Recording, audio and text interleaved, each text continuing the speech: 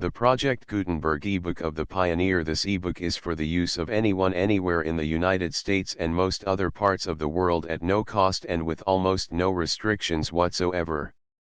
You may copy it, give it away or reuse it under the terms of the Project Gutenberg license included with this ebook or online at www.gutenberg.org.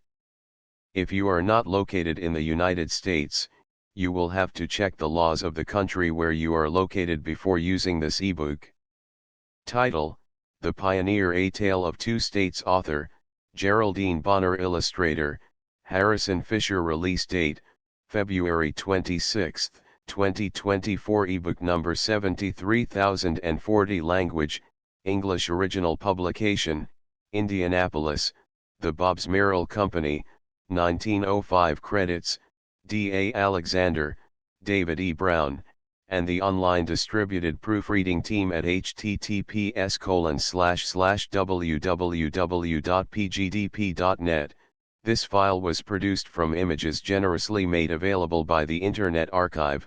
Start of the Project Gutenberg ebook. The Pioneer.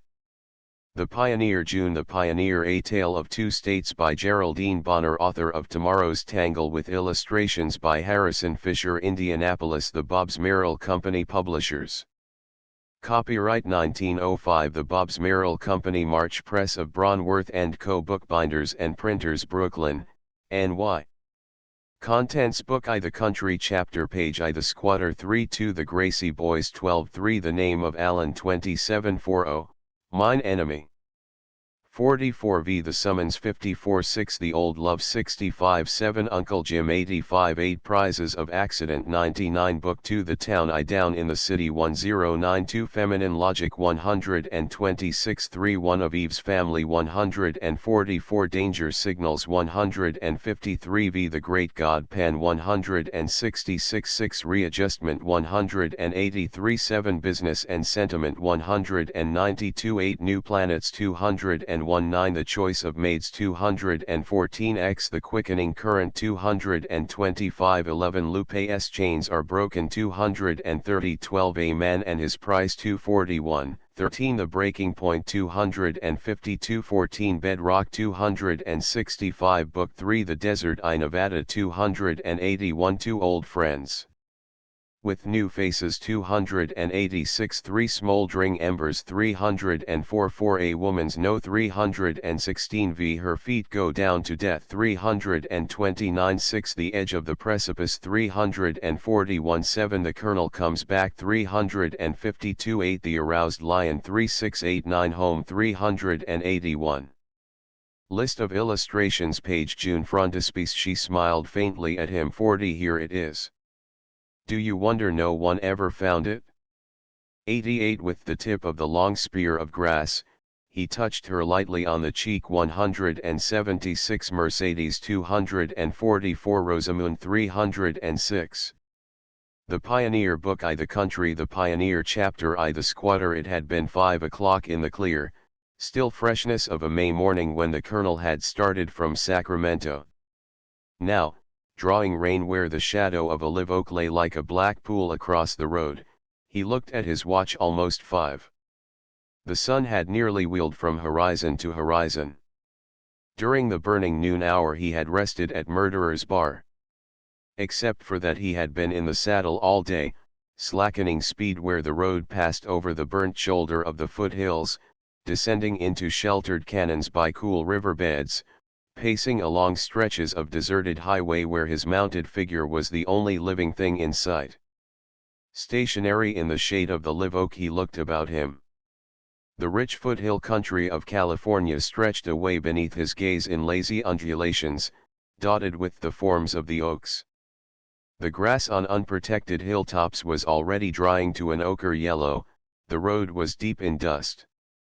Far away, hanging on the horizon like a faded mirage, was the high Sierra, thin, snow-touched, a faint, aerial vision. The sleepy sounds of midday had died down and the strange, dreamlike silence so peculiar to California held the scene.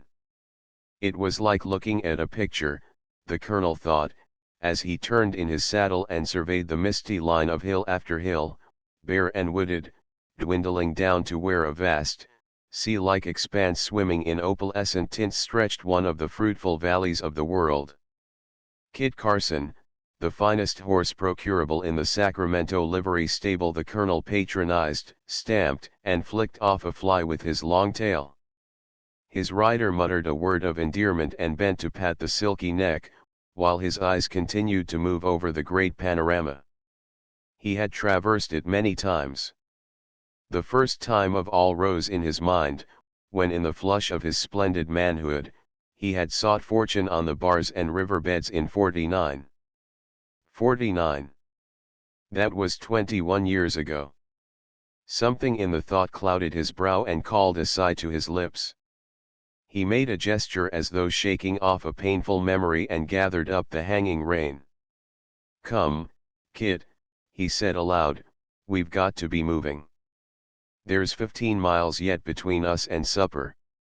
The road before them mounted a spur at the top of which it branched, one fork winding up and onto the mining towns hidden in the mountain crevices. The other turned to the right, and rising and falling over the buttresses that the foothills thrust into the plain, wandered down the Mother Lode, the great mineral belt of California. As they rose to the summit of the spur, the brilliancy of the air was tarnished by a cloud of dust, and the silence disrupted by sounds. The crack of whips cut into the tranquility of the evening hour, the jangling of bells and voices of men mingled in strident dissonance. Both Kit and the colonel rose above the curve of the hilltop with the pricked ears and alert eyes of curiosity. The left-hand road was blocked as far as could be seen with a long mule train, one of the trains that a few years before had crossed the Sierra to Virginia City, and still plied a trade with the California mountain towns. The dust rose from it and covered it as though to shut out from heaven the vision of the straining animals, and deaden the blasphemies of the men. Looking along its struggling length, the end of which was lost round a turn of the road, the colonel could see the pointed ears, the stretched necks, and the arched collars of the mules, the canvas tops of the wagons, and over all, darting back and forth, the leaping flash of the whips. A forward wagon was stuck, and, groaning and creaking from an unsuccessful effort to start it, the train subsided into panting relaxation. From the dust the nearby drivers emerged, caught sight of the rider, and slouched toward him. They were powerful men, great men in their day, the California mule drivers. They passed the time of day, told him their destination and asked his. Going on to Foley's, was he? Mining? Supposed not. Not much mining done round Foley's now. Like Virginia, pretty well petered. Virginia, said one of them, you'd oughter see Virginia. I've taken my 16-mule team over the Strawberry Creek route and made my $10 a day in Virginia, but it's as dead now as 49. Then they slouched back to their work. Through the churned-up dust, red with the brightness of the declining sun, men came swinging down from the forward end of the train, driving mules to attach to the stalled wagon. About it there was a concentrating of movement and then an outburst of furious energy. A storm of profanity arose, the dust ascended like a pillar of red smoke, and in it the forms of men struggled, and the lashes of the whips came and went like the writhing tentacles of an octopus. The watcher had a glimpse of the mules almost sitting in the violence of their endeavor, and with a howl of triumph the wagon lurched forward. The next moment the entire train was in motion, seeming to advance with a single movement, like a gigantic serpent, each wagon top a section of its vertebrate length, the whole undulating slowly to the rhythmic jangling of the bells. The colonel took the turning to the right and was soon traversing a road which looped in gradual descent along the wall of a ravine. The air was chilled by a river that tumbled over stones below. Greenery of tree and chaparral ran up the walls. A white root gripping a rock like knotty fingers, a spattering of dogwood here and there amid the foliage, caught his eye. Yes, Virginia had unquestionably petered. It had had a short life for its promise. Even in '68 they still had hopes of it. This was May, the May of '70, and their hopes had not been realized. Fortunately he had invested little there. California. The colonel had found a good enough field for his investments. He rode on out of the ravine, once again into the dry rolling land, his mind turning over that question of investments. He had not much else to think of. He was a lonely man, unmarried, childless, and rich. What else was there for a man, who had passed his 55th year, who did not care for women or pleasure, to concern himself about?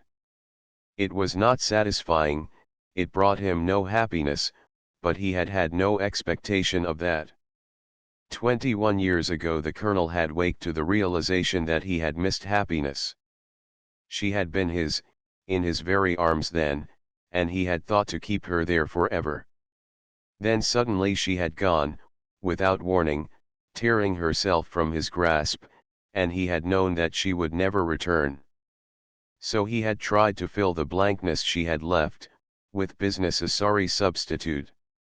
He had spent a good deal of time and thought over this matter of investing, and had seen his fortune accumulating in a safe, gradual way.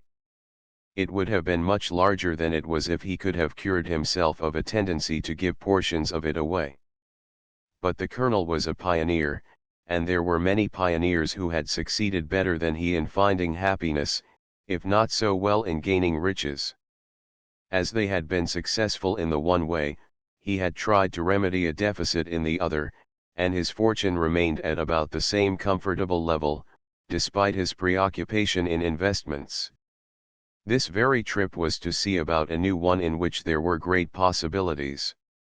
He had a strip of land at Foley's, back of the town, purchased 15 years ago when people thought the little camp was to be the mining center of the region.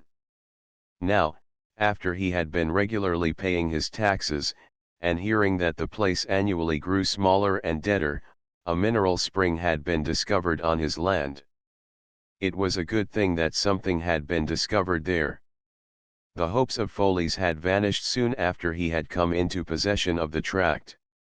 His efforts to sell it had been unsuccessful. Some years ago, the last time he was up there, you couldn't get people to take land near Foley's, short of giving it to them. But a mineral spring was a very different matter. As Kit Carson bore him swiftly onward, he reviewed the idea of his new investment with increasing enthusiasm. If the spring was all they said it was, he would build a hotel near it, and transform the beautiful, unknown locality into a summer resort. There was an ideal situation for a hotel, where the land swept upward into a sort of natural terrace crested with enormous pines. Here the house would be built, and from its front piazza guests rocking in shaker chairs could look over miles of hills and wooded canyons, and far away on clear days could see the mother-of-pearl expanse of the Sacramento Valley. A few years ago the plan would have been impossible. But now, with the railroad climbing over the Sierra, it would be quite feasible to run a line of stages from Sacramento, or, possibly, Auburn would be shorter. There was even a hope in the back of the colonel's mind that the railway might be induced to fling forth a spur as far as Placerville. The colonel had friendships in high places.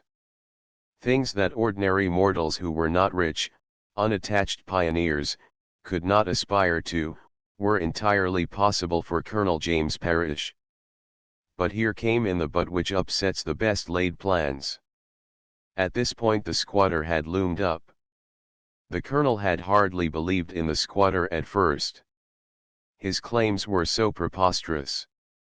He had come shortly after Parrish's last visit, nearly 4 years ago, and had taken up his residence in the half-ruined cottage which had been built on the land in those days when people had thought Foley's was going to be a great mining center. When Cusack, the drowsy lawyer who attended to Colonel Parrish's business interests in Foley's, as he expressed it, let his client know there was a squatter, a married man with 2 children on the land, the colonel's reply had been, "Let him squat." And so the matter had rested. Now, when the colonel wanted to take possession of his own, build his hotel and develop his mineral spring, he had received the intelligence that the squatter refused to go, that in fact he claimed the land on a 3.5 years tenancy undisturbed by notice to leave, and on various and sundry improvements he had made. It took the colonel's breath away. That little clause in the lawyer's letter about the wife and children had induced him to give his permission for the squatter to occupy his cottage. Having no wife or child of his own, he had a secret feeling of friendliness to all men, who, even in poverty and unsuccess, had tasted of this supreme happiness. And he had let the man remain there, undisturbed, throughout the 3.5 years, had forgotten him, in fact, did not even know his name. And then to be suddenly faced by the amazing insolence of the claim. He with his flawless title, his record of scrupulously paid taxes. He wrote to the Foley's lawyer, as to what the improvements were, and received the reply that they consisted in a garden planted out and tended by the squatter's daughters, and a bit of vineyard land that the girls had pruned and cultivated into bearing condition. There were repairs on the house, mending the roof and the porch which was falling down. Allen had made these himself. Allen. It was the first time Colonel Parrish had heard the squatter's name. It sent a gush of painful memories out from his heart, and for a space he sat silent with drooped head. Why was not the world wide enough for him, and all who bore this name, to pass one another without encounter? Now, as he rode on the last stage of his journey, and over the hilltops saw the smoke of the Foley's chimneys, his mind had once again fallen on the squatter's name. Strange coincidence that after 21 years this name, a common one, should rise up uncomfortably in his path. He smiled bitterly to himself. Fate played strange tricks, and he felt, with a sense of shamed meanness, that he would have regarded the squatter with more leniency if he had borne any other name than Allen. Chapter 2. The Gracie boys. The smell of wood smoke and supper was in the air as the colonel rode down the main street of Foley's. Under the projecting roof that jutted from the second-story windows and made a species of rude arcade, men were sitting in the negligée of shirt-sleeves, smoking and spitting in the cool of the evening. They hailed the newcomer with a word of greeting or a hand raised in salute to the side of a head where a hat brim should have been. The colonel returned the salutations, and as Kit Carson paced through the red dust to where the drooping fringe of locust trees hid the facade of the hotel, looked curiously about him, noticing a slight stir of life, an appearance of reviving vitality in the once moribund camp. Foley's was not as dead as it had been 4 years ago. Fewer of the shop doors were boarded up, there were even new stores open. He was speculating on this when he threw himself off his horse in front of the hotel. The loungers on the piazza, dustered and shirt-sleeved men, let their tilted chairs drop to the front legs, and rose to greet him to a man.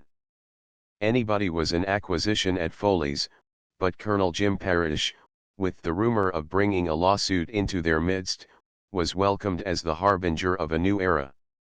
They were all around him shaking hands when Forsyth, the proprietor, armed with a large feather duster, emerged from the front door.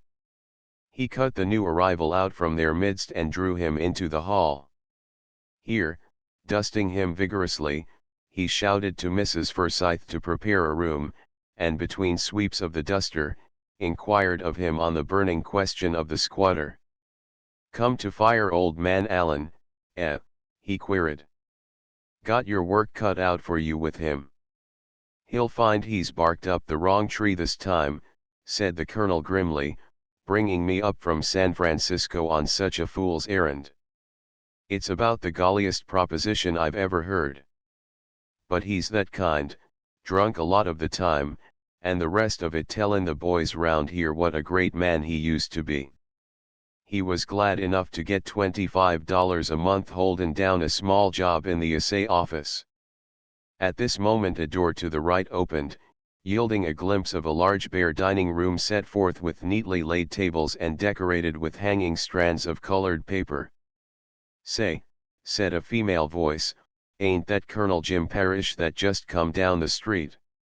That's just who it is, answered the colonel, and isn't that Mitty Bruce's voice? This question called to the doorway a female vision in brilliant pink calico. It was a buxom, high-colored country girl of some 21 years, coarse-featured but not uncomely, her face almost as pink as her dress, her figure of the mature proportions of the early ripening Californian. Well, well, is this Mitty? Said the newcomer, holding out his hand. You have to come up to the foothills to see a handsome girl. I'd never have known you, you've grown up so and got so good looking. Mitty sidled up giggling and placed a big, red paw in his. Oh, get out, she said, ain't you just awful? I won't get out and I'm not a bit awful. You've got to take care of me at supper and tell me everything that's happened in Foley's since I was here last. Let her alone to do that, said Forsyth. There ain't anything that goes on in El Dorado and Amador counties that Mitty don't know. She's the best newspaper we got round here. Mrs. Forsyth here put her head over the stair rail and informed the colonel that his room was ready. He ran upstairs to wash up while the other two repaired to the dining room. A few minutes later he reappeared and entered the low-ceilinged room that smelled of fresh paint and cooking. It was past the supper hour at Foley's and only a few men lingered over the end of their meal. By a table at the window, cleanly spread and set, Mitty was standing. When she saw him she pulled out a chair and, with its back resting against her waist, pointed to the seat. Sit right down here, she said, everything's ready for you. Then as he obeyed she pushed him in, saying over his shoulder, it's real nice to see you again, Colonel. It seems awful long since you was here last. The colonel looked up at her with an eye of twinkling friendliness. She was gazing at him with childish pleasure and affection.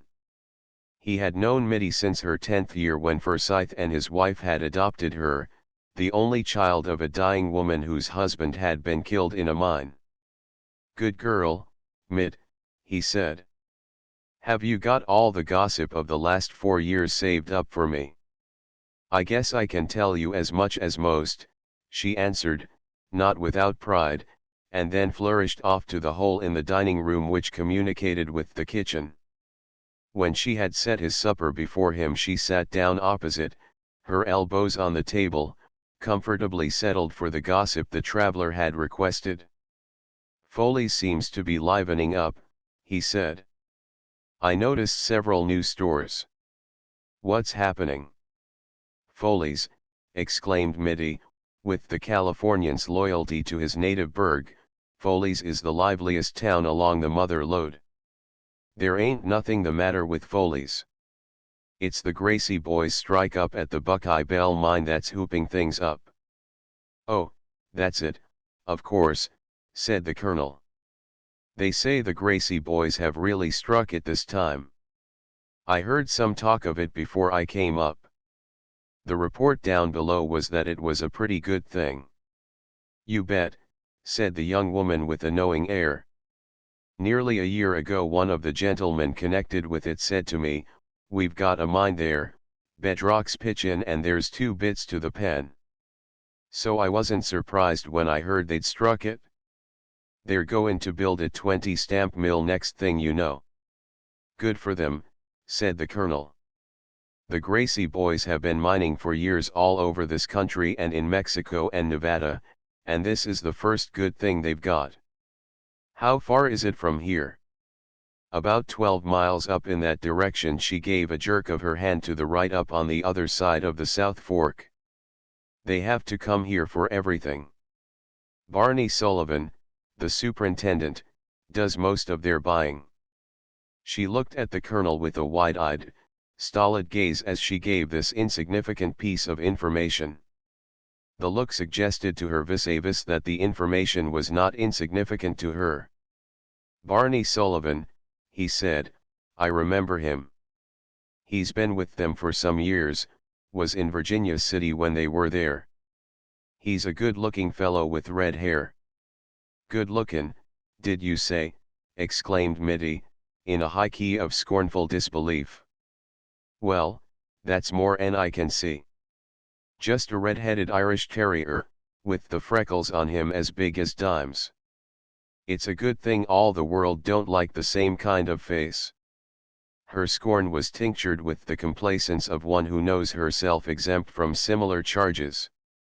Mitty, secure in the knowledge that her own patronymic was Bruce, affected a high disdain of the Irish. She also possessed a natural pride on the score of her Christian name, which in its unique unabbreviated completeness, was Summit, in commemoration of the fact that upon that lofty elevation of the Sierra she had first seen the light. You'll be able to see all the Buckeye Bell crowd tonight, she continued, they'll be in now any time. There's going to be a party here. The colonel looked up from his plate with the thrust-out lips and raised brows of inquiring astonishment. The devil you say, he ejaculated. I arrived just at the right moment, didn't I? I suppose I'll have to stand round looking at the men knifing each other for a chance to dance with Miss Mitty Bruce. Mitty wriggled with delight and grew as pink as her dress. Well, not quite's bad as that, she said with bridling modesty, but I can have my pick. Her friend had finished the first part of his supper, and placing his knife and fork together, leaned back, looking at her and smiling to himself. She saw the empty plate, and rising, bent across the table and swept it and the other dishes onto her tray with an air of professional expertness. As she came back with the dessert, the last diner thumped across the wooden floor in noisy exit. The plate that she set before the colonel displayed a large slab of pie. A breakfast cup of coffee went with it.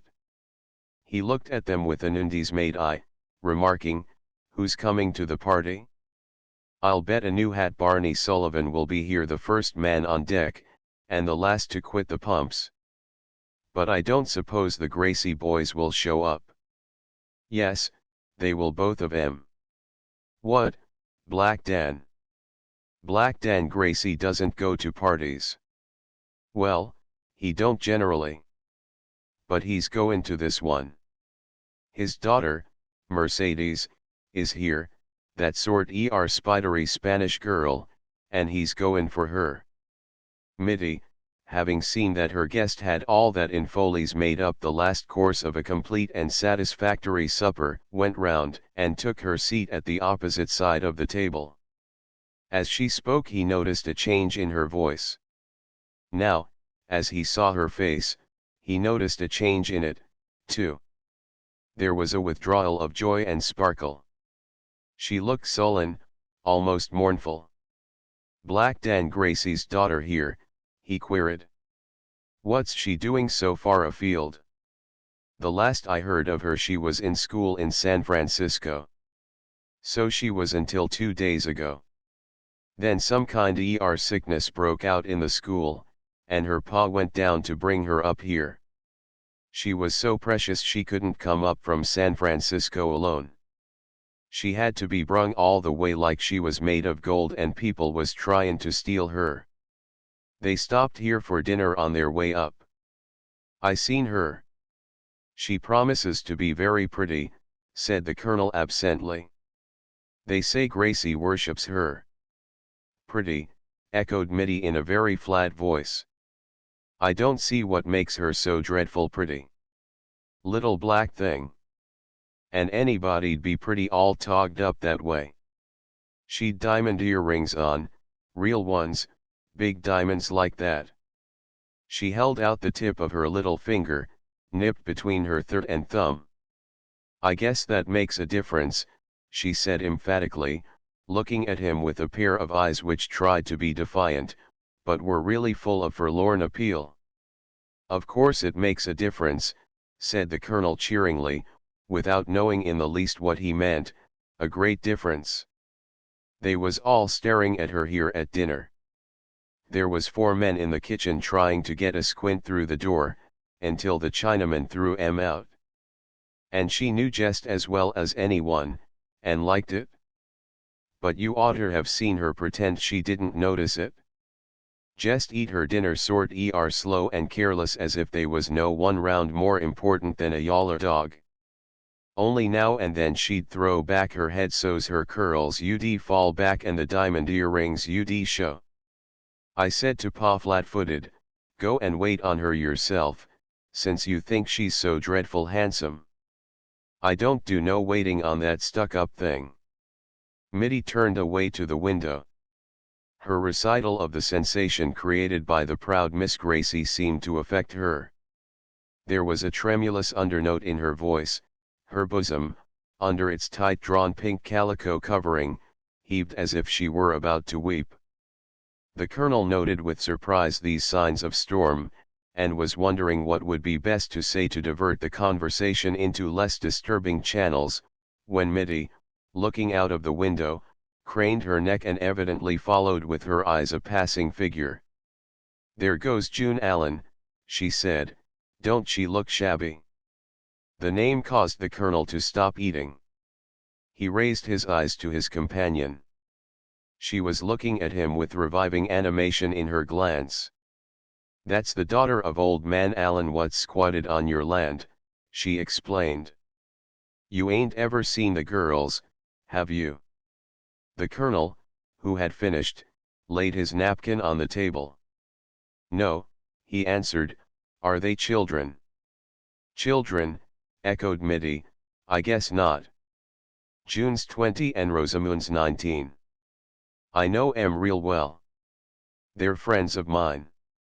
He raised his eyebrows, surprised and relieved at the information.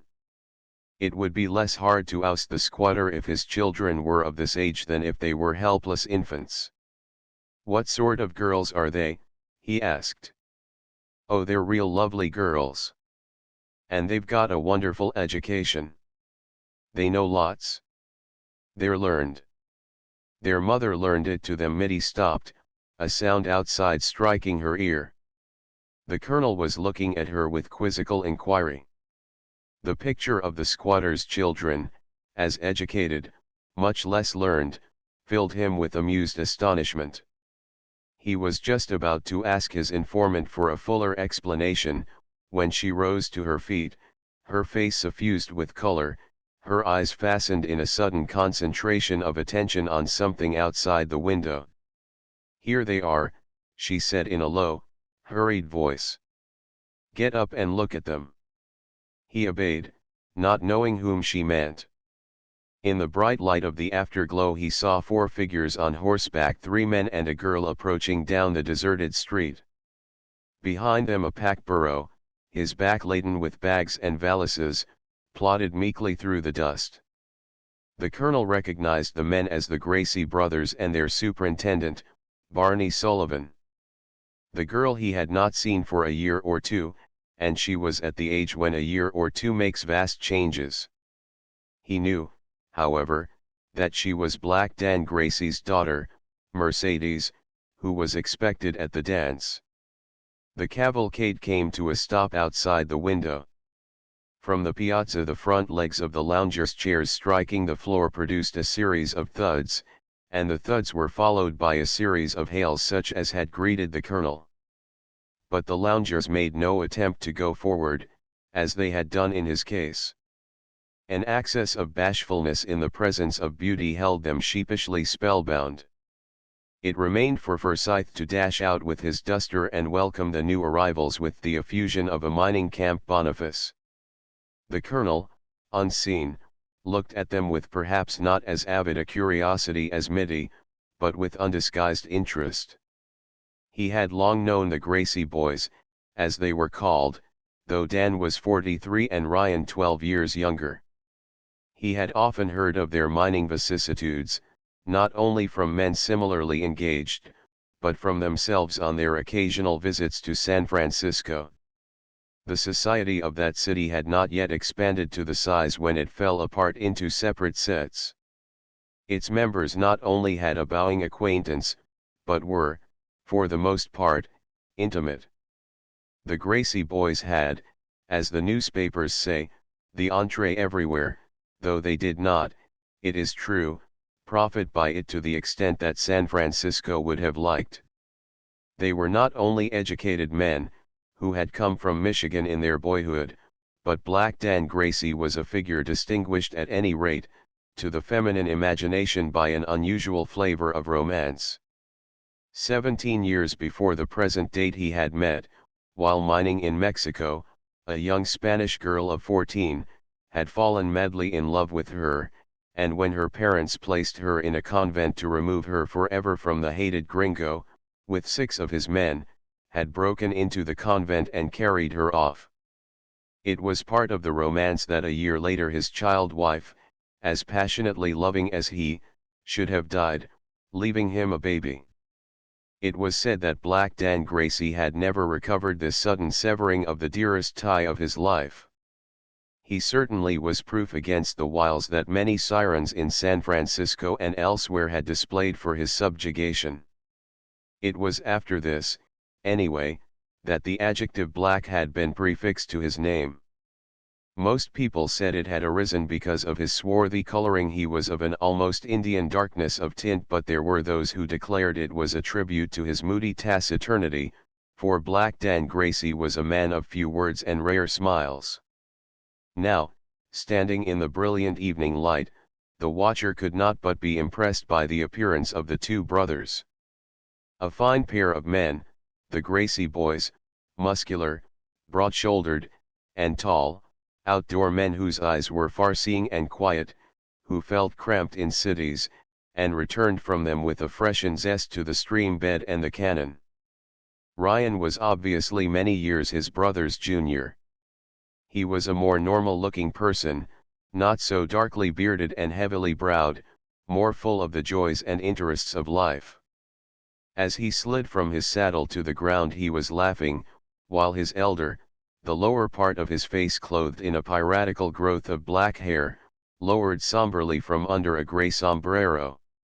In their rough and dust-grimed clothes, they still showed the indefinable air of the well-born and educated man, which curiously distinguished them from Barney Sullivan, their companion. Barney was as tall and well set up as either of them, but beyond a doubt he was what Mitty had called a tarrier, in other words an Irish labourer. He, too, was laughing, a laugh that showed strong white teeth under a short red mustache. His hat, pushed back from his forehead, revealed the same colored hair, thick and wiry. He had a broad, turned-up nose, plenteously freckled as were his hands, raised now to assist Miss Gracie from her horse. Upon the one feminine member of the party the colonel's eyes had been fixed, as were those of every man in the vicinity.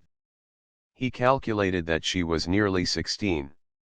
For a girl with Spanish blood that would mean a young woman, full-grown and marriageable. She still, however, retained a look of childhood that was extremely charming, and in some vague, indistinct way, pathetic, he thought.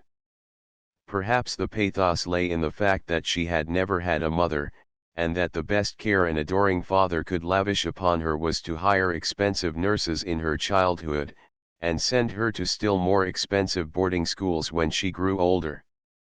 She was undoubtedly fulfilling the promise she had always given of being pretty. She sat sidewise on her saddle, looking down at Barney's raised hands. Her hair, which was as black as her father's, was arranged in loosely flowing curls that fell over her shoulders and brushed her chest. In this position, her chin down, her eyelashes on her cheeks, her lips curved in a slow, coquettish smile, she presented a truly bewitching appearance. Under her childish demeanor, the woman, conscious of unusual charms, was already awake. The colonel felt as Mitty had, that though her entire attention seemed concentrated on Barney, she was acutely aware of the staring men on the piazza, and was rejoicing in their bashful admiration. He could not help smiling, her indifference was so coolly complete. His smile died when he felt Mitty give him a vicious dig in the back. "Did you see the earrings?" she said in a hissing undertone. "Yes, I think I did. Do you suppose they're real diamonds? Why, of course. Black Dan wouldn't give his daughter anything else. Mitty gave forth a sound that seemed a cross between a snort and a groan. And a pack burro, she exclaimed with fuming scorn. Did you get onto the pack burro, all loaded up with bags? She has to have her party rig brought along on a pack burro. Well, what's wrong with that, he said soothingly. She couldn't go to the party in her riding habit all grimmed up with dust. Nobody ever saw a girl at a party in a riding habit. Well, the Phillips girl can go all right in a pink flannel skirt and miner's boots, declared his companion with combative heat, overlooking the fact that the festal array of the Phillips girl had been a subject of her special derision. I guess she don't have to have a pack burro to carry her duds. The colonel realized that the moment for gentle reasoning was over. Only the girl's burning curiosity kept down the wrathful tears evoked by a newly stirred jealousy. When she saw Black Dan's daughter slide from her saddle into Barney Sullivan's arms, an ejaculation of mingled pain and rage escaped her that had a note of suffering in it. The colonel, in his time, had known such pangs, 1,000 times deeper and more terrible than Mitty had ever experienced. He turned to her smiling, not teasingly, but almost tenderly, and saw her face blighted like a rose dashed by rain, pitiful and a little ludicrous. The pitiful side of it was all that struck him. Did you see how mighty easy Barney is with her, she stammered, making a desperate feminine attempt to speak lightly. A gentleman has to help a lady off her horse, he can't let her climb down all by herself. Barney's not that kind of a chump. You run along now and get ready. You haven't got such a lot of time, for you've got to help set the tables for supper. And don't you fret. I just feel that you're going to look as nice as any girl in the place. That dress of yours is going to be just about right. Hurry up. Here they are. Mitty heard the advancing footfalls in the passage and the sound of approaching voices. As the tail of her pink calico skirt disappeared through the kitchen door, the Gracie party entered through the one that led to the office. There were greetings with the colonel, and he sat down at their table to exchange the latest San Francisco gossip with the mining news of the district, and especially to hear the details of the strike in the Buckeye Bell. Chapter 3 The name of Allen. An hour later, as the colonel was leaving his room, the voices of Forsyth and a newcomer ascending the stairs struck on his ear.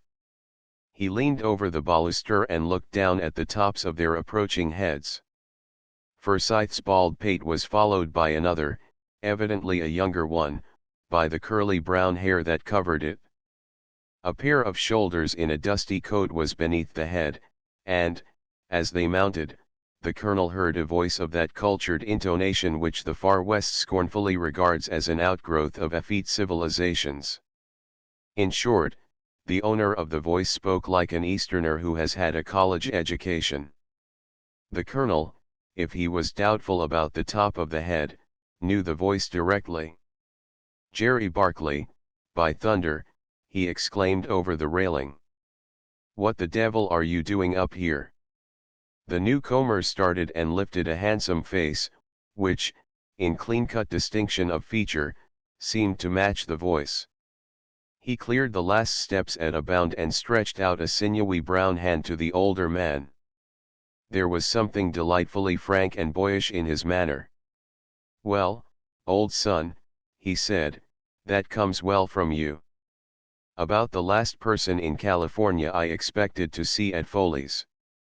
What's up? In the light of the kerosene lamps which illumined the hallway he was shown to be some 30 years of age, tall, slender, upright, with upon him and about him that indescribable air of the man of clubs and cities. His loose sack coat and flannel shirt set upon his frame with a suggestion of conscious masquerade. He did not belong to the present rough setting, albeit he was so easy of manner and movement that it could not be said of him he was awkwardly out of place anywhere. The genial frankness of his address was the Western touch about him, which made him acceptable in a society where his manner of speech might have been resented as a personal reflection. It even outweighed the impression produced by the seal ring he wore. That it was not the outward and visible expression of a mellow friendliness of nature did not matter. What did matter was that it made life much simpler and more agreeable for Jerry Barclay. "What am I doing up here?" he said in answer to the older man's question. "Looking after my interests. What else would bring a man into these trails? There's an old claim of my father's out Thompson's Flatway, that they've been getting up a fairy tale about. Ever since the Buckeye bells panned out so well they keep inventing yarns down below that sound like 49.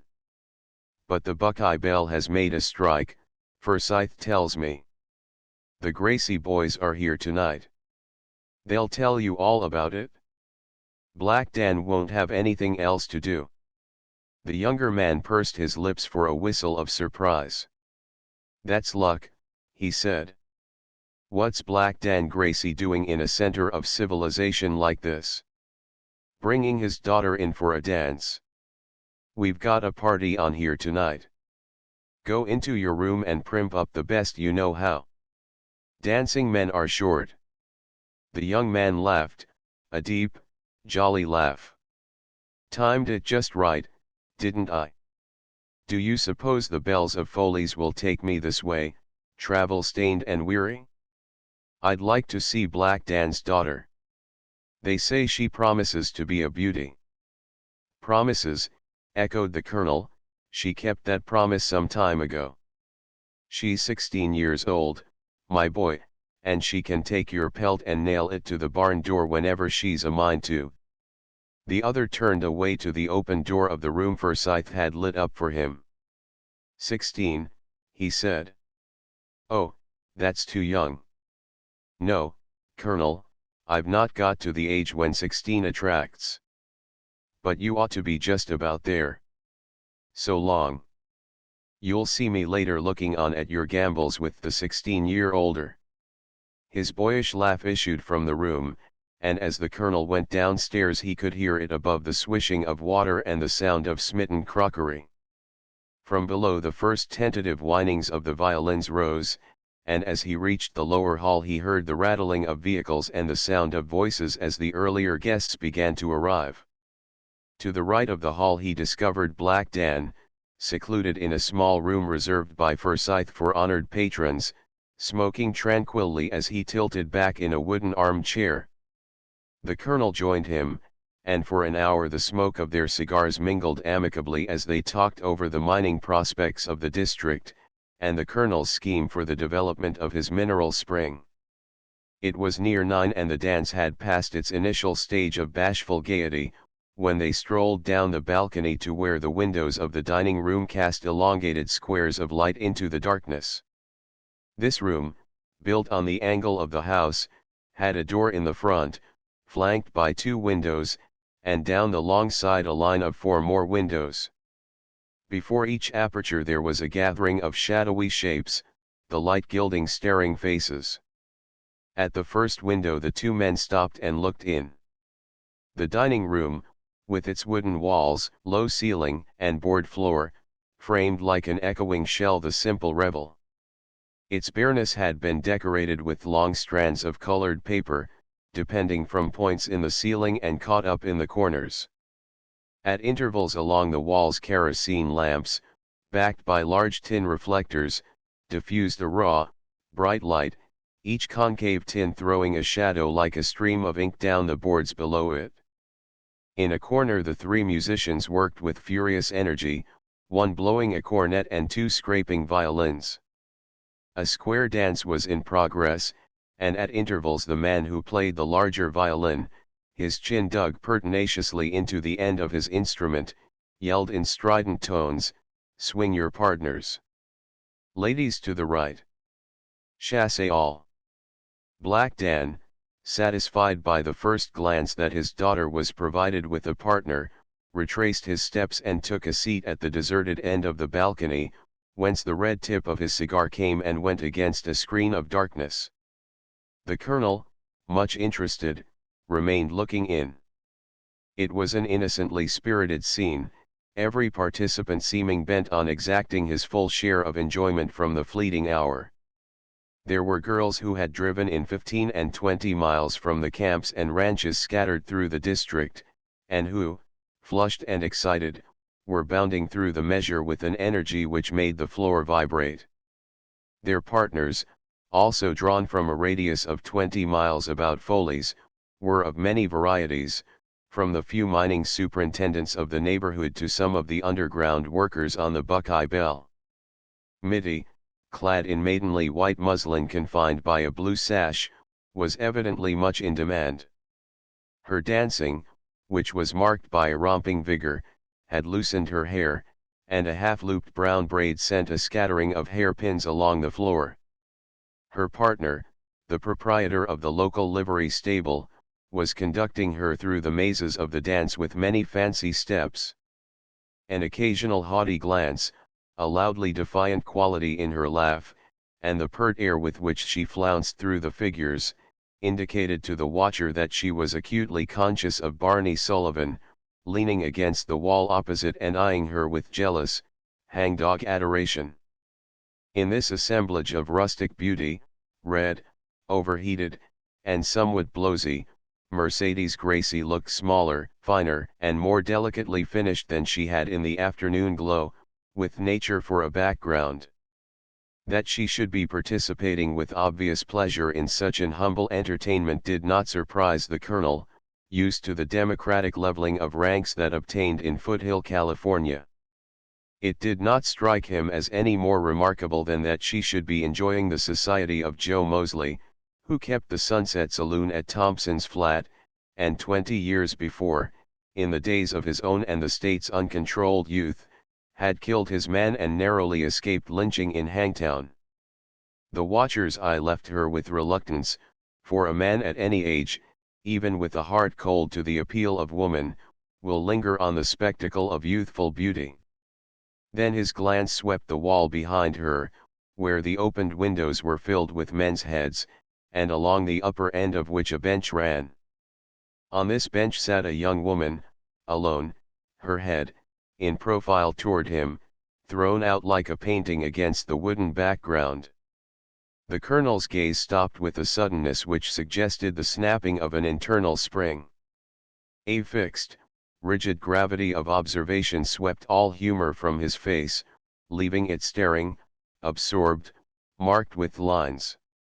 There was nothing about the girl to warrant this access of motionless interest. No better proof could be given of the fact that she was not in any way beautiful or pretty than that, at the very height of the dance, she was evidently partnerless. Dejection marked her attitude and the youthful profile which she presented to the watcher. Her body had settled back against the wall in a pose of apathetic acquiescence, her hands in her lap, her small feet, which her short skirt revealed, limply crossed. Her dress, of a soft yellowish material, spotted at intervals with a crimson flower, set with some degree of grace and accuracy over the lines of her slightly developed, childish figure. Her feet and hands, the latter showing red against the white forearm that her half-sleeve left bare, were in keeping with the air of fragile smallness which seemed to add a touch of extra pathos to her neglected condition. She did not look like the country girls about her. The colonel noticed that her hair was cut short as a boy's. Round the ear and temple that he could see, longer hairs curled slightly. His immovable scrutiny lasted for some minutes. Then he threw his cigar into the darkness, and, pushing by the loungers at the door, entered the room and threaded his way through the dancers to where she sat. In the noise about her she did not hear his approach or know that anyone was near, till he sat down on the bench beside her and said, "You don't seem to be dancing." She started and turned a face upon him, the surprise of which was partly dispersed by hope of cheer. It was a charming face, if not a pretty one, the skin of a soft, warm pallor, the chin pointed, the mouth small, the middle of the upper lip drooping in a slight point on the lower. Her eyes of a clear, greenish-brown, showed an unusually straight line of underlid. A smile born of relief and the desire to be ingratiating hovered on her lips, and brought into being a dimple in one cheek. In the first moment of encounter the colonel saw all these details. The profile had struck him into a trance-like fixity of observation. Now at the full face, the smile with which he had accompanied his words died away. He stared at her for a moment speechless and motionless. And then, with a muttered ejaculation, he half turned from her and looked at the dancers. The girl was amazed, for she had never seen him before. Her hopes of a partner were forgotten in her alarmed surprise at the demeanor of the person she thought had come to succor her in a dreary hour. She sat looking at him, wondering what to say and nervously rolling the wad of handkerchief she held from hand to hand. The next moment he had turned back to her, commanding his features into the conventional smile of young acquaintance. "I must beg your pardon," he said, "for speaking to you without an introduction, but I thought you'd let an old fellow like me come over here and have a few moments' talk. I don't dance, you see, and so I was having a pretty lonely time out there on the piazza." His eyes roamed over her face, their eagerness of inspection curiously at variance with his careless words. Her surprise vanished instantly. She turned herself a little that she might more directly face him. She was evidently delighted to have any companion. Looking at him, she smiled with pleased relief and said in a singularly sweet voice, "Oh, I'm so glad you came. I've been sitting here just this way for ever so long. I haven't danced for 3 dances. Joe Mosley asked me and then nobody has since. I thought I'd go home, it was so lonesome." At the sound of her voice, marked not only by a natural sweetness of tone, but by a refinement of pronunciation very rare among the inhabitants of the country districts, the colonel was again thrown into numbed, staring silence. He felt that he should have liked to rise and walk back and forth for a moment and shake himself, in order to awake from the strange and poignant memories this girl's face and voice brought up. He was recalled to himself by seeing the smile slowly freezing on her lips, and the confidence of her eyes becoming clouded with alarm. "The child will think I'm mad," he thought, and said aloud, "You've startled me and I guess I've done the same to you. But you look extraordinarily like someone I once knew." She was immediately at her ease again. "I look like my mother," she said. "Everyone says that." "Where is your mother?" he asked absently, surveying her with a renewed, wary intentness. "Here," she answered. "Here?" he queried, looking round the room. "Where?" "Oh, not here tonight." She looked away from him and gave a quick, short sigh. "Home, I mean. Mother's quite sick. Sometimes I think she's very sick." Her face, which was one of the most flexible mobility, lost all its brightness. Her eyes looked mournfully at him, pleading for a contradiction. "Perhaps," he said with the rush of pity that he felt for all small feeble things, especially feminine feeble things, "she's not as sick as you think. When you live with a person who is sick you're apt to think them worse than outsiders do." "Well, perhaps so," she acquiesced, immediately showing symptoms of brightening. "It probably seems queer to you that I should be here tonight when mother's sick. But she and father and Rosamund insisted on my coming. They wanted me to go to a party for once anyway, and have a good time. But I haven't had a good time at all. Just before you came I thought I'd go home, I felt so miserable sitting here alone. Only 2 people have asked me to dance." "You've not been in Foley's very long," the colonel suggested, in order to account for this strange lack of gallantry on the part of the country swains. "3 years, nearly 4 now," she said, looking at him with raised eyebrows. "Of course, I don't know as many people as Mitty Bruce does. And then there are some of the men round here mother never liked us to know. She paused, evidently considering that she had better not reveal the reasons why she had been cautioned against certain of the local beaux. But her spirit was weak, and her companion not making any comment, she moved a little nearer to him on the bench and said in a lowered key, "Some of them occasionally get drunk." "Occasionally," agreed the colonel, nodding darkly. "So I don't know so very many. But I thought I'd know enough to have partners. But you never can tell. And then my hair makes me look such a fright. I might have had more partners if it had been longer." She passed a small hand, which he noticed was rough and red, over her cropped crown, ruffling the short locks on her forehead. How did it come to be so?" he asked, looking at it with admiration tinged with curiosity. "I been sick. I was very sick last winter with a fever, and so in April when I was getting better they cut it all off. We had a bad winter up here, it was so terribly wet. I never saw anything worse, our house leaked all over." "It was a wet winter," he assented. "And I heard it was a good deal worse up here than it was down below." "It was dreadful. The rains were so heavy even in March that a big piece of land near where we live slid down. Where it used to be just a slope it's now like a precipice. And with mother sick and all the trouble to keep things warm and dry, I got the fever. That's why they made me come tonight just to have a little amusement," mother said, "because I'd had such a hard winter. And we made this dress." She touched the skirt with a hand that betrayed a conscious feminine satisfaction in her apparel. "It's some stuff mother had, very good stuff. We couldn't have afforded to buy anything like it, and I don't think you could here at Foley's. But we did spend something. These flowers," she indicated 2 bunches of artificial red roses at her neck and belt, "we bought them. They were $1.50 each bunch."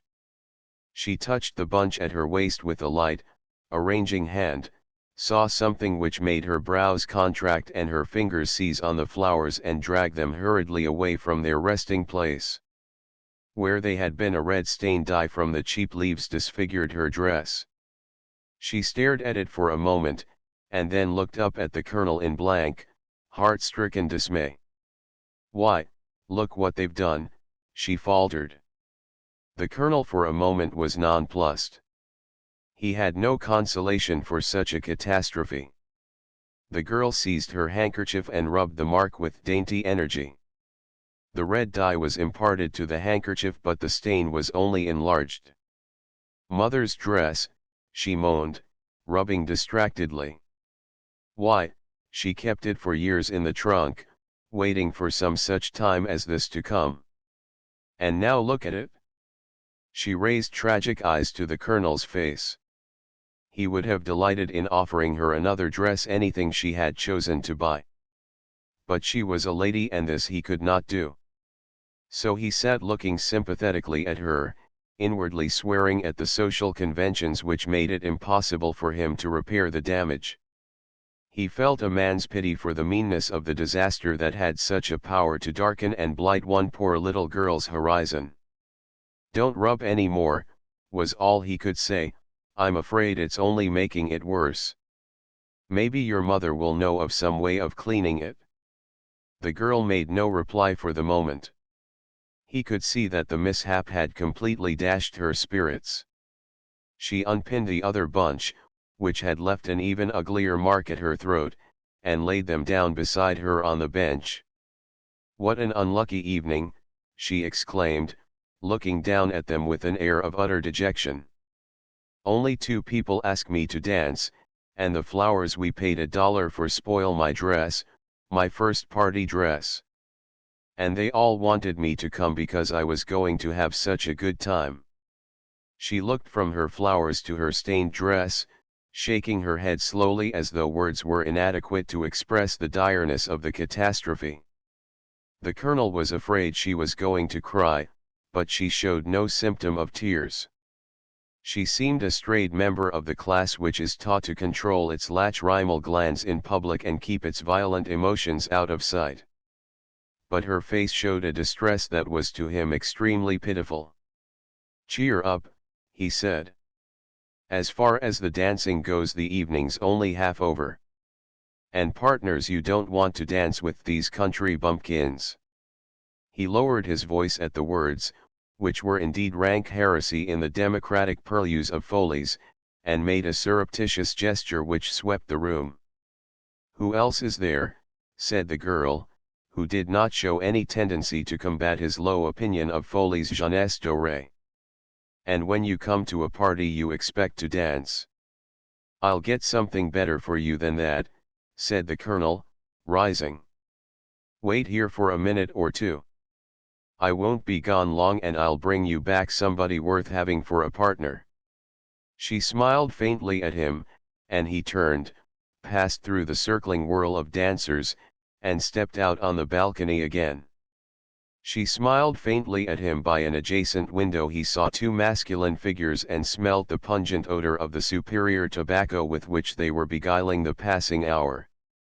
Ryan Gracie's face, gilded by the light of the window, was toward him. The well-shaped back which the other presented to his gaze he recognized as that of Jerry Barclay. He bore down upon them, clapping one hand upon Barclay's shoulder, with the words, "Look here, you fellows, I want partners for a girl in there." Gracie frowned and said demurringly, "Now, Jim, what's the use of coming down on me? Don't you know I'm no dancing man?" The other answered, "Let's see the girl first." "Where is she?" "Looking in through the window, the one over there in pink." "Oh, we don't deserve that." "What's the matter with your being the Good Samaritan and dancing with her yourself?" "It's not the one in pink, and you've got to come. The poor little thing hasn't had but 2 partners this evening and it's most broken her heart. Here, come along. I'm going to see that she has some fun before this metropolitan orgy ends." Gracie threw away his cigar with a suppressed groan of acquiescence. The other man, shaking his coat into shape, said, "Lead on. Beauty in distress always appeals to me. Having rounded us up, you may as well lose no time in taking us to the sacrifice." The colonel with his prizes at his heels re-entered the room. The 2 men looked very different in the light of the kerosene lamps. Gracie, having resolved to do what he had been asked, hid his unwillingness under a demeanor of stiff gravity. Barclay was evidently amused and not averse to following out the adventure. His look of a different world was more marked than ever by contrast with the clumsy countrymen about him, but his capacity to adjust himself to all environments made him cross the room with an easy grace, when his companion was obviously out of his element. The colonel, flanked by his reinforcements, came to a stand before the young girl. She looked up, smiling, her eye lighting on one man and then on the other. She was surprised, delighted, a trifle embarrassed, as the men could see by a sudden access of color in her cheeks. "Here," said the colonel, "are 2 gentlemen who have been outside watching us and dying to come in and have a dance. Will you take pity on them, Miss?" He paused, suddenly realizing that he did not know her name. "Miss," he stammered for the 3rd time, and then bent down toward her and said in a lowered voice, "My dear young lady, forgive me, but you know I don't know what your name is." "My name," she said, smiling. "Why, how funny. My name is Allen, June Allen. My father is Beauregard Allen and we live on the parish tract." The colonel straightened himself suddenly, almost flinching. The 2 men were looking at the girl and the girl at them, so that none of the trio noticed his expression. He cleared his throat before he spoke. "Allen," he said, "Miss Allen, let me introduce Mr. Ryan Gracie and Mr. Barclay." The introductions were acknowledged, and as the men sat down on either side of the no longer lonely young woman, the colonel, with a short good night, turned and left them. He passed quickly through the dancing room onto the balcony, his body erect, his eyes staring straight before him. The name of Alan was loud in his ears. It had struck like a dagger thrust through the trained indifference of years and torn open an old wound. Chapter 40, Mine Enemy. In his room he lit the lamp and flung the window wide. It opened on the upper balcony, and through the foliage of the locusts he could see the lights of the town, and farther up, between the interstices of the branches, pieces of the night sky sown with stars. The scent of the drooping blossoms was heavy on the air. From below the music came softened, and the house vibrated with the rhythmic swing of the dance. He stood for a moment staring upward and absently listening, then went back into his room, and sat down by the table, his head propped on his hand. The old wound, so suddenly torn open, was bleeding. The lonely man seemed to feel the slow drops falling from it. Passion and despair, dulled by time, were suddenly endowed with the force they had had 21 years ago. They had the vitality of a deathless tragedy. The time of his courtship and engagement to Alice Joyce had been that period when he had held happiness in his arms and thought that she would stay forever. Alice had been a school teacher in Sacramento, an orphan girl sent out from Boston in '49 to join relatives already settled in California. Her parents had been people of means and she had been highly educated. But her father had lost his money and then died, and Alice had been forced to earn her living. She was young, gentle-mannered, and very pretty. Her daughter, that girl downstairs, was surprisingly, appallingly like her, only Alice had been prettier. Her face in its soft youth rose before him. It was the face of the girl downstairs, touched with a clearer bloom, the lips redder, the cheeks more delicately rounded. But the eyes with the straight lower lid and the greenish-brown iris were the same, and so was the pointed chin and the one dimple. He had been a miner, doing his work with the others in the great days on the American River, when he met her on a trip to Sacramento. He was 34 and had cared little for women till then, but he loved her from the first without hesitation or uncertainty. She was his mate, the other half of him who would round out and perfect his life. That he had nothing was of no matter. There was always a living for the man who worked in those uncrowded days, and Jim Parrish was a worker, a mighty man with the pick, who could stand knee-deep in the water all day, and at night sleep the sleep of the just on the dry grass under the stars. Those had been Jim Parrish's great days, the butt and sea mark of his sail. Life had unrolled before him like a map, all pleasant rivers and smiling plains. At intervals he went to Sacramento to see Alice. She had other suitors, but she was his from the first, and nestled inside the protection of this strong man's love with the tender trust of her soft and dependent nature. Parrish had one friend and confidant, John Beauregard Allen.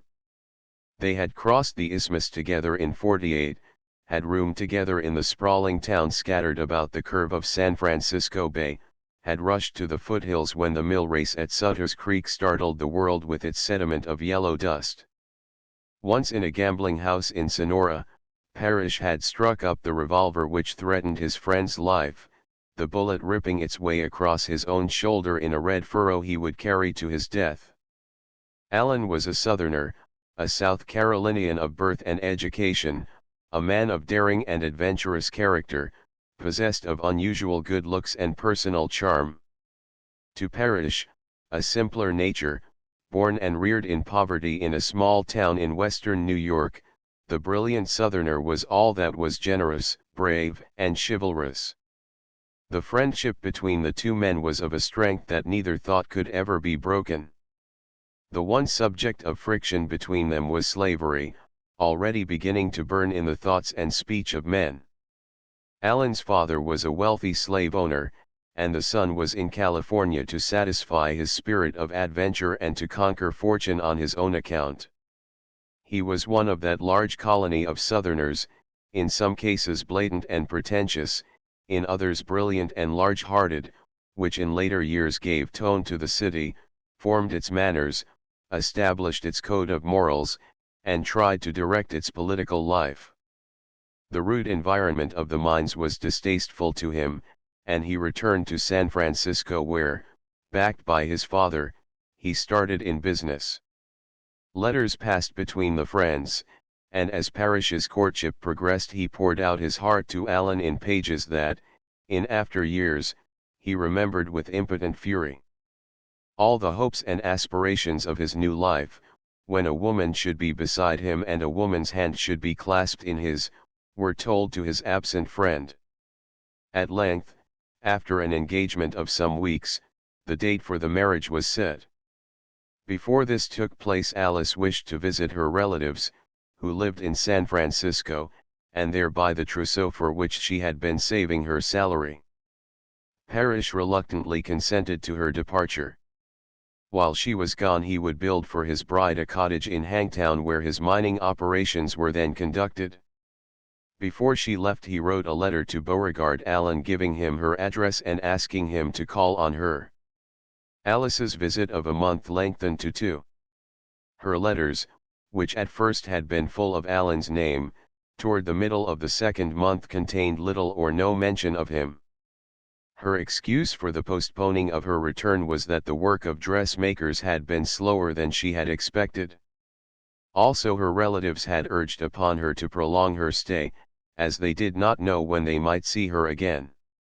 A less blind lover might have seen matter for uneasiness in the more reserved tone, the growing brevity of these letters. A suspicious lover might have wondered why Allen had not only ceased to praise the charm and beauty of his friend's betrothed, but had almost entirely stopped writing. Jim Parrish was disturbed by neither uneasiness nor suspicion. That sweetheart and friend could combine to deal him the deadly blow in store for him was beyond his power of imagination. Finally a date was set for Alice's return. Her clothes were all bought, packed, and paid for. Her last letter, the tone of which for the first time struck him as constrained and cold, told him the steamer on which she would arrive and the hour it was due. Before this Parrish had written to Allen, urging his attendance at his wedding and suggesting that he act as Alice's escort on the trip to Sacramento. To this his friend had replied that he would do so if possible, but the demands of his business were engrossing. The cottage at Hangtown was finished and furnished as well as the bridegroom's scanty means would permit. In a dream of joy he left it, went down to Sacramento, bought the few clothes that went to the making of his wedding outfit, and then waited for the steamer with the high, exalted happiness of the man who is about to be united to the woman he honestly loves. When the steamer arrived neither Allen nor Alice was on board. He was stunned at first, not having had the least anticipation of such a catastrophe. Then a fear that she might be sick seized upon him and he sought the captain for any information he might have. Contrary to his expectation, the captain was full of information. The lady and gentleman had boarded the steamer at San Francisco, holding through tickets for Sacramento. After they had passed Contra Costa, however, the gentleman had come to him, telling him of a sudden change in their plans and urging him to put them ashore at the first stopping place. This he had done at Benicia. He had heard one of them say something about going to San Jose. The lady, however, would explain it more satisfactorily in the letter she had left, and he handed Parrish a letter addressed in Alice's writing. The listener had been dazed during the first part of the captain's recital. He could not understand what had happened, only an icy premonition of evil clutched his heart. Alice's letter cleared up all uncertainty. In a few blotted, incoherent lines she told him of her intention to leave the steamer with Allen, cross to San Jose, and there marry him. Her love for her fiancé had been shriveled to ashes before the flame of the Southerner's fiery wooing. But she averred that she had in the beginning repulsed his attentions, fully intending to return to Sacramento and fulfill her engagement with Parrish. She had not known Allen intended accompanying her on the trip to Sacramento. Had she known, she never would have permitted it. It was on the steamer that he had finally prevailed over her conscience and beaten down her scruples, till she had agreed to elope with him. Jim Parrish never knew how he reached his hotel room that evening. He sat there a long time, a day and a night, he thought, staring at his wedding clothes spread on the bed. What roused him from his benumbed condition was a newspaper from San Jose bearing a marked announcement of the marriage. A letter from Allen followed this. It was short but characteristically grandiloquent. In it he stated that he had broken the sacred obligations of friendship, but that his passion for the woman had overborne every other sentiment. He was from henceforward an outcast from honest men, a fitting punishment for one who had held his honor as his dearest possession, and who had brought a blot upon a heretofore stainless name. The letter roused Parrish like a hand on his neck. It was so like the writer, with its theatrical pose and its high talk of his honor and his name. A flood of fury rose in the betrayed man, and he walked the streets of the city with murder in his heart. Had he met his one-time friend, he would have rushed upon him and stamped and beaten his life out. Feelings of hatred he had never known he could harbor burned in him. At night he walked for miles, his hands clenched as he struggled with these unfamiliar demons that seemed tearing the ligaments of his life apart. For Alice his love neither changed nor ceased. He believed her to have been overborne by Allen, carried off her feet by the reckless impetuosity he himself had once thought so dazzling. If Allen had left her alone, if when he felt love rise in him, he had withdrawn from her, Parrish knew that the girl would have remained true to him and now would be his wife, nestled in his arms, asking no better resting place. At times, in the lonely watches of the night, he thought that, but for the false friend, she would have been beside him, her head against his shoulder, her light breath touching his cheek as she slept. It goaded him up and out into the darkness torn by the rage that drives men to murder. Then, his first fury spent, he tried to rearrange his life to begin again. He gave the cottage at Hangtown to his partner and moved his mining operations to Sonora. Soon after he began to meet with his first small successes. Now that he had no need for money, it came to him. By the time the Civil War broke out, he was a man of means and mark. Once or twice in these years he heard of John Beauregard Allen and his wife. They had prospered for a time, then bad luck had fallen upon them. Allen's father, reputed a rich man, died insolvent, leaving nothing but debts. Allen's own business in San Francisco had failed and they had left there in the 50s. Once, just before the war, stopping for a day or two at Downeyville, Parrish had accidentally heard that they had been living there and that Mrs. Allen had lost a little boy, her only son.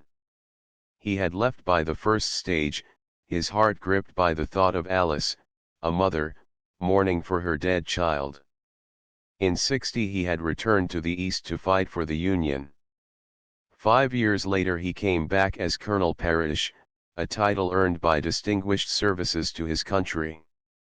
It was said by his friends that Jim Parrish would have been a millionaire if he had stayed by his mines and his investments as other men had. But Parrish had cared more for the Union than for money. And, after all, what good was money to him? Often in the 4 years of battle and bloodshed he had wondered if he ever would meet Beauregard Allen face to face in the smoke, and whether, if he did, the thought of a woman and children would hold his hand. But he never did. He learned afterward that Allen had remained in California. After his return from the war he heard of them only once. This was in a club in San Francisco, where a mining superintendent, recently back from Virginia City, casually mentioned the fact that Beauregard Allen, a prominent figure in early San Francisco, was holding a small position in the assay office there. In the succeeding 4 or 5 years they dropped completely out of sight. It seemed to him that what had long been an open wound was now a scar. Peace, the grey peace of a heart that neither hopes nor desires, was his. And suddenly, without warning or expectation, his old enemy was standing in his path. Allen the squatter, the man who was claiming his land, the man whose children had been improving it, was John Beauregard Allen. It was Alice's daughter who had been sitting on the bench in her poor dress with her coarsened hands. It was Alice who was the mother that was sick. He rose from his seat with a groan, and going to the window pushed aside the curtain and looked out. The lamp behind him sputtered and, sending a rank smell into the air, went out. The day was dawning.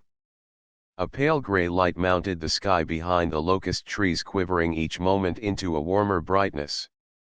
By its searching clearness the colonel's face looked old and worn. It was a face of a leathern brownness of skin, against which the white hair and grey moustache stood out in curious contrast. The brows were bushy, the eyes they shadowed clear grey, deep-set, and steady, with an underlook of melancholy always showing through their twinkle of humour. There was no humour in them now. They were old and sad, the lines round them deep as were those that marked the forehead under its rough white hair. Through the branches of the trees he could see the slopes of his own land, the thick dark growth of chaparral muffling the hillside, and on its crest the glow of the east barred by the trunks of pines. As he remembered, the cottage was somewhere below them, on the edge of the cleared stretch which ran along the road. They were there, Alice and her children, beggars on the land Beauregard Allen was trying to steal from him. Chapter V. The summons. Later on in the morning the colonel waked from a few hours of uneasy slumber. He had thrown himself dressed on his bed and dropped into a sleep from which he had been roused by the morning sounds of Foley's. The lethargy and depression of the night of memories clung heavily to him, and as he dressed he decided that he would leave the camp that morning, sending word to Cusack the lawyer that he would let the matter of the squatter rest for a few days. As he left the dining room after breakfast, he was accosted by a stable man, who informed him that Kit Carson was inclined to go tender on one of his front feet. The man did not know when the colonel intended leaving, but if it was that day he would advise him to wait over a spell and let Kit rest up. Nearly 140 miles in 36 hours, especially with the sun so hot at midday, was a pretty serious proposition even for Kit Carson. The colonel stood silent for a moment, looking at the man from under frowning brows. It would be possible for him to take one of Forsyth's horses, ride to Milton, and there get the Stockton stage. Forsyth's boy could ride Kit back to Sacramento when his front foot ceased to be tender. But after all, what was the use of running from the situation? There it was, to be thought out and dealt with. It was fate that had lamed the never-tired or disabled Kit just at this juncture. With a word to the man that he would stay over till the horse was in proper condition, he passed through the hall and along the balcony to the side which flanked the dining room. Its boarded length was deserted, with, before each window, a social gathering of chairs as they had been arranged by onlookers during last night's revel. A long line of locust trees, their foliage motionless in the warm air, grew between the hotel fence and the road, throwing the balcony in a scented shade. Between their trunks the colonel could survey the main street of Foley's, already wrapped in its morning state of somnolence, its unstirred dust beaten upon by a relentless blaze of sun. Under the covered sidewalk a shirt-sleeved figure now and then passed with loitering step, or a sunbonneted woman picked her way through the dust. The male population of the camp was, for the most part, gathered in detached groups which marked the doorways of saloons. Each member of a group occupied a wooden armchair, had his heels raised high on a hitching bar, his hat well down on his nose, while a spiral of smoke issued from beneath the brim. Now and then someone spoke and the colonel could see the heads under the tilted hat slowly turning to survey the speaker. At intervals, however, a word was passed of sudden, energizing import. It roused the group which rose as a man and filed into the saloon. When they emerged, They seated themselves, the silence resettled, and all appeared to drowse. The one being who defied the soporific effect of the hour was an unseen player on the French horn who beguiled the morning stillness with variations of the melody, "When this cruel war is over." The colonel, smoking his morning cigar, surveyed the outlook with the unseeing eyes of extreme preoccupation. He did not even notice the presence of the saddled horse which a stableman had led up to the gate just below where he sat. Some louder admonition of the man's to the fretting animal finally caught his ear, and his fixed eyes fell on it. It was a stately creature, satin-flanked and slender-legged, stamping and shaking its long mane in its impatience. The neat pack of the traveler was tied behind the saddle. "Whose horse is that, Tom?" said the colonel, knowing its type strange to Foley's. "Didn't the Gracie boys go back last night?" "Yes. The whole Buckeye Bell outfit rode back at 3. This is Jerry Barkley's horse. He's goin' on this morning to Thompson's Flat. Barkley rid him up from Stockton, won't take no livery horse. Has this one sent up on the boat?" As the man spoke, the colonel heard a quick step on the balcony behind him, and the owner of the horse came around the corner, smiling, handsome, debonair in his loose-fitting clothes, long riding boots and wide-brimmed hat. "Morning, Colonel," he said. "I see the tropical calm of Foley's is affecting you. Take example by me off for 20 miles across country to Thompson's Flat." He ran down the steps and out into the road. There, standing in the dust putting on his gloves, he let a quick, investigating eye run over his horse. "I intended starting at sun-up," he said, "and then they went and forgot to wake me. Now I have to ride 20 miles over roads a foot deep in dust and under a sun as hot as a smelting furnace. Shouldn't have been so dissipated last night," said the colonel. "What time did you get to bed?" The young man, who was adjusting his stirrup, turned round. "Oh, that was the dearest little girl last night. Where'd you find her? And how did a girl like that ever grow up in a god-forsaken spot like Foley's?" He vaulted into the saddle, not waiting for an answer. Then, as his horse, curvetting and backing in a last ecstasy of impatience, churned up a cloud of dust, he called, "I'm quite fascinated. Going to stop over on my way back. Give May or April or June or whatever her name is, my love. Hasta mañana, old man." The horse, at length liberated, plunged forward and dashed up the road, the soft diminishing thud of its hoofs for a moment filling the silence.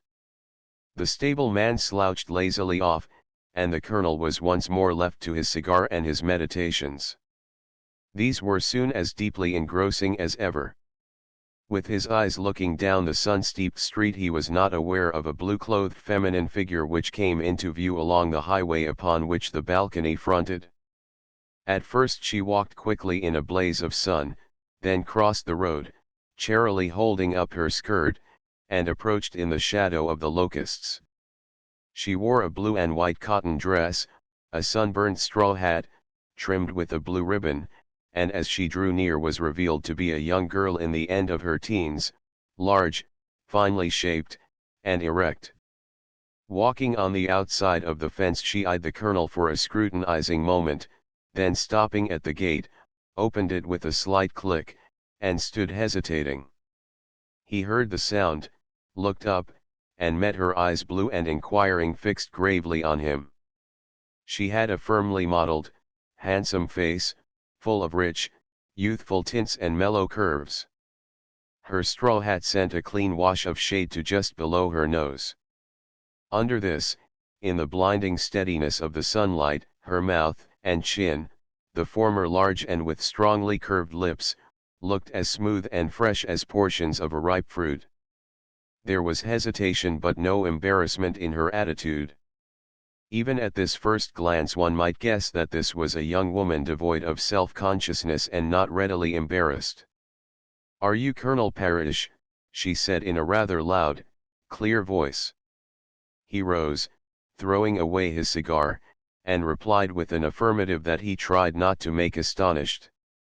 She ascended the steps, again hesitated, and then held out a sunburnt hand. "I'm glad I found you," she said, as he released it. "I thought perhaps you might have gone on to the Buckeye Bell. Everybody goes there now. My name is Allen, Rosamund Allen. You met my sister June last night."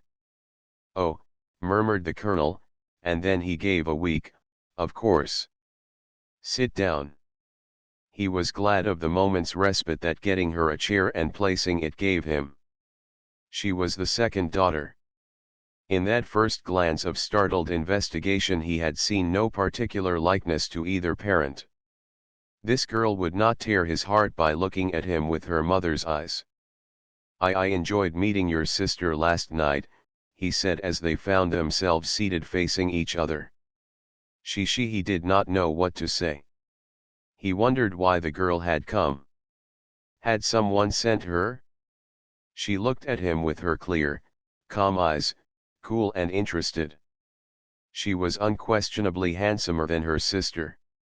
A year or two younger he guessed, though much larger, a typical Californian in her downy bloom of skin and fullness of contour. Her simple dress had been designed with taste and set with a grace that was imparted more by the beautiful lines of the body it covered than any particular skill in its fashioning.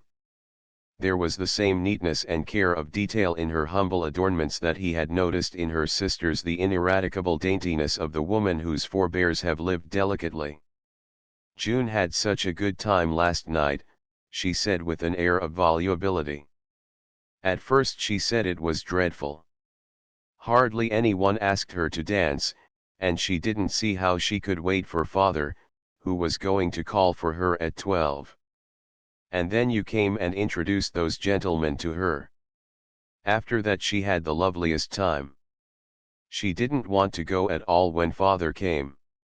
She made him wait till 2. I'm glad she enjoyed it. It was pretty dull for her at first. She didn't want to dance with the kind of men that were there. I was glad to introduce Ryan Gracie to her. He's more or less of a neighbor of yours, according to foothill distances." The colonel was fencing, watching the girl and wondering why she had come. She had the air of settling down to a leisurely, enjoyable gossip. "Yes. We never met him before. It's funny, because they've been here over a year, up at the Buckeye Bell, of course. But then, they ride in here all the time. I've often seen both the Gracies riding past our place. The road in from there goes by our land. You know where that is, the long strip back there," waving her hand in the direction of the colonel's disputed acres where the tall pines are, and she stopped, crimsoning to her hair. She had evidently suddenly realized to whom she was so glibly talking. There was no question but that she was embarrassed now. She bent her burning face down and began to make little pleats in her dress with her sunburnt fingers. I know," said the colonel, exceedingly embarrassed himself, "right back there." "Yes, of course. On the road that goes to Thompson's flat. By the way, I hope your sister's dress wasn't seriously damaged last night.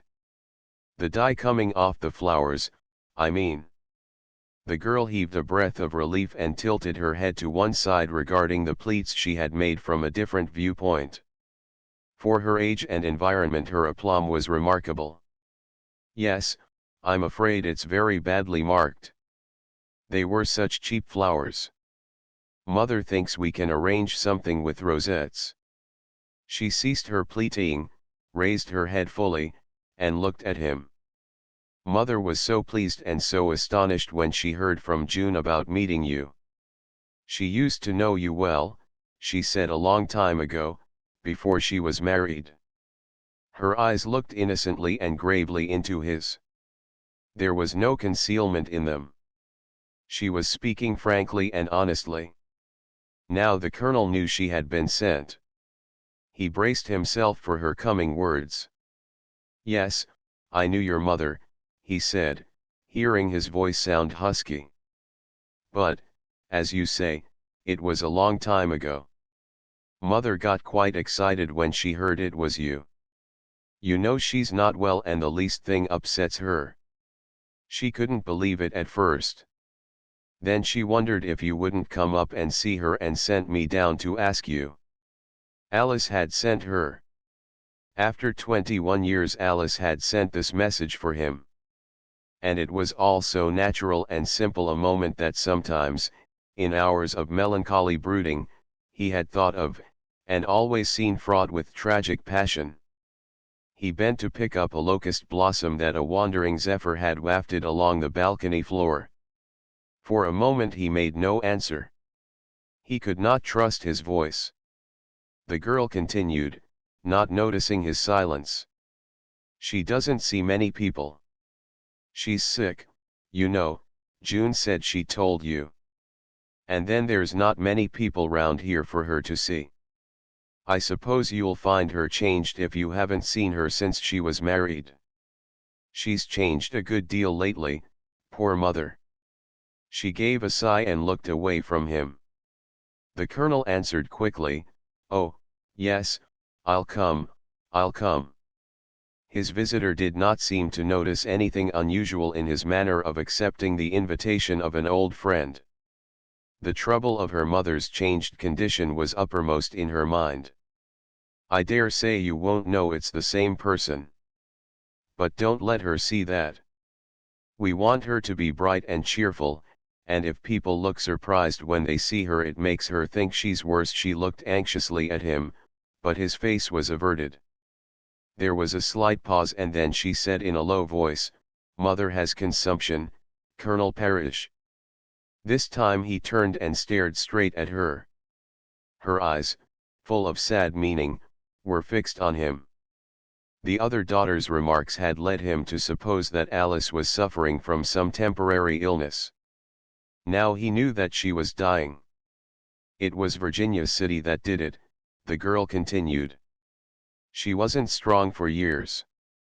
A long time ago in Downieville our brother, younger than we were, died, and father always thought she never got over that. But in Virginia there were such hard winters and those awful winds blew so. We were there for 2 years before we came here, and she had pneumonia and after that she didn't get well. But we stayed on there, for father had some work in the assay office, and though everything cost a terrible price, it was better than what he got in the mines over here." The colonel was half turned from her in his chair. She could see his profile with the shaggy brows drawn over his eyes.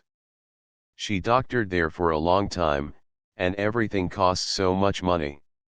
Then one day, one of the doctors told father she'd never get well if she stayed in that climate. Take her to California, to the foothills where the air's hot and dry, he said, that's the only chance you've got. So we sold everything and left Virginia and came over here.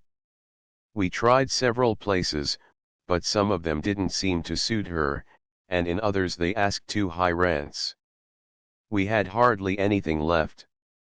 And then we just came here and settled on that on our own." She came to a stammering stop and then ended desperately, "in that empty cottage over there." The colonel rose and walked to the balcony rail. He stood for a moment with his back toward her, then slowly wheeled and approached her. She had risen and was looking at him with a perplexed expression. "That's all right," he said, taking her hand. "I'll be up this afternoon. Will between 4 and 5 do?" She considered as a town lady might whose day was full of engagements. She was, in fact, speculating as to whether she and her sister would be free from the domestic tasks which filled their waking hours. "Yes," she said, nodding, "that'll be a very good time. Mother rests and we are busy in the early part of the afternoon." She held out her hand to him, and as he walked down the steps beside her to the gate, again expressed her pleasure at having found him. "June told me what you looked like," she said over the gate. eyeing him thoughtfully as if she intended giving June her opinion of the stranger's appearance. "So I knew if you were anywhere round I'd find you." She smiled a last goodbye and turned away to the walk under the locusts. The colonel went back to his seat on the balcony. He lit a fresh cigar and sat there smoking till Mitty came to summon him to the midday dinner. Chapter 6. The old love. At 4:30 he was walking through the dusk toward the cottage. The main feeling in his heart was dread. But he could not disregard Alice's summons, Alice's dying summons, he felt them to be. He tried to prepare himself by thinking that nearly a quarter of a century had passed, and what havoc it must have wrought. But he saw only the face of the girl he had loved, fresh and sweet, as it had been when he had bidden her goodbye on the steamer on a morning full of sun and hope, 21 years ago. He had left the town's main street behind and was now walking on a narrow footpath beside the road which, on one side, skirted his own land. A still, scorching warmth had possession of the hour. The landscape, glazed with heat, seemed to faint under the unwinking glare of sun. From the parched grassland and the thickets of chaparral, pungent scents arose, the ardent odors that the woods of foothill California exhale in the hot, breathless quiescence of summer afternoons.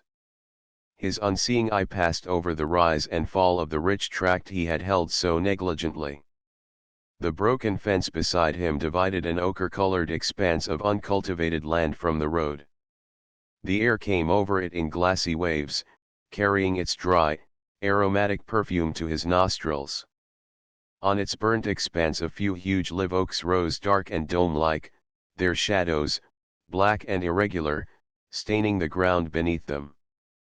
Beyond the chaparral swept up the hillside, a close-growing wall of variegated green where the manzanita glittered amid duller foliage.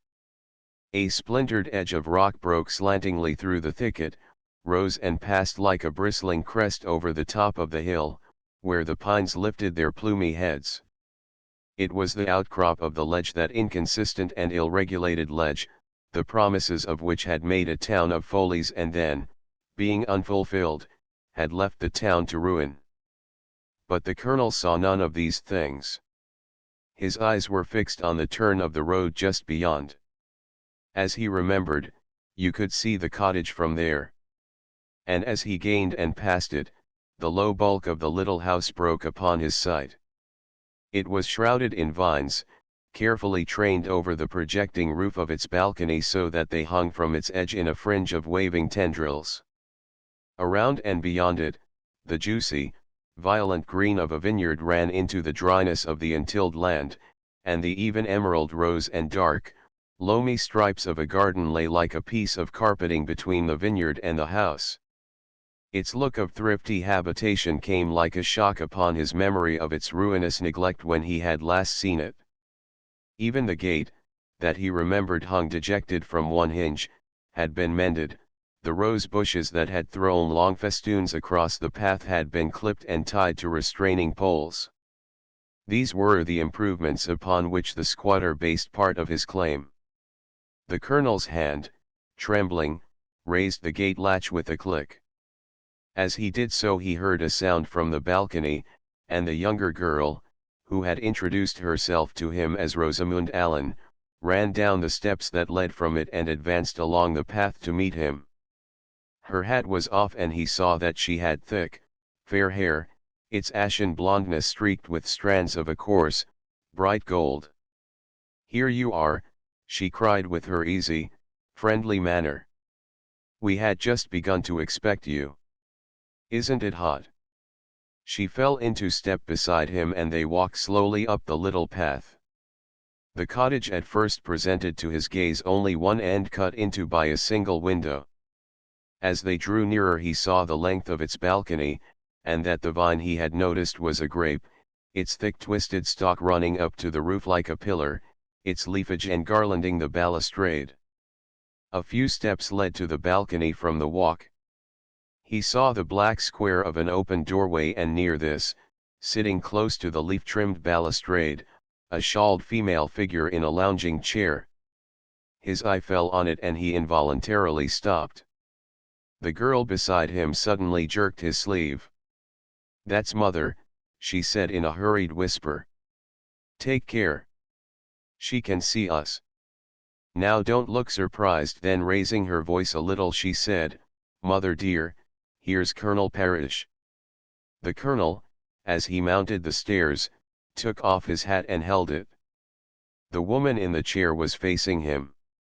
From the descending folds of the many loose wrappings that hung about her emaciated figure, her head rose, the face looking at him with still, eager interest. She gave a little smile and a waxen hand of skeleton thinness emerged from the folds of her shawls. "Jim Parrish," she said in a sweet, husky voice, then looking into his face with eyes of mild, unconscious friendliness, she said softly, "Jim." He would never have known her till he heard the voice and saw the smile. They were the same. The old dimple had disappeared and a wrinkle had taken its place. The eyes, the clear, greenish-brown eyes, were sunken into dark caverns, the satiny skin grown loose and sallow. Yet it was Alice, Alice old before her time, Alice sick, Alice dying. He turned round and found a chair, for the moment not daring to speak. He was conscious of the figure of Rosamund walking toward the garden dragging a serpent-like length of hose behind her. Then he placed the chair close to the sick woman and sat down. To him it was a moment that he had thought of in dark reveries, and even in thought found too painful.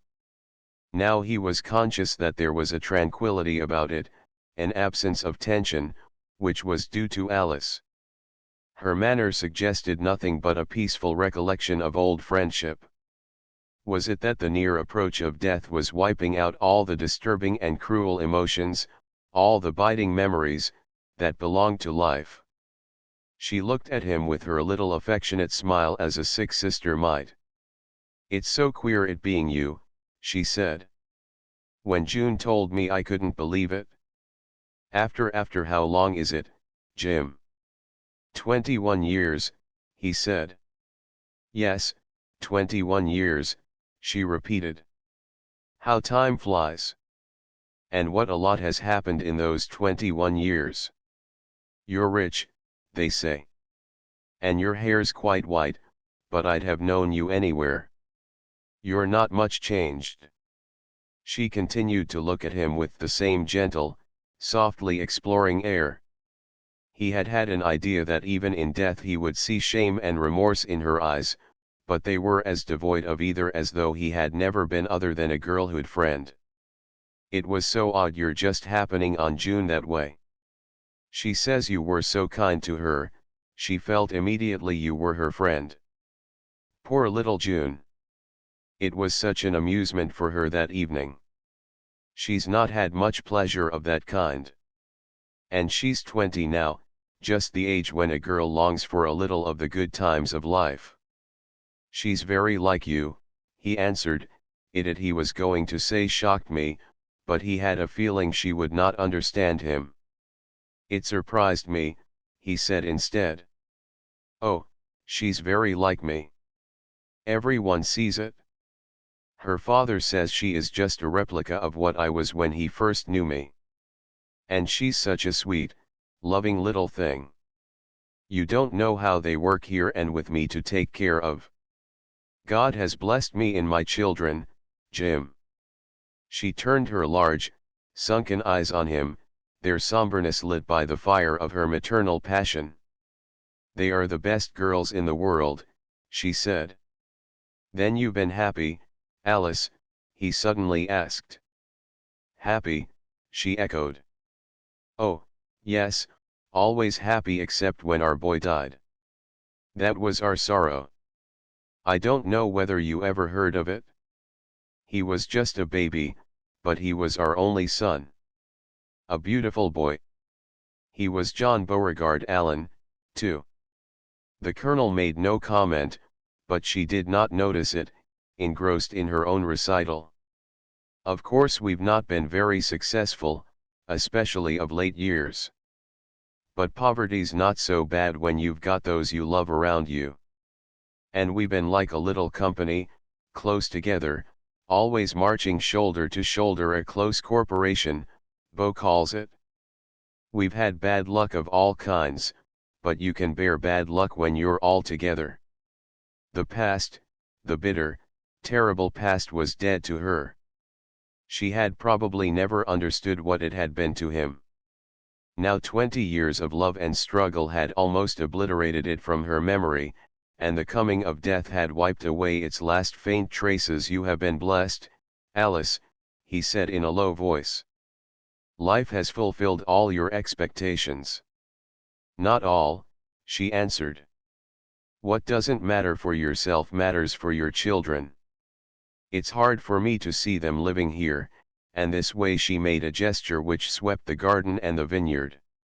That's hard for a mother who was bred differently and bred them for something different. I educated them myself, Jim. They're not like the country girls around us. There she paused a moment and then said with an air of sad solemnity, the children of a lady and a gentleman. Anyone can see that, he murmured, and they're happy too. He did not know what else to say. He could not condole with her. In her poverty and sickness she had fulfilled the purposes of her life, lived it with a passionate completeness as he had never done. The fullness of it, compared to the barren emptiness of his, augmented the sense of bleak loneliness that lay heavy at his heart. They're young, she continued, they've not known much better. Our bad times began when they were still little. But before I was sick it was different. I helped them and I was a companion, not a care. Virginia City, too, was a place where, as they grew older, there would have been more amusement for them. They'd have had a better chance. She paused, her lids drooping, an air of musing melancholy on her face. Then she raised her eyes and looked at him. Who is there for them to marry here? She asked. Marry? The colonel had not thought of that. They're very young for that yet, aren't they? He stammered. Young? Yes, perhaps. But June is 20 now. She let her head drop back on the cushions behind it, and turned it slightly away from him so that he could see her in profile.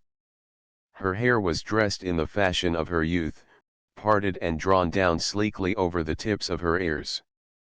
Seen thus, the emaciation of her cheeks partly concealed, her face caught him with its sudden look of familiarity. For a moment the veil of years was jerked back and he saw his old sweetheart. He gave a murmured exclamation and leaned nearer to her, a word of tenderness trembling on his lips. Simultaneously she turned toward him, absorbed in her own thoughts. I was 24 when I married, she said. People then thought that was quite old. He turned away his head, unable to reply, and she went on in her unconscious egotism. I want them to marry. It's the only life for a woman. And I have been so happy in my married life, always, from the first till now. A slight smile touched her lips as her eyes, softened with memories, looked back over a life that love had ennobled. Suddenly she turned to him. For the first time in the conversation she seemed to transfer her interest from her own affairs to his. You never married, she said. That was a pity. Life's only half lived without those ties. Oh, Alice, he answered with a groan, and rising he moved to the top of the steps. I was mean to you that time, long ago, she said behind him. But that was all in the past. That's all forgotten now, forgotten and forgiven, isn't it? For the moment he made no reply and she repeated in what seemed an absent tone, forgotten and forgiven. It's all so far away now, such years ago. So much has happened in between. It's like another life, looking back on it. Yes, all forgiven, he said, there's no anger with real love. Of course not, she agreed, and time smooths away everything. Isn't it pretty now, with the shadows lengthening out that way.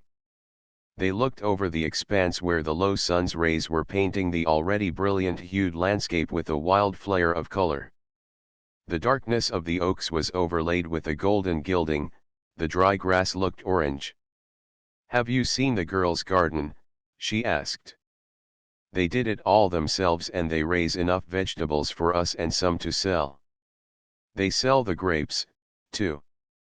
Last summer they made $50 with their grapes. So the improvements were of some practical good." The colonel saw the word dancing in the air before him. "But it's hard to see them working so. In summer they're up and out at 6. It doesn't seem right to me they're father's daughters. Their grandmother Beau's mother had 6 house slaves for her own private use, and I, before my father's death, had a French governess." A step on the path prevented him from replying. Rosamund came around the corner of the house, her face flushed, a hoe in her hand, which he now saw to be earthy. She had an anxious air. "Mother, are you tired, dear?" she said, mounting the steps. Then turning to the visitor, "Mother goes in before the sun sets. It gets cool so suddenly. Just the moment the edge of the sun gets down behind the hill, the night comes up, and it's bad for her to breathe that air." The colonel assured her he was just about to take his leave. The invalid made no demand for him to stay. Sitting huddled among her shawls, she looked wan and shrunken. He felt that the calm interest of her attitude toward him had now, from fatigue, turned suddenly into indifference. He faltered some words of farewell to her, his hand out. Hers, feeling in his warm, strong grasp like a bundle of twigs, was extended and then limply withdrawn. "Goodbye," she said, turning to follow her daughter's movements with a waiting, dependent eye. "Won't you come again before you go?" He murmured an assent from the top steps, but he would leave in a day or 2 at the longest. "The girls like seeing you so much," now she looked at him with some animation. "And they have so little pleasure." "Why, mother," said Rosamund in half-laughing protest, "that sounds as if Colonel Parrish was a sort of circus, just here to amuse us." The colonel was nearly at the bottom of the steps. With some last conventional sentences of farewell, he raised his hat and turned toward mother and daughter for a final glance. They were smiling at Rosamund's words, both looking at him to return his bow with perfunctory politeness. When he turned from them he could hear their voices, low and full of a close and different form of interest, speaking of the adjustment of the invalid's shawls, the window by which her chair should be placed. He was halfway down the path to the gate when a sound of suppressed singing caught his ear. Turning in its direction he saw coming down through a narrow path in the chaparral a fine red and white cow, and following it, June Allen. She was singing in a crooning, absent-minded way, at intervals flicking the flanks of the cow with a long alder branch she carried, stripped of all its leaves save 2 at the top. As she approached him she stopped singing, struck the cow with the branch, and began in a thoughtful way to talk to herself. The attraction she had exercised over him fell on him again the moment he saw her. The very way she appeared to be conversing to herself seemed to him to be imbued with a quaint, unconscious charm, such as a child possesses. With his mind full of the gloom and pain of his interview with Alice, he yet paused, eyeing the approaching figure. As he stood watching her, she looked up and saw him. She gave a loud exclamation and her face became illumined with pleasure. Administering to the cow a smart stroke with her switch, she crowded by it and ran forward over the dry grass into which the verdure of the garden intruded. "Oh, how lovely for me to meet you," she cried as she came up to him with an extended hand. "I never thought I'd have such luck." Her hand nestled into his, her face smiling at him was charged with an almost fond delight. "I'm afraid you're a flatterer, young woman," he said, again noting the astonishing likeness that had so shaken him the evening before. "I don't think you're really glad to see me, or why should you, when you knew I was coming, go off with the cow?" "That was a bargain," she said. "I wanted to stay and see you just as much as Rosamund did. But as I had the party last night, we agreed that it was only fair I should go after Bloss this evening, and Rosamund should stay and take care of mother and see you." If any commentary was needed on the deadly monotony of their existence, the colonel felt that it was now given. That two young and attractive girls should regard him as a matter of such deep interest was proof to him of the unrelieved dreariness of their lives. "So you went for Bloss," he said, looking at the cow which had now passed them and was moving forward with a lurching swing toward a shed in the background. "Yes, we go for her alternate nights. She wanders all over the tract by day, and in the evening we've sometimes a hunt before we can get her." They were both looking at Bloss, who suddenly stopped, stepped heavily on the garden border, and began to bite a hole in a row of neat, green leaves. "Bloss," his companion almost shrieked, "you impudent, desperate cow! Did you ever see such an impertinent thing?" And she ran toward Bloss, who, feeling the switch suddenly on her flanks, gave up the happy dream of an evening feast of young lettuce and directed her course once more toward the shed. June followed her, calling imploringly over her shoulder, "Please don't go yet, oh, please don't. I do want to see you for a moment, but I've got to put this miserable animal in her stable, or she'll spoil the garden. Please wait." To which he called back, "All right. Don't hurry. I'll stroll down to the gate." And he moved slowly down the path between the peony-wand rose bushes, looking through the barring of the old gate at the dusty road. He had not to wait long. He was standing there gazing down the road when he heard her light step and hurried breathing as she ran toward him. "It was too bad," she said as she came to a panting stand beside him, her alder switch still in her hand, "but I couldn't let her eat those lettuces. We've had a lot of trouble with them, and when they're good we can sell them as far as Sonora." She said this with an air of pride, as one who vaunts an admired accomplishment. "Do you like gardening?" he asked, and then stopped. From the house came a sudden sound of coughing, a heavy, racking paroxysm. The girl's eyes slanted sidewise as she stood motionless, listening. She remained thus, in a trance-like quietude of attention till the sound grew fitful and then ceased. "How did mother strike you?" she asked in a low voice. He blundered, and then said desperately, "Well, she's changed, of course," but after a long period of illness he stopped. Unfinished sentences save more occasions than the world wots of. "Yes, of course," she said eagerly, seizing on even such feeble encouragement.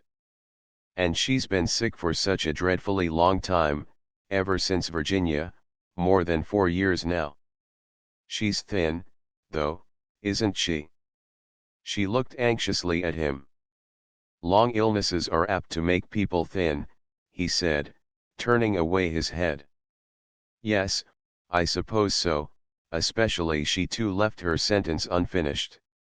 For a moment she stood looking down, flicking at an adjacent rose tree with her switch.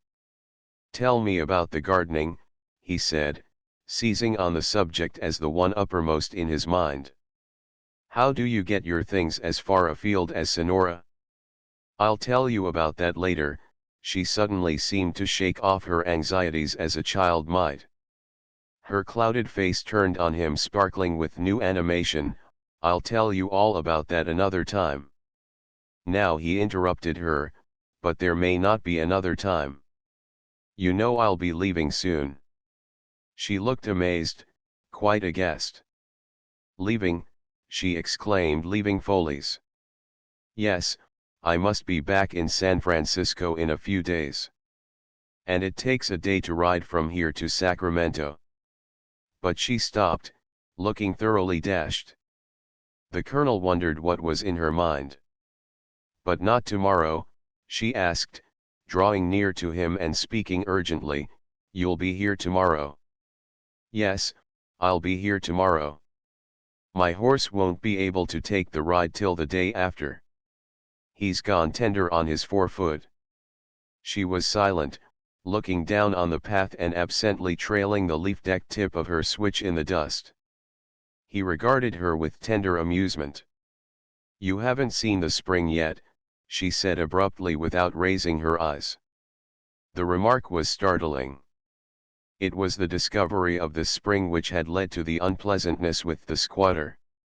The colonel would probably have gone on paying the taxes and letting the squatter live on his premises till the end of things, if the spring had not waked him to the possibilities of ownership. He colored a little. For the first time it seemed to him the young girl had shown bad taste. "No," he answered, "I haven't seen it. I didn't see that it was necessary. I've had the water analyzed.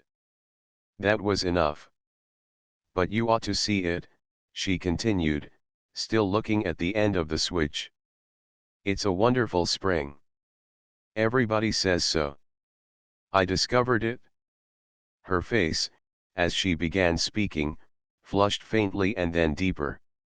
When she had finished, the color was spread over it in a clear transparent blush. "I doubt whether I'll be able to get there," he replied with just a trace of stiffness in his manner. "It's quite a walk, I understand, and it's so hot." She suddenly raised her eyes and moved toward him, her look one of flushed embarrassment, but her manner urgent and determined. "I'll take you there," she said hurriedly. "I know a way that's quite shady, a path hardly anybody knows of. I found it, the spring and the path both, and I would so like to show it to you." Her voice fell to the key of coaxing, which was belied by her countenance, full of a keen, waiting anxiousness. She seemed to the man to be tremulously hanging on his word of consent. "I guess I'll have to go," he said, looking down at her with eyes from which all disapproval had gone. "I'll come up here for you. Let's see. The late afternoon's the best time because it's cooler. Say 5. How's that?" "Here," she said, looking away uneasily. "No, don't come here."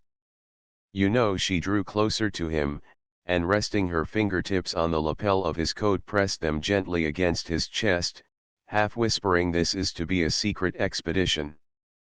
No one must know about it but us two."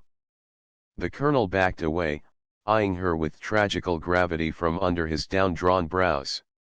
"Look here, young woman," he said, "what are you up to?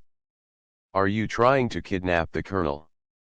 Her dimple came, but no further indication of amusement disturbed the fluttered uneasiness of her countenance. "No, no," she said quickly, then tilting her head to one side and looking at him cajolingly, "but how I would like to." "I don't think it's safe for me to go," he answered. "I've a suspicion you're some kind of wood nymph or fairy who steals good-looking young men like me and keeps them in the woods for playmates. Can you give me any guarantee that I'll reappear? I'll lead you back myself." "And you will go?" "That's settled." "Well, listen, down the road before you come to the turn there's a break in the fence. It's near the large oak that throws a limb over the road. I'll be there waiting for you at 4:30. 5's too late. And the path I spoke of goes up right behind the oak and is ever so much shorter than the one everybody takes. That's this way, back of the cowshed and the garden." She indicated it, and both turned to follow the direction of her pointing finger.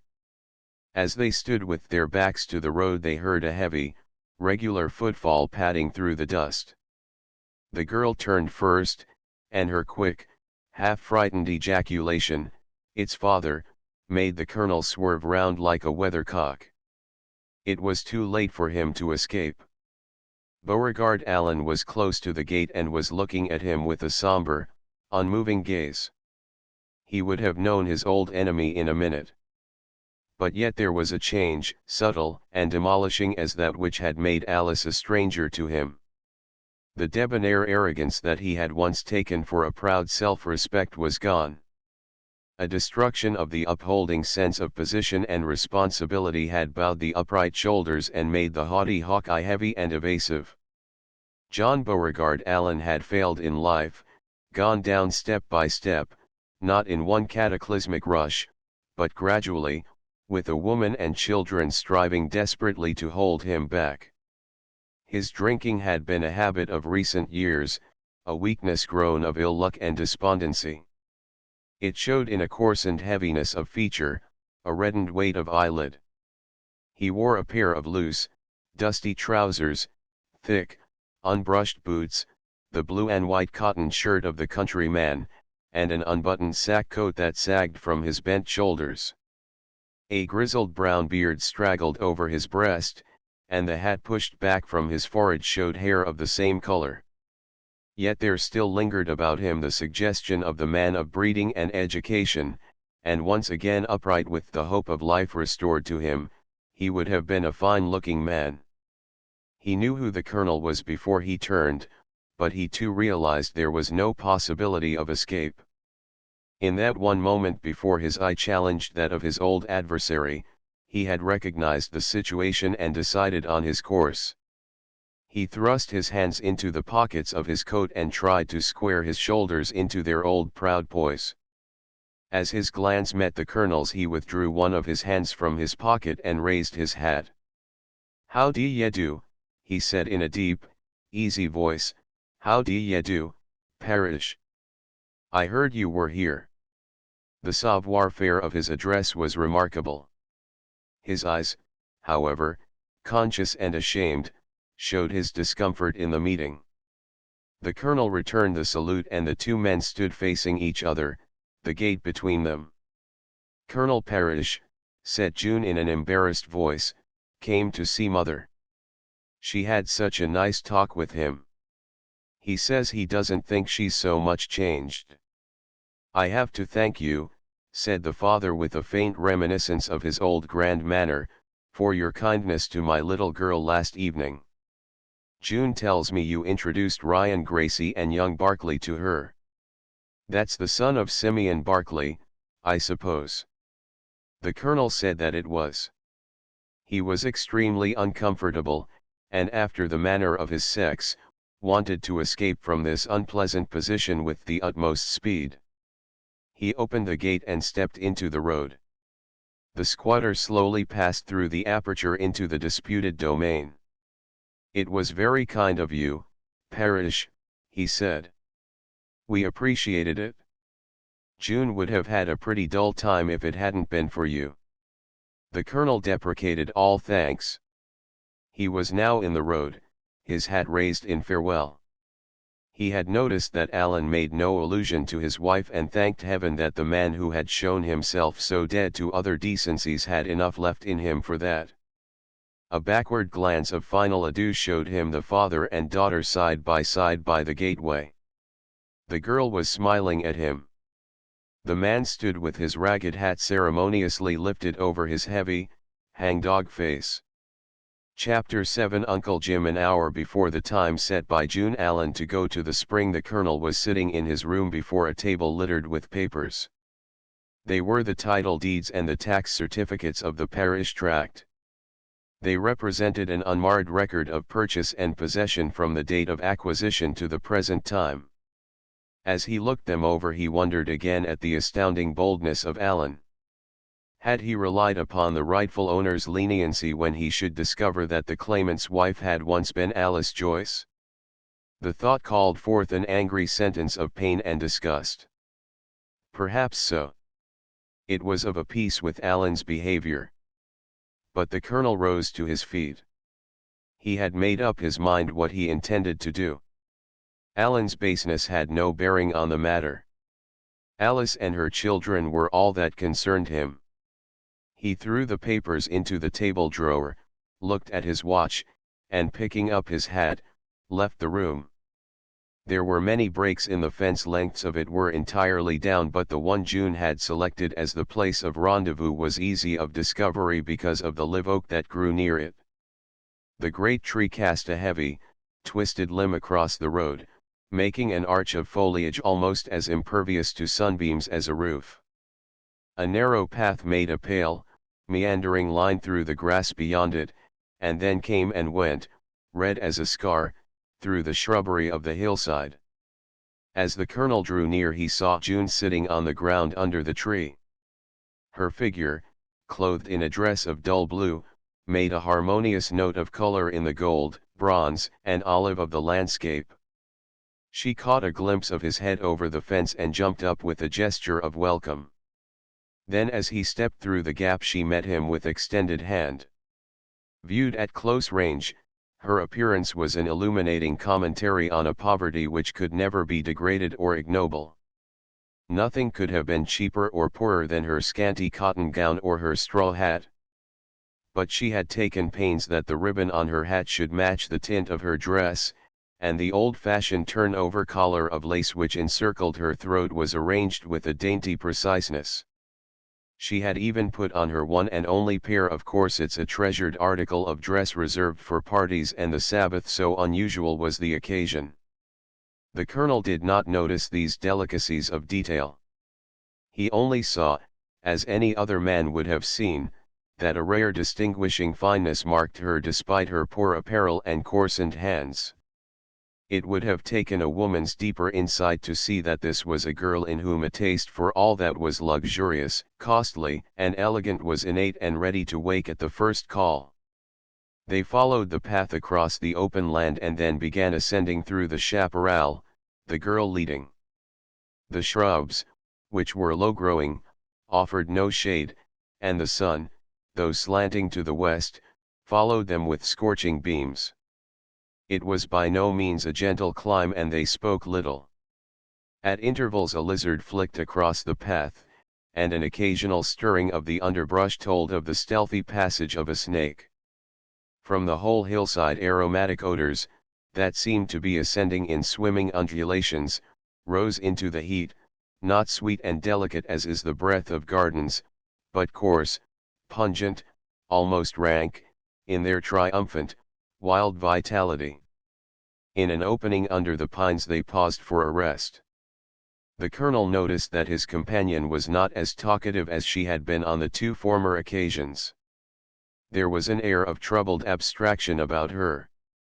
She indicated notable points in the landscape like a dutiful cicerone, but the intensity of interest she had displayed in arranging the trip seemed gone.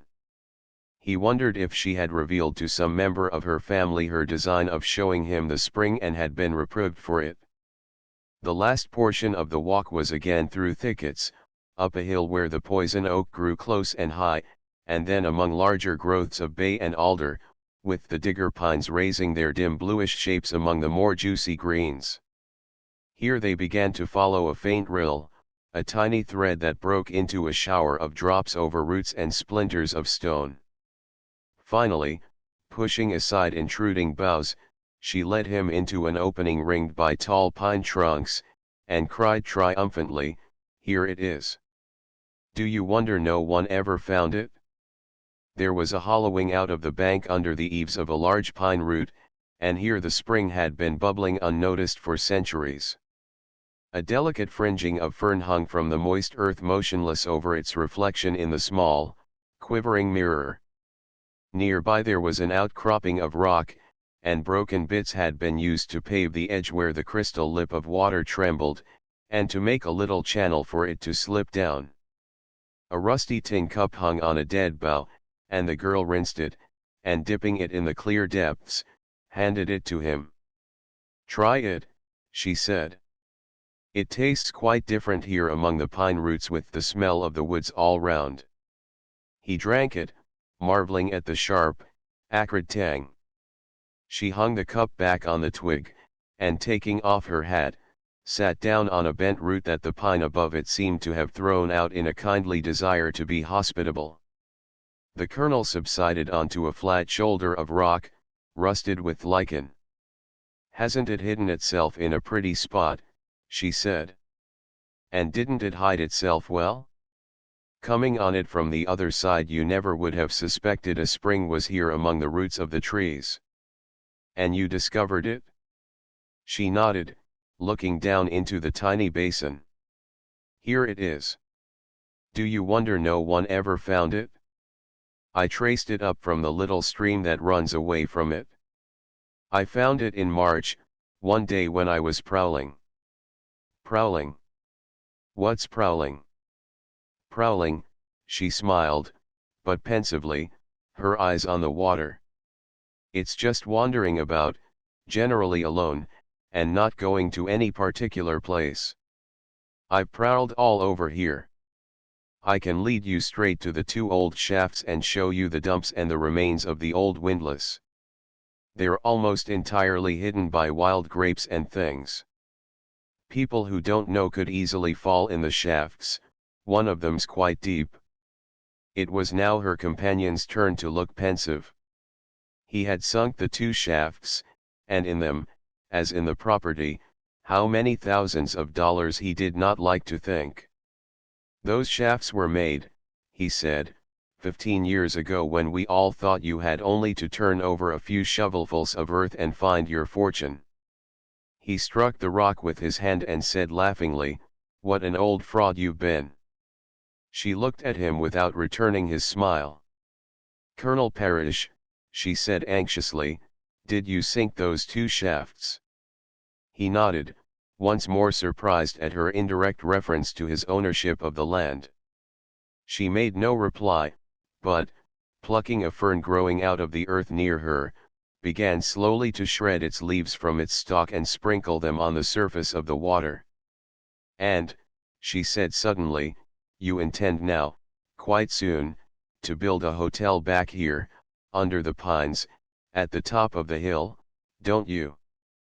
That she should disappoint him with these persistent and almost indecent inquiries, considering the situation, hurt and irritated him. It was so out of keeping with her general suggestion of something sensitive and girlishly naive. "I had intended building a hotel, came here with that intention." But he rose to his feet and said coldly, "Don't you think we'd better be going back again? It's quite a long walk." "But," she echoed, unheeding his last sentences, "but what?" She made no movement save to clasp her hands on the broken fern. Her face, raised to him, suddenly was pale and set in a curious tenseness of inquiry. It moved the colonel strangely. "But what?" she repeated insistently. "You were going to say something else." "My dear little girl," he answered, "don't trouble your head about these things. It's a man's dispute and for men to settle. But rest assured of one thing, you'll not suffer by it." "I," she exclaimed, "it's not I that matters." "But, Colonel Parrish, our mother." She stopped, her voice quivering like a taut string. "Your mother," said the colonel, with a rising inflection. "You see how it is with her. Let us stay. Let us stay a little while longer." "Did you bring me up here to ask me this?" he said, looking steadily at her. "Yes. I wanted to see you somewhere away from the house, and I thought the spring would be a good excuse. Talking of these things makes me," the tears rose to her eyes and stood thick in them, "makes me do like this." They ran over and she brushed them away with her hand. "You can see, you understand about mother," she went on, struggling to speak clearly. "It's only a question of time. It's nearly the end of everything. And I brought you up here today to ask you to let us stay, right or wrong, let us stay till then."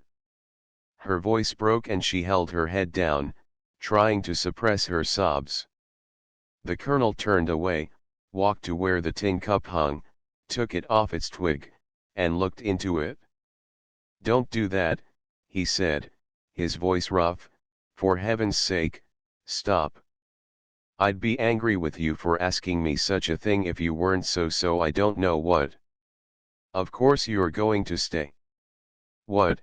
he was not looking at her, but was conscious that she had stiffened both in mental and physical fiber at the word "You're going to let us stay?" "Of course. As long as you want, always. Don't talk any more about it." A quick sound came from her, and he heard the rustle of her dress as she rose, her footsteps on the stone near him, and then felt her beside him. She seized the hand hanging at his side, pressed it against the softness of her bosom and against her cheek, then dropped it with a murmur of broken words. He turned on her brusquely. Her face was shining with tears, but she was smiling. She tried to speak to him, but he laid a finger on her lips and looked at her, shaking his head. "Don't say any more about it," he said after a moment's pause. "I can't stand this sort of thing. I'm not used to it." She gently laid her hand on his and drawing it away unsealed her lips.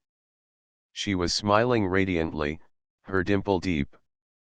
And for a moment she enveloped him in a beaming look of affection and gratitude. "There's lots I want to say, but I suppose I must be obedient," she murmured. "Of course you must. Come, we ought to be going. Put your hat on or you'll get all freckled." She went back to the spring and picked up her hat. As she pulled the elastic down over her cropped locks she said gaily, "I feel so different from what I did when I came up, at least 20 years younger and 50 pounds lighter." "You'd better not forget how to accomplish that miracle," said her companion. 30 years from now you'll probably find it a great deal more to the point than you do today." They started down the path, laughing. The red eye of the sun, a flaming ball, stared at them between the trunks of the pines, and shot long pencils of flushed light into the rustling depths of the thickets. June led the way as before, but she was a different guide. She seemed as light-hearted going down as she had been oppressed coming up. The Colonel was to realize later how ready her optimism was to respond to the first glimmer of cheer, how quick and far was the swing of the pendulum. Coming to a grassed plateau under the pines they paused for a moment's rest. From the high crest of ground they could see the cottage with the cultivation of its garden cutting into the unfilled land, like an island of green floating in a yellow sea. It looked meaner and more insignificant than ever in the midst of the lazily outflung landscape now swimming in a bath of colored light. The Colonel saw in imagination a house he owned in San Francisco on Folsom Street. He had bought it as a favor from a pioneer friend whose fortunes were declining. It was the stateliest house of what was then a street of stately houses, with wide windows, vine-draped balconies, and scrolled iron gates shutting out the turmoil of the street. The thought had been in his mind when it came into his possession that it was the sort of house he would have given Alice, and the still more sacred thought had followed, that his children's laughter might have echoed through its halls. Now he looked down on a hovel, also his property, where Alice had been glad to find a shelter, and in which her daughter had prayed that she might be left to die. Life and its mysteries. How inscrutable, how awful, it all was. The voice of June at his side roused him. "Mother's gone in," she said, evidently making these small domestic comments more to herself than to him, "and Rosamund's getting supper." "How do you know that?" he asked, glad to be shaken from his thoughts. "Have you got second sight? You're such a little witch I shouldn't be a bit surprised if you had. You don't have to be a witch to see the smoke coming out of the chimney." A faint reek of smoke curled up from the cottage roof into the evening air. The Colonel looked at her with a sheepish side glance. She returned it, smiling in mischievous triumph. "I'm afraid we're not both witches," she said saucily. The rest over, they continued their descent by a wider path in parts of which they walked side by side, talking together sometimes, or June talking, for she was very loquacious now, while her companion listened. At the end of a description of their life in Virginia City he said, "How long is it since you've been in San Francisco?" "Years, isn't it?" Oh, years and years. I was born there, but we left when I was a child. It must have been a prodigious length of time ago in the glacial period, you might say. Sometime you and Rosamund must come down there and visit me. I'll find a place for you to stay, and take good care of you. Would you like it? Oh, Colonel Parrish. Words failed her. The path was wide and she was walking beside him. He saw her eyes shine. I'd see to it that you'd have a good time. Lots of parties and first-rate partners. You'd never sit along the wall there. The fellows would be just breaking their necks to dance with you. And theaters, you like theaters, don't you? Theaters, she fairly gasped. I saw Mazeppa in Virginia, and it was, oh, I haven't got the words. It was something wonderful. Well, we'll see 'em all. Better 40 times than you saw in Virginia, and every night if you want.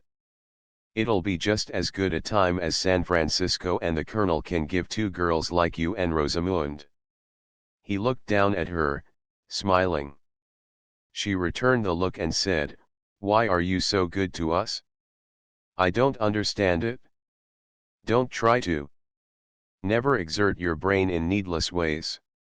That's a fundamental law for the preservation of health. In this particular case, I'd be good to myself. You don't know what it would be for me to have two nice girls to take around. I'm a lonely old devil, you know.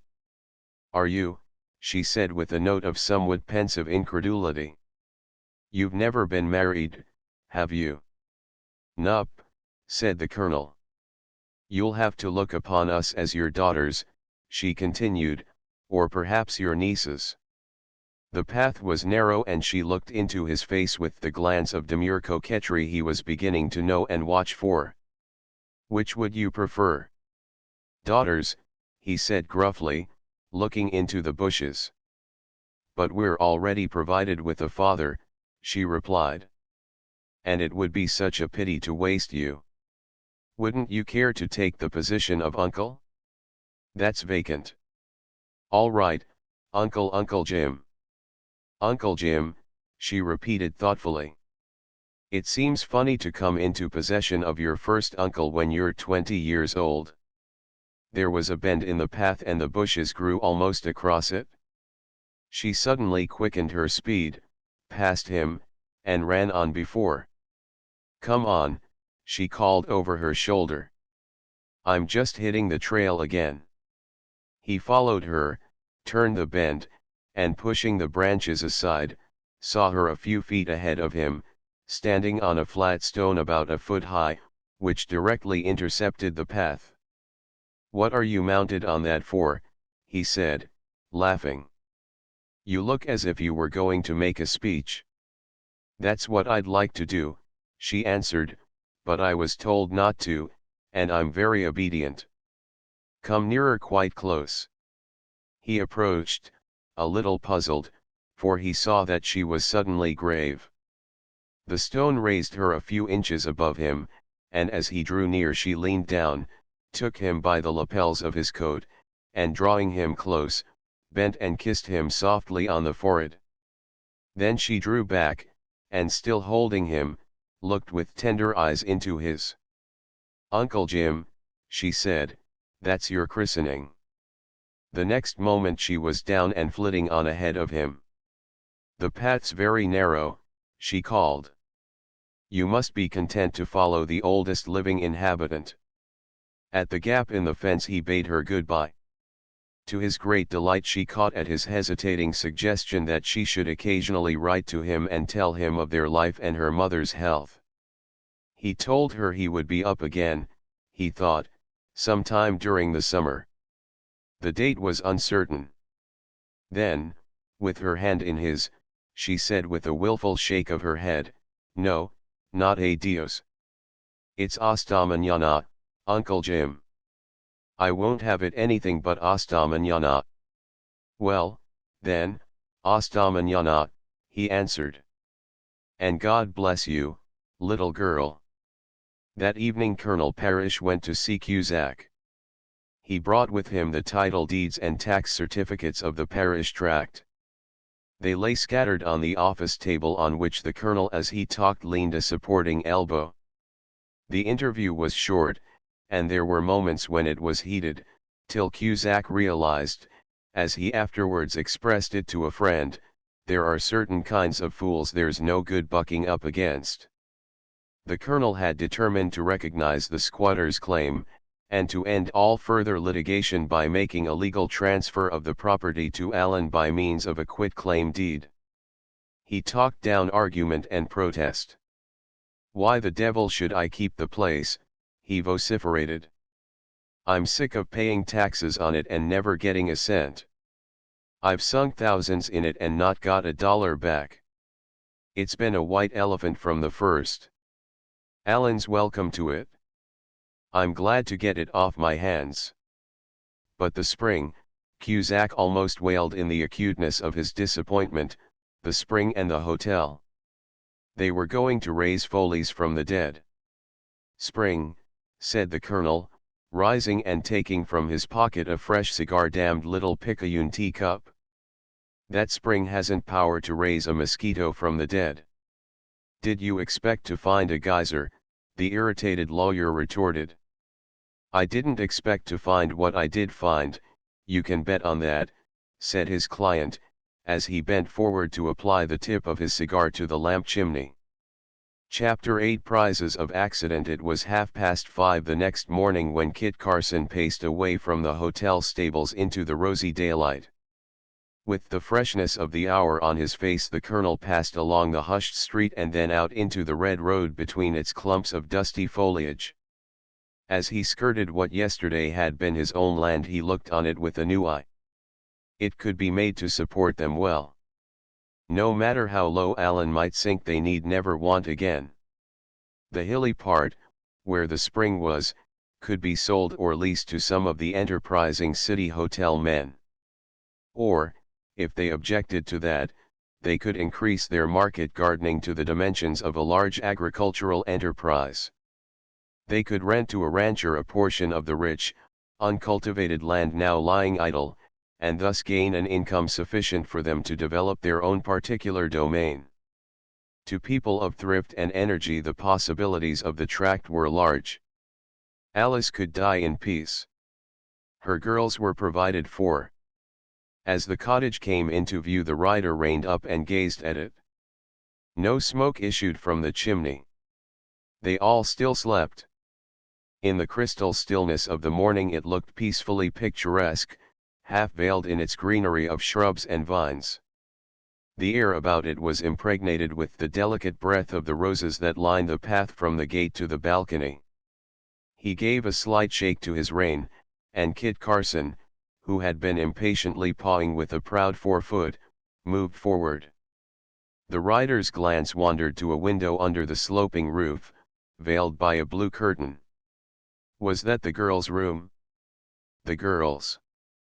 The two faces rose before his mental vision, and he turned his eyes from the window and let them pierce, far-seeing and steady, into the distance, into the future.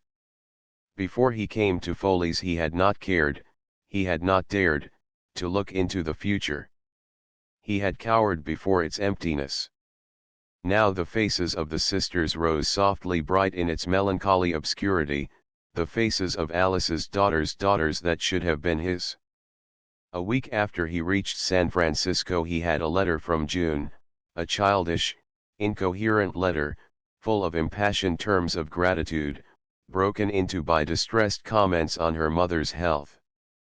Then, in more sprightly vein, she told him of how Mr. Barkley was stopping over at Foley's for a few days and came nearly every day and helped them in the garden, and Mr. Ryan Gracie, riding back from Foley's to the Buckeye Bell one evening, had dropped in for a visit, and stayed to supper.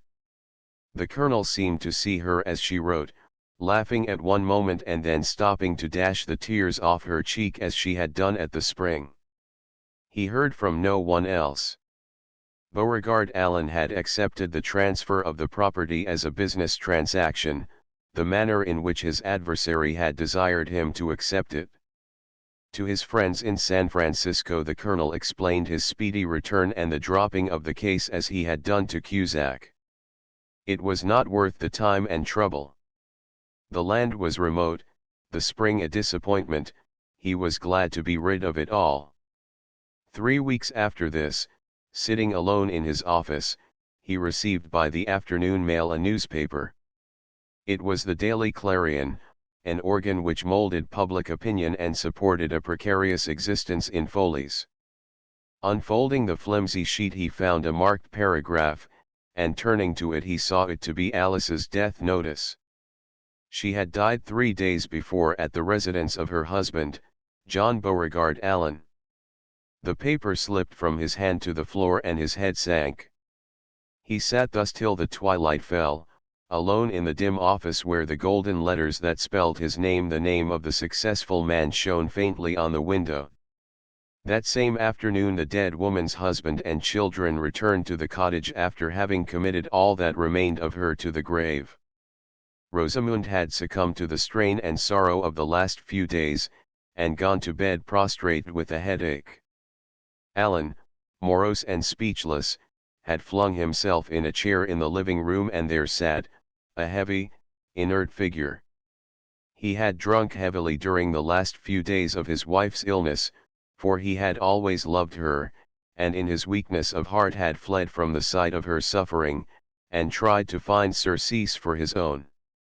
It was left to June to prepare their supper and accomplish the toilsome domestic tasks that Rosamund shared with her. With a dead heart she set out the meal, watered the garden, and finally set forth in a flare of sunset to find Bloss and drive her home. The cow had evidently strayed far. June's search led her to the spots which Bloss was known to frequent, but she could find no trace of her. Sometimes the girl's voice, broken and hoarse with weeping, rose on the rich stillness of the hour, calling to the truant. She became irritable, exasperated against the animal, who, on such a night as this, while her heart was bursting with sorrow, ended the bitterness of the day with so wearisome a hunt. Finally, exhausted by long hours of watching and the fatigue of grief, she burst into unrestrained sobs.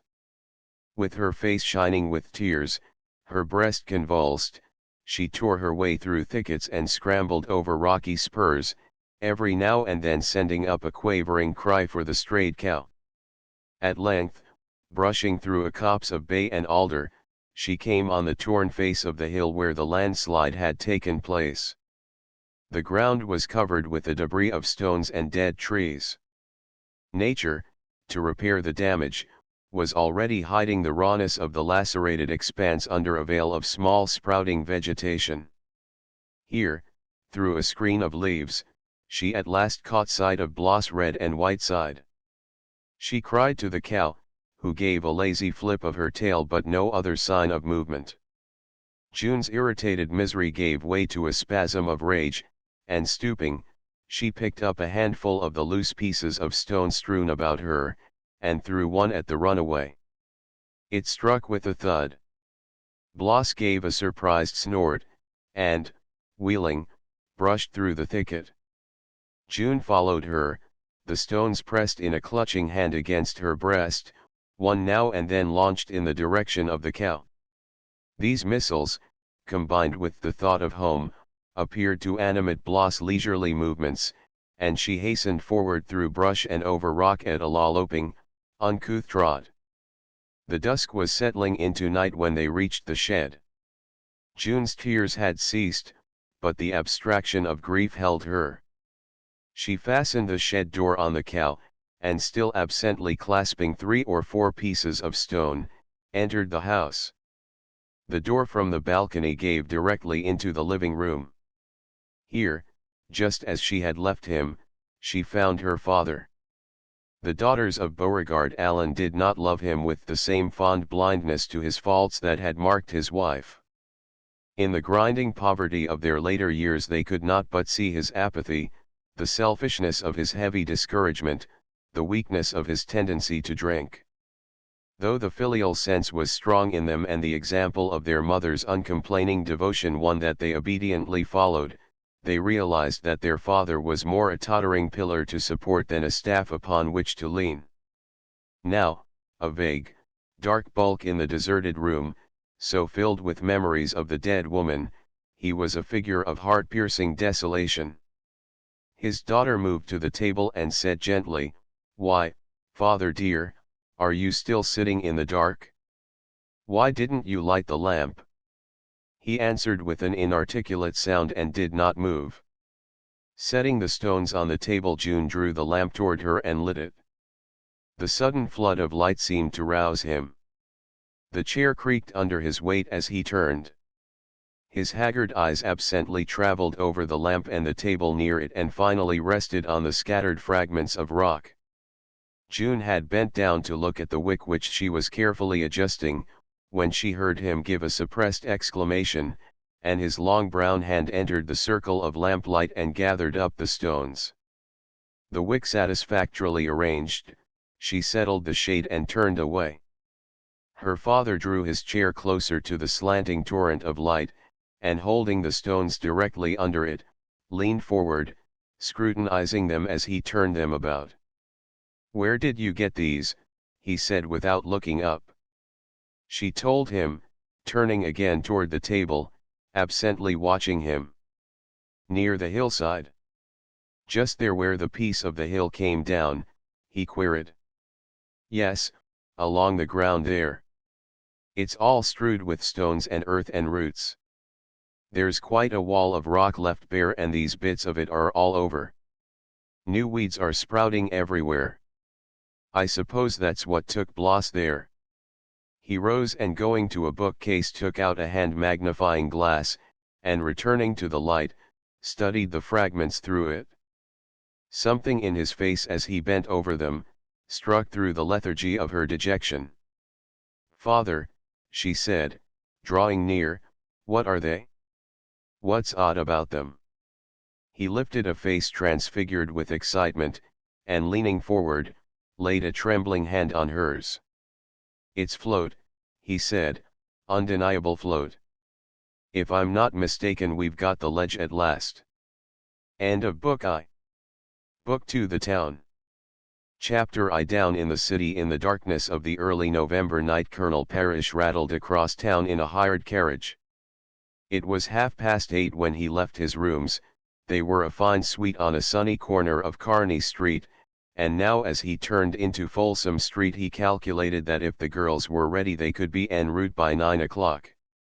In the autumn of 1870 the hours for evening entertainments were still early, and the particular entertainment to which the Colonel intended taking June and Rosamund Allen was one of the regular receptions which united the aristocracy of San Francisco at the house of Mrs. Ira Davenport. The great detached bulks of the buildings that the carriage passed gleamed with lights, for Folsom Street was still the home of the elect. From the arch of lofty porches hall lamps cast a faint gleam into the outer darkness of shrubberies and lawns. Through the scrollwork of high iron gates the embedded flags of the marble paths shone white between darkly grossed borders. Here and there a black facade was cut into by rows of long, lighted windows, uncurtained and unshuttered. The street suggested seclusion, wealth, and dignity. The Fortunes, which were later to erect huge piles on San Francisco's windswept hill crests, had not yet arisen to blight the picturesqueness of the gray, sea-girdled city. His own house was one of the largest in the street. Now, in the darkness, it loomed an irregular black mass, cut into with squares and slits of light.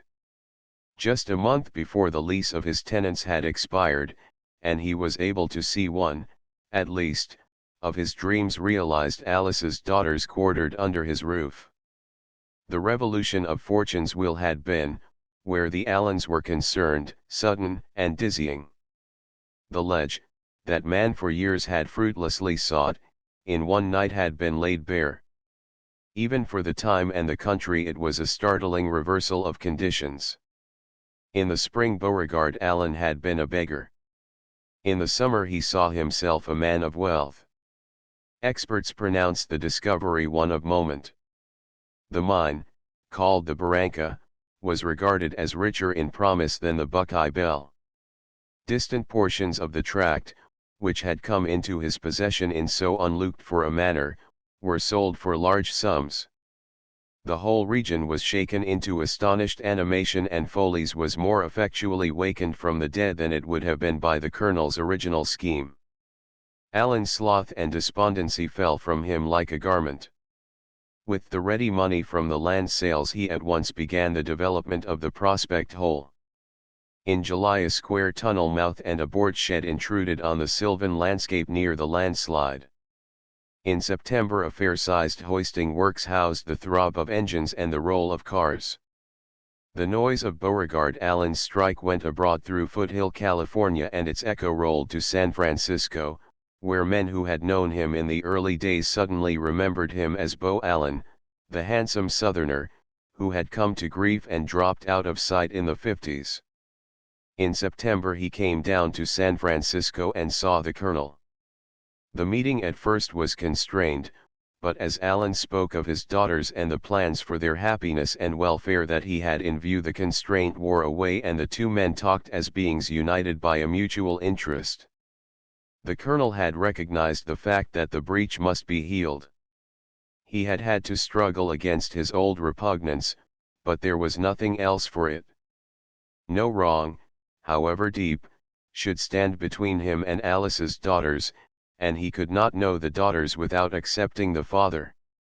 And how he did want to know them. They had already brought brightness and purpose into his life. In an effort to treat the matter lightly he told himself that the harboring of old resentments, when they blocked the way to the forming of new ties, was too much like cutting off your nose to spite your face. Deep in his heart lay the feeling that, apart from his affection for them, they might need him. He knew Allen of old, and Alice was dead. It was their father's intention to have them make San Francisco their home. In the larger city they would have the advantages of society and chances to marry well. One of the objects of his visit was to look about for a house whence they could be launched into the little world in which he once had played his part.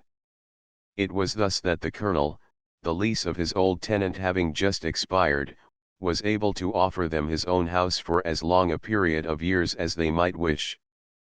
But Allen, swollen with the pride of his new fortunes, would rent no house.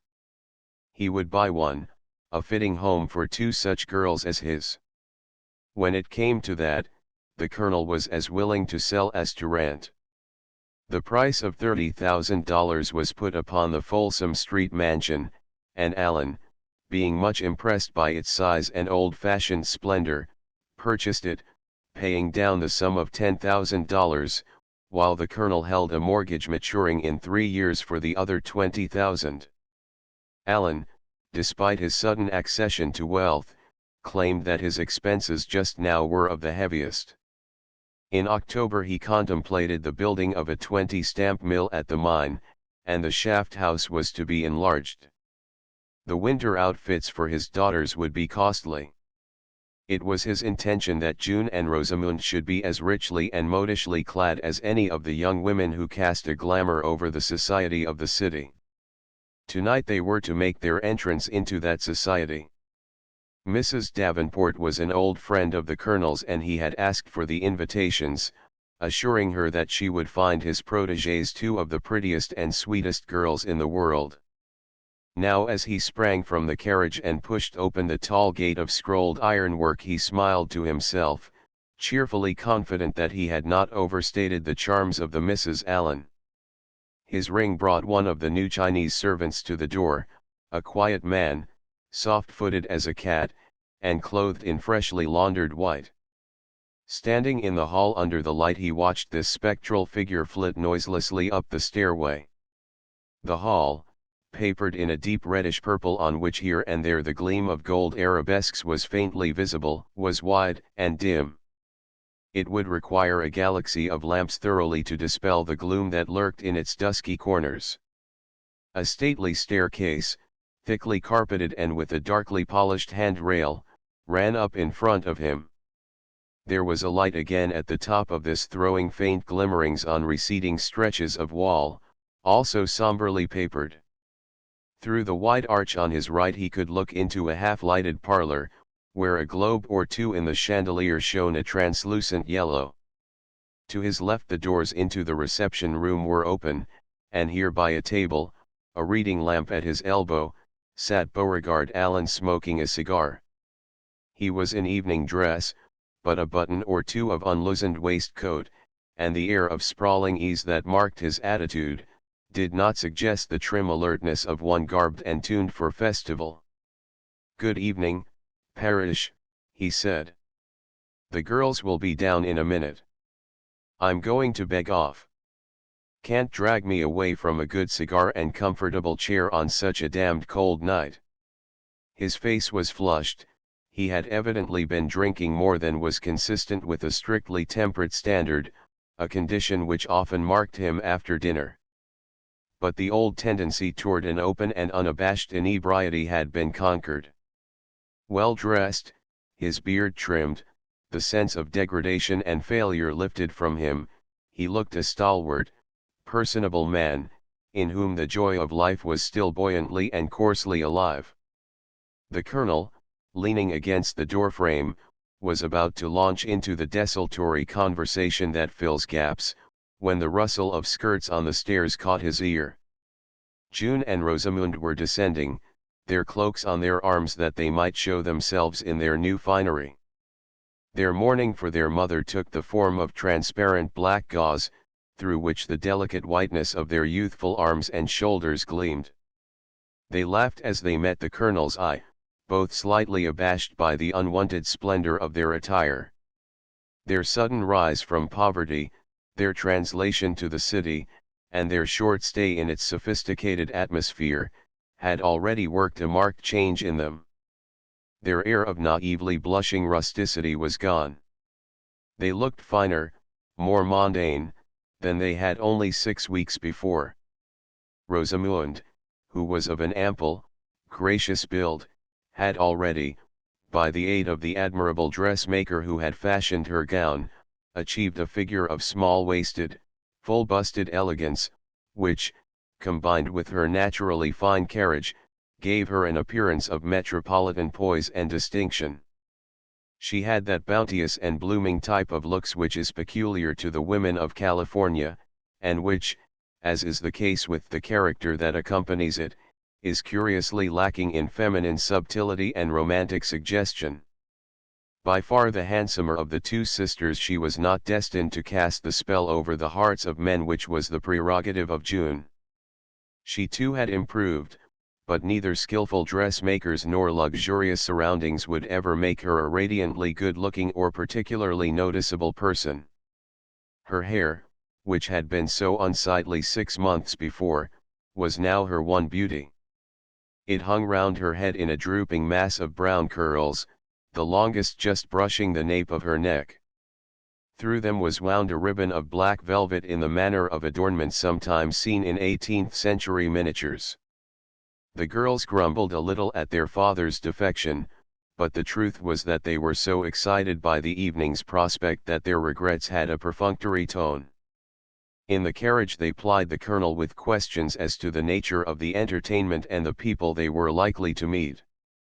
It amused and somewhat puzzled him to see that the anticipation of what he had supposed would be a beguiling and cheerful amusement was throwing them into nervous tremors.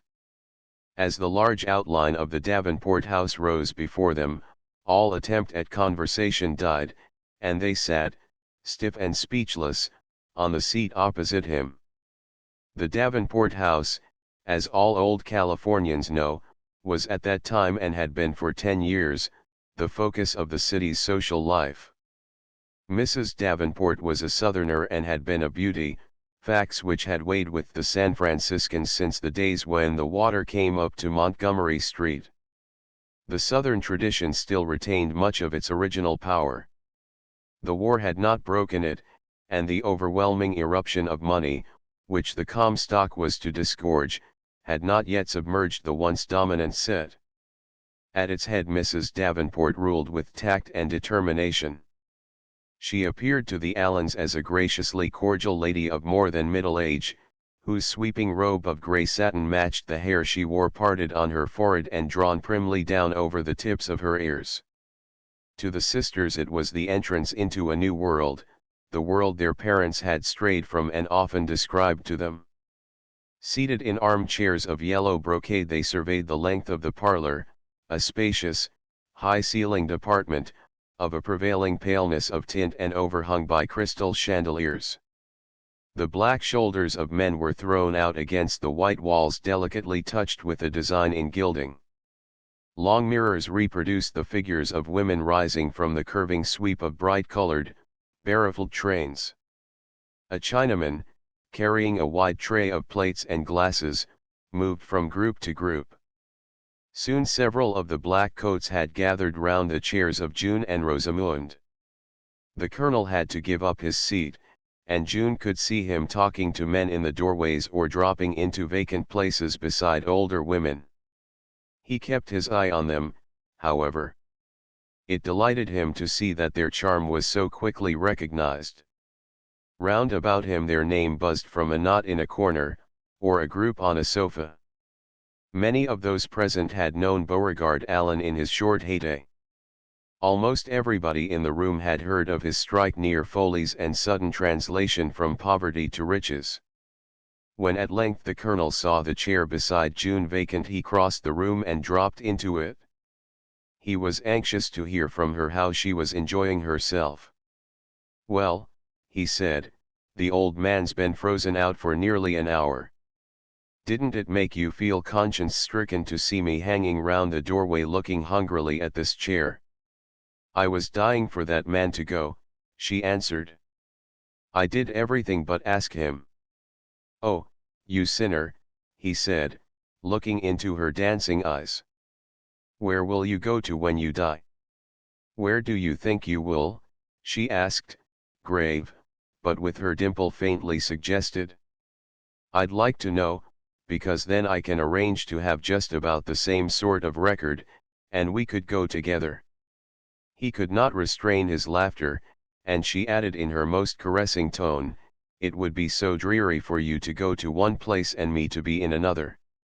Before he could answer she had raised her eyes, glanced at the door, and then suddenly flushed, her face disclosing a sort of sudden quick snap into focused attention. "Mr. Barclay," she said in a low voice. "I didn't expect to see him tonight." The colonel turned his head and saw Jerry Barclay entering the room in the company of a lady and gentleman. Many other people looked at them as they moved to where Mrs. Davenport stood, for they were unquestionably a noticeable trio. The woman was in the middle, and between the proud and distinguished figure of Barclay and the small, insignificant one of her other escort, she presented a striking appearance. She was of a large, full build, verging on embonpoint, but still showing a restrained luxuriance of outline. A dress of white lace clothed her tightly and swept in creamy billows over the carpet behind her. It was cut in a square at her neck, and the sleeves ended at her elbows, revealing a throat and forearms of milky whiteness. This ivory purity of skin was noticeable in her face, which was firmly modeled, rather heavy in feature, and crowned with a coronet of lusterless black hair. She was hardly handsome, but there was something sensational, arresting, slightly repelling, in the sleepy and yet vivid vitality that seemed to emanate from her. "Who is it?" said June in a low voice. "What a curious-looking woman." The colonel, who had been surveying the newcomers, looked at his companion with eyes in which there was a slight veiled coldness. The same quality was noticeable in his voice. "Her name's Newberry, Mrs. William Newberry. Her husband's a banker here." "Is that her husband with her, that little man?" "Yes. But he's so old. He looks like her father." "What did she marry him for?" "I don't know. I'm not her father confessor. He's got a good deal of money, I believe." The colonel did not seem interested in the subject. He picked up June's fan and said, How did you like the young fellow who had this chair just now, Stanley Davenport? He's the last unmarried child my old friend has left. The girl's eyes, however, had followed the newcomers with avid, staring curiosity, and she said, "Very much. Are Mrs. Newberry and her husband great friends of Mr. Barclay's?" "I believe they are. I don't know much about her. I know her husband in business.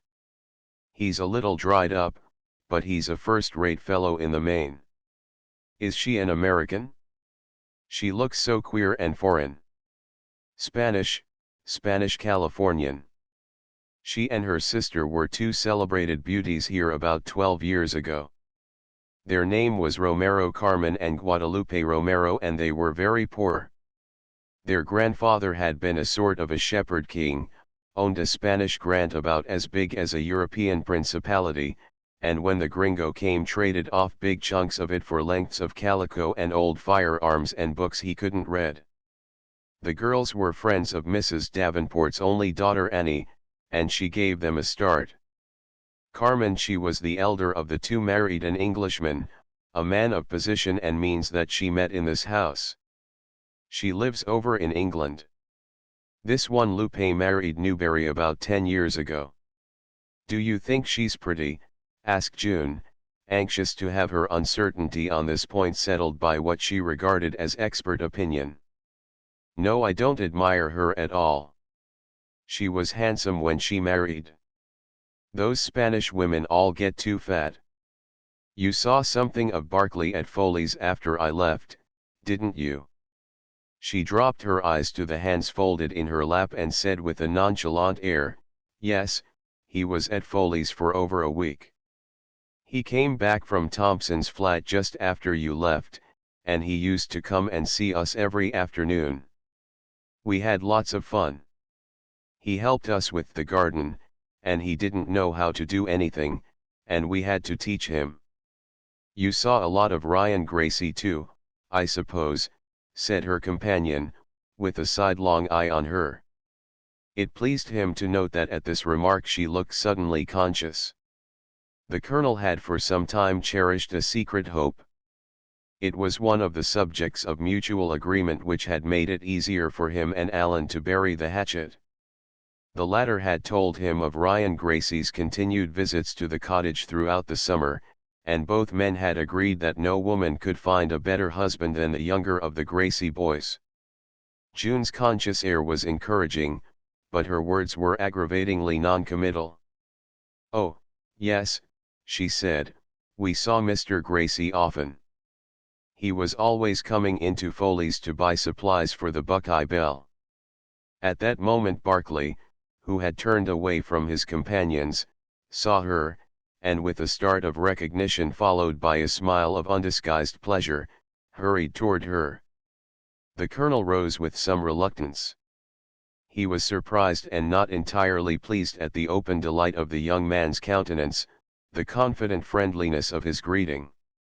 He gave up his chair, however, and as he crossed the room to one of his elderly cronies, he saw that Mrs. Newberry was watching Jerry Barclay and June with a slight, lazy smile and attentive eyes.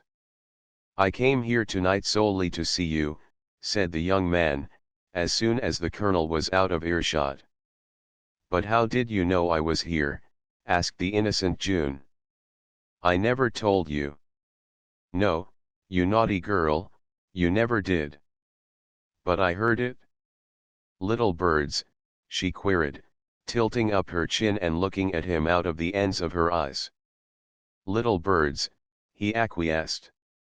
"And why didn't you let me know? Don't I remember your making me a solemn promise at Foley's to tell me the first thing if you ever came to San Francisco? You were doubtful then if you ever would." "Yes, I think you do," she agreed. "That is, if you've got a good memory. You evidently haven't." "I remembered it perfectly and was waiting until we got settled in our new house before I wrote you. I was going to give you a surprise." "Well, you've surprised me enough already." He leaned a little nearer to her, and looking at her with eyes that were at once soft and bold said, "You've changed so, you've changed immensely since I saw you last." She dropped her eyes and said demurely, "I hope it's for the better," then looked up at him and their laughter broke out in happy duet. The colonel heard it across the room, and glancing at them felt annoyed that June should look so suddenly flushed and radiant. Evidently she and Jerry Barkley, in the 10 days he had spent at Foley's, had become very good friends. An hour later the Misses Allen were standing at the top of the steps that led from the porch to the street. Guests were departing in all directions, and the lanterns of carriages were sending tubes of opaque, yellow light through the fog. The colonel had gone in quest of theirs, cautioning his charges to wait in the shelter of the porch for him. Here they stood, close wrapped against the damp, and peering into the churning white currents. Just below them two men, the collars of their coats up, paused to light their cigars. One accomplished the feat without difficulty, the other stood with his hand curved round the match, which many times flamed and went out. Suddenly June heard his companion say between puffs, "Queer, Mrs. Newberry being here." "Oh, I don't know," said the other, drawing a new match from his pocket. "Mrs. Davenport knew the Romero girls long before they were married. They were friends of Annie Davenport's. Nobody'd ever breathed a word against either of them then. She wouldn't throw Lupe down on a rumored scandal. I don't see how she could. Lots of people have.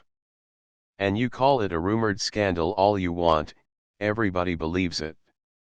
She owns him body and soul." The other man had at last induced the tip of his cigar to catch.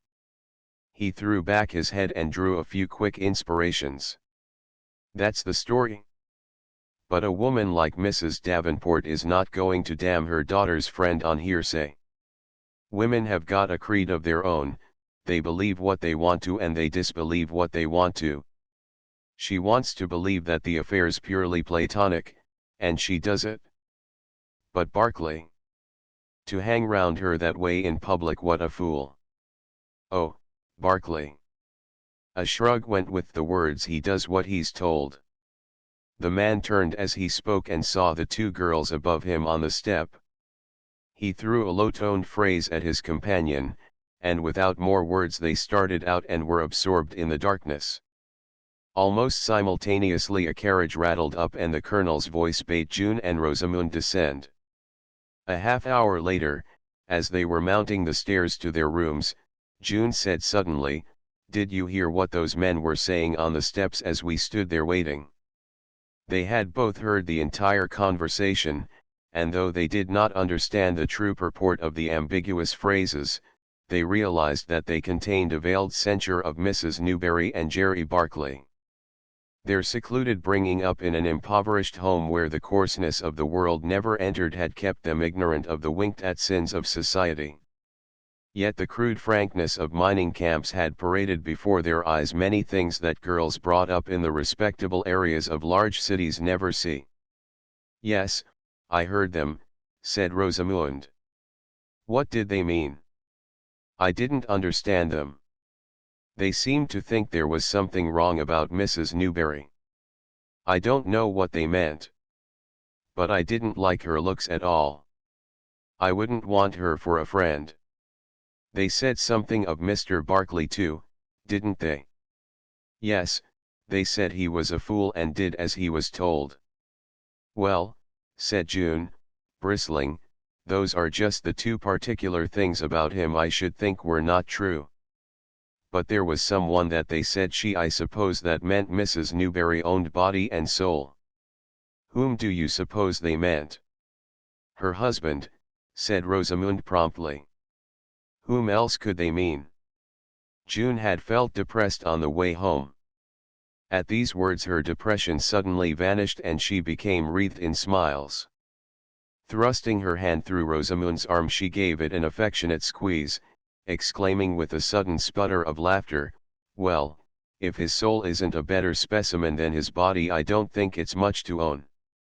Rosamund was shocked, she refused even to smile, as June, drooping against her shoulder, filled the silence of the sleeping house with the sound of her laughter. Chapter 2 Feminine Logic. Social life in San Francisco at this period had a distinction, a half-foreign, bizarre picturesqueness, which it soon after lost and has never regained. Separated from the rest of the country by a sweep of unconquered desert, ringed on its farther side by a girdle of sea, the pioneer city developed, undisturbed by outside influences, along its own lines. The adventures of '49 had infused into it some of the breadth and breeziness of their wild spirit.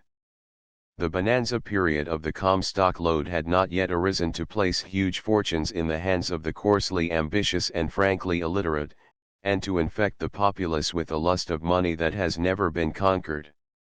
There were few millionaires, and the passionate desire to become one had not yet been planted in the bosom of every simple male, who, under ordinary conditions, would have been content to wield a pick or sweep down the office stairs. The volcano of silver that was to belch forth precious streams over the far west, and from thence over the world, was beginning to stir and mutter, but its muttering was still too low to be caught by any but the sharpest ears. The society which welcomed June and Rosamund was probably the best the city ever had to offer. After the manner of all flourishing communities, it aspired to renew itself by the infusion of new blood, and the young girls were graciously greeted. Carriages rolled up to the high iron gates, and ladies whose names were of weight trailed their silk skirts over the flagged walk. Coming in late in the wintry dusk, it was very exciting always to find cards on the hall table. There were often men's cards among them. A good many moths had begun to flutter round the flames of youth and beauty and wealth that burned in the Colonel's house on Folsom Street. In his constant visits he had formed a habit of looking over these cards as he stood in the hall taking off his overcoat. The frequency with which the card of Mr. Jerome Barclay lay freshly and conspicuously on top of the pile struck him unpleasantly and caused him to remark upon the fact to June.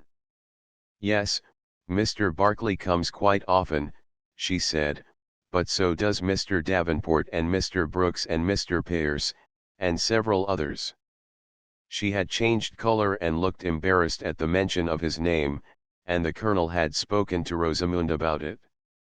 The Colonel had begun to rely upon Rosamund, as everybody did, and, like everybody, he had come to regard her as much the elder of the two sisters, the one to be consulted and to seek advice of. Rosamund admitted that Mr. Barclay did come rather often, but not indeed, as June had said, oftener than several others. "Does he come to see June, or you, or both of you?" the Colonel had asked bluntly, looking at the last slip of pasteboard left by the young man. "Oh, June, of course," said Rosamund, with a little quickness of impatience. "They nearly all come to see June." "I don't see what the devil business he has doing that," said the Colonel, throwing down the card with angry contempt. "What's he come round here for, anyway?" "Why shouldn't he?" asked Rosamund, surprised at his sudden annoyance. "Well, he shouldn't," said the Colonel shortly. "That's one sure thing. He shouldn't." And so that conversation ended, but the memory of it lingered uneasily in Rosamund's mind, and she found herself counting Jerry Barclay's calls and watching June while he was there and after he had gone. The visits of the young man were not indeed sufficiently frequent to warrant uneasiness on sentimental scores. He sometimes dropped in on Sunday afternoon, and now and then on weekday evenings. What neither Rosamund nor the Colonel knew was that he had formed a habit of meeting June on walks she took along the fine new promenade of Van Ness Avenue, and on several occasions had spent a friendly hour with her, sitting on one of the benches in the little plaza on Turk Street. The first and second times this had happened June had mentioned the fact to her sister, and that a gentleman should accidentally meet a lady in an afternoon stroll had seemed a matter of so little importance that Rosamund had quickly forgotten it. The subsequent meetings, also apparently accidental, June, for some reason known to herself, had not mentioned to anyone. Now it was hard for her to persuade herself that she met Jerry Barkley by anything but prearranged design, and June did not like to think that she met him, or any other man, by prearrangement. So she let him elicit from her by skillful questioning, her itinerary for her afternoon walks when she had no engagements, and took some trouble to make herself believe that the meetings still had at least an air of the accidental. But why did she not tell her sister of these walks?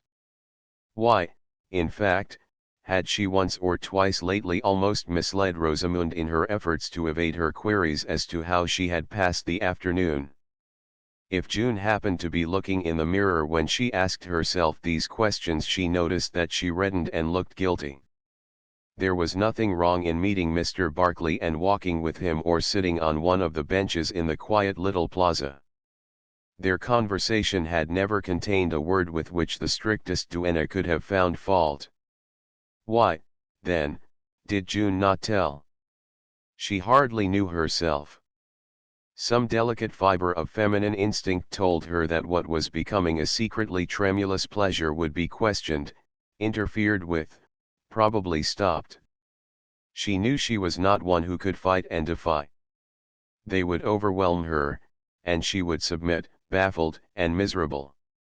If Jerry Barkley liked to talk to her that way in the open air, or on the park bench better than in the gloomy grandeur of the parlor in Folsom Street, why should he not?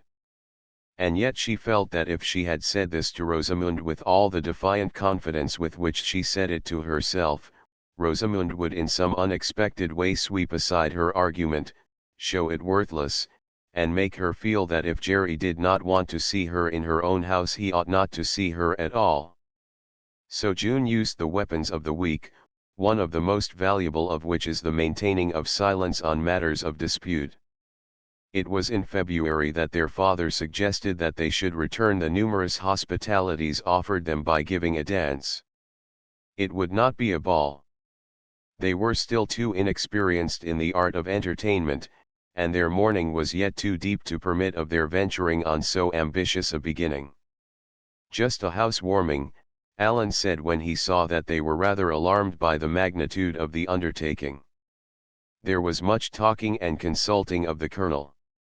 Every night after dinner the girls sat long over the coffee and fruit, discussing such vital points as to whether there should be 2 salads at the supper and would they have 4 musicians or 5. Alan called them little misers, and told them they never would be tracked through life by the quarters they dropped. It was interesting to the Colonel to notice that Rosamund's habits of economy clung to her, while June had assimilated the tastes and extravagances of the women about her with a sudden, transforming completeness. It was at one of these after-dinner consultations that he was presented with the list of guests written out neatly in Rosamund's clear hand. Was it all right, or did Uncle Jim think they had left out anybody? As he ran his eye over it, Alan said suddenly, "They've got Mrs. Newberry down there. What do you think about her?" The Colonel, who was reading through his glasses, looked up with a sharp glance of surprise and again down at the list, where his eyes stopped at the questioned name. "Oh, strike her off," he said. "What do you want her for?" "She's been here to see us," Rosamund demurred, "and she asked us once to her house to hear somebody sing." "Why shouldn't she come?" said June. "What is there about her you don't like?" "I didn't say there was anything," he answered in a tone of irritated impatience. "But she's a good deal older than you, and well, I guess it wouldn't amuse her. She doesn't dance. You don't want to waste any invitations on people who may not come." Apparently this piece of masculine logic was to him conclusive, for he took his pencil and made a mark through the name. The evening of the dance arrived, and long before midnight its success was assured. It was undoubtedly one of the most brilliant affairs of the winter. It seemed the last touch on the ascending fortunes of June and Rosamund. They had never looked so well.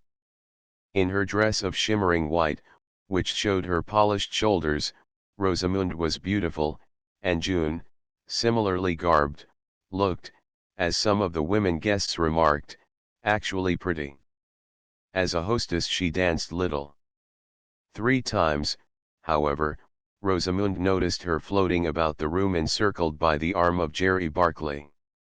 Other people noticed it too. But June, carried away by the excitement of the evening, was indifferent to the comment she might create. So was Barkley. He had drunk much champagne and felt defiant of the world. She felt defiant too, because she was so confidently happy. By 3 the last guests had gone. Alan, hardly waiting for the door to slam on them, stumbled sleepily to bed, and June followed, a wearied sprite, bits of torn gauze trailing from her skirt, the wreath of jasmine blossoms she wore faded and broken, the starry flowers caught in her curls. "Rosie, I'm too tired to stay up a minute longer," she called from the stairs, catching a glimpse of the dismantled parlor with Rosamund, followed by a yawning Chinaman, turning out lights and locking windows. "Go up, dear," answered Rosamund in her most maternal tone. "I'll be up in a minute. Sing's so sleepy I know he'll go to bed and leave everything open if I don't stay till he's done." The sisters occupied 2 large rooms, broad-windowed and spacious, in the front of the house. The door of connection was never shut.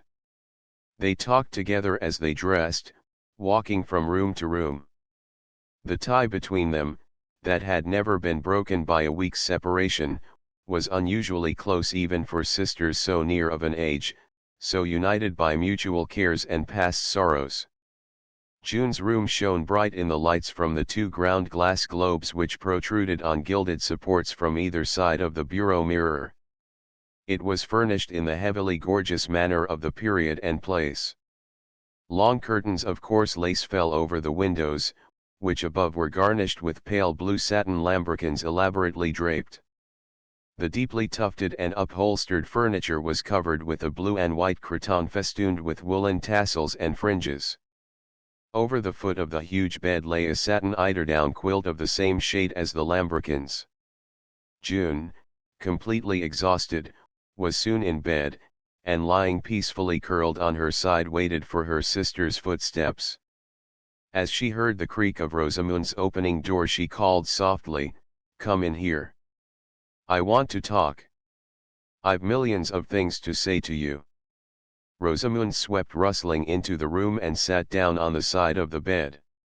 Her dress was neither crushed nor torn and the bloom of her countenance was unimpaired by fatigue. "Dear Rosie, you look so lovely," said June, curling her little body under the clothes comfortably round her sister. "There was nobody here tonight half as good looking as you were."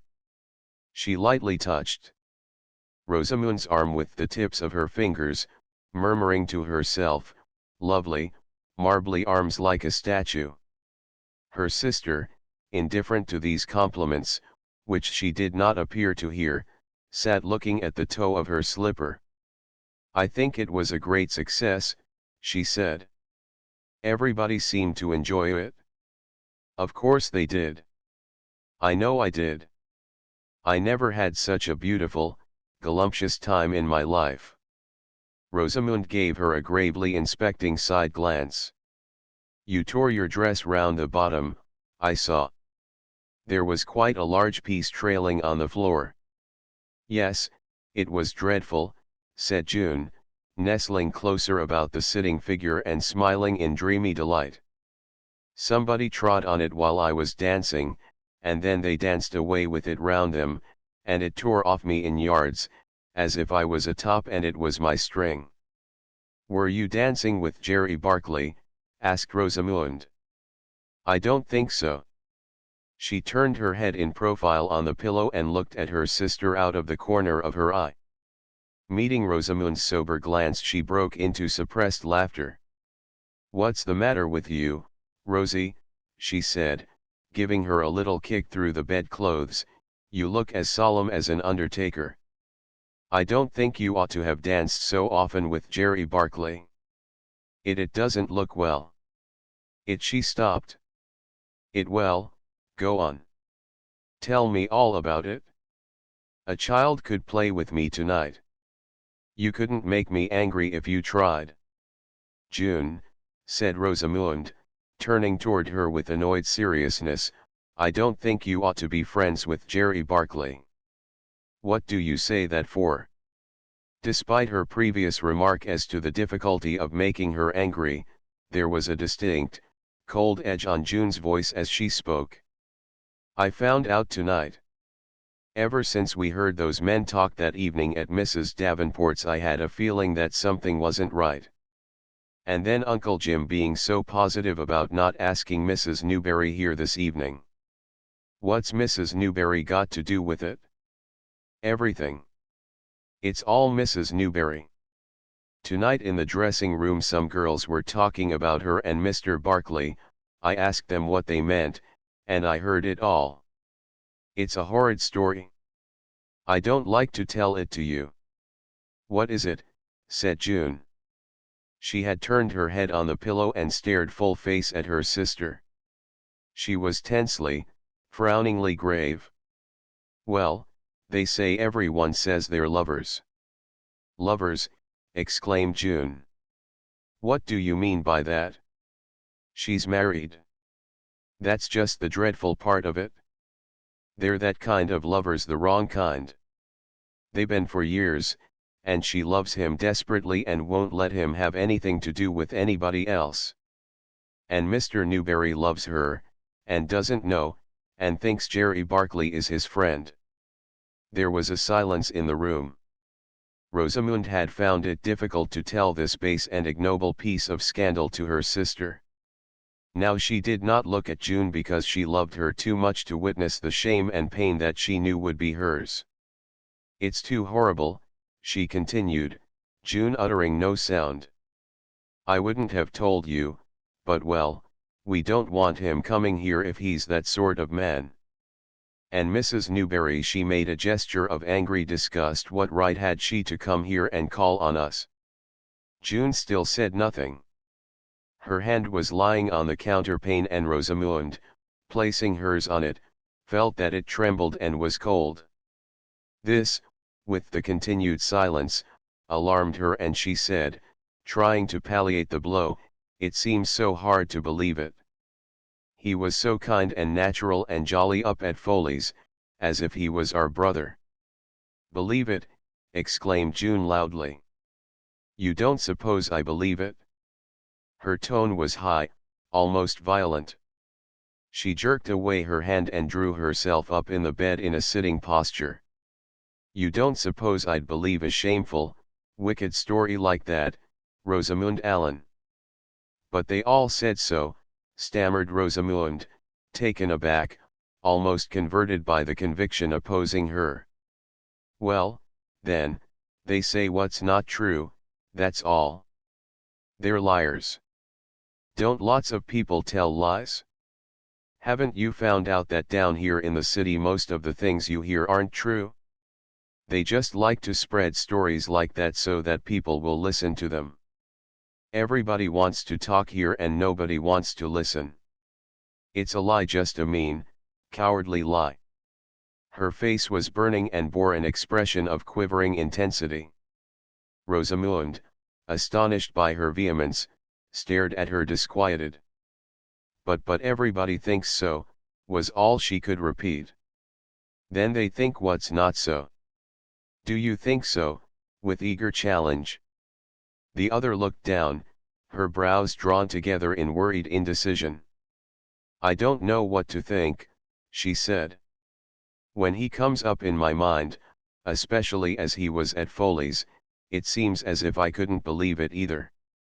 There, exclaimed June triumphantly. Of course you can't. Nobody who has any sense could. It's just degraded, low-minded people who have nothing better to do than spread scandals that could believe such a story about such a man. But Mrs. Newberry, demurred her sister. Why did Uncle Jim not want us to ask her tonight? What's Mrs. Newberry got to do with it? I don't know. I don't care anything about her. I don't like her. She looks like a large white seal, walking on the tip of its tail. I think she's common and fat and ugly. But what does she matter? If Mr. Newberry loves her, he's got very bad taste, that's all I've got to say. And as to Jerry Barkley loving her? Why, Rosamund, she suddenly dropped to her most persuasive softness of tone and expression, you know he couldn't. I don't know, said Rosamund. I don't feel as if I knew anything about men, or what they like, or what they don't like. You might think Mrs. Newberry ugly and they might think her beautiful. You never can tell. And then those men on the steps that night at Mrs. Davenport's, she shot an uneasy glance at her sister, that was what they meant. Rosie, said June, leaning toward her and speaking with pleading emphasis, you don't believe it. I don't want to, that's certain. Well, then, say you don't. I can't say that positively. I wish I could. She rose from her seat and moved away, absently drawing the hairpins from her coiled hair. June fell back on the pillow. Well, I can, she said. I never felt more positive about anything in my life.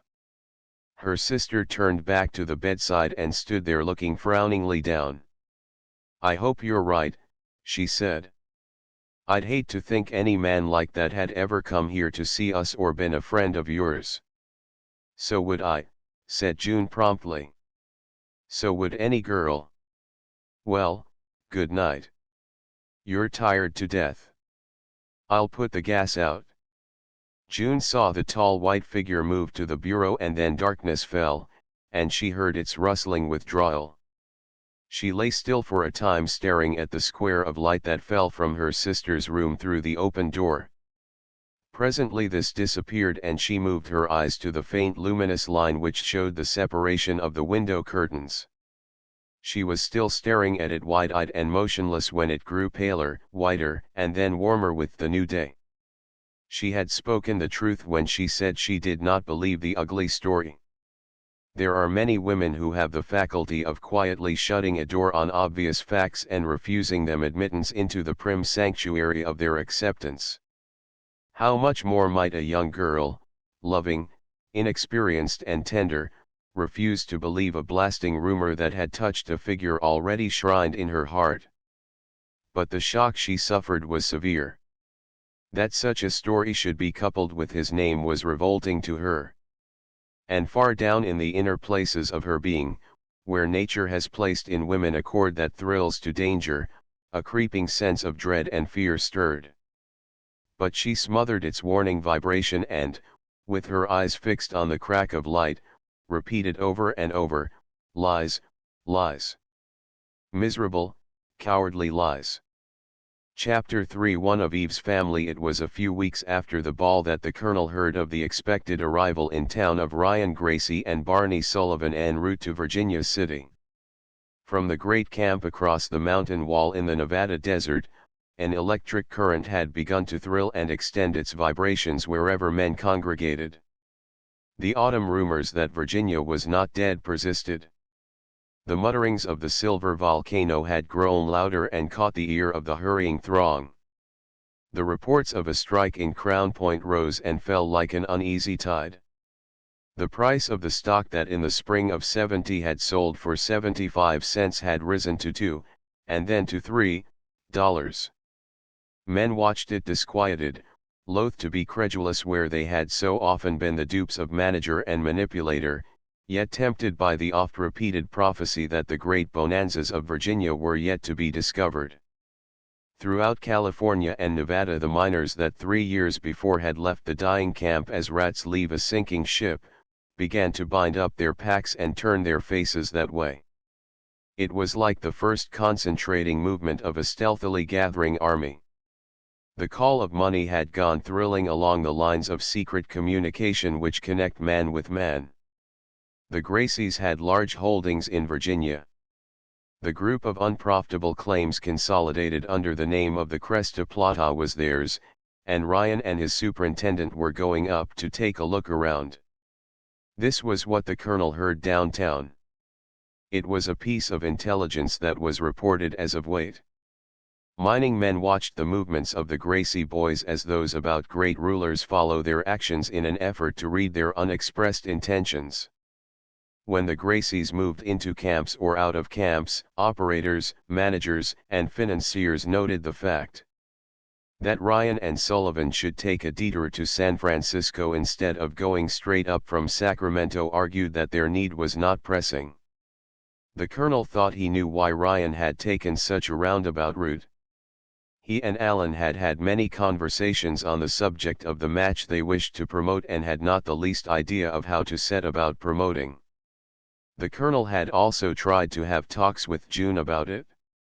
It seemed to him that a good way to further the matter and elicit some illuminating remark from her was to tell her at intervals that Ryan Gracie was a man of sterling worth in whose love any woman would find happiness. To all of which June invariably agreed with an air of polite acquiescence which the colonel found very baffling. His pet was to him the sweetest of living women, but he had to admit it was not always easy for him to understand or manage her. On the afternoon of the day he had heard of Ryan's expected arrival he had gone to see the new house a friend had just completed on Van Ness Avenue. The visit over he stood at the top of the flight of stone steps, looking up and down the great street, and wondering, as he tapped on his shoe with his cane, whether he would go across to Folsom Street for dinner or down to his club. Suddenly his idle glance fell on a pair of figures on the block above, walking with the loitering step which Beto Ken's engrossing conversation. Their backs were toward him, but one at least he thought he recognized. He ran down the steps and in a few minutes had gained on them and was drawing quickly nearer. He had not been mistaken. The black silk skirt, held up to reveal a pair of small feet in high-heeled shoes, the sealskin jacket, the close-fitting black turban hat, below which hung an uneven shock of short, brown curls, were too familiar to him to permit of any uncertainty. The man he was not sure of, but as he drew closer he saw his face in profile, and with a start of surprised annoyance recognized Jerome Barclay. At the corner they turned up the cross street. A short distance farther, on the angle of a small plaza, intruded into the gray city vista a green stretch of grass and shrubbery. The colonel wondered if it was the objective point of their walk, and this thought added to the disquietude he already felt at the sight of Barclay, for when people went into parks they sat on benches and talked, sometimes for hours. He was close at their heels before they heard his hail and turned. A momentary expression of annoyance, gone almost as soon as it came, passed over Barclay's face. June looked confused and, for the first instant, the colonel saw, did not know what to say. "Well," he said, trying to speak with genial unconsciousness, "what are you doing up here so far from your native haunts?" "I met Miss Allen on the avenue just below there," said Jerry quickly, walking up this way to make a call on some friends of hers.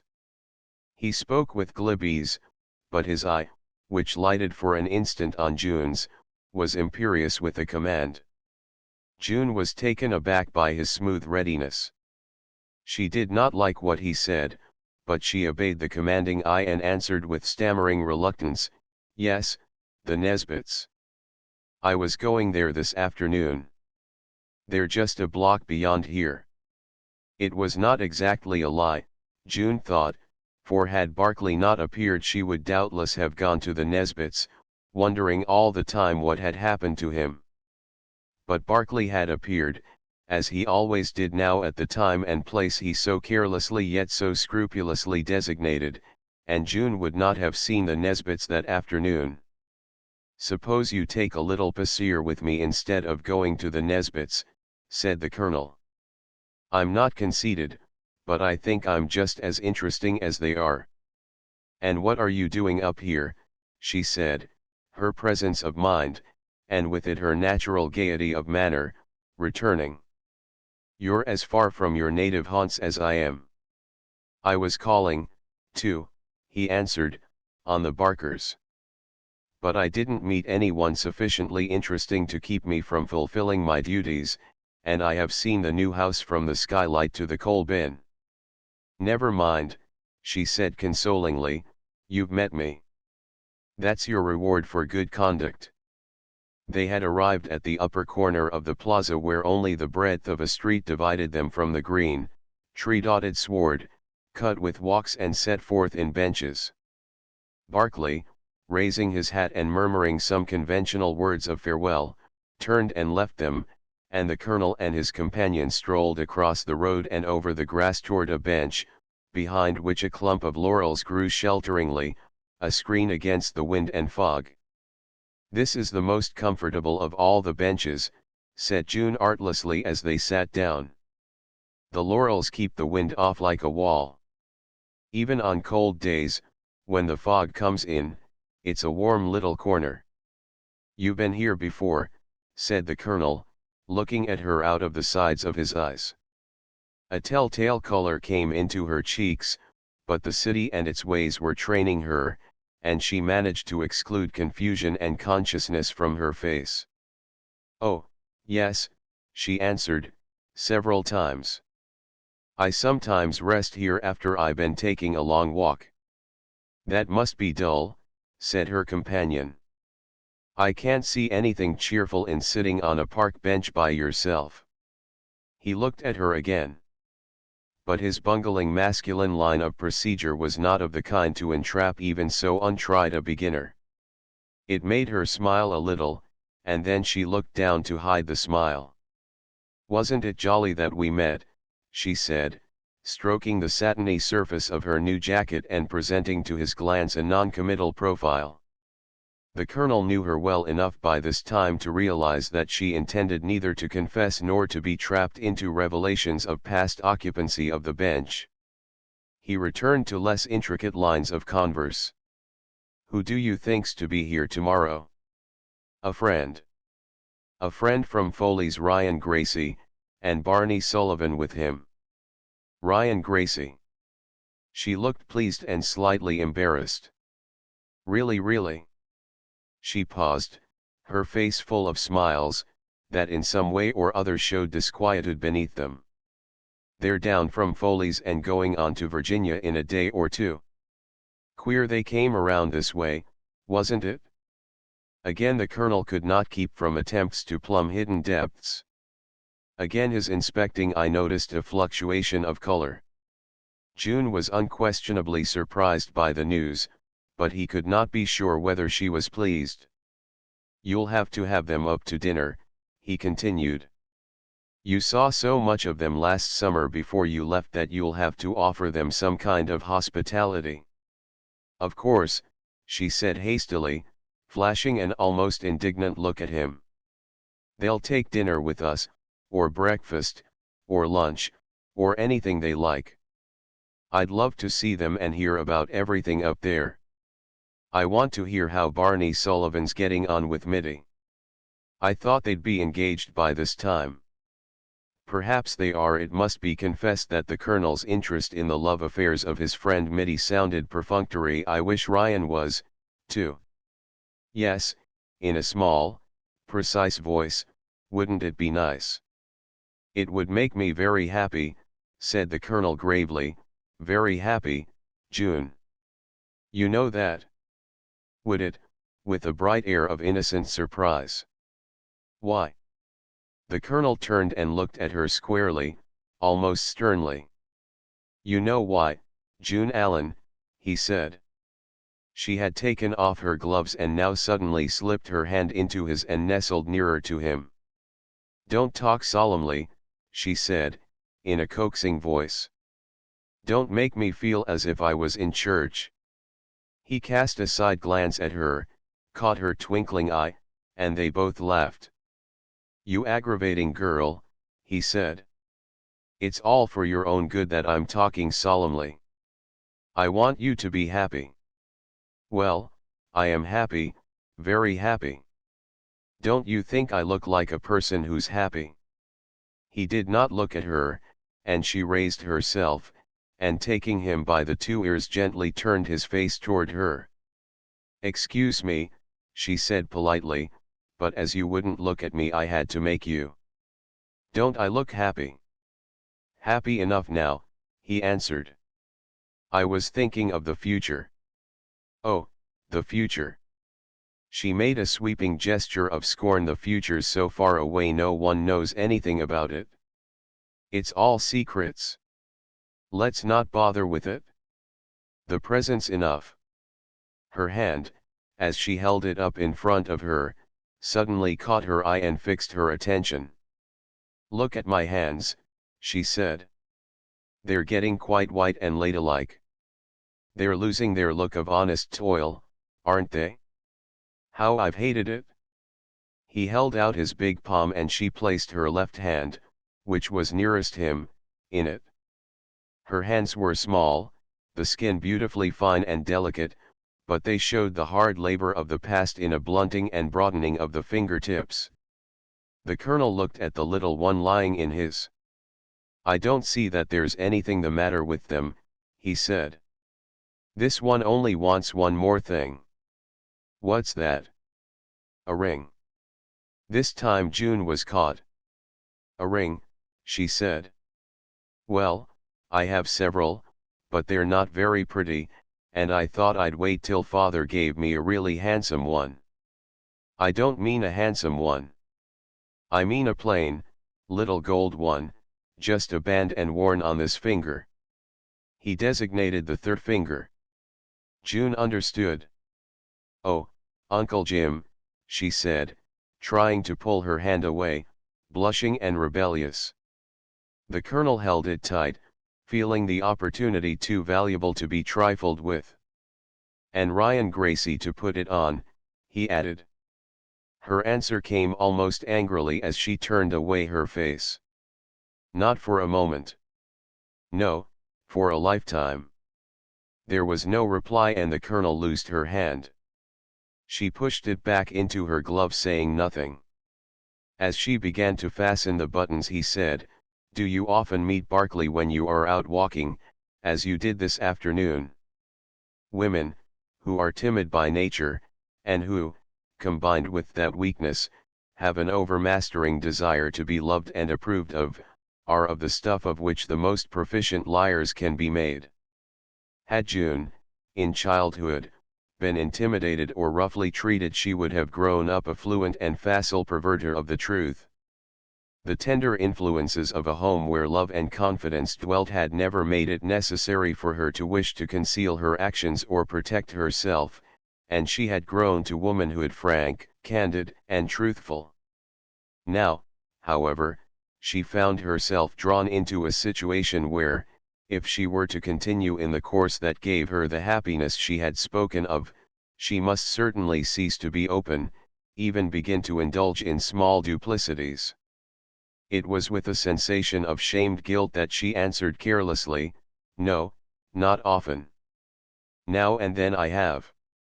Rosamund says he doesn't come to the house as much as he used. This was in the form of a question, too. Doesn't he? I haven't noticed much. Her heart accelerated its beats and she felt suddenly unhappy, as she realized that she was misleading a person especially dear to her. I'm glad of that, Junie dear. I don't like him to be hanging round you. He's not the man to be your friend. June began to experience a sense of misery. What are you down on him for, she said. I like him. I like him a great deal. It seemed to her that by thus openly voicing her predilection for Barclay she, in some way or other, atoned for her previous prevarications. Like him a great deal, repeated the colonel, staring somberly at her. What does that mean? She was instantly alarmed and sought to obliterate the effect of her words. Oh, I like him very much. I think he's interesting and handsome, and very nice. Just that way. Nothing could have sounded more innocently tame. The simple man beside her, who had loved but one woman and known the honest friendship of others as uncomplex as himself, was relieved. Barclay's not the man for a good girl to be friends with, he continued with more assurance of tone. He's all that you say, handsome, and well educated, and a smooth talker and all that. But his record is not the kind a man likes. He's done things that are not what a decent man does. I can't tell you. I can't talk to you about it. But rely on me. I'm right. I know all about it, she answered, turning round and looking calmly at him. All about it, about what? He stammered, completely taken aback. About that hateful story of Mrs. Newberry. The colonel's face reddened slightly. He had the traditional masculine idea of the young girl as a being of transparent ignorance, off which the wickedness of the world glanced as birdshot off the surface of a crystal ball. Now he was pained and shocked, not only that June should have heard the story but that she should thus coolly allude to it. Then if you've heard it, he said almost coldly, you should know without my telling you that Jerry Barclay's no man for you to know, or walk with, or have any acquaintance with. You don't suppose I believe it, do you? She said with the same almost hard composure. This indeed was a new view of the situation. For 6 years the colonel had heard the affair between young Barclay and Mrs. Newberry talked of and speculated upon. It had now passed to the stage of shelved acceptance. People no longer speculated. Their condemnation savored even of the indifference of familiarity. The only thing that nobody did was to doubt. And here was a girl, looking him in the face and calmly assuring him of her disbelief. Had he known more of women he would have realized how dangerous a portent it was. But why don't you believe it? He asked, still in the stage of stammering surprise. Because I know Mr. Barclay, she answered triumphantly, fixing him with a kindling eye. Well, that may be a reason, said the colonel, then stopped and drew himself to an upright position on the bench. He did not know what to say. Her belief in the man he knew to be guilty had in it a trustfulness of youth that was to him exceedingly pathetic. You can believe just what you like, dear, he said after a moment's pause, it's the privilege of your sex. But this time you'd better quit believing and be guided by me. Why, Uncle Jim, she said leaning eagerly toward him, I'm not a fool or a child any more. Can't I come to conclusions about people that may be right? I know Mr. Barclay well, not for as long as you have, but I shouldn't be surprised if I knew him a great deal better. We saw him so often and so intimately up at Foley's, and he couldn't be the kind of a man he is and be mixed up in such horrible scandals. It's impossible. He's a gentleman, he's a man of honor. Yes, nodded the colonel, looking at the shrubs in front of him, that's just what he'd say he was if you asked him. And it would be right. He's not capable of doing dishonorable things. He's above it. Rosamund thinks so, too. Oh, does she? Said the colonel. If he had not been so suddenly stricken with worry and foreboding he could not have forborne a smile at this citing of Rosamund as a court of last resort. Yes, Rosamund said she couldn't believe it either. If you knew him as we do you'd understand better. It's all lies. People are always talking scandal in this place. I've heard more since I came here than I heard in the whole of my life before. It's a dreadful thing, I think, to take away a man's character just for the fun of talking. She had spoken rapidly and now paused with an air of suspended interest, which was intensified by her expression of eager questioning. The colonel looked at her. In a dim way she was struck, as she had been before, by the intense melancholy of his eyes, sad old eyes that told of a life unfulfilled, devastated, at its highest point of promise. June, dear, he said in a low voice, you're not in love with this man. The color ran over her face to the hair on her forehead. The directness of the question had shocked her young girl's delicacy and pride. She tried to laugh, and then with her eyes down drooped, said in a voice of hurried embarrassment, "No, of course not." He smiled in a sudden expansion of relief. All was well again. In his simplicity of heart it did not occur to him to doubt her. Chapter 4 Danger Signals. Jerome Barkley lived with his mother in a new house on Taylor Street, near Jackson. They had only been there a short time. Before that South Park had been their home.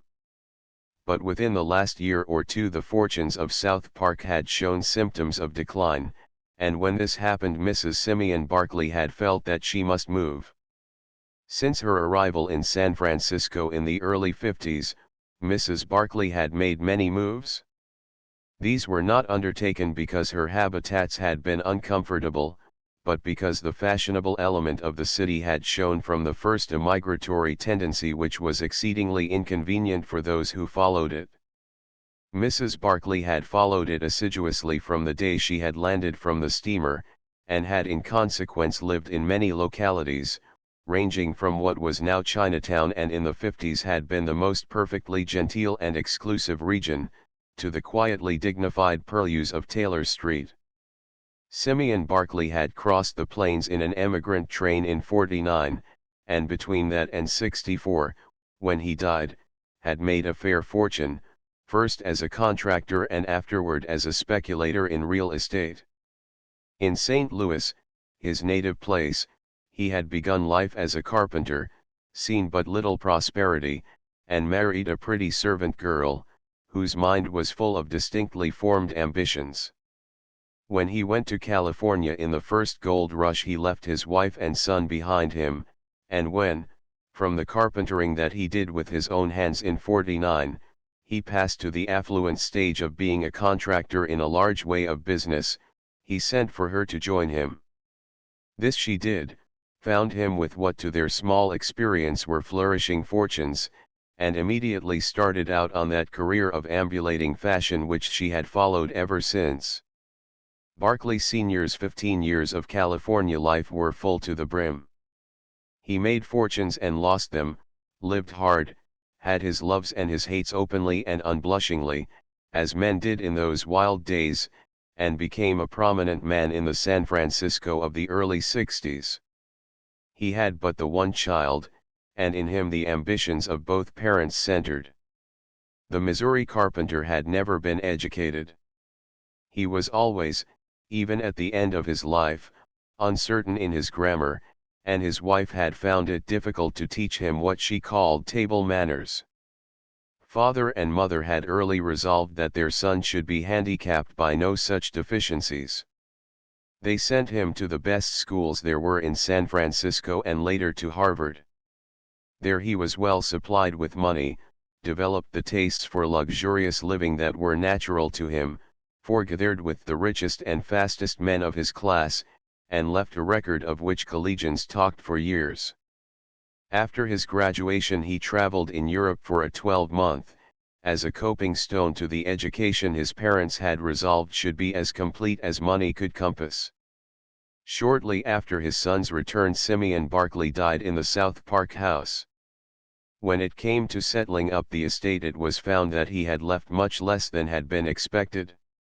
The house and the income of a prudently invested $80,000 was all the widow and son had to their credit when the outlying debts were paid. It was not a mean fortune for the place and the time, but both were querulous and felt themselves aggrieved by this sudden lightening of what had been for 15 years a well-filled purse.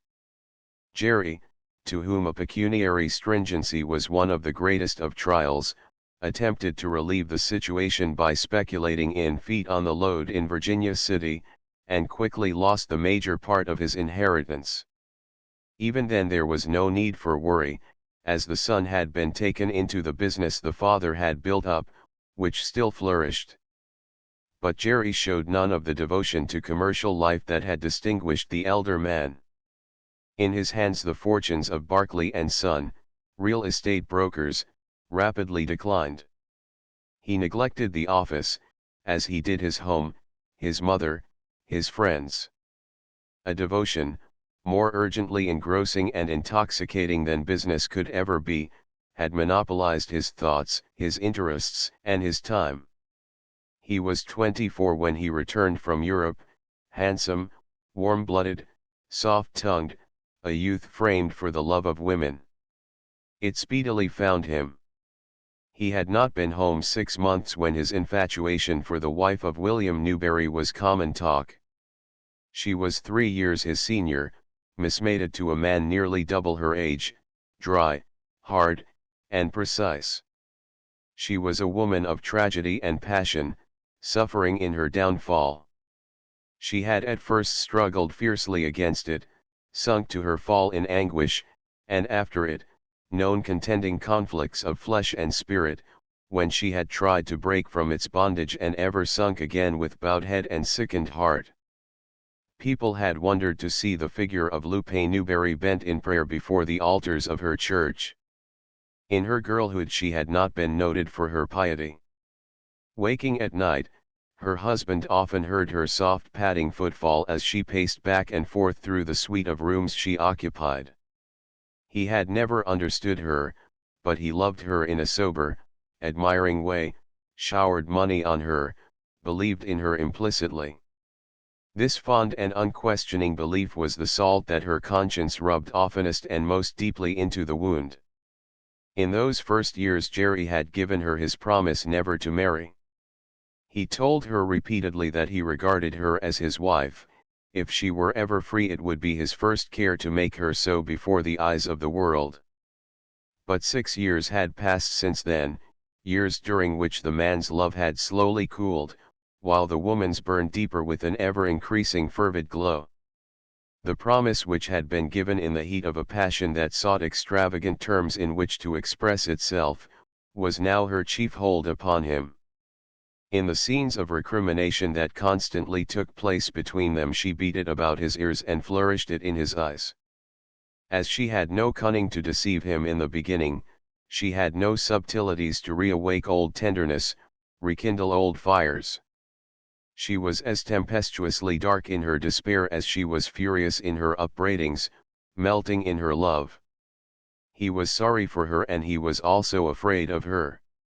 He tried to please her, to keep her in a good temper, and he refrained from looking into the future where his promise and his fear of her, were writ large across his life. It was for his protection from scenes of jealousy and tears that he had conducted his friendship with June in a surreptitious manner. He had the caution of selfish natures, and the underhand course that his intrigue necessitated had further developed it. He wanted to please himself always and to hurt no one, because people, when they are hurt, disturb the joyous tenor of life. Now, where June was concerned, he was not doing any harm. He saw the girl in a perfectly open manner except that he did not see her in her own house. He had a right to spare himself the railings to which he knew Lupe would subject him, and which he dreaded as only a man can who hears them from the lips of a woman he has ruined and no longer loves. That it was unfair to June he would not permit himself to think. He liked seeing her too much to give it up, so he assured himself that it was a harmless pleasure for both of them. Of course he could not marry her. Even if he were free to do so he had no such feeling for her. They were only friends. Their conversation had never passed the nicely designated limits of friendship. He had never touched her hand save in the perfunctory pressure of greeting and farewell. His respect for June was genuine, only it was not as strong as his regard for his own pleasure and amusement. Yet, despite the assurances of the platonic coolness of his sentiments, his desire for her society grew with what it fed on. When by some engagement, impossible to be evaded, they could not take their accustomed walk together, he was filled with an unreasonable disappointment, and was almost angry with her till she should appear again. On the last occasion the colonel had interrupted them only a few minutes after they had met. Jerry, cheated of the hour he had intended spending on the park bench with her, left them in a rage. And so imperative was his wish to see her that the next evening, indifferent to the fact that he would probably find the colonel there, he made up his mind to go to the house on Folsom Street and pay one of his rare calls. Ryan Gracie and Barney Sullivan were dining with the Allens that night. There was much to talk about and the party sat long over the end of dinner, the smoke of the men's cigars lying in light layers across the glittering expanse of the table. There were champagne glasses beside each plate, the bubbles rising in the slender stems to cluster along the rim. These had appeared midway in the dinner, when, with much stumbling and after repeated promptings and urgings from Ryan, Barney Sullivan had announced his engagement to Summit Bruce. With glasses held aloft the party pledged Mitty and her lover. The encomiums of his fiancée which followed made Barney even redder than the champagne did. "Oh, there's nothin' the matter with Mitt," he said with a lover's modesty, "I ain't gone it blind shoes in her." "Mitty Bruce," the colonel exclaimed. "Mitty Bruce is the finest girl in the California foothills." "I guess Barney thinks just about that way," Ryan answered, forbearing to stare at the blushing face of his superintendent. "Oh, Mitt's all there," Barney repeated, allowing himself a slight access of enthusiasm. "She's just about on top of the heap." Greatly to his relief the conversation soon left his immediate affairs and branched out to the other members of the Little Foley's group. Black Dan was still at the Buckeye Bell. His daughter was at school in New York where she had been sent in the autumn at her own request. The girls asked anxiously after her. The few glimpses they had had of the spoiled beauty had inflamed their imaginations. It seemed part of the elegant unusualness which appertained to her that she should be sent to New York to finish her education, with beyond that a polishing year or two of European travel. "How wonderful she'll be when she comes back," Rosamund had said with an unenvious sigh. "Perfectly beautiful and knowing everything like the heroine of a novel." A slight trace of bitterness was noticeable in Ryan's answer. "I think she'd have been a good deal more wonderful if she'd stayed here. She's just the apple of her father's eye, the thing he lives for. And now, unless he goes east, and that's almost impossible with things waking up this way in Virginia, he may not see her for a year or two." The mention of Virginia broke the spell of gossip and small talk and the conversation settled down to the discussion of the business, which, in different degrees, absorbed the four men. It was curious to notice the change wrought in them by this congenial theme. Sullivan's uncouthness and embarrassment fell from him with the first words. His whole bearing was transformed, it became infused with alertness and gained in poise and weight. The heaviness of his visage gave place to a look of sharpened concentration. His very voice took on different tones, quick, sure and decisive. But it was to Ryan Gracie that the others deferred. June, sitting silent in her chair, noticed that when he spoke they listened, Sullivan with fox-like keenness of face, the colonel with narrowed eyes, ponderingly attentive over his cigar, her father with a motionless interest showing in knit brows and debating glance. Leaning back in an attitude of careless ease, Ryan spoke simply but with a natural dominance, for here he was master. A thrill of surprised admiration passed through the girl. He was a man among men, a leader by weight of authority, to whom the others unconsciously yielded the foremost place. The room was dim with smoke when they finally rose from the table. The mining discussion was still in progress, but Ryan dropped out of it to turn to his hostess and draw back her chair. As he did so he leaned over her shoulder and said in a lowered voice, "It's too bad I've got to go on tomorrow. I wanted to see you again.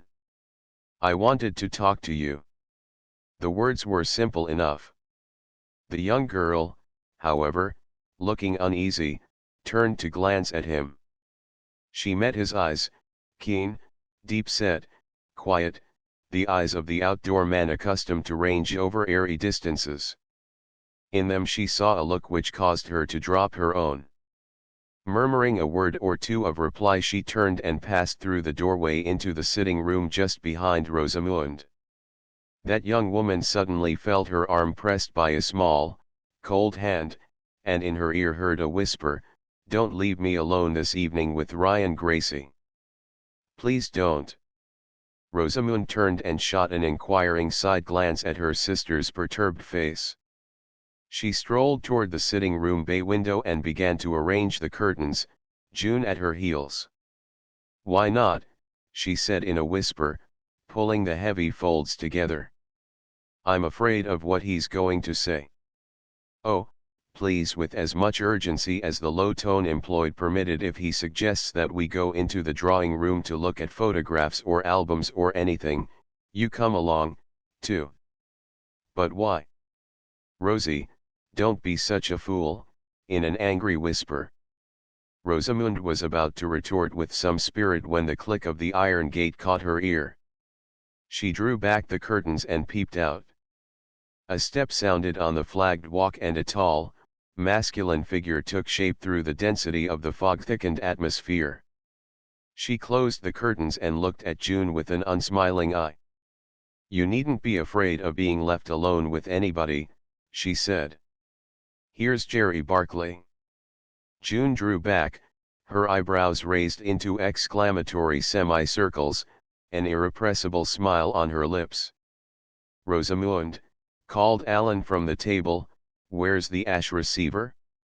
"Gracie's got nothing to put his ashes in but the blue satin candy box one of June's young men gave her for Christmas."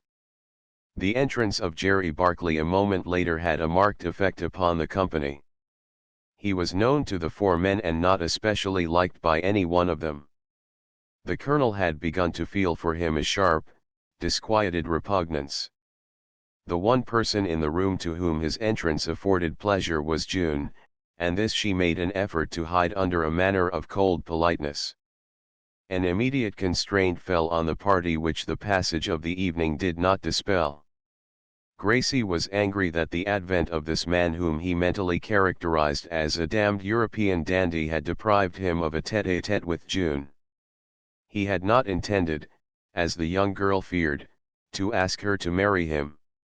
He had the humility of a true lover and he felt that he dared not broach that subject yet. But he had hoped for an hour's converse with her to take with him on his journey as a sweet, comforting memory.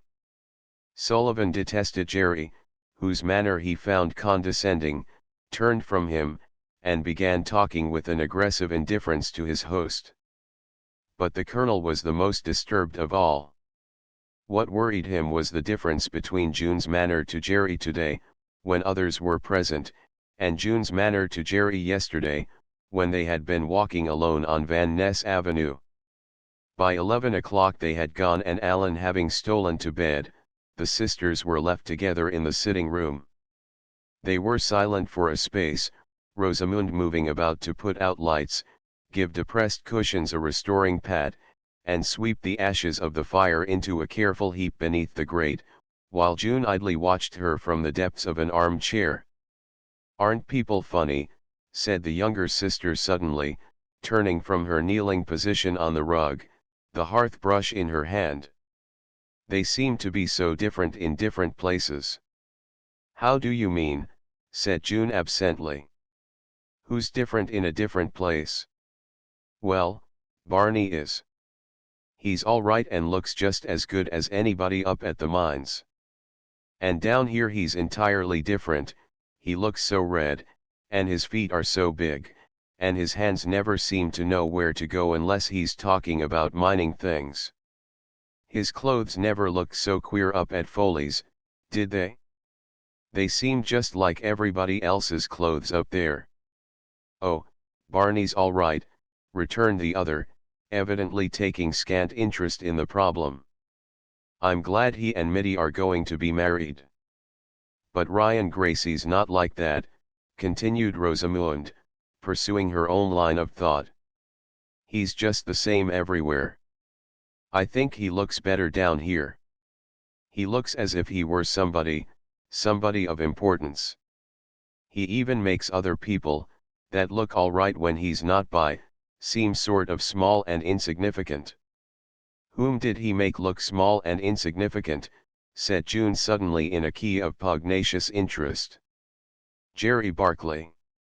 I thought Jerry Barkley looked quite ordinary and as if he didn't amount to much beside Ryan. The things he said seemed snappish and sometimes silly, like what a girl says when she's cross and is trying to pretend she isn't. I don't think it very polite, Rosamund, said June in a coldly superior tone, to criticize people and talk them over when they've hardly got out of the house. Well, perhaps it isn't, said Rosamund contritely, returning to her hearth brushing, but like lots of other things that aren't just right, it's awfully hard not to do it sometimes. The girls went upstairs and June was silent. Rosamund thought she was still annoyed by the criticism of her friend, and so she was. For deep in her own heart the thought that Rosamund had given voice to had entered, paining and shocking her by its disloyalty, and making her feel a sense of resentment against Ryan Gracie. Chapter V. The Great God Pan. In the spring in San Francisco the trade winds come and all wise Californians move inland. In the early 70s the exodus to the country was not noticeably large. Rural hotels were still small and primitive. To be able to evade the fog-laden breath of the trades was the luxury of the well-to-do, and the well-to-do evaded them by retiring to country houses which dotted the teeming reaches of the Santa Clara Valley, or sought the shelter of the live oaks where the golden floor of the valley slopes up into the undulations of the hills. The Allens moved down early in April. Their father, after an afternoon's excursion in a buggy with a real estate agent, came back one evening and told them he had rented the DeSoto house, back of San Mateo, for 3 years, and they must be ready to move into it in a week. He was full of business and hurry in these days, and said he could not help them much. Neither would he be with them a great deal, as he would spend most of his summer in town with occasional trips to Virginia City. Crown Point was steadily rising and the rumors of a new bonanza were on every tongue. Ryan Gracie had not returned, and Black Dan had ridden over the mountains into the Nevada camp on his own horse, a dislike for modern modes of locomotion being one of his peculiarities. Allen had bought heavily of the rising stock and seen himself on the road to even more dazzling fortune. He had rented the DeSoto place for the highest price any real estate agent had yet dared to ask. People who knew of the rate of his expenditure talked of a beggar on horseback. But the Barranca was paying well and the 20-stamp mill was up and going. The DeSoto estate was part of the princely grant that the Señorita Esperanza DeSoto brought as a marriage portion to her husband, Peter Kelly, a sailor from a New England clipper which touched at Yerba Buena in 38.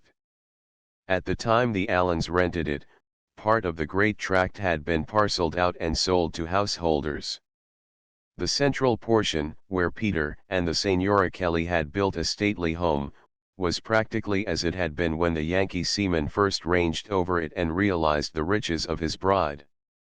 Now both sailor and Señora were dead, and their only son, Tiburcio Kelly, preferred a life in Paris on the large fortune accumulated by his thrifty father, to the dolce far niente of empty, golden days in the Santa Clara Valley.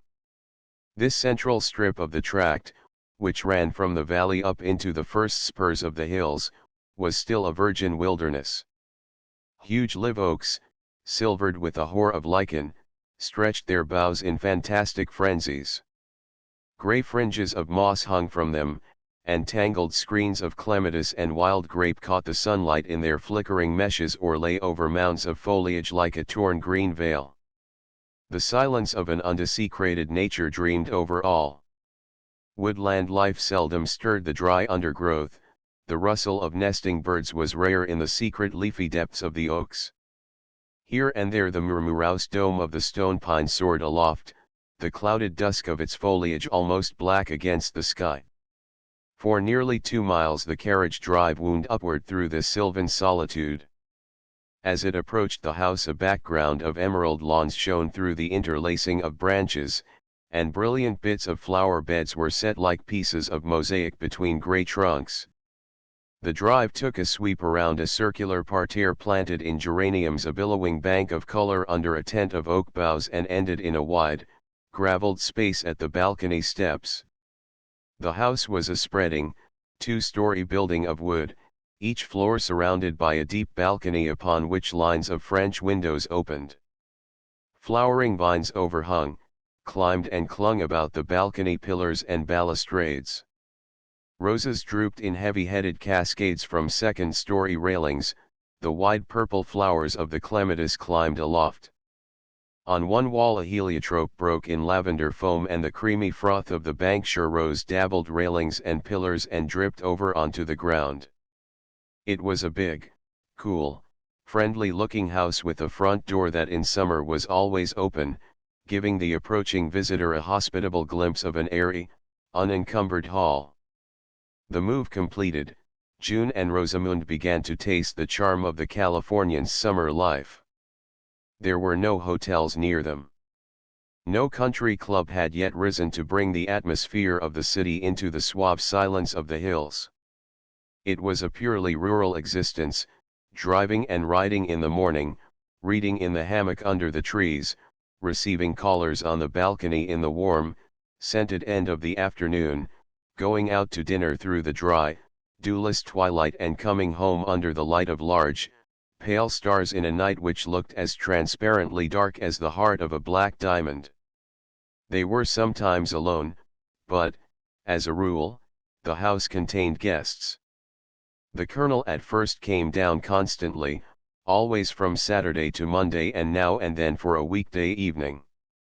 But in May the sudden leap of Crown Point to 180 upset the tranquility of even cooler natures than Jim Parrish's, and the Stock Exchange became the center of men's lives. The long-expected bonanza had been struck. The San Franciscans, once more restored to confidence in the great lode, were seized with their old zest of speculation, and all the world bought Crown Point. Allen saw himself on the road to a second fortune, and threw his money about in Virginia with an additional gusto, as it had been the scene of some of his poorest days. Even the Colonel was attacked by the fever and invested. His financial condition had given him grounds for uneasiness lately, and here was the chance to repair it. A mine in Shasta, in which he had been a large owner, shut down. He owned property in South Park, and the real estate agents were beginning to shake their heads at the mention of South Park property. It surprised him to realize that for the first time in years he was short of ready money. He sold 2 buildings far out among the sand dunes on Upper Market Street, and with the rest of his kind bought Virginia mining stock with Crown Point and Belcher at the head. Under the live oaks back of San Mateo the girls only faintly heard the rising rush of the excitement. The current circled away from their peaceful corner, lapped now and then by a belated ripple. The country life they both loved filled them with contentment and health. Rosamund took to gardening again. Her face shaded by a large Mexican hat, she might be seen of a morning in confab with the Irish gardener, astonishing him by her practical knowledge. In the evening she surreptitiously hosed the borders, wishing that her visitors would go back to town and leave her to the peaceful pursuit of the work she delighted in and understood. June was not so energetic. She did not garden or do much of anything, save now and then go for a walk in the wild parts of the grounds. As might be expected, Mrs. Barclay always moved down to San Mateo in April. She was not rich enough to own a large country place, but she did the best that was in her and rented a pretty cottage outside the village. Here Jerry came from town every Saturday and stayed till Monday morning, and to her surprise not infrequently appeared unannounced on weekday afternoons, saying that business was dull, and there was no necessity waiting about in town. The year before she had complained greatly that her son's visits to San Mateo were rare. This summer she had no such grievance. He kept a horse in her small stable, and as soon as he arrived had it saddled and went out for a ride. Sometimes on Sunday he rode over and called on the Allens, but there were other people to visit in the neighborhood and he did not go to the Allens, so he told his mother as often as he would have liked. The direction he took on the weekday afternoons was always the same. No rain falls during the California summer, there are no dark hours of thunder and cloud, it is a long procession of blue and gold days, steeped in ardent sunshine, cooled by vagrant airs, drowsy with aromatic scents, a summer made for lovers' trysts. Halfway up the winding drive to the DeSoto house, Jerry had learned there was a path through the underbrush which led to an opening, deep in the sylvan wilderness, under the thick-leaved roof of an oak. It had been a favorite spot of the late Senora Kelly's, and all the poison oak had been uprooted. With the canopy of the tree above, a ceiling of green mosaic in which the twisted limbs were embedded, and the screen of lightly hung, flickering leafage encircling it, it was like a woodland room, the bower of some belated dryad. Sometimes Jerry had to wait for her, and lying prone on the ground, his horse tethered to a tree trunk nearby, lay looking up, his senses on the alert to catch her step. Sometimes she was there first, and as he brushed through the covert, he saw her dress gleaming between the leaves in a spattering of white. His heart was beginning to beat hard at the sound of her advancing footfall. While he waited for her he thought of nothing, his whole being held in a hush of expectancy. When she came he found it difficult for the first moment to speak easily. On an afternoon early in June he sat thus waiting. All the morning the thought of this meeting had filled his mind, coming between him and his business. On the train coming down the anticipation of it held him in a trance-like quietude. He talked little to his mother at lunch. He kept seeing June as she came into sight between the small, delicately leaved branches, dots of sun dancing along her dress, her eyes, shy and full of delight, peeping through the leaves for him. He answered his mother's questions at random and ate but little. The picture of the white-clad girl grew in intensity, striking him into motionless reverie, so that, his eyes fixed, he seemed scarcely to breathe. It was very warm. Lying on his back on the dried grass, his hands clasped under his head, he gazed straight before him at the long fringes of moss that hung from a gnarled bough. His senses were focused in an effort to disentangle her footstep from the drowsy noises of the afternoon. All scruples, apprehensions of danger, were swept away by the hunger for her presence. His mind had room for no other thought. Every nerve was taut, every sense quiveringly alert, as he lay, still as a statue, waiting for her. Suddenly he rose on his elbow, staring sidewise in the concentration of his attention. The subdued, regular brush of her dress against the leaves came softly through the murmurous quietness. He sprang to his feet, strangely grave, his glance on the path she came by. In a moment her figure speckled the green with white, and she came into view, hurrying, sending sharp, exploring looks before her.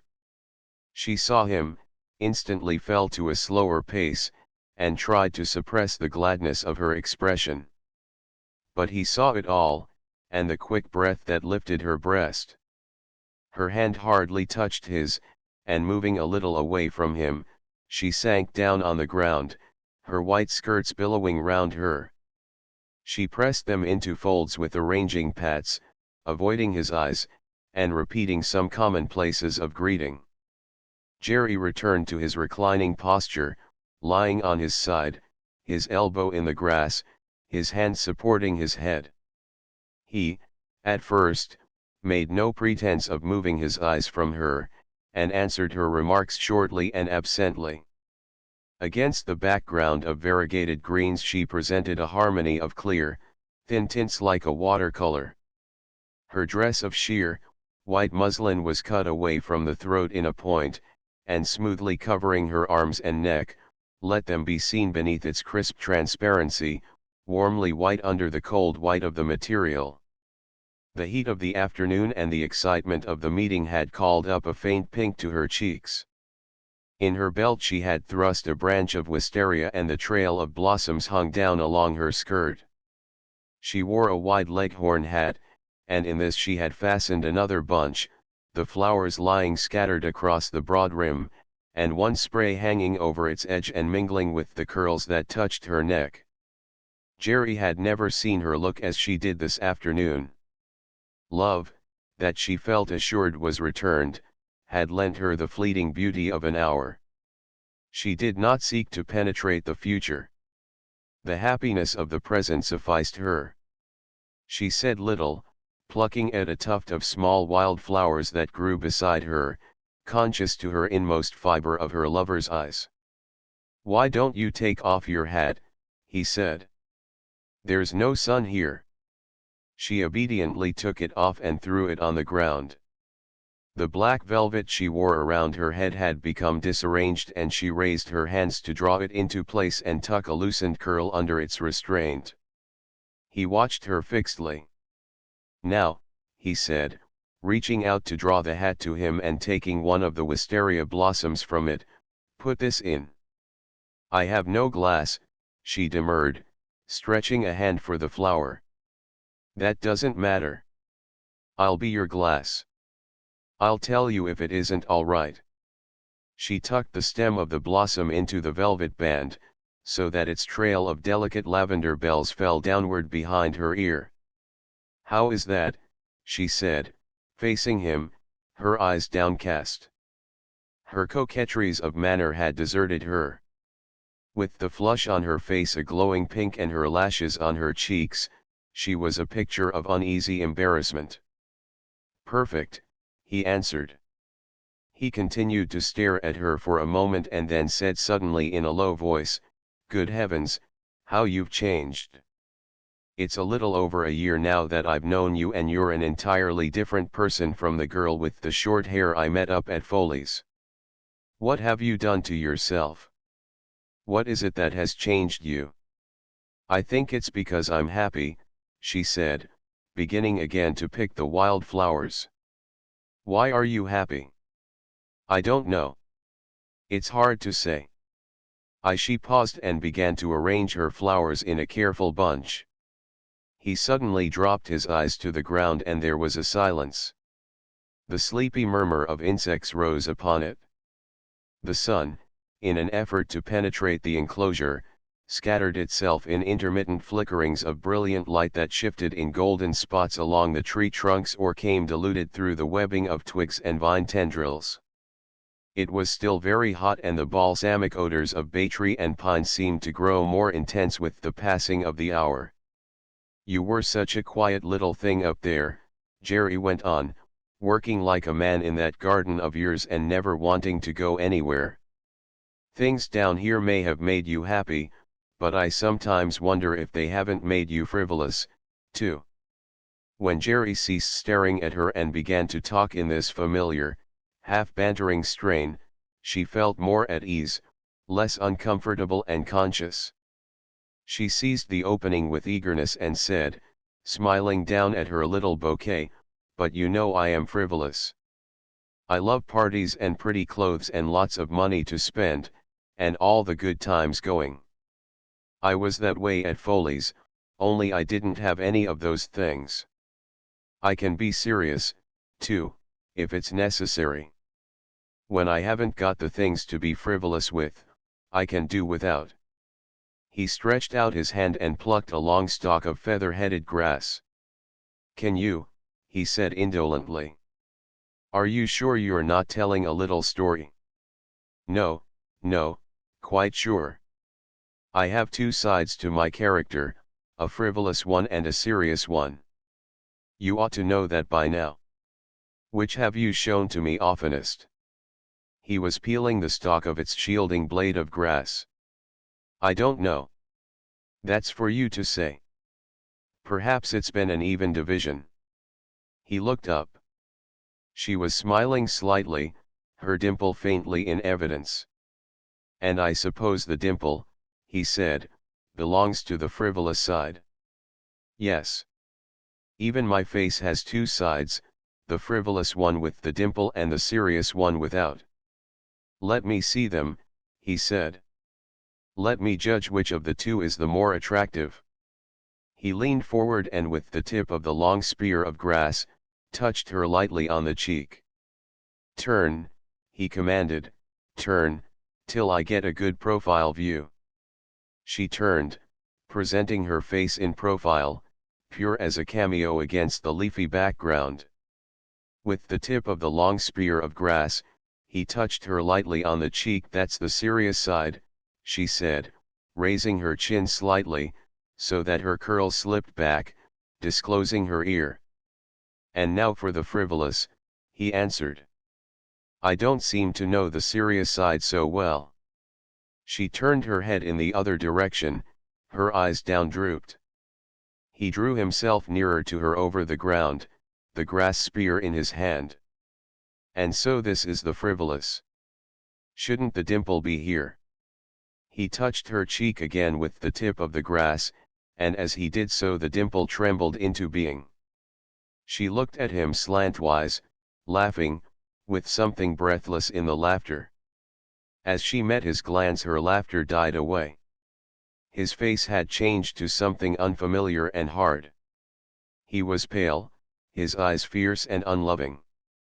For a moment she looked at him, some phrase of inquiry dying on her lips, then she made an attempt to rise, but he drew close to her and caught her hands. She turned her head away, suddenly white and frightened. June, he whispered, do you know how much I love you? It was a whisper unlike anything she had ever heard before. A whisper within herself responded to it. She sat still, trembling and dizzy, and felt his arms close about her, and her consciousness grow blurred as his lips were pressed on hers. The instant after he had loosed her and they had shrunk from each other in guilty terror, the girl quivering with a rush of half-comprehended alarm, the man struggling with contending passions. His face seemed to her full of anger, almost of hatred, as he cried to her, go home. I'm sorry. I shouldn't have touched you. We can't come here again this way. I'm not free to love you. Go home. He made an imperious gesture for her to go, almost as though driving her from his presence. White as death and dazed by the terrifying strangeness of it all, she scrambled to her feet, and turning from him, set out at a run. She brushed through the bushes, her eyes staring before her, her breast straining with dry sobs. In one hand she still held her little bunch of wild flowers, and with the other she made futile snatches at her skirt, which she had trodden upon and torn. Gaining the end of the wood, she came into the open garden, glaring with sun, deserted and brilliant. Back of it stood the house, shuttered to the afternoon heat and drowsing among its vines. She was about to continue her course over the grass to the open front door, when a footstep behind her, rapid as her own, fell on her ear. For an instant of alert, lightly poised terror, she paused listening, then shot forward across the grass and onto the drive. But her pursuer was fleeter than she. Close at her shoulder she heard him, his voice full of commanding urgency. Stop, I must speak to you. She obeyed as she must always obey that voice, and wheeled around on him, pallid and panting. June, dearest, forgive me. I forgot myself and I've frightened you. But we mustn't meet that way anymore. She looked at him without answering. He was as pale as she. The lower part of his face seemed to tremble. He had difficulty in controlling it and speaking quietly. It's true what I said, he went on. I love you. I've done so for months. I was to blame, horribly to blame. You're so young, such a child. I was the one to blame for it all. For what? She said. What's there to blame anybody for? What has happened all of a sudden? He came closer to her and looked her steadily in the eye. I am not free, he said in the lowest audible voice. I can't marry you. I am not free. She repeated with trembling lips, not free. Why not? No. If I were, oh, June, if I were. He turned away as if to go, then turned back, and said, oh, June, if I were, we would be so happy. If I could undo the past and take you. His voice broke and he looked down, biting his underlip. She understood everything now, and for the moment speech was impossible. There was a slight pause, and then he said, I wouldn't let myself see the way it was going. I lied to myself. I loved you better every day, and I persuaded myself I didn't, and that it was nothing but a friendship to both of us. We mustn't meet this way any more. But we will see each other sometimes at people's houses. We're not to be strangers. She turned dazedly away from him to go to the house. For a step or two he let her go. Then he followed her, caught her hand with its bunch of limp flowers, and said with urgent desperation, I'll see you sometimes. I can't give you up entirely. Perhaps later, when time has passed, we can be friends. June, I can't give it all up like this. She turned on him a face whose expression pierced through his egotism. Let me go into the house, she whispered. I can't say anything now. Let me go into the house. He dropped her hand, and turning, walked rapidly toward the driveway. June ran to the house. It was wrapped in complete silence. Not a sound or movement came from it. She had but one idea, to mount the stairs unseen, gain her room and then lock the door. Noiseless and fleet-footed she sped up the veranda steps, flew through the open door, and then cowered against the wall. Rosamund was on the stairs coming down. June, she said sharply, where did Jerry Barkley come from, and what was he saying to you out there? I been watching you from the window. Then she saw her sister's face. Her own changed in a flash. Its severity vanished, and concern, alarm, love, took its place. She ran downward to the figure at the stair foot, pressed against the wall. What's happened? June, what's the matter? Her startled whisper broke the sunny stillness with a note of the deadly realism of life amid the sweet unconcern of nature. She tried to clasp June, who made an effort to squeeze past her, crushed against the wall, her head down, like one who fears recognition. When, finding it impossible to escape, she suddenly collapsed at Rosamund's feet, curled up like a person in physical anguish, and cried with smothered violence, He's not free, Rosamund. It's all over, everything's over. It's all true, and we've got to end it all. He's not free. Rosamund realized vaguely what had happened. She was a loving woman, but she was a practical one, too. There were people in the house who must not see June just at this crisis. She was much the larger and stronger of the two girls, and she bent down and attempted to raise the prostrate figure. June, listen. We were going out driving at 5. Mary Moore may be down at any moment. Come quick, she mustn't see you. She's the worst gossip in San Francisco. Come, I'll help you. She dragged the girl up with an arm around her, hurried her to the top of the stairs, along the hall, and into her room. There she let her fall into an armchair, and, stepping back, locked the door. In the sweet-scented, airy room, with its thin muslin curtains softening the hot brilliancy of the landscape, June sat in the armchair, silent and motionless, her face pinched. Rosamund, who had never seen her sister like this, did not know what to do, and in despair, resorted to the remedies she had been accustomed to using when her mother had been ill. She softly rubbed June's temples with cologne and fanned her Finally she knelt down by her side and said tenderly, "What is it, Junie, dear? Tell it to me." "I have told it to you," said June. "He's not free, that's all. You all said it, but I wouldn't believe it. Now he's said it and I've got to believe it." She spoke in a high, hard voice, and Rosamund, kneeling on the floor, put her arms round her, and said with ingenuous consolation, "But now you know it, the worst's over." "Everything's over," said June dully. Her eyes fell to her lap, and there, in one hand, she saw the wilted remains of the little bunch of wild flowers. A sudden realization of what her feelings had been when she picked them, how joyous, how shyly happy, how full of an elated pleasure of life, and what they were now, fell upon her with desolating force. She gave a cry, and, turning from her sister, pressed her face against the back of the chair and burst into a storm of tears. Chapter 6 Readjustment. June and July passed, and the life in the De Soto house was very uneventful.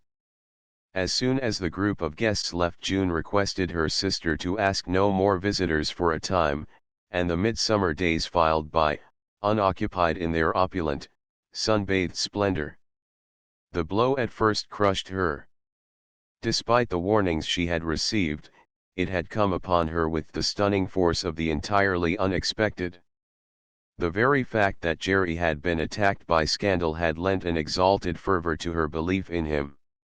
Even now, had there been a possibility of her continuing in this belief, she would have persisted. Weak, loving women have an extraordinary talent for self-deception, and June combined with weakness and love an irrepressible optimism. She tried to plead for him with herself, argued his case as before a stern judge, attempted in her ignorance to find extenuating circumstances for him, and then came face to face with the damning, incontrovertible fact that he himself had admitted. It was a blasting experience. Had she known him less well, had their acquaintance been of shorter duration, the blow would probably have killed her love. But the period of acquaintance had been long, the growth of affection gradual. By the time the truth was forced upon her, her passion had struck its roots deep into her heart, and she was not strong enough to tear it out. In the long summer days, wandering about the deserted, glowing gardens, she began the work of reconstructing her ideal. She told herself that she would always love him, but now it was with no confidence, no proud joy in a noble and uplifting thing.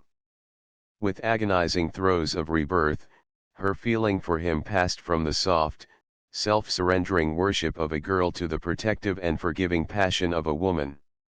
As it changed, she changed with it. The suggestion of the child that had lingered in her vanished. The freshness of her youth went forever. The evanescent beauty that happiness had given her, which on the day of Berkeley's declaration had reached its climax, shriveled like a flower in the heat of a fire. She looked pale, pinched, and thin. Eyeing her image in the glass, she marveled that any man could find her attractive. In the first period of her wretchedness she was numbed. Then, the house swept of its guests and she and Rosamund once more alone, her silence broke and she poured out her sorrows to her sister. Rosamund heard the story from the first day at Foley's to its fateful termination in the Senora Kelly's woodland bower. She listened with unfailing sympathy, interrupted by moments of intense surprise. The revelations of the constant meetings with Berkeley, which had been so skillfully kept secret, amazed and disconcerted her. She tried to conceal her astonishment, but now and then it broke out in startled queries. It was so hard to connect the unconscious and apparently candid June of the winter with this disclosure of a June who had been so far from candid. It was nearly impossible to include them in the same perspective. The culprit, engrossed in the recital of her griefs, was oblivious of her sister's growing state of shocked amaze, which sometimes took the form of silence, and occasionally expressed itself in gently probing questions. "But, June," she could not help saying in protest, "didn't you realize something wasn't all right when you saw he'd rather meet you outside than see you at home?" June turned on her an eye of cold disapproval. "No. And I don't see now that that's got anything to do with it." Rosamund subsided meekly, unable to follow the intricacies of her sister's mental processes. She did not argue with June. It was hopeless in the sufferer's present state of mind, and she made few comments on Barclay's behavior. But she had her opinion of him, and it was that he was one of the darkest of villains. As to her opinion of June's part in the story, she was a loyal soul and had none. All she felt was a flood of sympathy for the shocked and wounded girl, and a worried sense of responsibility in a position with which she felt herself unable to cope. It was with great relief that, toward the end of July, she received a letter from the Colonel, who had been 6 weeks in Virginia City, telling her he would be with them on the following Sunday. She drove down to the train to meet him with the intention of preparing him for the change in his favorite. She had written to him that June was not well. Driving back from the station, she had ample time to expatiate on this theme and warn him not to exclaim unduly on her changed appearance. The Colonel began to be apprehensive and ask penetrative questions, to which she had no answer. He leaped out of the carriage at the veranda steps and ran up to the top, where June stood. The change in her, flushed with welcome, was not strikingly apparent at the first glance. It was later that he began to realize it, to be startled and then alarmed. She sat quiet through dinner, nibbling musingly at her food, once or twice not answering him. The empty silence of the house struck chill on him, and when he had commented on the absence of visitors, she had said with sudden gusty irritation, "There's been nobody here for over a month. I don't want anybody to come. I'll go away if anybody's asked. I like being alone this way." He looked at Rosamund with an almost terrified inquiry. She surreptitiously raised her brows and gave her head a warning shake. It was late in the evening before he had a chance to speak to Rosamund alone. Then, June having gone to her room, and he and Rosamund being left alone in the sitting room, he laid his hand on the young girl's shoulder, and said in a voice of command, "Now, Rosamund, I've got to hear all about this. What the devil's been going on down here?" She told him the whole story, greatly relieved to have a listener who could advise her. The Colonel was staggered by it. He said little, but Rosamund was not halfway through when he began pacing up and down, his hands in his pockets, every now and then a low ejaculation breaking from him. He, too, was astounded by the account of June's underhand behavior. He had thought the two girls as simple as children. That his own particular darling could have consented to, and then so dexterously carried out, a plan of procedure so far from what he had imagined a young girl would do, was painful and shocking to him. But as June's love could not be killed by one sort of disagreeable revelation, so his could suffer no abatement from another kind. Manlike, he immediately began to make excuses for her. She was too young to be allowed to go round that way alone, he burst out angrily. There was nobody to take care of her. What good are two old Silurians like me and your father to look after girls? I told him 6 months ago he ought to get some kind of an old woman in the house who'd knit in corners and hang round after you." Rosamund continued her story and he went on with his walk. Now and then, as she alluded to Barclay's part in the affair, suppressed phrases that were of a profane character broke from him. When she had concluded, he stood for a moment by the window looking out. "Well, the mischief's been done. He's made the poor little soul just about as miserable as she can be. I'd like to blow the top of his head off with one of my derringers, but as I can't have that satisfaction, there's no good thinking of it. All we can do is to try and brace her up some way or other." Rosamund made no answer, and after a moment of silence, he continued, "And I suppose it lets poor Ryan out." "Oh, yes," breathed Rosamund with a melancholy sigh. The colonel walked to the other window, muttering in his wrath. "He was coming down here, Rosie, to ask her.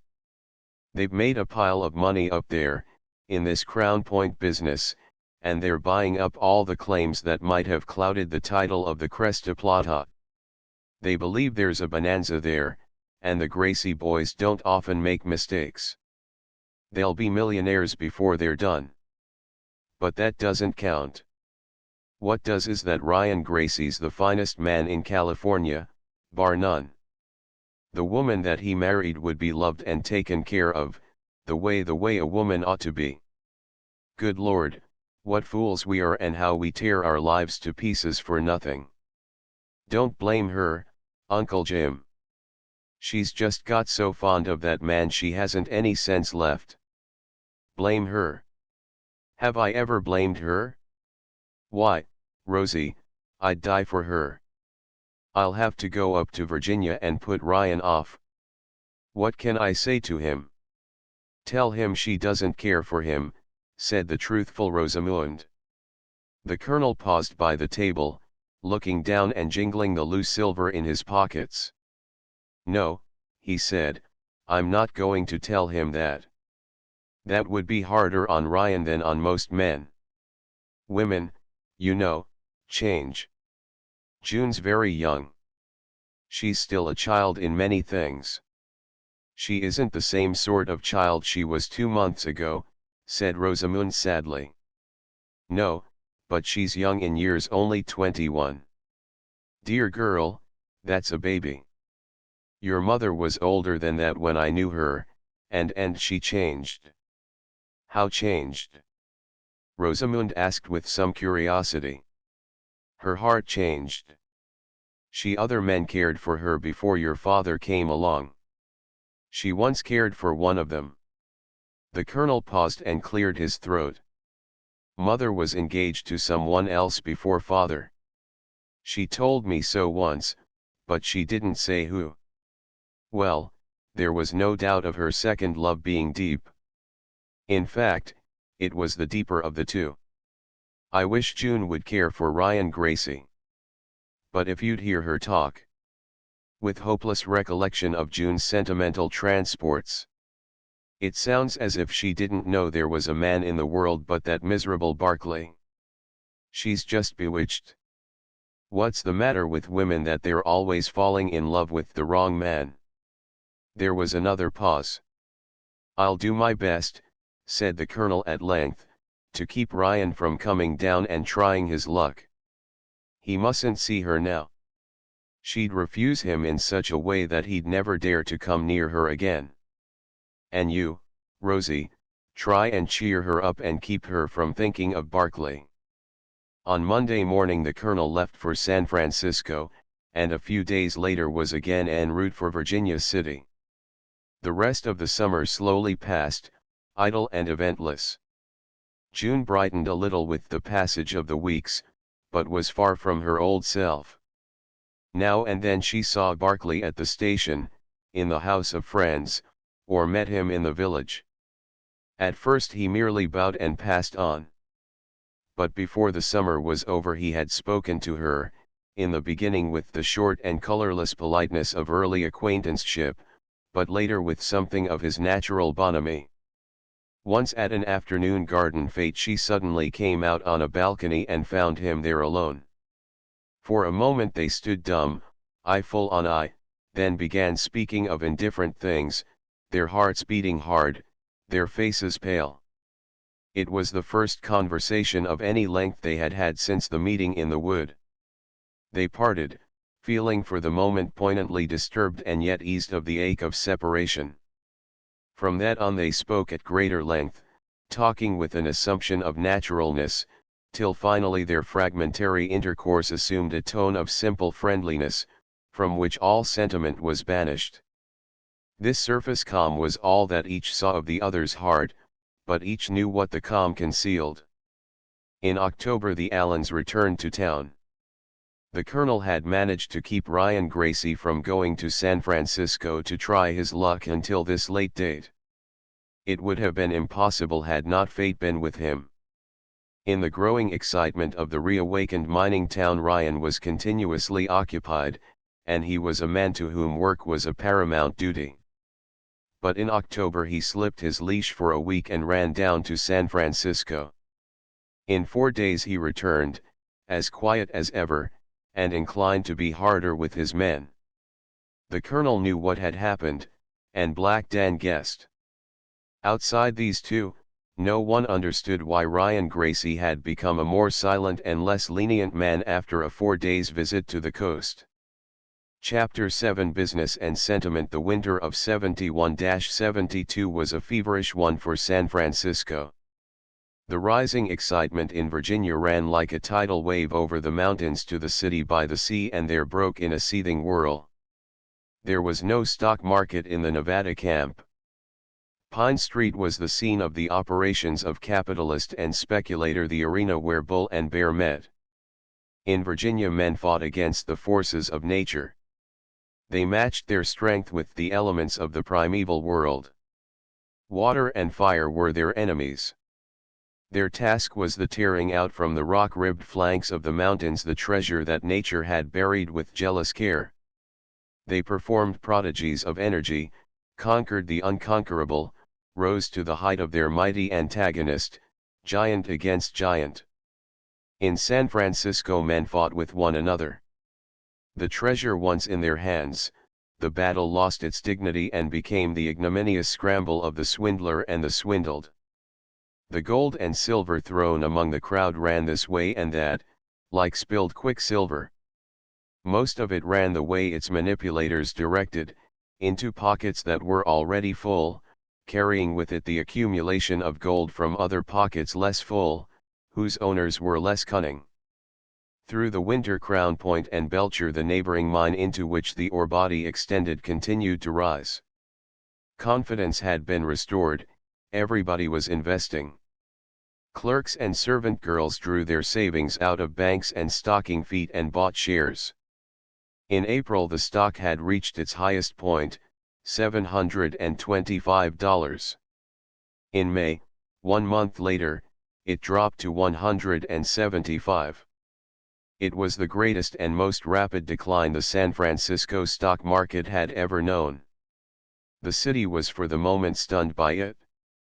The confidence in Virginia, for 3 years regarded as petered, had returned in full force. The sudden drop knocked the breath from the lungs of those who had been vociferating the recrudescence of the Comstock. A quantity of fortunes, great and small, were swept away in the collapse. The brokers' cries for mud drew the last nickels from the clerks and the servant girls, the last dollars from their employers. When the wave receded, the shore was strewn with wrecks. For the second time this wave had slowly risen to level brimming flood, broken, swept back and left such a drift of human wreckage. Throughout the city there was wailing. Nearly everybody had suffered. The last remnant of the fortune left to Jerry Barkley by his father was gone. His mother too had lost, fortunately not heavily. But she bemoaned her few thousands with as much zeal as her cook did the 500, which constituted the savings of years. Among the heaviest losers was Beauregard Allen. Had not the barranca been behind him, he would have been a ruined man. As it was, the second fortune he saw himself possessed of was swept away in a few disastrous days. The barranca, while its yield had not of late been so large or so rich as during its first year, still gave him what he once would have considered a princely income. But he lived up to and beyond it. His expenditures during the last year had been exceedingly heavy. He had private extravagances of his own, besides the lavish manner of living in which he encouraged his daughters. He had leased the De Soto house for 3 years at a fancy rent. The colonel's mortgage on the Folsom Street house would mature in another year. The interest which fell due in January he had neglected to pay.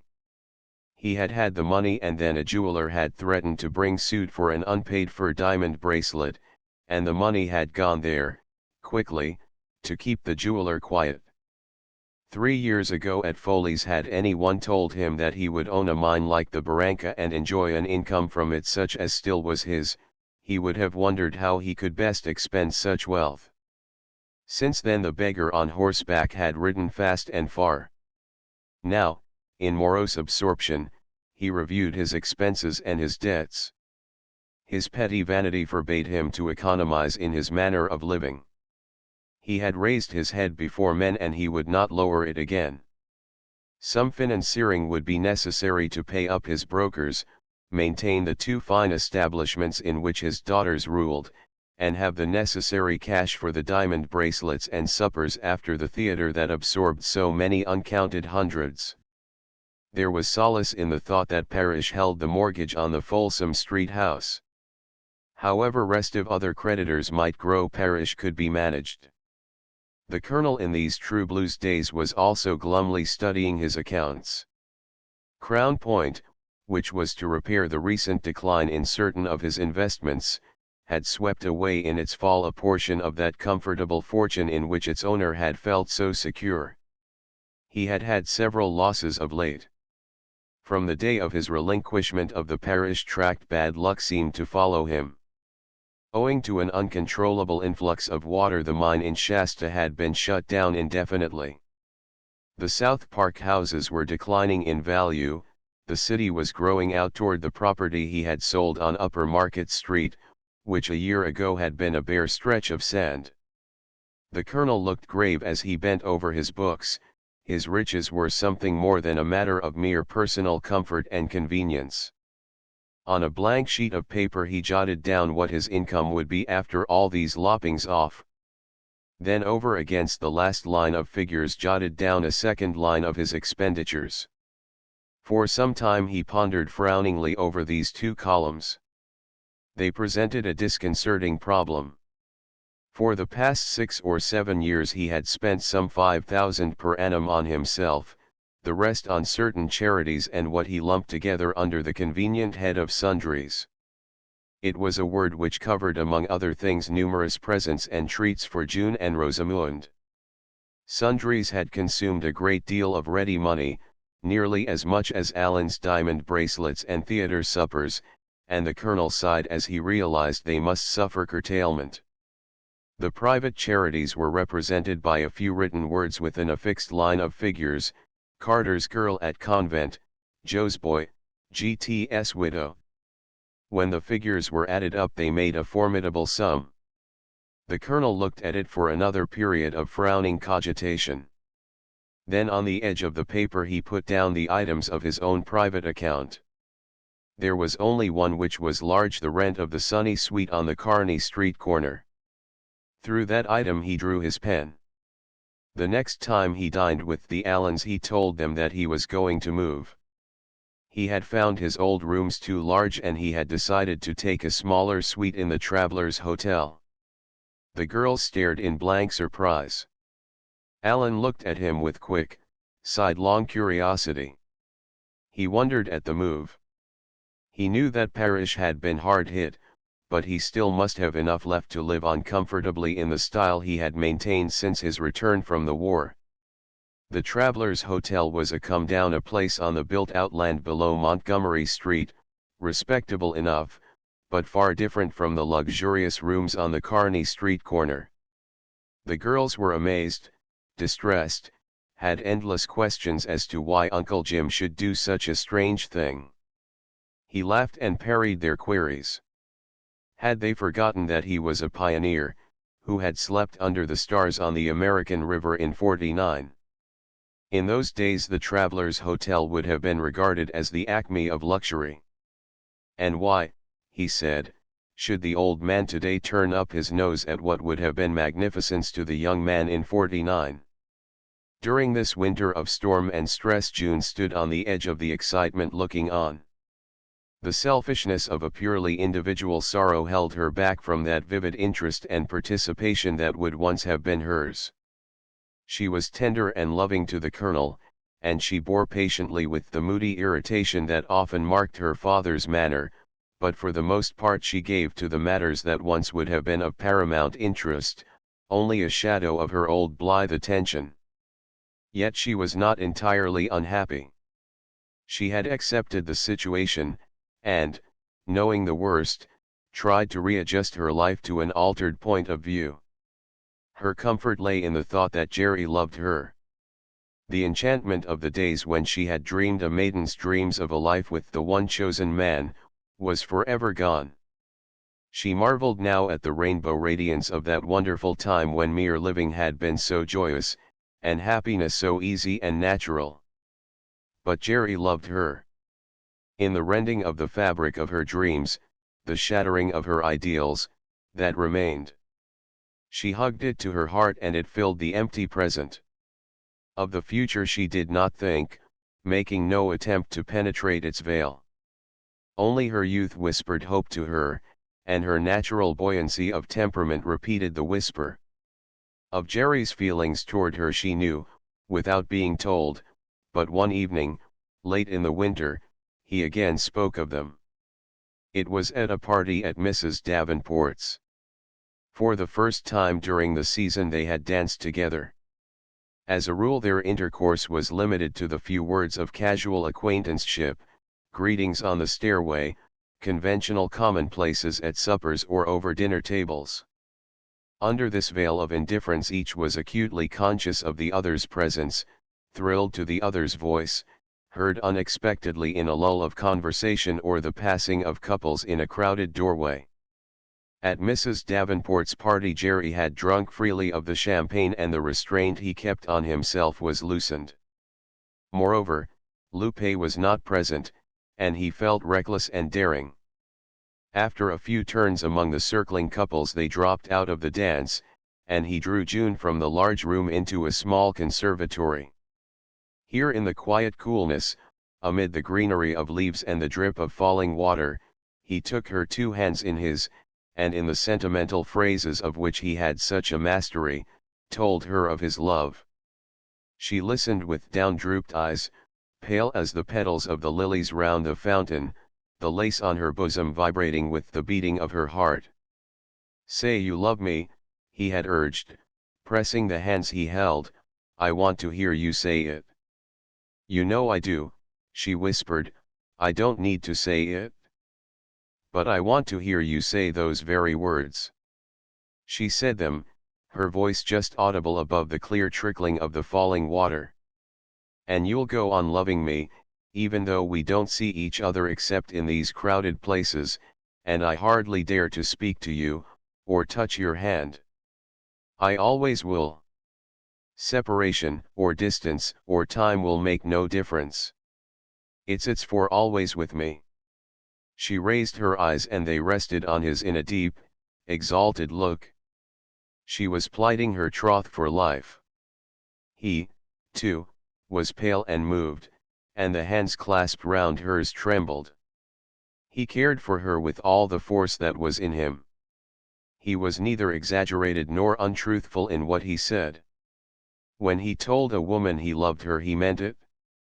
There would have been no reason or pleasure to Jerry in making love unless the feeling he expressed was genuine. Now his voice was hoarse, his face tense with emotion, as he said, "It's for life with me, too.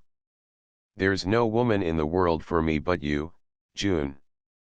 Whatever I've done in the past, in the future I'm yours, forever, while I'm here to be anybody's. Will you be true?" "Till I die," she whispered. Their trembling hands remained locked together, and eye held eye in a trance-like steadiness that seemed to search the soul. To both, the moment had the sacredness of a betrothal. "Some day perhaps we can be happy," he murmured, not knowing what he meant, but anxious to alleviate the very genuine suffering he experienced. She framed some low words over which her lips quivered, and in his pain he insisted, "But you will wait for me, no matter what time passes? You won't grow tired of waiting, or cease to care? You'll always feel that you're mine?"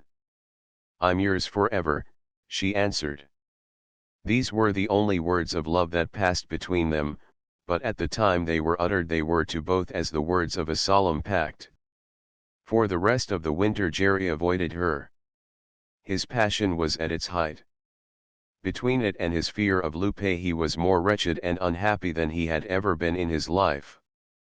During the spring, with its tumult of excitement and final catastrophe, and the long summer of dreary recuperation, June walked apart, upheld by the memory of the vows she had plighted. Money was made and lost, the little world about her seethed in angry discouragement while she looked on absently, absorbed in her dream.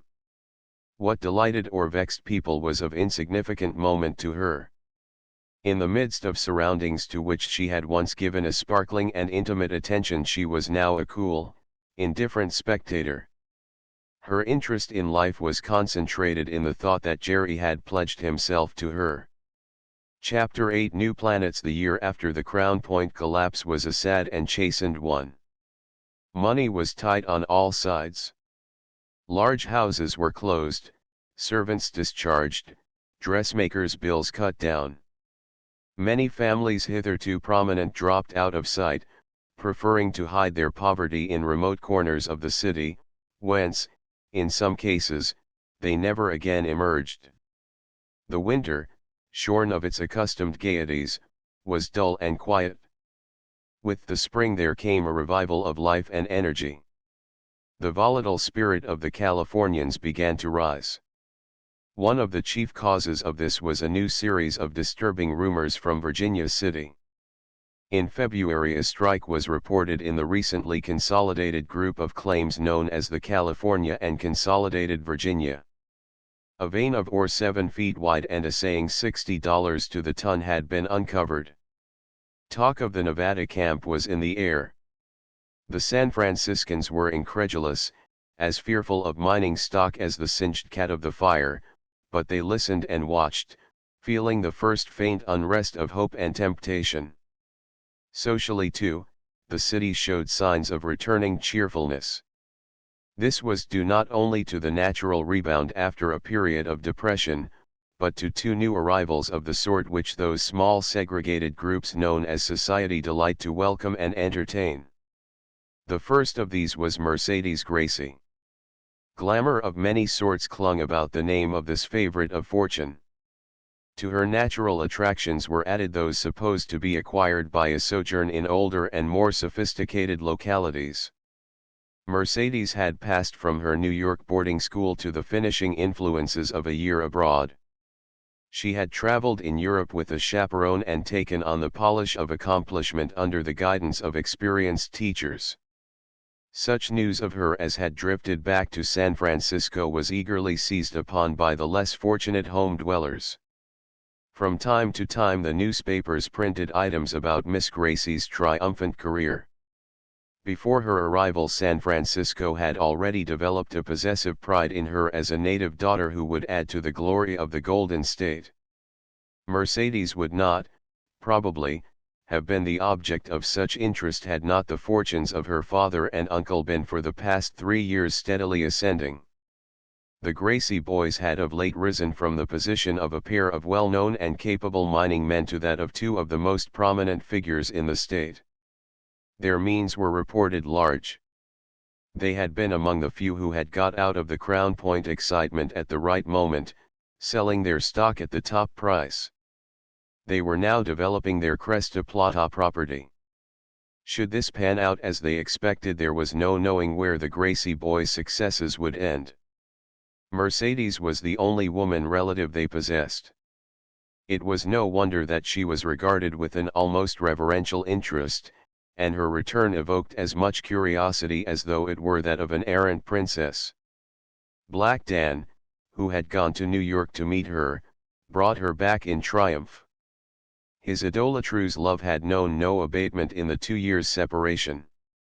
To have her finally restored to him, in an even completer state of perfection, was a bewildering happiness to him. His primitive nature strove to show its gratitude and tenderness in extravagant ways. He showered presents on her, ordered the finest suite in the newly completed Lick House to be prepared for her, offered to rent any country place she might choose. That she should accompany him to the rough life of Virginia, where he spent most of his time, he never expected. It would be enough for him to see her on his frequent visits to the coast. The other notable visitor who arrived in the city almost simultaneously was a young Englishman, Lionel Harrower. He, too, took up his residence in the Lick House, and it was but natural that some of the interest evoked by the appearance of Black Dan's daughter should be deflected toward him. Young Harrower was a nephew of that Englishman who 15 years before had married Mrs. Newberry's sister, Carmen Romero. He was finishing his education by a trip around the world, and had decided to make a stop of some length in California, then a terra incognita to the traveling Briton.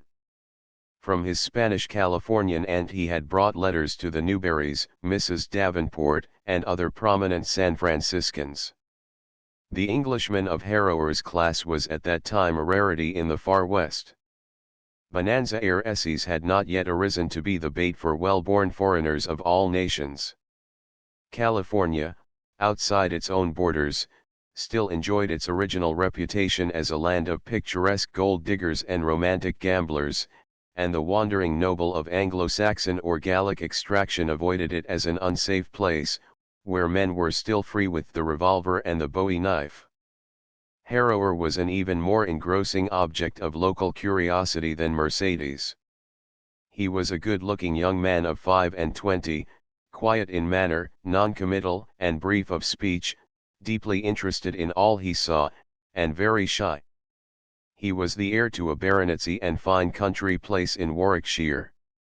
His grandfather, the present baronet, was in his 81st year, and, though a hale old man, could not be expected to live much longer. When he died, Lionel Harrower would inherit the title and lands, thereby coming into possession of one of the oldest and most beautiful estates in the county.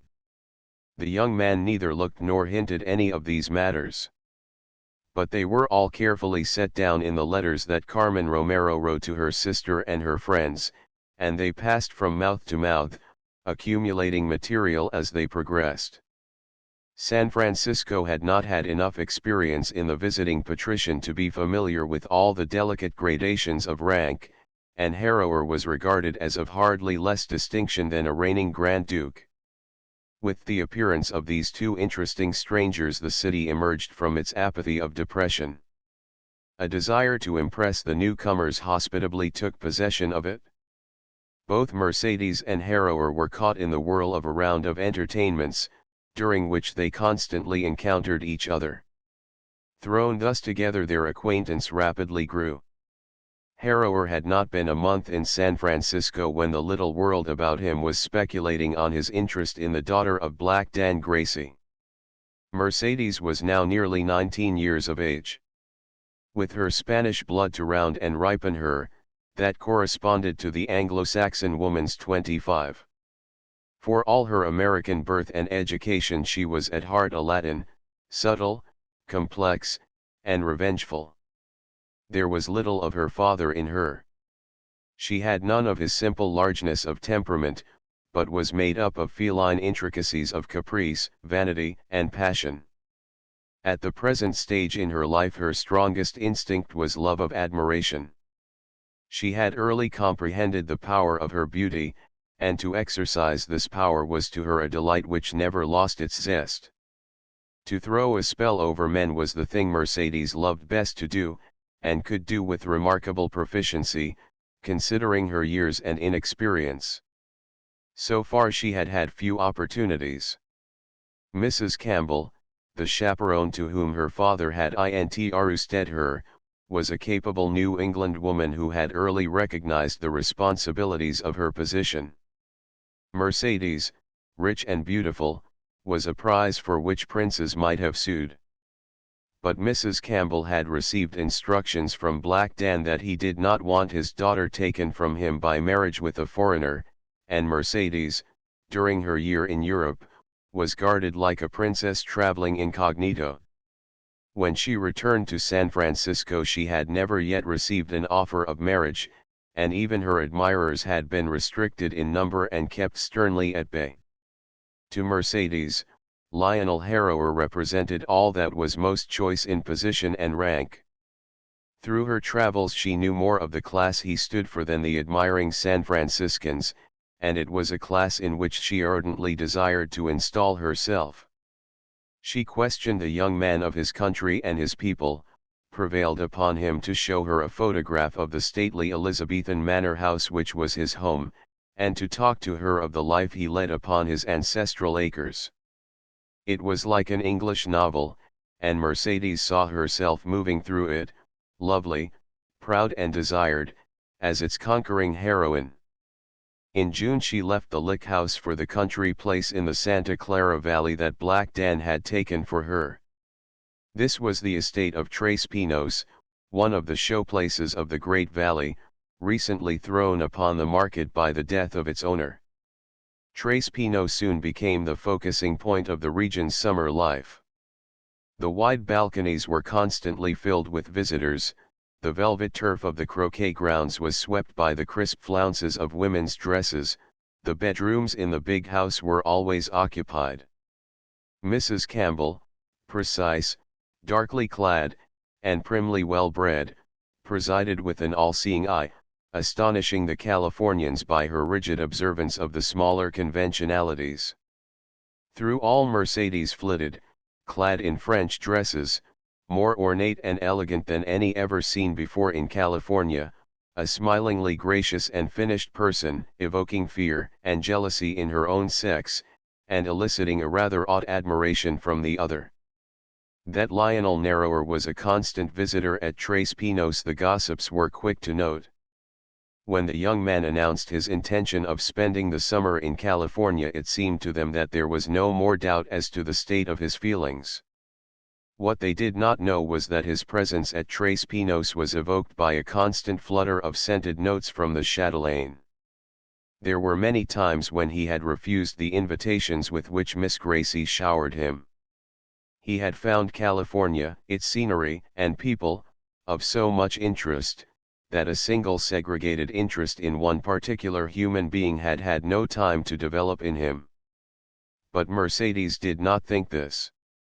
She felt quite sure that Lionel Harrower was remaining in California because of an engrossing and unconquerable sentiment for her. One Sunday, late in June, he made one of the party which was spending the weekend at Tres Pinos. In the warm middle of the Sabbath afternoon, her visitors scattered over the croquet ground or enjoying the siesta in the shuttered gloom of their bed chambers, Mercedes started out to find him. She slipped down the wide staircase, peeped into the dim drawing room, cooled by closed blinds and filled with the scent of cut flowers, and then slipped out onto the balcony. A spiral of cigarette smoke rising from a steamer chair betrayed his presence. He was comfortably outstretched in loose-jointed ease, a novel raised before a pair of eyes which looked suspiciously sleepy, his cigarette caught between his lips. At the sound of her voice he sprang up, but she motioned him back into his chair, and sitting down opposite began to rally him on his laziness. He looked at her with drowsy good humor, his lids drooping. Her figure in its pale-colored muslin dress was thrown out against a background of velvety lawns and the massed, juicy greens of summer shrubbery.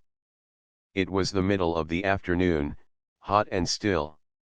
From the croquet ground came the soft, occasional striking of balls. "Just listen to them," said the young man, "they're actually playing croquet." "Lots of people play croquet on Sunday," said Mercedes with some haste, as she disliked to have it thought that she was ignorant of any intricacy of etiquette. "I don't see anything wrong in it. It's not the Sunday part of it. It's the energy. Fancy standing out in that sun of your own free will." "You're horribly lazy," said the young girl. "It's your worst fault. You do nothing all day but lie about on the balcony and drink lemonade." "I could drink beer," said Harrower dreamily, "but I've never seen anything but lemonade." "Well, I've come to tell you that I'm going to insist on your being more energetic. I want you to take me for a drive." "A drive? Now?" "But, "My dear Miss Gracie, the sun's simply scorching." Mercedes flushed slightly. Her cavalier's manner of accepting the suggestion did not please her. "If you're afraid of your complexion," she said, "you can hold my parasol over your head. I'll drive." Harrower laughed. When she said things of this kind he thought her what he would have called great fun.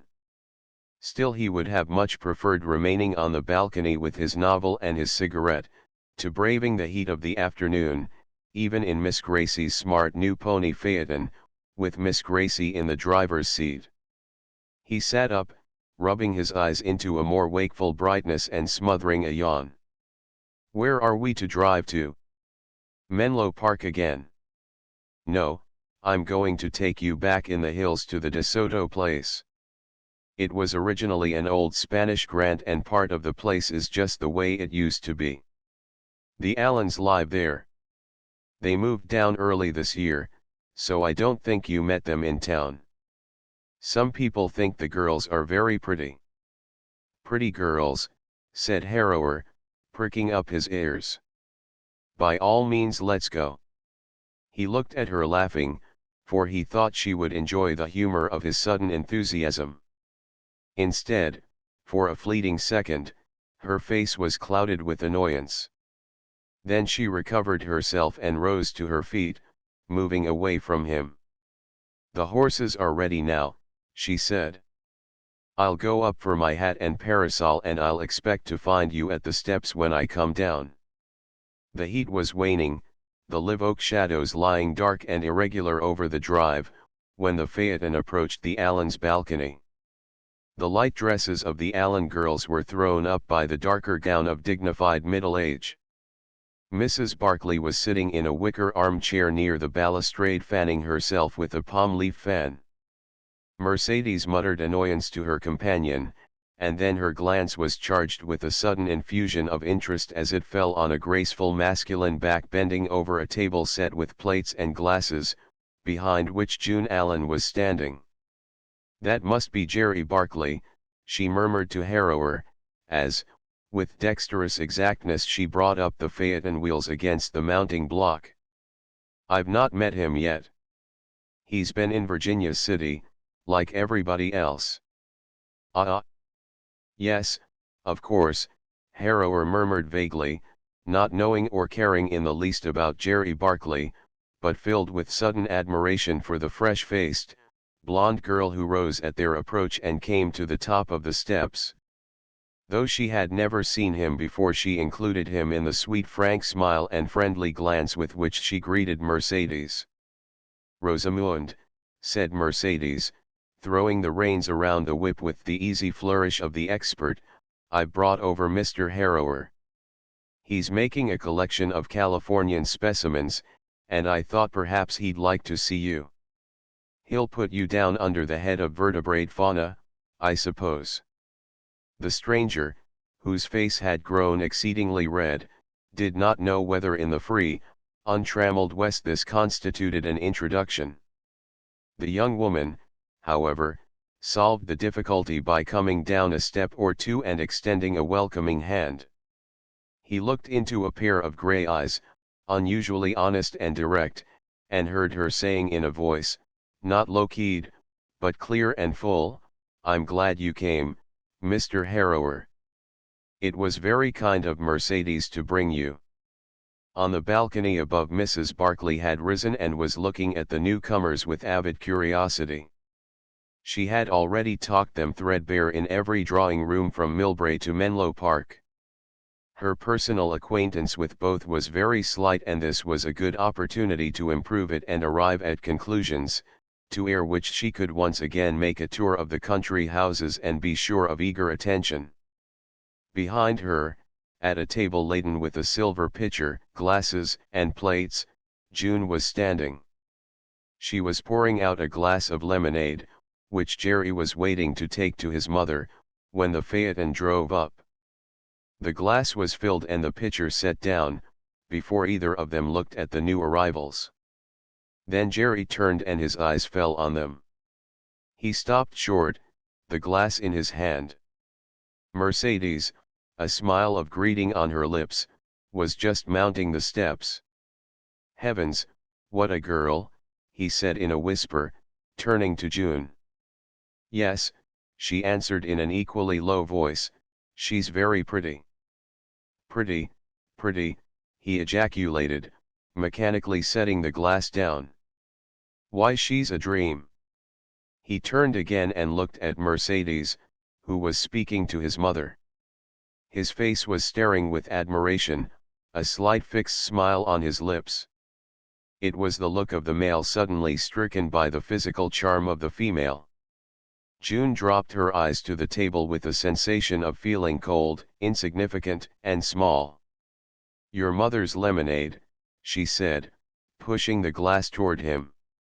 "You were going to take it to her." He did not appear to hear her. His eyes were fastened on Mercedes, the slight smile still on his lips. Forgetful of the glass with which June had touched his hand, he slowly walked across the balcony to where Mrs. Barclay stood and said gaily, "Mother, won't you introduce me to Miss Gracie? We came very near meeting at Foley's 3 years ago and just missed it. I don't want that to happen again." When June had welcomed her guests, she went back to her seat behind the table. Presently Mrs. Barclay drew her chair nearer to her, for Mrs. Barclay began to feel that to be a fifth among 4 young people so well pleased with one another was not entertaining. So she moved up toward June and talked to her about the dishonesty of the new butcher at San Mateo as compared with that of the old butcher at Menlo Park. June listened and now and then spoke. She did not seem to know much about either butcher, and Mrs. Barclay made a mental note of the fact that she must be a poor housekeeper. Once or twice she looked at the elder woman with eyes that were disconcertingly empty of attention. When that lady rose to go, she remarked that the girl looked pale and tired. She said this to Jerry on the way home. "Did she?" he answered absently. "Poor little June. She's just the dearest little woman in the world. But isn't that Gracie girl a wonder? I never saw a more beautiful face." Chapter 9. The choice of maids. During the months of summer, dwellers along the line of the railway became familiar with the figure of Lionel Harrower. He constantly went down to San Mateo on Sunday afternoons and returned to town on Sunday evening. This, at first, was regarded as the outward and visible sign of his devotion to Miss Gracie, but by and by it was remarked that he did not take the Gracie carriage which so often stood under the live oaks at the depot, but mounted a hired hack and was driven off in the direction of the De Soto house. It was a Sunday or 2 after Mercedes had driven him there that the young Englishman had appeared on the balcony steps, very red and warm from the heat of the afternoon, and paid a long call, which extended so far into the twilight that he was bidden to dinner and did not go back to town till a late evening train. It had evidently been an enjoyable afternoon, for he repeated it, and then again repeated it, and finally let it develop into a habit.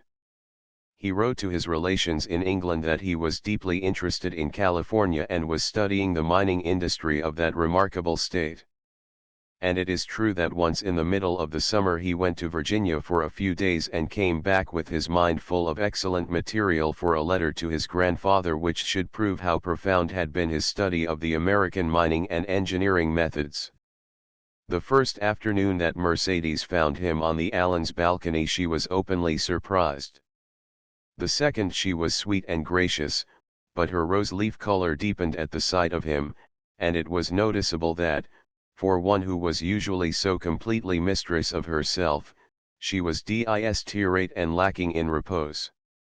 On leaving, she had asked him if she could drive him back to the station, as her road lay that way, to which the young man had answered, with the stiff politeness of embarrassment, that he was to stay to dinner. He always did on Sunday. This was the inception of a situation that, before the summer was over, had caused more heart-burnings, more wakeful nights and distressed days, than the peaceful valley had known in many years. For the first time in an existence of triumph and adulation Mercedes knew defeat. She had been certain of her attraction for Harrower, and confident that by her beauty and her wiles she could, before his departure, fan his interest to a warmer flame. Yet July was not spent before she realized that a force more potent than any she could put forth was leading the young man in another direction. His visits to the Allens grew more and more frequent as those to Tres Pinos became less so. Curiosity in his interest in the occupants of the De Soto house evolved itself into curiosity in his interest in Rosamund Allen.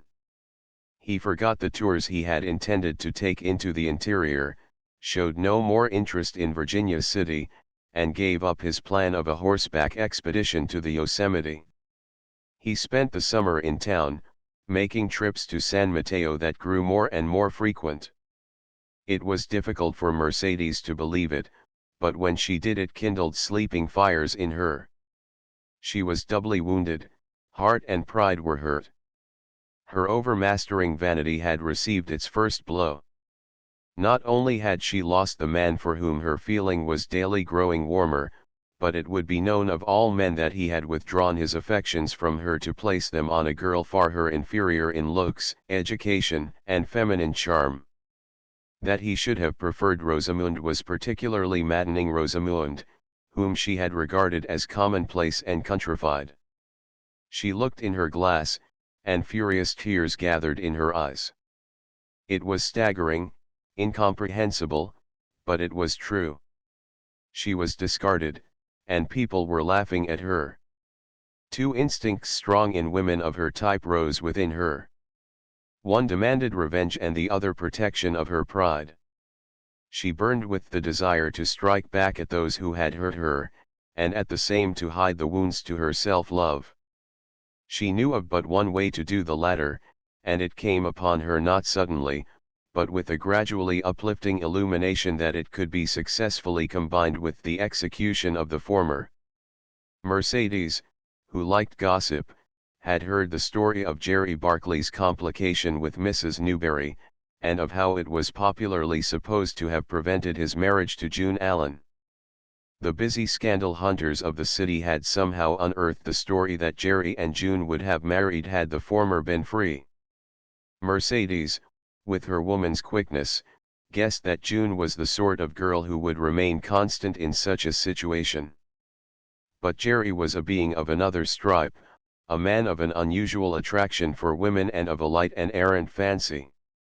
She had not met him half a dozen times when she came to the conclusion that his love for June was on the wane, his roving eye ready to be caught, his ear held, by the first soft glance and flattering tongue he encountered. Thus the way of protecting herself and of hitting back at one at least of the Allens was put into her hand. She did not care for Jerry, save as he was useful to her, though he had the value of the thing which is highly prized by others. She used every weapon in her armory to attract and subjugate him. Jerry himself, versed in the wiles of women as he was deceived by her girlishly open pleasure in his attentions, her fluttered embarrassment when he paid her compliments. His first feeling toward her was an unbounded admiration for her physical perfections, to which was added a complacent vanity at her obvious predilection for him. But the woman that he regarded as a naive ingenue was a being of a more complex brain, a more daring initiative, and a cooler head than he had ever possessed. Vain and self-indulgent, the slave of his passions, he was in reality a puppet in the hands of a girl 15 years his junior, who, under an exterior of flower-like delicacy, had been eaten into by the acids of rage and revenge. While he still thought himself a trifler in the outer court of sentiment, he was already under her dominion. He thought of himself as taking an impersonally admiring interest in her when he was continually haunted by the thought of her, and hastened to spend his spare hours beside her, his eyes drinking in her beauty, his vanity fostered and stimulated by the flattery she so cunningly administered. Like Paris, he felt himself beloved by goddesses. June's image faded. 2 years had passed since his confession in the wood. He had seen her only at intervals and then under a perpetual ban of restraint. He was not the man to remain constant to a memory. June hovered on the edges of his consciousness like a sad-eyed shadow, looking at him with a pleading protest that made him feel angry with her. She was a dim, unappealing figure beside the radiant youthfulness, the sophisticated coquetries of Black Dan's daughter. During the early part of the summer, June was in ignorance of the momentous shuffling of the cards of her destiny. She lived quietly, rarely going to the city, and spending most of her time in the gardens or on the balcony. Rosamund, who went about more, marketed in the village and shopped in town, began to hear rumors of Jerry's interest in Miss Gracie. She met them riding together in the hot solitude of the country roads, saw them meet on the trains to the city. Finally the rumors passed to San Francisco and the colonel heard them. He came down to San Mateo that Saturday to talk things over with Rosamund. They were worried and uneasy, a sense of calamity weighing on them both. Though June was one of those women who obstinately adhere to the bright side, who cling to hope till it crumbles in their hands, she felt, during the summer, premonitions of ill fortune. Those inexplicable shadows of approaching evil that nature throws forward over the path of sensitive temperaments had darkened her outlook. She questioned herself as to her heaviness of heart, assuring herself that there was no new cloud on her horizon. In the constancy of her own nature she did not realize, as a more experienced woman would, that her hold on Jerry was a silken thread which would wear very thin in the passage of years, and be ready to snap at the first strain. But the moods of apprehension and gloom began to be augmented by ripples from the pool of gossip without. She heard that Jerry was oftener in San Mateo than ever before, and she saw him less frequently. One afternoon she met him driving with Mercedes, and the girl's radiant smile of recognition had something of malicious triumph under its beaming sweetness. June drove home silent and pale. In her room she tried to argue herself out of her depression.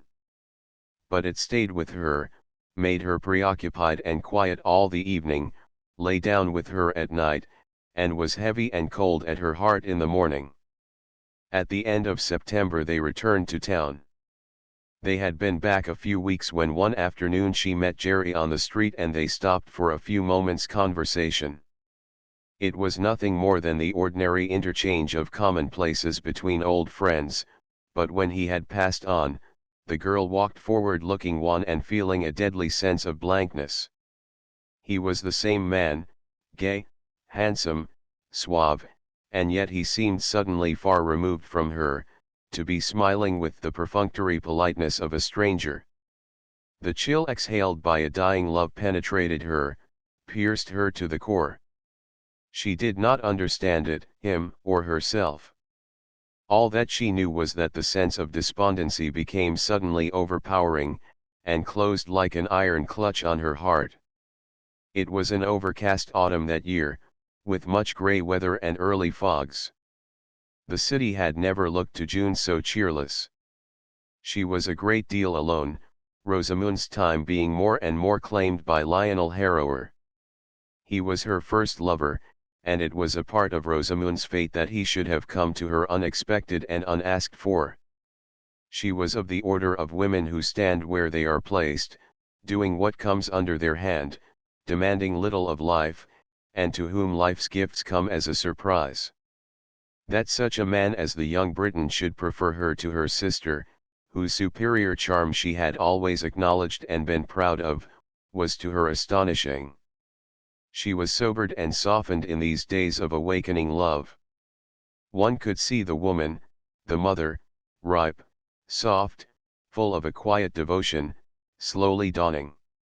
Sometimes she was irritable, a thing previously unknown.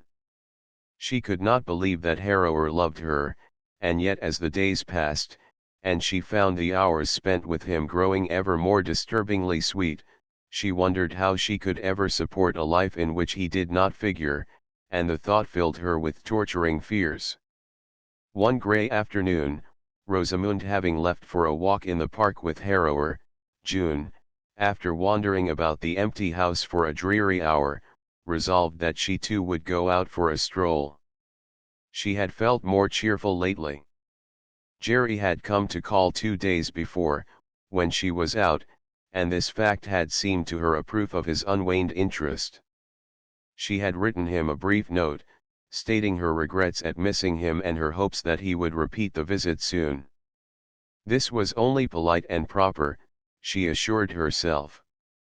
Her walk took her to Van Ness Avenue and then up the side street toward the Little Turk Street Plaza. For the past 2 years it had been a favorite promenade of hers. The present was not sufficiently fraught with pain to render memories of a happier past unbearable.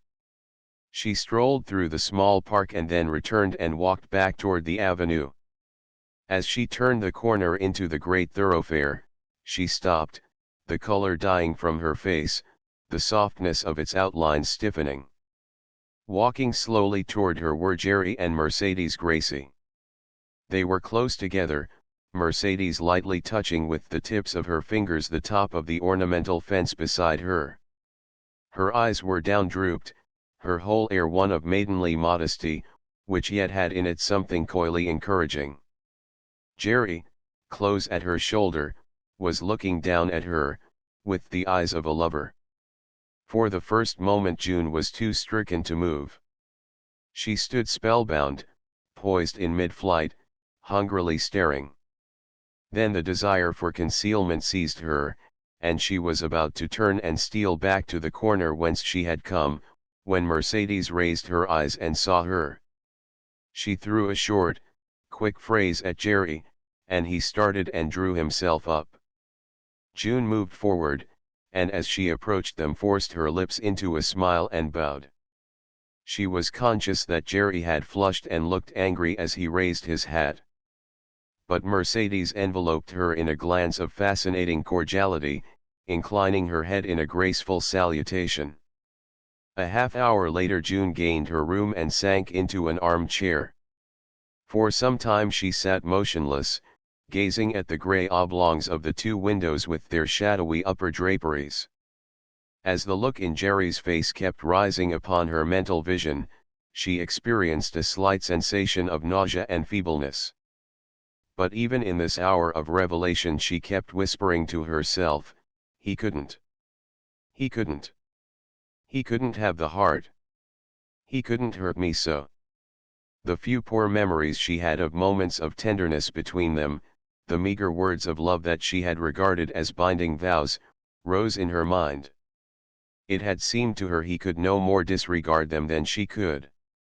She thought of herself responding to the love of another man of its impossibility and sat bowed together in her chair, for the first time catching a revealing gleam of the difference in their attitudes. Then the memory of Mrs. Newberry came to her, and with it a strengthening sense of his unbreakable obligation. Nearly 3 years ago, when June had first heard of this, it had seemed so degraded and repulsive that she had shrunk from the thought of it. Now, sitting lonely in the twilight, her eyes staring at the grey panes, she recalled it with relief, found it a thing to be glad of, to congratulate herself upon. The city had put its stain upon her. Her maidenly fastidiousness was smirched with its mud. Plunged in these dark thoughts she did not hear the door open, nor see Rosamund's head gently inserted. It was not till the rustling of her advancing skirts was distinct on the silence that June started and turned. The last light of day fell through the long window on the younger girl's face, rosy with exercise, and shining with a new happiness. She paused by June's chair and stood there, looking down. For the first time in her life the preoccupation of her own affairs prevented her from noticing her sister's sickly appearance. "It's all arranged, June," she said in a low voice. "Arranged," repeated June, looking up quickly, her ear struck by something unusual in her sister's tone. "What's arranged?" "Everything between Mr. Harrower and me." You're engaged," said June, almost solemnly. Rosamund, looking into the upturned face, nodded. There was a sudden pricking of tears under her eyelids, an unexpected quivering of her lips. She bent down and laid her cheek against her sister's, and in the dim room they clung together for a silent moment, one in the first flush of her woman's happiness, the other in the dawning realization of her desertion. Chapter X. The quickening current. The last quarter of 1873 was for California and Nevada a period of steadily augmenting excitement. The rumor of new strikes in the California and Virginia grew with each week, seizing upon the minds of men, shaking them from the lethargy of their disbelief, arresting them in the plodding ways of work by the temptation of riches, in vast quantities, easily made, open to the hands of all who dared. Reports from Virginia by wire, by letter, by word of mouth poured into San Francisco. The news that a southeast drift had run into a rich ore body in the California and Virginia was 2 weeks later supplemented by a rumor that a chamber had been cut in the ledge, the ore surface assaying from $93 to $632 per ton. The male population of the city surged back and forth across the mountains, seized with the fever for gold. The wild days of mining speculation were not yet fully inaugurated, but with the increasing discoveries shares in all the properties near the new bonanzas began to rise, and the world once more began to buy. From across the mountains truth and rumor flowed in ever-accelerating waves to San Francisco, and stocks began to leap as they had done in the Crown Point and Belcher days. In the middle of this outer ring of excitement the little group of the Colonel and his friends was shaken by tumults of its own creating. The great wheel outside spun round with fury while the little wheel inside flew with an equal speed. It seemed as if the fever of life around them was communicating itself to them, making their blood flow quicker, their pulses throb harder, lifting them up to planes where the air was charged with dynamic forces, and electric vibrations hummed along the serene currents of life. Both Alan and the Colonel were smitten by temptation. Like a man suddenly arrested in happy, undisturbed wayfaring by some irresistible call to sin, the Colonel stood irresolute, fighting with his desire once more to try his luck. His resources had grown smaller again within the last year, and he found it meant financiering to keep up the donations for Carter's girl and GT's widow. Early in the year he had sold one of the South Park houses, almost the only good piece of property he still retained, paid his assessments for the new pumps they were putting up in the mine in Shasta and placed Joe's boy in business. Carter's girl would not be a care much longer. She was 18 and engaged to be married. GT's widow was the only pensioner that would remain on his hands till either he or she was called to a final account. The Colonel felt that he must live up to her ideal of him, which was that he was as good financially as the Bank of England. Alan had not a thought to give to such matters as individual pecuniary obligations. He was continually at his mine or in Virginia, returning for brief visits at odd times, when he talked thickly and volubly of the wonderful developments of the Nevada camp. He was deteriorating rapidly. He drank now in the daytime. There were stories going about that ore in the barranca was very low grade, the ore body narrowing. In October the Colonel met a mining man from the locality who said it was common talk at Foley's that the barranca was pinching out. Whether it was or not, Alan was known to be investing in Wildcat in Virginia. He went about with his pockets full of maps which he was perpetually unrolling and pointing out this or that undeveloped claim which would someday yield a new bonanza and was now a prospect hole in the sagebrush. The engagement of Rosamund filled him with delight. He was a man whose affection was largely founded on pride, and it satisfied him that one of his girls should capture, as he expressed it, a fiancée so eminently eligible. He made much of Rosamund, of whom he had never before been as fond as he was of June, and treated Harrower with a familiar jocoseness under which that reserved young man winced and was restive. "He thinks I'm rich," Alan had said one evening to the Colonel as they sat alone over their cigars. "He thinks he's going to get a fortune with Rosamund." "What put that into your head?" the Colonel had asked in sudden annoyance. "The boy loves her as he ought to." He's a man, that fellow. He's not after money. Maybe that's your opinion, the other had returned, but I happen to have a different one. He takes me for a millionaire mining man and thinks Rosamund's going to get her slice of the millions for a dowry. He's going to get left, but that's not my concern or yours. Rosamund'll have as good a trousseau as any girl, but when you come to dowry. He broke off, laughing. The colonel found it difficult to respond without a show of temper. You're all off, he answered dryly. When his grandfather dies and the old fellow's over 80 now, he'll have one of the finest estates in the part of England where he's located. What's he want with your money? Why, he could buy up and put in his pocket a whole bunch of plungers like you, with your wildcat shares. Can't you believe that the boy's honestly in love with a girl like Rosamund?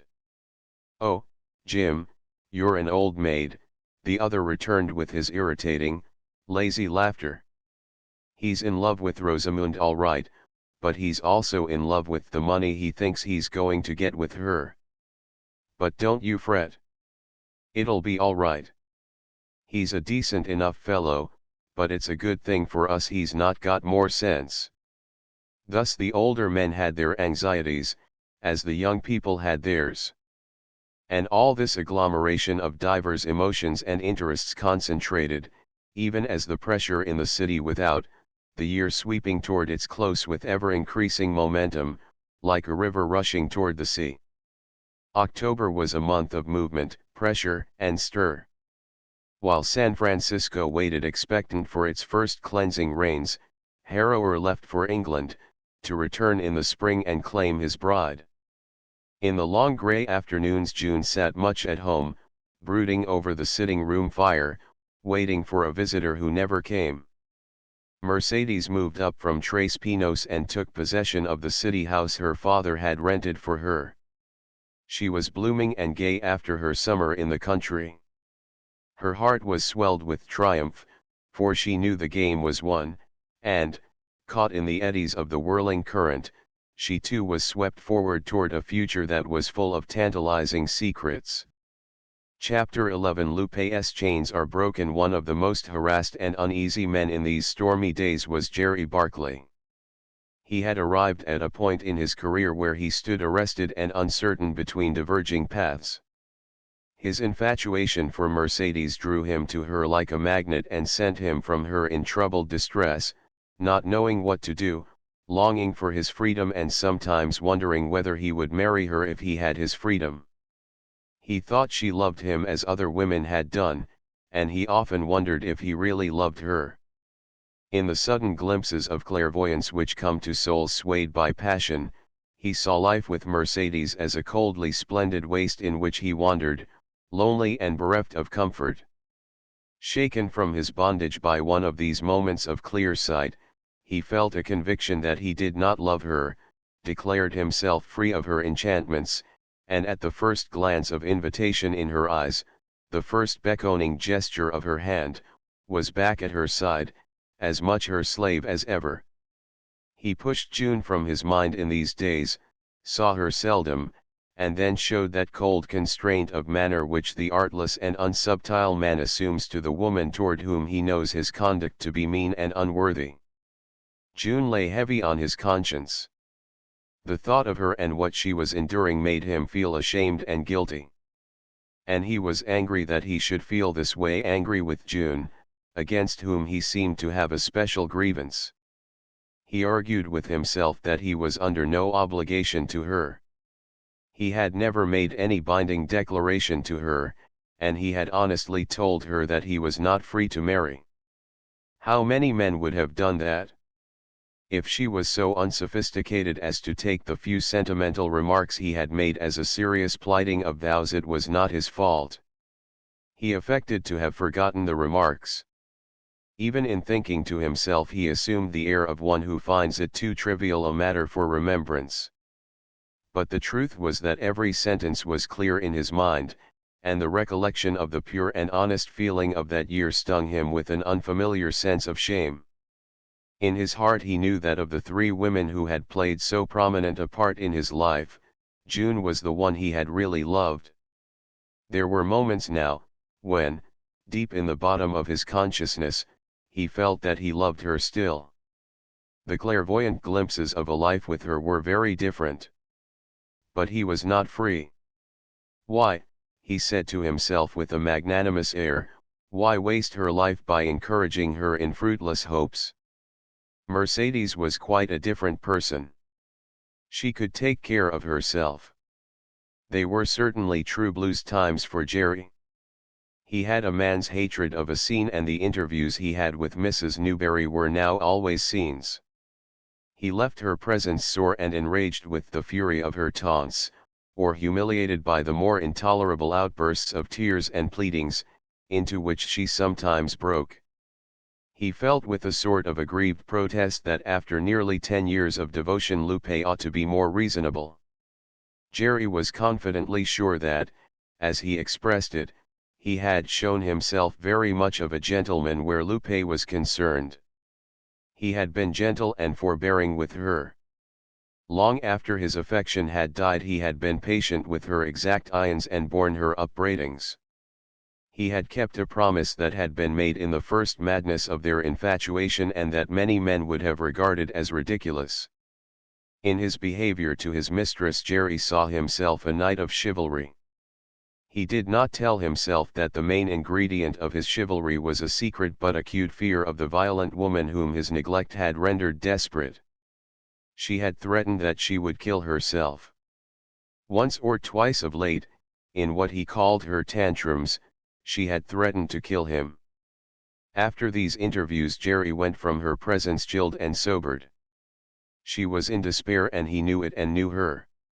Some day Lupe might keep her word. One afternoon in October he had stopped in at the Newberry house to pay one of those brief visits which had replaced the long-stolen interviews of the past. He had met Newberry downtown in the morning and been told that Lupe was not feeling well. She had lately suffered from headaches, an unknown ailment for her. Newberry was worried. He wanted her to have the doctor, for she really looked bad and seemed very much out of spirits.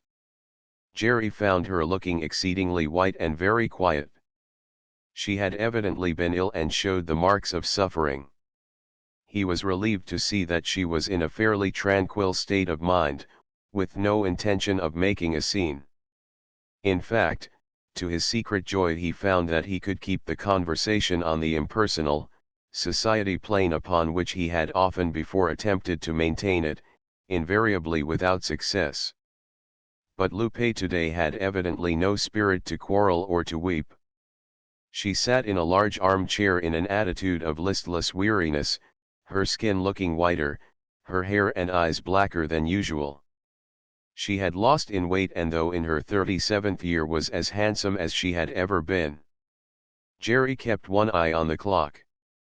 If he could get away early enough he was going to see a new horse Black Dan had just given Mercedes. A year of practice had made him very expert in bringing interviews with Lupe to an abrupt end, leaving her too quickly to give her time to change from the serenity of general conversation to the hysterical note of rage and grievance. "Well, Lupe," he said, rising and going to her side, "I must be going. I'm glad you're so much better. You ought to take more exercise." He took her hand and smiling down at her pressed it. She looked at him with her somber eyes, large and melancholy in their darkened sockets. The look was tragic and with alarm he attempted to draw his hand away. But she held it, drew it against her bosom, and bowed her face on his arm. "Oh, Jerry," she almost groaned, "is this you and I?" "Of course, dear," he said glibly, patting her lightly on the shoulder with his free hand. "You'll be all right soon if you'll take more exercise. You're just a little bit inclined to the lazy all you Spanish women are." She made no answer and he could feel her body trembling. "Come, Lupe," he said with a touch of urgency in his voice, "I must go, my dear girl. I've got something to do at 4:30. "Are you going to Miss Gracie's?" she said without moving or loosening her hold of his hand. "Oh, Lupe, dear," he answered impatiently, "don't let's get on those subjects today. I've had such a nice time here with you this afternoon, just because you've been pleasant, and quiet and reasonable. Now don't spoil it all by beginning to fight and find fault." She raised her head but still held his hand pressed against her heart. "I'm not going to fight," she said in a low tone, "my fighting days are over." "That's the most sensible thing that I've heard you say for a long time. You've just worn yourself out by the way you've stormed and raged. That's why you've felt so sick. It isn't worthwhile." "No, I suppose not." She looked up at him with eyes of gloomy tenderness, and opening her fingers one by one let him draw his hand away. "You're going to Miss Gracie's," she said again. He averted his head with a quick movement of impatience. "Please tell me," she pleaded, "I'm not bad-tempered today." "Well, yes, since you say so, I am going there. But there's no necessity to get excited about it. You know, Lupe, we've known each other a long, long time." He paused, furtively watching her, on the alert to fly if she showed the symptoms of storm he knew so well. But she remained passive, almost apathetic. The thought crossed his mind that she must have been much sicker than Newberry had imagined, and a gust of pity for her stirred in him. He bent down and kissed her heavy hair. "You know," he said gently, "when years roll by as they have with us, changes come. But we'll always be friends, won't we, Lupe?" "I don't know," she said, "always is a long word. But I'll always love you. That's my punishment for my sins." The clock chimed the half-hour and Jerry patted her again on the shoulder. It was as bad to have Lupe talk of her sins as it was to have her upbraid him with his. "I'll see you again soon," he said brightly, "but I must fly now. Take good care of yourself. Try and be more cheerful and go out more. Fresh air's the thing for you." When he had put on his coat in the hall, he appeared at the open doorway and smiled a last goodbye at her. She was sitting in the armchair in the same listless attitude. She nodded to him without smiling, and he was again struck by her unusual pallor and the darkness of her eyes. "She's really been sick," he said to himself as he ran down the steps, for he was late. "Poor Lupe. How hard she takes everything." The next afternoon he was summoned from his office by a message that a woman wanted to see him in the hall outside. He went out wondering and found Puncha, the Mexican servant maid who had been in Mrs. Newberry's service since her marriage and was in the secret of their liaison. After the fashion of her race, the woman wore a black shawl over her head in place of a hat, and her face between its folds was drawn and pale. In a few broken sentences she told him that her mistress was desperately ill, something terrible had happened to her in the night. It was hard to grasp her meaning, for she spoke very poor English and Jerry had no Spanish, but he learned enough to know that Lupe was undoubtedly in a serious state. With the assurance that he would come as soon as he could, he sent the woman away and went back into the office. Half an hour later he started for the Newberry house. He was alarmed and chilled. He could not picture Lupe, a woman of superb physique, stricken down in 24 hours. She had been pale and listless but otherwise well yesterday. Puncha, who was not used to sickness, had probably been frightened and had exaggerated. Thus he tried to lift the weight which had suddenly fallen on his heart. He no longer loved Lupe, but he did not want anything to happen to her, he thought to himself as he approached the door. Here at the curb he saw two doctors' buggies, and, at the sight, his sense of alarm increased. There was no question about it, something serious was evidently the matter. He asked for Newberry, and after a moment's wait in the hall saw the door into the sitting room open and that gentleman issue forth, closing the door on a murmur of male voices. Newberry looked an aged man, grey and haggard. Without any greeting, evidently too distraught by sudden calamity to wonder how Jerry had heard the bad news, he said in a low voice, "They're holding a consultation in there." His sunken eyes dwelt on the young man's and he shook his head. "No hope, none. She can't possibly get well. They don't think she'll live more than a day or two." What is it?" stammered Jerry, horror-stricken. "What's happened to her?" "A paralytic stroke. She had it early in the evening. Puncha found her lying on the sofa like a person resting, but she was paralyzed and couldn't speak. That was what the headaches meant, and we were such fools we didn't think anything of them." "Is she conscious? Does she know?" Jerry asked, not knowing what to say, his whole being flooded with a sense of repulsion and dread. "I think so, and so does Puncha. The doctors don't. She can't speak or move, but her eyes look full of life and intelligence, and once or twice she's tried to smile." A soft footfall on the stairs above caught their ears and they looked up. The Mexican woman was descending, her eyes on Jerry. Newberry cried at her in Spanish, his voice suddenly hoarse with a muffled agony of fear. She shook her head and answered in the same language, speaking at some length. Newberry translated, "She's told Lupe that you're here and thinks she wants to see you. She says she's tried to speak, and, as far as she can follow, she's under the impression that Lupe's asked for you." It was a hateful suggestion to Jerry. He was shocked enough already without having to suffer seeing Lupe in this unfamiliar state. He detested sad things and kept them out of his life with the utmost care. But Newberry and the woman were watching him. He realized that they both expected him to go. Deep down in the inner places of his soul the thought that Lupe could not speak passed with a vibration of relief. They followed Puncha up the softly carpeted stairs and along the passage.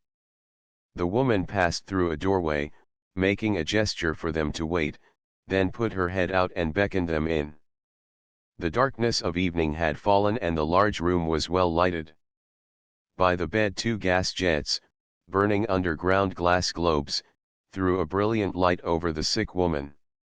She was lying straight and stark on her back, the bedclothes smooth over the undulations of her body and raised into points by her feet. Spreading over the pillow beside her, like the shadow of death waiting to cover her, was her hair, a black, dense mass, crossing the bed and falling over its edge. Her face was as white as the pillow, her eyes staring straight before her with a stern, frowning look. A stillness reigned in the room, death was without the door waiting to get in. Newberry went toward her. Jerry hung back gazing fearfully at her. She was invested with a strange, alien terror, a being half initiated into awful mysteries. The inflexible sternness of her face did not soften as her husband bent over her and said gently, "Dearest, Jerry came to see how you were. He's here. Would you like to see him?" She gave a low sound, undoubtedly an affirmative. Puncha, who was at the foot of the bed, enunciated a quick phrase in Spanish. Newberry stepped aside and beckoned Jerry forward. As her lover came within her line of vision her eyes softened, the stiffened lips expanded with difficulty into a slight smile.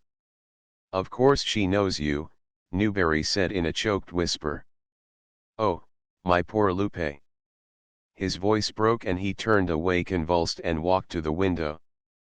With the Mexican woman watching him from the footboard, Jerry bent down and kissed her very softly on the forehead and both eyes. She made an effort to lift her face to his caress like a child, and as he drew back her eyes dwelt on his, full of the somber and unquenchable passion that had killed her. He tried to speak to her but found it impossible. Memories of the old days rushed upon him of her resistance to his fiery wooing, of the first years of their intimacy and the tortures of her conscience that her love could never deaden, and now this ending amid the ruins of her anguish and his hard coldness. He turned and groped his way out of the room. On the stairs Newberry joined him, touched beyond measure at the sight of his grief. With assurances that he would be up in the morning to inquire, Jerry escaped from the house and fled into the night, now dark and full of the chill of fog. He could not sleep, and in the morning walked up to the house before breakfast for news. The servant at the door told him that Mrs. Newberry was dead, having passed away quietly without renewal of consciousness or speech as the day was dawning. Without a word he turned from the door and walked down the street to where a car line crossed it. Standing on the corner waiting for the car, he was accosted by a boy selling the morning papers, and mechanically, without consciousness of his action, he bought one. In the same mazed state he opened it and looked at the front page. The first paragraph that met his eye was an announcement that the rumored strike of a great ore body of astounding richness in the Cresta Plata was confirmed. The excitement in Virginia was intense, the mine being regarded as second only to the Con Virginia. This, concluded the paragraph, will raise the fortunes of the Gracie boys far above the 6-naught mark, well up on the list of bonanza millionaires. Chapter 12. A Man and His Price. The ball given by Mrs. Davenport, to introduce to San Francisco society the fiancé of her son Stanley, was long remembered as one of the most brilliant entertainments ever given in California. The exhilaration of prosperity was in the air. Stocks were mounting, everybody was making money. More new dresses were ordered for Mrs. Davenport's ball than ever before for any one function. The jewelers were selling diamonds to men and women who 5 years before had lived in 2-room cabins and worn overalls and calicos. Black Dan Gracie had come down from Virginia to see his daughter and bought her a diamond tiara which it was said eclipsed anything of the kind ever sold in San Francisco or even New York. The bonanza times were beginning, and the fiery wine of life they distilled mounting to the heads of men. To Rosamund's surprise, June announced her intention of going to the ball. She had gone out little lately, since the death of Mrs. Newberry, now 6 weeks past, not at all. Every evening she had sat in the parlor in Folsom Street, waiting. But the visitor she expected never came. It was typical of her ineradicable optimism that she should still have expected him. Rosamund had heard and seen enough to feel certain that he would never come, that every leisure hour he had was spent with the daughter of Black Dan Gracie. All Mercedes' other charms were now enhanced by the luster of great wealth, and the Colonel had told Rosamund that Jerry's business was practically nil, his private fortune gone. It was necessary to say no more. June dressed herself for the ball that night as for a crisis. She had ordered a new gown, and sheathed in its glimmering whiteness, with filmy skirts falling from her hips to the floor in vaporous layers, was an ethereally fairy-like figure. Like many women who are not handsome but possess a delicate charm of appearance, she varied singularly in looks. Tonight the evanescent beauty, that was now and then hers, revisited her. She was not the blushing, soft-eyed girl that Barclay had kissed in the woods at San Mateo, but a graceful woman in whose fragile elegance there was something spiritual and poetic. She noticed her pallor and accentuated it with powder, rubbing it along her shoulders till they looked like marble. In all this luminous whiteness of skin and raiment her lips were unusually red, her eyes dark and brilliant. She scrutinized herself in the mirror, drew down tendrils of hair from the coil that now crowned her head, studied her profile and coiffure in the hand glass and tried different jeweled pendants round her neck. She was like a general before battle who reviews his resources and tries to display them to the best advantage. Owing to a delay in the arrival of the carriage they were late. It was 10:30, an unwonted hour for those days when they entered the house. At its wide-flung portals currents of revelry and joy seemed to meet them. There was the suggestion of festival in the air, the rhythm of dance music swelled and faded over the hum of voices. Room opened from room with glimpses of polished floors between long trains, reflections of bare shoulders in mirrors, gleams of diamonds, sharp and sudden under the even flood of light from the chandeliers. Over all hung the perfume of flowers, great masses of which stood banked in corners, or hung in thick festoons along the walls. The colonel escorted his charges to the end of the drawing-room where Stanley Davenport's fiancée stood beside the hostess receiving guests and congratulations. Their few sentences of greeting accomplished, they moved aside toward the wide door of entrance. From this vantage point their eyes were instantly attracted by the figure of Mercedes Gracie surrounded by a little group of admirers. In the full panoply of ball dress the young woman was truly magnificent. Black Dan's last gift was a fitting crown for such a head. She was profusely bejeweled, exceedingly bare as to neck and shoulders, and robed in a sparkling splendor of lace traced out and weighted with silver which looked like a symbolic incarnation of the riches she represented. She was brilliantly animated, turning her head this way and that as the members of the little court pressed on her notice. Rosamund, who was very quick to notice significant details, was struck by the fact that there were nearly as many women as men about her. She was about to mention this to June, when the various young men, who had detached themselves from other groups at the appearance of the Misses Allen, bore down upon them, fluttering programs. A wall of black coats formed about the girls, and the colonel, seeing the intricate rites of program comparing fairly inaugurated, backed away from them and leaned against the doorframe, idly surveying the scene. A hand on his shoulder made him start and turn, and then break into the broad smile of fellowship he reserved for just a few people. "Ryan, old son," he exclaimed grasping the hand of his friend, "what brings you here, floundering round among all these trains and frills?" The other laughed. He had not been in San Francisco for nearly a year. He was a little leaner, harder and tougher than he had been on his last visit, when the colonel had only seen him once or twice and he had refused an invitation to dine in Folsom Street. "I'm down to escort my niece. Dan couldn't come, so I was offered up." Mercedes had a notion she had to have the males of her family grouped round her tonight and telegraphed up for one of us. Dan would rather shut down the Cresta Plata than disappoint her, so as he couldn't come I had to. "You're being broken in early. At my age it's about all a fellow's good for. I take the girls wherever they go, and what's more, I enjoy it. Have you seen them yet?" Mercedes he indicated the white-robed figures of June and Rosamund in front of him. Ryan nodded. Before he had spoken to the colonel he had stood just behind him watching June. Her back was toward him but as she turned he caught glimpses of her profile. He had not dared to speak to her. His stop with the colonel was a halfway halt, a pause to gain courage, cheered by a hope that the older man might break the ice of their meeting. "How are they?" he said in a matter-of-fact tone, while his heart pounded with mingled hope and dread of June's turning and seeing him.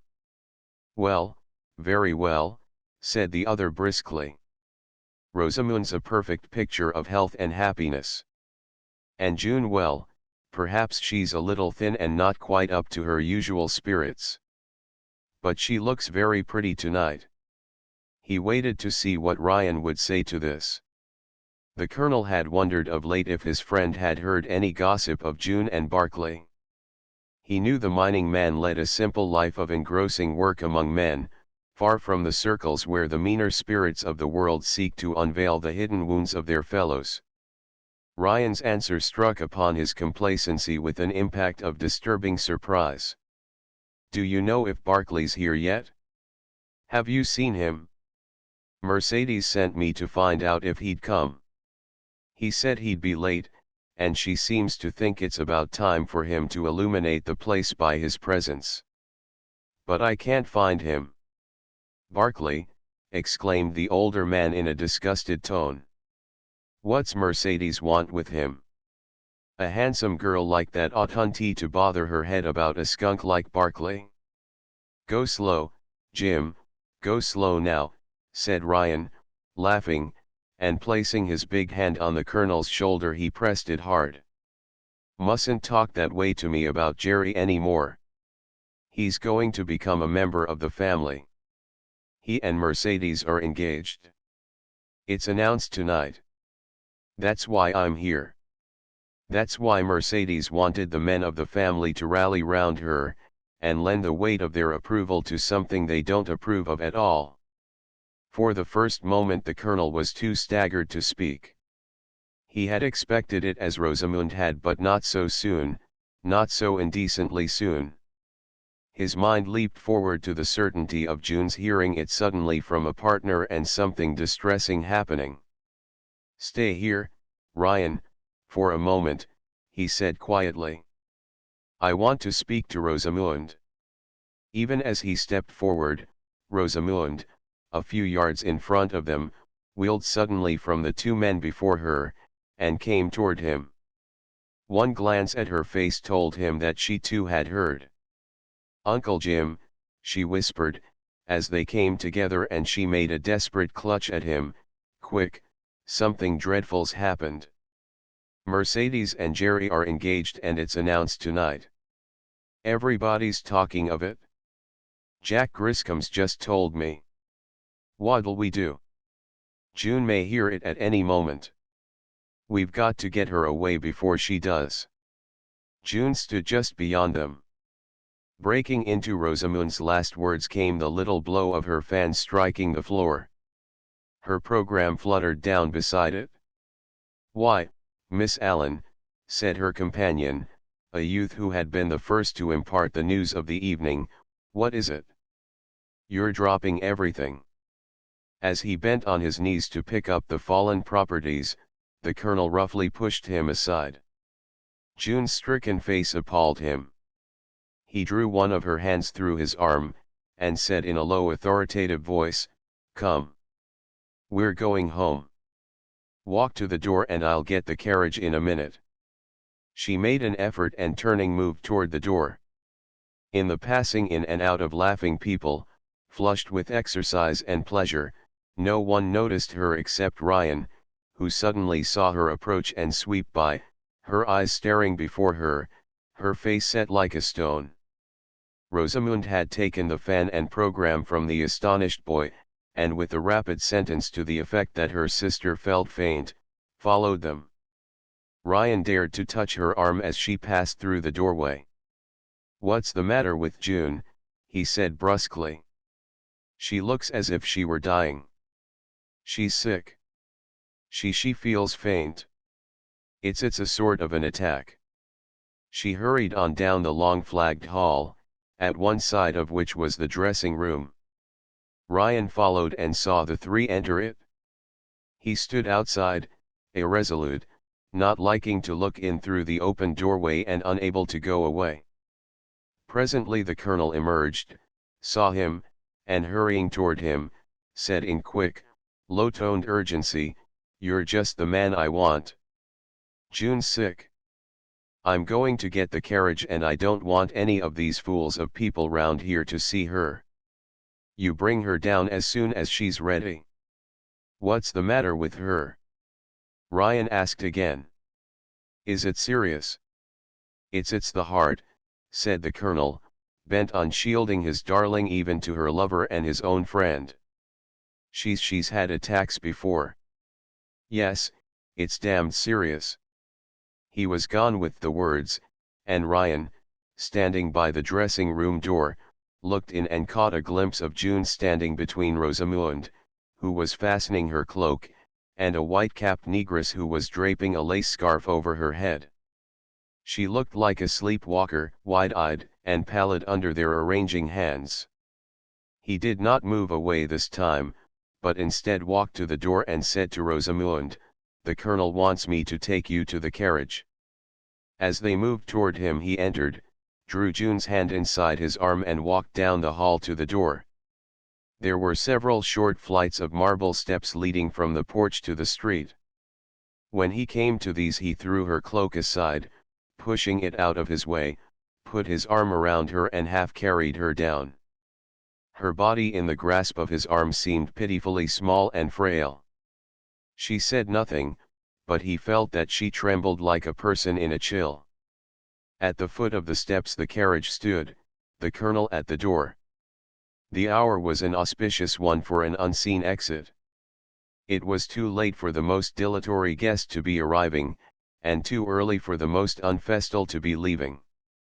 The street was devoid of pedestrians and vehicles, and lit by the diminishing dots of lamps and the gushes of light from the illuminated house, presented a vista of echoing desertion.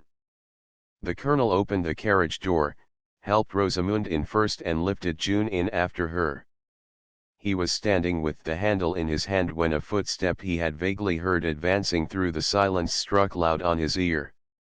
He turned quickly and saw a man come into view from the angle of the side street, walk rapidly toward the house, and then stop with that air of alertly poised hesitancy which suggests a suddenly caught and concentrated attention.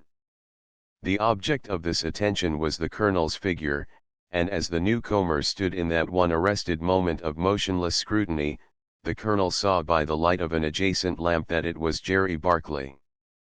They recognized each other, and the advancing man drew back quickly into the shadow of the house. "Ryan," said the colonel, turning to his friend, "would you mind taking the girls home? I've just remembered something I have to do that will detain me for a few minutes. I'll go round the other way and be at Folsom Street almost as soon as you are." He waited to see Ryan enter and then slammed the door on him, and drew back from the curb. As the carriage disappeared around the corner he walked forward to the spot where Jerry was concealed. He could see his figure pressed back against the fence, faintly discernible as a darker bulk amid the darkness about it, a pale line of shirt bosom showing between the straight blackness of the loosened coat fronts. "I knew that was you, Jerry," he said. "It's no good hiding." Jerry stepped forward into the light of the lamp. He was enraged and chagrined at the encounter. "Hiding?" he exclaimed haughtily. "Why should I be hiding?" The colonel came close to him and said with low-toned emphasis, "Because you're a liar and a coward, Jerry Barclay, and you were afraid to meet me." Jerry drew back crying with amazed rage, "Colonel Parrish! And you tried to hide from me tonight when I know what you are and what you've done." "You scrub you!" Barclay hit furiously at him, but the older man evaded the blow, and seizing him by the loosened fronts of his coat, with his open hand struck him on both sides of the face and then flung him against the fence. He squared himself to meet an onslaught, but Jerry struck heavily and fell, a dark, sprawling mass on the sidewalk. The oath that he shouted as he reeled back was bitten in two by an ejaculation of pain, and he lay motionless, groaning in the dark. "Stay there and howl," said the colonel. "If I stayed another moment I'd kick you as you lie." And he turned and ran down the street. The rattle of a carriage struck his ear and a coupe turned the corner, its lamps glaring like two round yellow eyes. He hailed it, thrust a handful of silver into the driver's hand, and gave him the Allen address on Folsom Street. As the carriage rattled across town he lay back, his blood singing in his ears, his heart racked with rage and pain. He had done no good, probably been very foolish. But as June's face rose on his memory, he wished he had hit harder, and the recollection of Jerry groaning against the fence soothed his pain. Chapter 13. The breaking point. In the middle of the December afternoon the colonel had come in early to his rooms to change his coat and brush up a bit. He was going to call on the wife of a pioneer friend who had just returned from Europe. The colonel was punctilious and called in a black coat, which he now stood brushing beside the window and anxiously surveying, for he had been a man who was careful of his dress, and the coat looked shiny. It was a chill gray day and he looped back the lace curtains to see better. Outside, the fog was beginning to send in long advancing wisps which projected a cold breath into the warmest corners of the city. A mental picture rose on his mind of the sand dunes far out with the fleecy curls and clouds sifting noiselessly over them.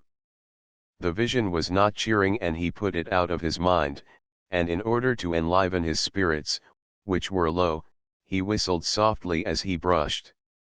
The room, the bare hotel parlor of that kind of suite which has a small windowless bedroom behind it, looked out on the life of one of the downtown streets.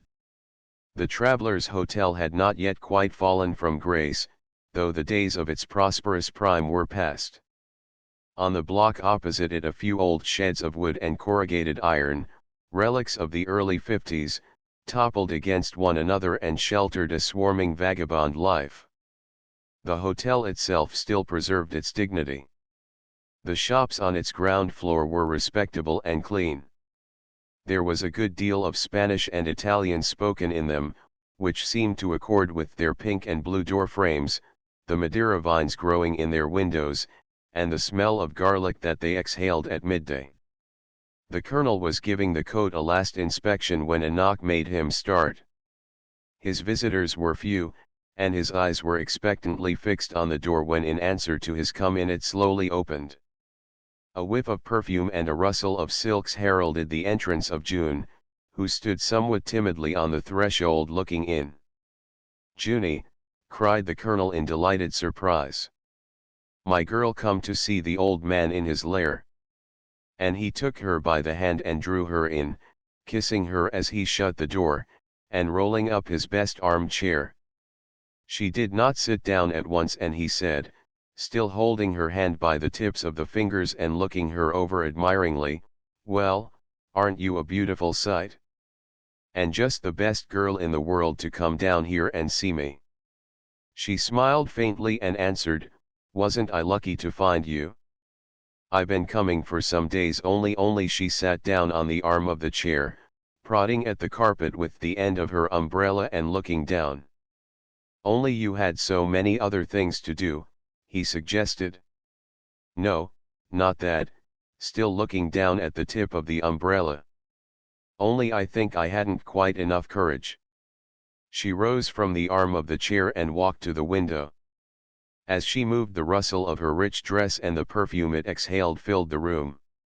The colonel looked at her uneasily. It was 3 weeks since the Davenport ball. She had kept her room for some days after the ball, saying she was sick. After that she had appeared, looking miserably ill, and in manner cold and uncommunicative. She had spoken of Jerry's engagement to no one, not even to Rosamund. To the colonel she had been gentle, quiet, and for the first time in their acquaintance indifferent and unresponsive. What her appearance this afternoon portended he could not guess. "Not enough courage," he now repeated. "Was there ever any time since I've known you when you wanted courage to come to me?" "Never before," she answered, standing with her back to him looking out of the window. Her voice, her attitude, her profile against the pane, were expressive of the completest dejection. She was expensively and beautifully dressed in a crisp silken gown of several shades of blue. Every detail of her appearance was elegant and fastidious. In her years of city life she had developed all the extravagance, the studious consideration of her raiment, of a fashionable woman.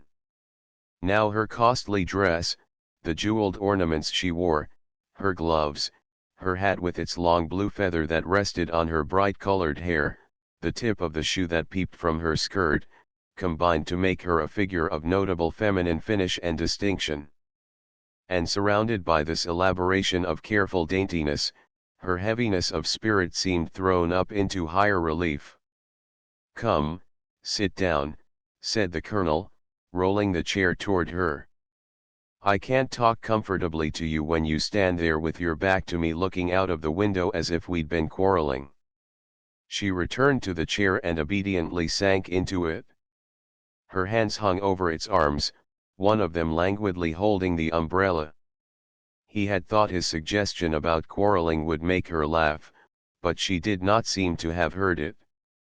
"And now," he said, drawing a chair up beside her, "let's hear what it is you hadn't the courage to tell to your Uncle Jim. Have you been robbing or murdering, or what?" "I been staying in the house mostly, looking out of the window." I don't feel much like going out. Oh, Uncle Jim, she said, suddenly turning her head as it rested on the chair back and letting her eyes dwell on his. I've been so miserable.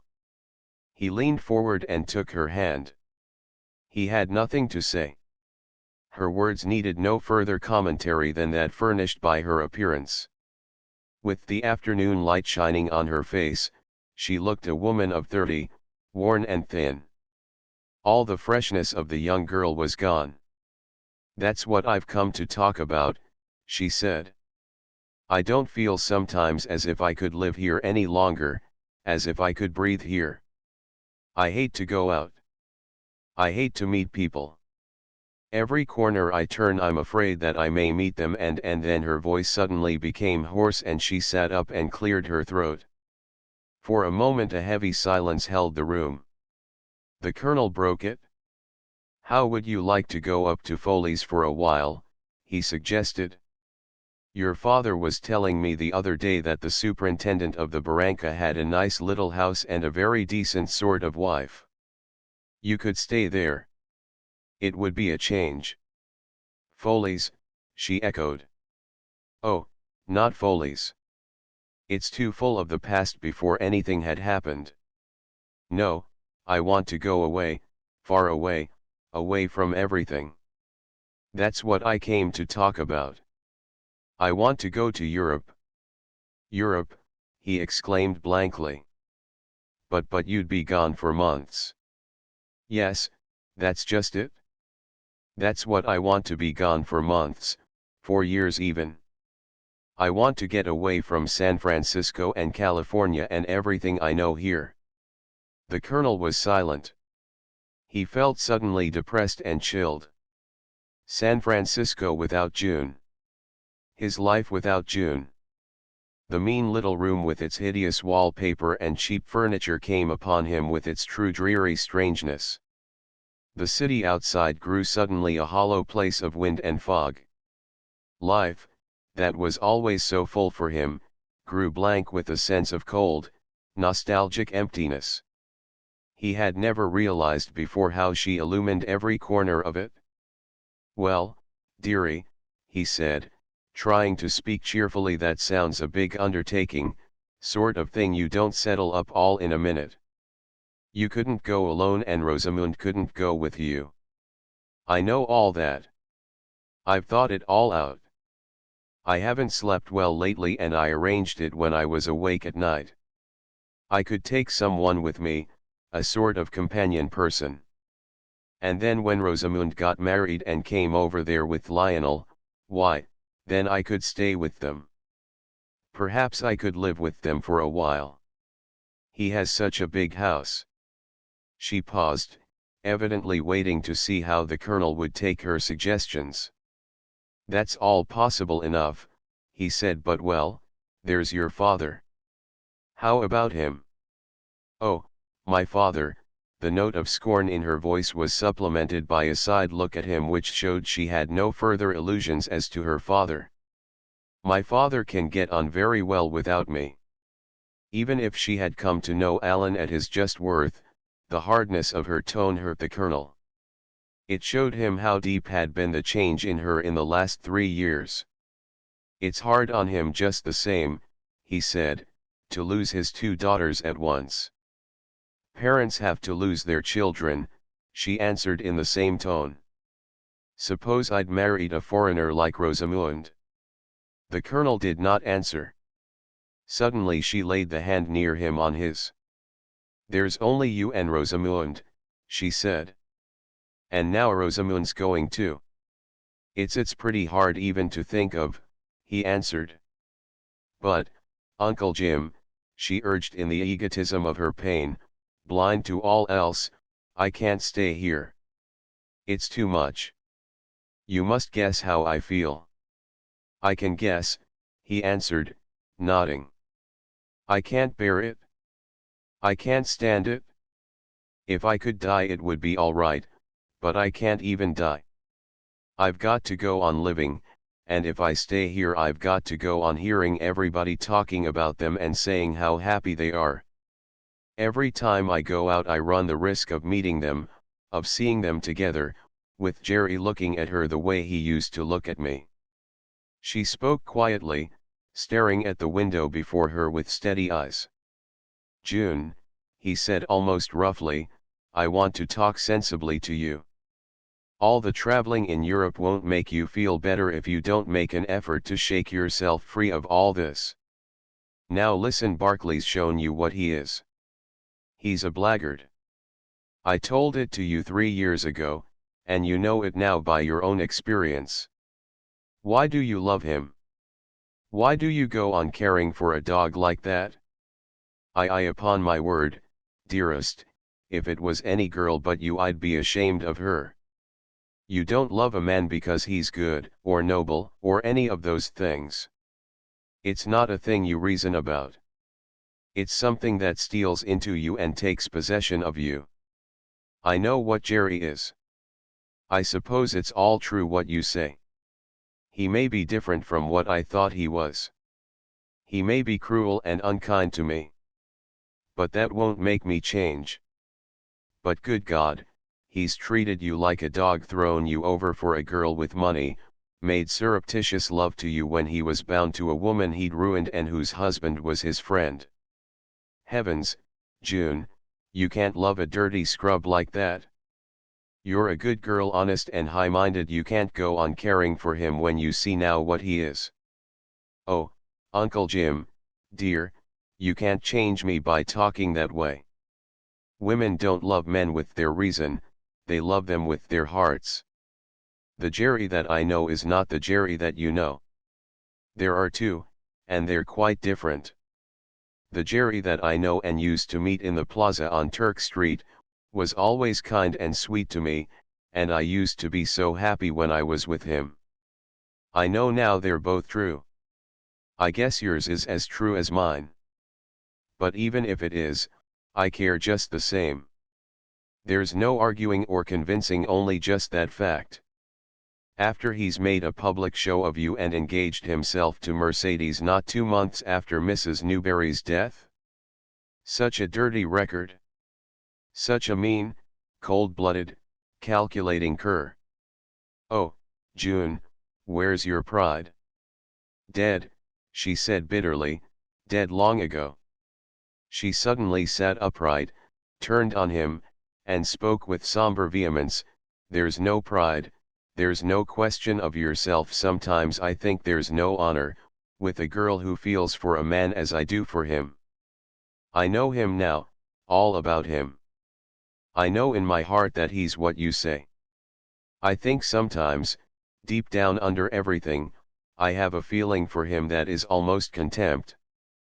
But I'm his while he's alive and I am. I can't any more change that than I can make myself taller or shorter. If I'd known in the beginning what I do now, it would have all been different. It's too late now to ask me where my pride is, and why I don't tear myself free from such a bondage. It's spoiled my life. It's broken my heart. Sometimes I wish Jerry was dead, because then I know I'd be myself again. He looked at her horrified. Pallid and shrunken in her rich clothes, eaten into by the passion that now, for the first time, he heard her confess, it seemed to him that she could not be the girl he had met at Foley's 3.5 years ago. To his strong, self-denying nature, her weakness was terrible. He did not know that that weakness was one of the attributes which made her so lovable. I dare say there's something bad about me, she went on. I can see that other people don't feel this way. I know Rosamund wouldn't. If Lionel had not really cared for her and asked her to marry him, she would have gone to work and just uprooted him from her mind like a weed in a garden. She wouldn't have let things that weren't right get such a hold on her. But I never tried to stop it. And now the weeds choked out everything else in the garden. Don't let it choke out everything. Root it up. Tear it out. Don't be conquered by a weed, June. Oh, Uncle Jim, she almost groaned with the eternal cry of the self-indulgent and weak, if only I had stopped it in the beginning. I wouldn't have grown to love him so if I'd known. It's been such useless suffering. Nobody's gained anything by it. It's all been such a waste. There was a silence. The colonel sat looking down with his heart feeling heavy as a stone. When he came against that wall of acquiescent feminine feebleness, he felt that he could say nothing. She stirred in her chair and said, her voice suddenly low, her words coming slowly, "They're to be married in January. It's going to be a short engagement. Black Dan's going to give them a house down here with everything new and beautiful. I'll see them all the time, everywhere. I know just the way they'll look, smiling into each other's eyes." She stopped and then sat up with the rustling of crushed silks. "How do people bear these things? I haven't hurt anybody or done any harm to have to suffer this way. When I'm alone I keep thinking of them, how happy they are together, not caring for anything in the world but each other. I think of him kissing her. I think that someday they'll have a baby." Her voice trailed away hoarsely and she sank back in the chair, her head on her breast. The colonel got up and walked to the window. These same savage pangs had once torn him. In his powerful heyday it had taken all the force of his manhood to crush them. How could she wage that blasting fight? He turned and looked at her as she sat fallen together in the embrace of the chair. "I think you're right, June, about going away," he said. "It's the best thing for you to do. The old man'll have to get on as well as he can for a while without you." She did not move and answered in a dull voice, "It's the only thing for me to do." "When were you thinking of going?" Soon as I can. Anyway, before January. I must go before then. And Uncle Jim, this was what I came to ask you and was afraid. We been a long time getting to it." She looked at him with a sort of tentative uneasiness. "It's asking a good deal," she added, "but you've always been so good to me." "What is it, dearie?" he said gently. "Don't you know it's my pleasure to do anything for you? I want you to give me the money to go with." For a moment the colonel was so surprised that he looked at her without answering. As she spoke the color came faintly into her face. It won't be so very much," she went on hurriedly, "perhaps enough for a year. I thought $5,000 would do." $5,000, he said, recovering himself, $5,000. Why, of course. He paused, looking down on the floor and asking himself where he was to get $5,000. "I'll get it for you, only you'll have to give me a few days." She leaned forward with a sudden energy of animation and clasped his hand. "I knew you'd do it," she said. "I knew if I came to you for help I'd never be disappointed. I asked father for it, and she completed the sentence with a shrug. "He hadn't it, perhaps," suggested the colonel. "That's what he said. He said he couldn't possibly give it to me, that he was in debt now. And look at the way we live. Look at this dress. He knows how I feel. He has only to look at me, but he said he couldn't give it." "Will 5,000 be enough, do you think?" said the colonel, who had no comments to make on Alan, of whose mode of life and need of money he knew more than June. "I don't know. I don't know anything about traveling. I've never been anywhere but in California and Nevada. But it ought to be enough for a while. Anyway, if I had that I could go, I could get away from all this. I could get away from San Francisco and California, and the people and things that torture me." She rose from the chair and picked up her umbrella. Her languor of dejection had returned. She cast a listless eye toward the pane and said, "I must go.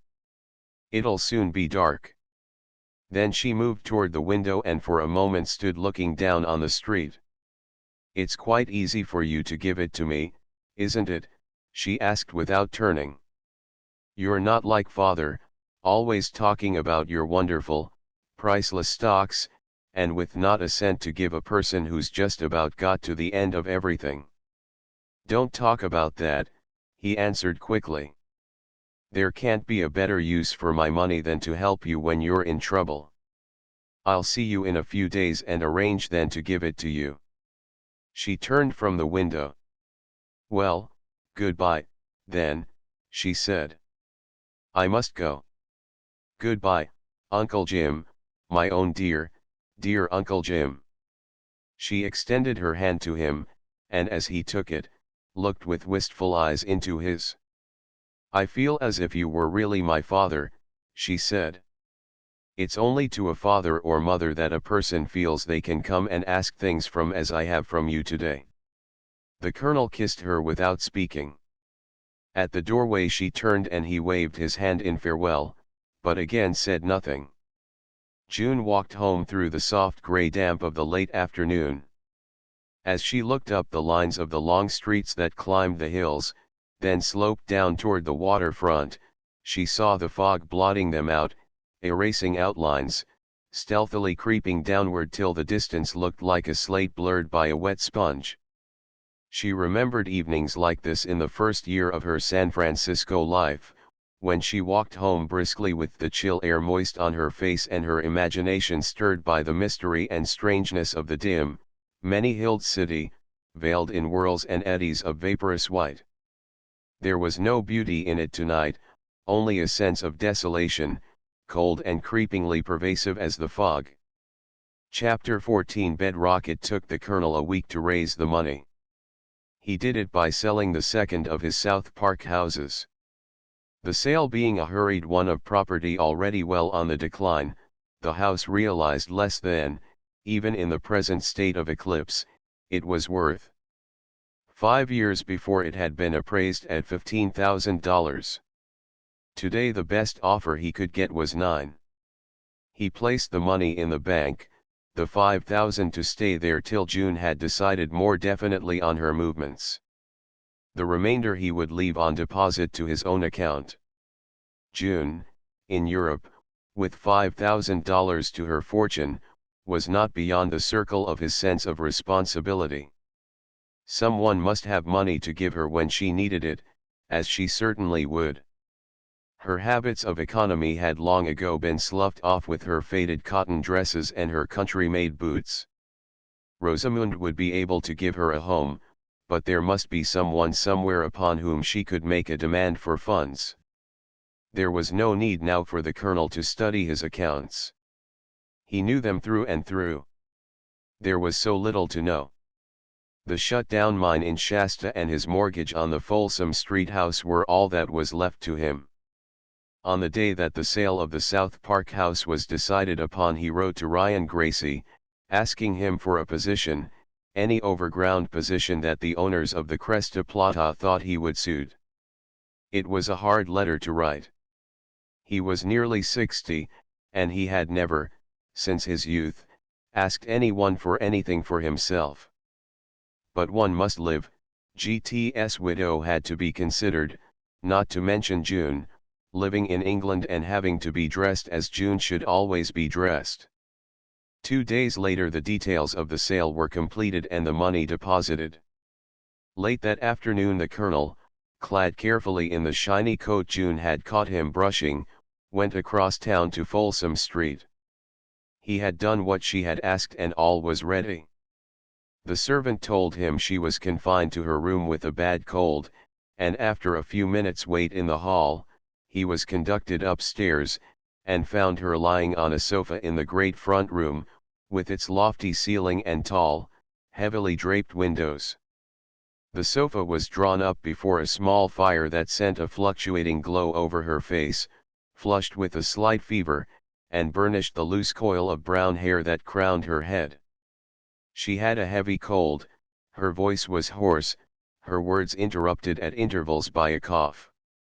She was delighted to see him, sitting up among the cushions on which she reclined to hold out her hand, and rallying him on the length of time since his last visit. "But I been busy," he said, drawing a chair up to the foot of the sofa, Busy over your affairs, young woman.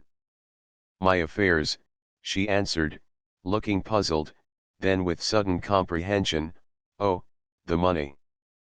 That's it, he nodded, the money. Well, it's all ready and waiting for you in the bank.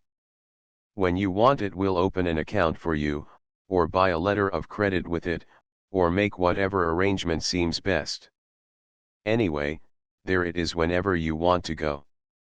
Oh, Uncle Jim, she breathed. And now what do you think's happened? What? He asked with suddenly arrested attention. It was on his mind that startling things might be expected to happen in the Allen household at any moment. I'm not going. You're not going? Junie, don't tell me that. The joy in his voice and eyes was transfiguring in its sudden radiance. He left his chair and sat down on the end of the sofa near her feet, leaning toward her, pathetically eager to hear. I've changed my mind. A gleam of her old coquetry brightened her face. Isn't that one of the privileges of my sex? What made you change it? Good Lord, dearie, I'm so glad. I'll tell you all about it. There are several threads to this story. In the first place, Rosamund didn't like it. She thought it was queer for me to go to Europe alone and leave father, and just before her wedding, too. She wouldn't hear of my not being at the wedding. But the other reason was more the real one. She sat up, her elbow in the cushions, her head on her hand, the fingers in her loosened hair. Her eyes on the fire were melancholy and contemplative. You remember what I said to you about not being able to live here any longer? How I couldn't stand it? Well, father's going to Virginia City. What difference does that make? He's been going there for years. Yes, but to live, I mean. To take us and make our home there. That's the reason I've changed my mind. I needn't go so far as Europe. We're all going to leave California and live in Nevada. The colonel was astonished. He was prepared for strange actions on Allen's part, but a bodily family removal to Virginia when his affairs were in so complicated a condition was unlooked for, and incomprehensible. And why had not Allen spoken to him of it? When in town they saw each other almost daily on Pine and Montgomery streets. Isn't it a very sudden decision of your father's? He asked. He had no idea of it last week. You didn't know it when you came to see me that day, did you? I didn't know of it till 2 days ago. It's all happened in a minute. Father himself didn't know it. I was still thinking about going away and arguing with Rosamund about it, when he came and told us he'd decided to move to Nevada, that he had more business there than here, and it would be much cheaper having one house in Virginia than for him to be up there, with us down here in San Francisco. What made it particularly easy and convenient was that someone wants to buy the house. This was a second shock, but there was illumination in it. The listener felt now that he was getting to the heart of the matter. Buy the house, he ejaculated. This house. Yes, this house. I've forgotten the man's name. Someone from Sacramento wants to buy it just as it stands, with the furniture and everything. It's not a very good offer, but property's gone down here, as it has all over this side of town, and father says it's not bad, considering that it makes it so much easier for us to go. He was, for the moment, too astonished to make any comments. She spoke as though the sale was decided on, the move settled. He knew that neither of the sisters was aware of the mortgage he held on the property, and he listened to her in staring silence as she went on, so that's why I'm not going to Europe. Virginia's far enough away from San Francisco. I'll not see them up there or hear about it as I would down here. And then there was another reason that's made me glad to stay. When I thought of leaving you and Rosamund, it was so hard, too hard. I don't seem to be one of those independent women who can go about the world alone, far away from the people they love. I'd leave my roots behind me, deep down in the ground I came from. I don't think I could ever pull them up. And if I tried and pulled too hard they'd break, and then I suppose I'd wither up and die. She turned her eyes from the fire to him. She was smiling slightly, her face singularly sad under the smile. He looked at her and said softly, "My girl." He sat on with her for a space, discussing the move and making plans. With some embarrassment he told her of the fact that he had written to Ryan Gracie, applying for a position. The thought that he would be in Virginia called the first real color of life and pleasure into her face that he had seen there for weeks. He saw that the excitement of the move, the hope of change from the environment in which she had so suffered, had had a bracing and cheering effect on her. It was evident that she had set her heart on going. Despite her cold and general air of sickly fragility, she was more like herself, showed more of her old vivacity and interest, than she had done since the night of the Davenport ball. On his way down the stairs he decided, if Alan was not in, to wait for him in the sitting room. But as he reached the stairfoot a faint film of cigar smoke and the more pungent reek of whiskey floated from the open doorway, and told him that the master of the house was already there. Alan was sitting by the table, a decanter and glass near his elbow, his cigar poised in a waiting hand, as he listened to the descending footsteps. The Chinaman had told him that Colonel Parrish had called to see June, and Alan stationed himself by the doorway to catch the visitor on his way out. "That you, Jim?" he called, as the footfall neared the end of the flight.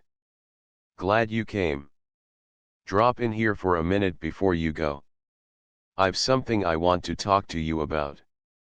The colonel, entering, noticed that the other was even more flushed than he usually was at this hour, and that his glance was evasive, his manner constrained. He pushed his cigar case across the table with a hand that was unsteady, and tried to cover his embarrassment by the strident jocularity of his greeting. The colonel, sitting down on the arm of a heavy leather chair, did not beat about the bush. "What's this June's been telling me," he said, "about you all moving to Virginia? Since when have you decided on that?" "Only a day or two ago. I was going around to see you tomorrow, about it, if you hadn't come this afternoon. I've about made up my mind to go. My business is all up there now. There's no sense living in Virginia 2/3 of the time and running a house down here." "How about Rosamund's wedding?" the colonel asked. "Have it up there. You can have a wedding in Virginia just as well as you can in San Francisco. I can rent a house, a first-rate house, furnished and all ready, and give her just as good a send-off as any girl in California. That's what I calculate to do. It'll require money up there or down here, but that's an expense that's got to be. June says you've had an offer for this house. Who made it, and what's he offered?" Alan leaned forward to knock off the ash of his cigar on the tray beside him. "That's what I wanted to see you about," he said slowly. "Yes, I've had an offer. It's from a man named Spencer from Sacramento. Just come down here to settle. He's got a big family, and wants a good-sized house and garden for the kids to play in. Fashionable locality doesn't count for much with him. He's offered $25,000 down for the place as it stands, furniture and all." There was a slight pause and the speaker added, "It's what decided me to go to Virginia, get rid of this and get some ready money. I'm pretty close to the ragged edge, Jim." "I don't see how it's going to benefit you," said the colonel. "My mortgage and the interest for 2 years back, paid in full, doesn't leave you much more than your fares to Virginia." Alan got up, walked a few steps away, then came back and stood by the colonel's chair. His face was deeply flushed, but it had lost its embarrassed air. He looked resolute and determined. "Jim," he said doggedly, "I've got to have that money." "Bo Allen," said the colonel in the same tone, "by what right do you dare to say that to me?" For a silent moment they eyed each other, then the elder man went on, "25 years ago you stole my sweetheart. 4 years ago you tried to steal my land and I gave it to you, because you had a wife and 2 helpless children, and now you're trying to steal my house." "I've got the same right as I had before," said the other, "I've still got 2 helpless children. Am I to be robbed to provide for your children?" "You're using pretty strong words, Jim, but you've had provocation. You've met bad usage at my hands and you've given back good. Give it back once more, for the last time. Give it back for the sake of my 2 girls. They're as helpless now as they ever were, and God knows I'm as unable to help them. Why should I keep on providing for your children? You're their father, younger than I, and as able-bodied.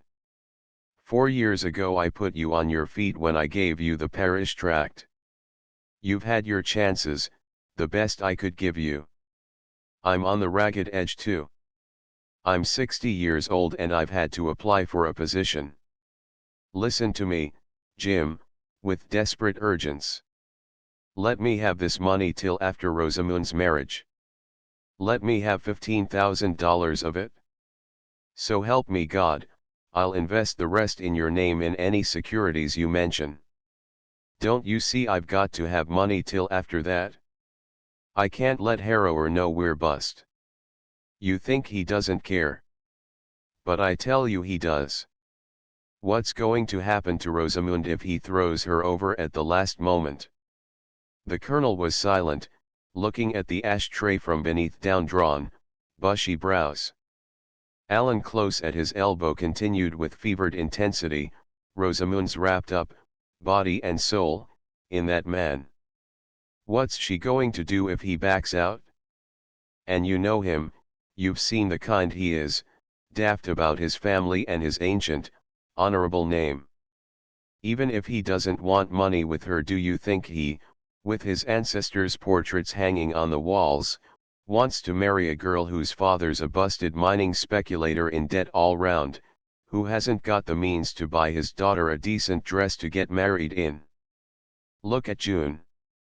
Are the futures of both my daughters going to be ruined because I'm broke? Good God, Parrish, you care for them. You can't now, when you see what June's been brought to, stand in the way of Rosamund's happiness." The colonel sat looking at the ashtray for a frowning moment, then he said, "What have you done with the spring? If there had been no mineral on the land, the spring would have brought you an income for years. I sold the land with the spring on it, after the Crown Point collapse. Blake, the hotel man in San Jose, bought it, and is building a hotel up there now. That's the past. I'm not defending it, nor my life between then and now. I'm talking of my children. Put me, and what I am, out of the question. It's my 2 girls that count just now." The colonel rose, and walking to the fireplace, stood there with his elbow on the mantelpiece, looking down at the small fire that glowed in the grate. Allen by the table watched him with anxious, waiting eyes. "I've got chances in Virginia," he said. "Living on the spot, there's a different proposition from running back and forth like this. The Maybeouf properties that I'm interested in are looking pretty promising. Inside of a year, if they turn out as we expect, I may be able to pay you the whole sum back." The colonel gave a suppressed sound, short and scornful, but did not raise his head. The other went on. 15,000 will carry us to Virginia and over the wedding. Harrower's to be back in the spring and they'll be married as soon as he comes. Spencer wants the house in January or February. That will just about fit in. We can go to Virginia as soon as the sale's completed and have everything ready and in shape by the time Harrower gets here. And it will be better for June, 2. Better to get her out of all this. She feels pretty bad, poor little girl. One of the reasons that makes me so keen about selling the place and leaving is to get her away from all this talk about Barkley and that Gracie girl. The Colonel, without raising his eyes, said, "You'll want the whole 25,000. No, no, said Alan with undisguised eagerness, hope illuminating his face. 15 will do, though of course 20 would be better. 15 ought to carry us well along into the summer, and by that time the Mabeuf should be paying. There'll be the wedding and the trousseau. Of course 20 would be better, but if you'll let me have the 15 I can do it. I'll invest the other 10 any way you may say," and he stopped as the Colonel turned from the fire with a short laugh. "Sell the house," he said, "and take it all." What? Alan did not quite dare to believe it. Sell the house. See Spencer as soon as you can, and I'll give you satisfaction of the mortgage. Jim, the other ejaculated, and held out a shaking hand. But the Colonel brushed by it and passed into the hall, where his hat and coat hung. Alan followed him, trying to talk, but he stopped the feeble words of gratitude. Standing under the hall lamp, the light falling on his white hair, he said, "There's no thanks between you and me. If it wasn't for your daughters I'd see you standing on the corner begging for nickels and not drop one in your tin cup. And you know it. You know, too, what I feel about them, and why I feel it. You know I'd do it again if I had the money. But I haven't. There's not much more to be got out of me. You've about sucked me dry."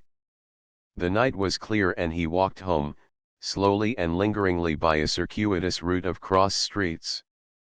At first he paced onward in an absorbed reverie, his eyes down, striking the cracks in the pavement with the tip of his cane. Presently he looked up above the housetops, at the widths of sky sown with great, calm stars.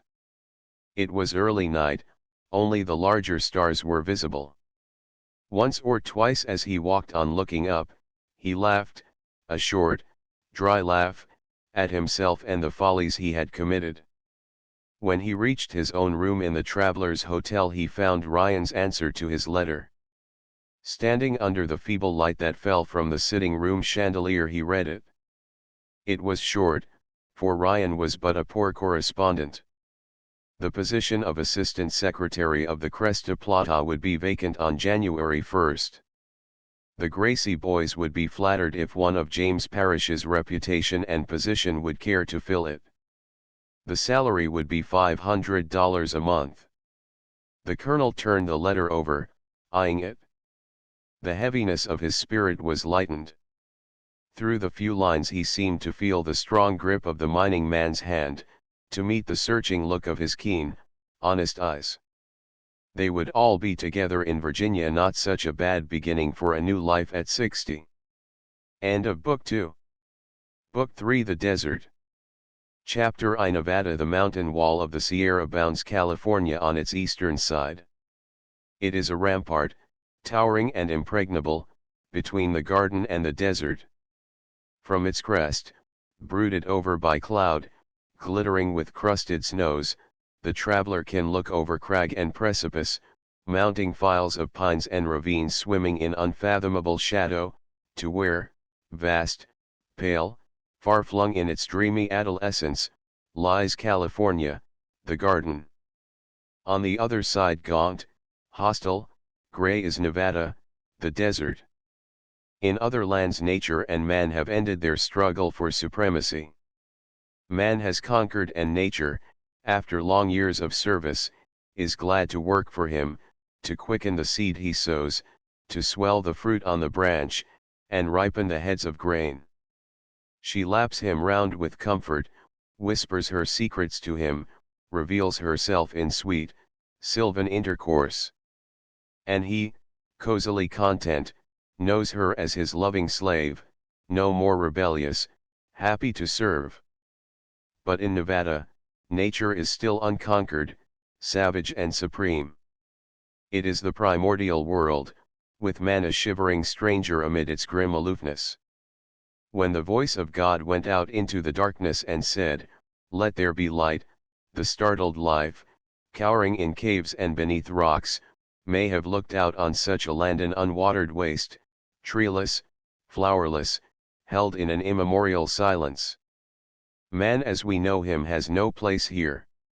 He is a speck moving between the dome of sky and the floor of earth.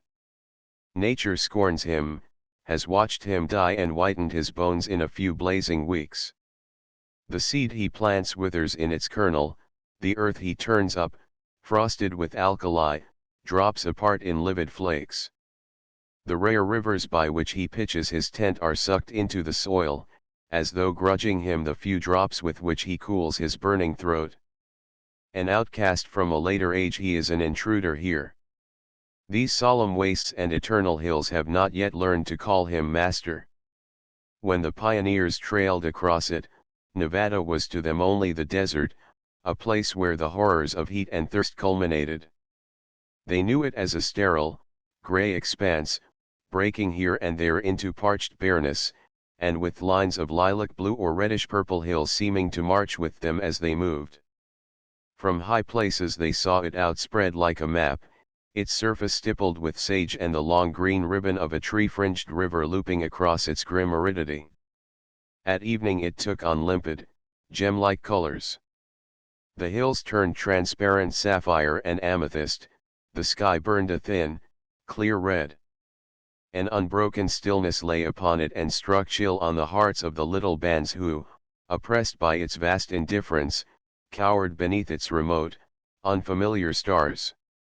As they passed across it they mined a little, here and there they scraped the surface, clustered round a stream bed for a day or two and sent the water circling in their pans.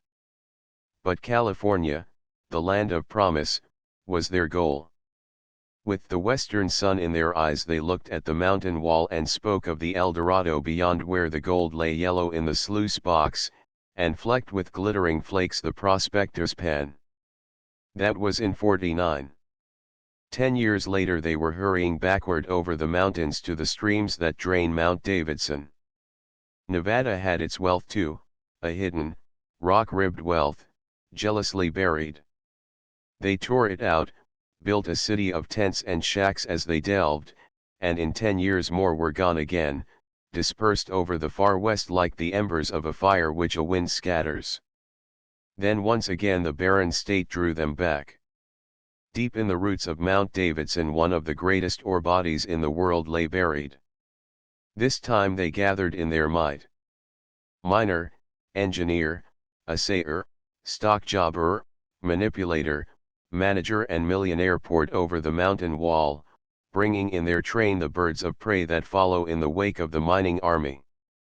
The city of tents and cabins grew into a city of streets and buildings and spread, climbing the mountainside in terraces. A railroad crawled perilously to it, looping over the mountain flanks. In a cleared nook by a river the smoke of its mills blackened the sky. Isolated from the rest of the world, encircled by desolation, the town seethed and boiled with an abnormal activity, a volcano of life in the midst of a dead land. About it the desert brooded, pressing in upon it, watching and waiting. To it the little city was an outside thing, hostile, alien, unwelcome. It scorned the pygmy passions of its men and women, had no sympathy with the extravagances of their money madness.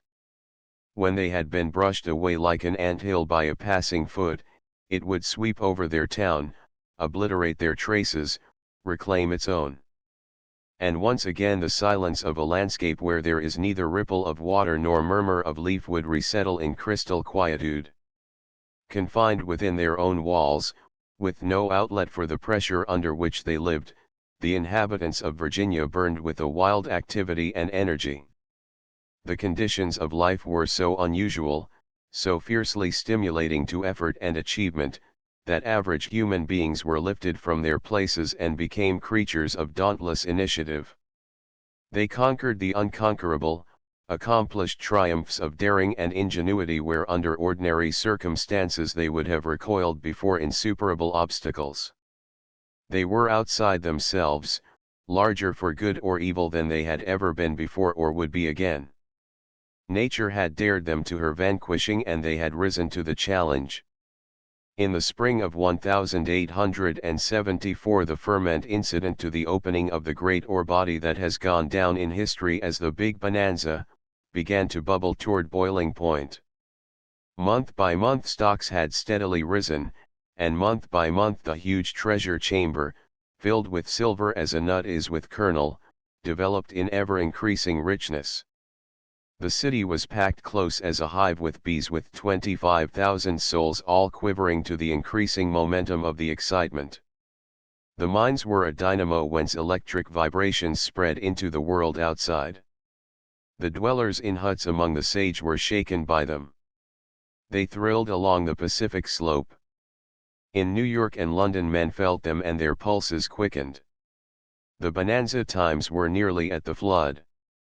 The city grew with astonishing rapidity, breathlessly climbed the side of Mount Davidson in ascending tiers of streets. There was no time for grading or paving. 2 stories in the front meant 4 in the back. The kitchens of B Street looked over the shingled roofs of the shops on C Street. It was a grey town, clinging to a desolate mountainside, in a grey country. At its base, appearing to force it up the slope, were the hoisting works of the mines, dotted so close along the lode they nearly touched. Every mine in this line was a mighty name in the world of finance. New York, London, and Paris waited each morning to hear news from the town in the wilderness. And as the anthill swarmed and trembled with the fury of its concentrated life, the desert looked on, serene, incurious, still. Chapter 2 Old friends with new faces. The Allen girls moved to Virginia City in April. Their father had gone there early in the year and taken a house which would be a proper and fitting place from which to marry Rosamund.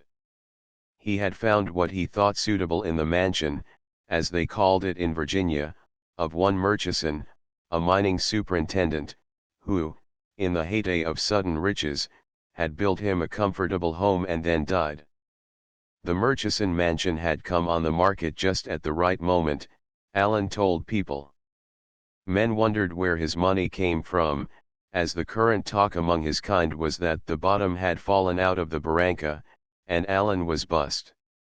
He himself spread the story that successful speculations had once again set him on his feet.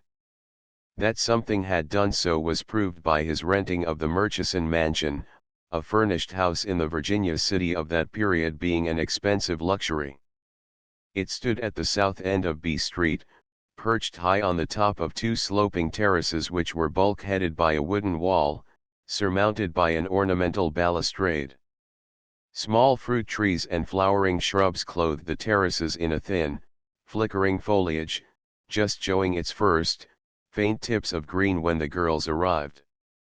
A long flight of steps ran up to a balcony which rounded out about the front door, and upon which one seemed to be mounted high in the air, looking down over a dropping series of flat and peaked roofs to where the dark red walls and tall chimneys of the hoisting works clustered about the city's feet.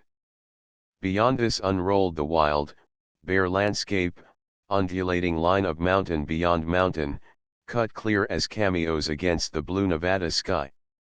The vivid green streak made by the Carson River gleamed to the right.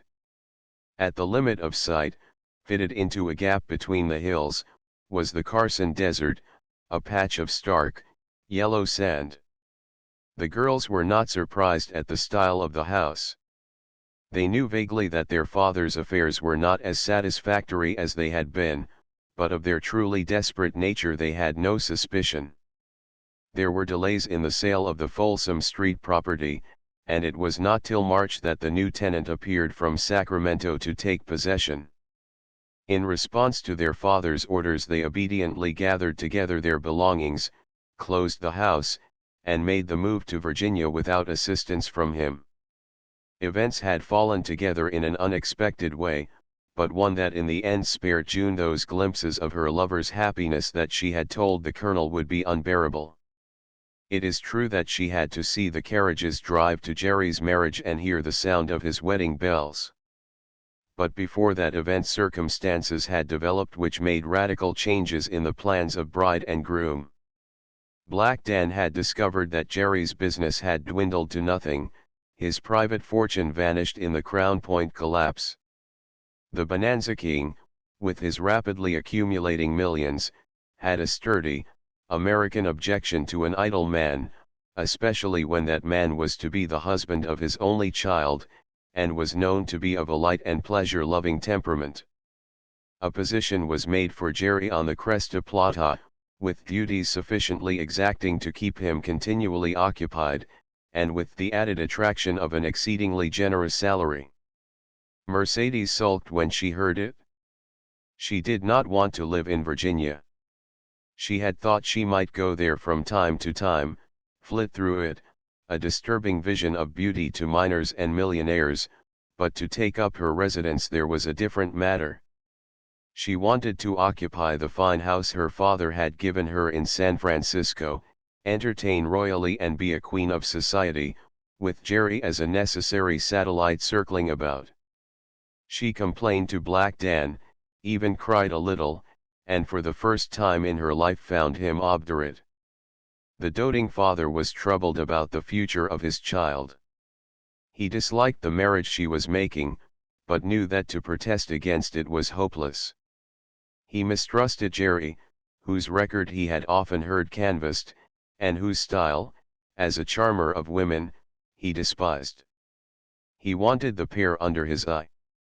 He wanted to keep his hand tight on his son-in-law. He did not believe that the man loved Mercedes, and he took a bitter satisfaction in bringing him to Virginia and setting him to work. Ryan and I can watch him, he thought to himself. We'll keep his nose to the grindstone, and if he shows any symptoms of lifting it we'll hold it closer. Black Dan said little of his uneasiness to anyone save his brother. The two men had the same opinion of Jerry, and though neither expressed it to the other, each felt cold doubts as to the happiness of the marriage. Early in January, after a honeymoon of less than a week, Jerry was summoned to his new duties. He and Mercedes were installed in a house on B Street which had been hired and hastily refitted for them. Here in the heart of a biting Nevada winter their married life began. Neither bride nor groom guessed that it was being surreptitiously watched by three pairs of interested eyes. To the observation of the suspicious and inimical Gracies that of Colonel Parrish was added. He too had come to Virginia on the 1st of January to assume his position as Assistant Secretary of the Cresta Plata. He and Ryan had settled themselves in comfortable quarters on the floor over Caswell's drugstore, where their rooms gave on a balustraded wooden veranda which looked out on the turmoil of C Street. It was not from Jerry, but from Mercedes that the first signs of discontent came. She had hated Virginia from the first glimpse of it. The cold, bleak town, buffeted by furious winds, clinging to its bare mountainside, revolted her. Her little soul shrank before the loneliness of the silent desert. She was essentially a Southern, a lover of sunshine, bright colors, and gaiety. Moreover, for the first time in her life, she felt neglected. In Virginia City in 1874 there were more engrossing interests than the allurement of women. It was a man's town, where the softer sex was in the background, save as a diversion and spectacular luxury. Mercedes was often lonely. Jerry had flung himself into the speculative fever of the time with fury. Even Black Dan was preoccupied and abrupt. Making millions is, after all, the most absorbing pastime that man may know. Finally a delicacy of the throat developed, and Mercedes looked pale and thin, and began to cough. It was April, she had been married 4 months, and she wanted to go, she wanted San Francisco and sunshine, and the amusements for which she lived. Jerry did not protest. The dream of passion was at an end. The Mercedes he had come to know in the intimacy of married life was so different a being from the Mercedes who had beguiled him in the summer, that he was not sorry to have her leave him. His pride was hurt and he felt angry and bitter against her, but he had no poignant regrets. Neither had loved. The ignoble instincts that had drawn them together were satiated. Her woman's spite had worked itself out. His lust for her wealth, his desire for her possession, were satisfied. They were willing to part. She left in April, it being understood that Jerry was to go below to see her every 2 weeks. The story that her health had been impaired by a climate which had proved too severe for many before her, was given out as the reason for her departure. Black Dan even was made to believe it. He also believed her assurances that she would return in the summer. He thought the few tears she shed were grief at parting with a husband whom he supposed she loved.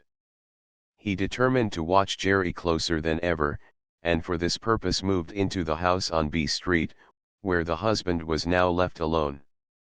Thus it fell out for June that she was spared the sight of Jerry as a joyous bridegroom. Almost simultaneously with the Allens' move to Virginia, Mercedes left it.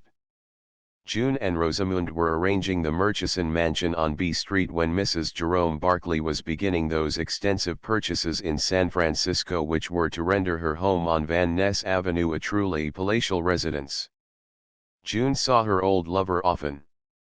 The contracted size of the town made it impossible for her to avoid him. More than once they encountered each other in the houses of friends, and were forced to interchange the little dead phrases of society. Both were shaken by these accidental meetings. June dreaded and shrank from the sight of his face and the sound of his voice, but Jerry went away from her presence, stirred and uplifted, his mind full of the thought of her, his sense of her charm reawakened. His life, crowded with the strenuous business of men, was empty of what had been for years its main interest and preoccupation.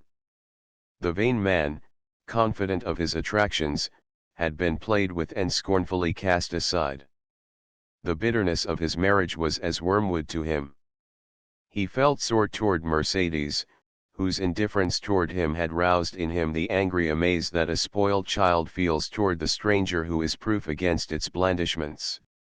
He felt himself wronged, and in a way, trapped. They made him work like a day laborer for his salary, and his wife had left him. That was what he'd got by marrying. Lupe, poor, dead Lupe, would not have treated him so. And June, what a fool he'd been. He forgot that June had no money, and for that reason he had put her resolutely aside. He forgot that last year he had avoided her and tried to banish all thought of her. In his longing for the adulation and tenderness upon which he had lived, her image came nearer and nearer, grew more and more disturbing and sweet.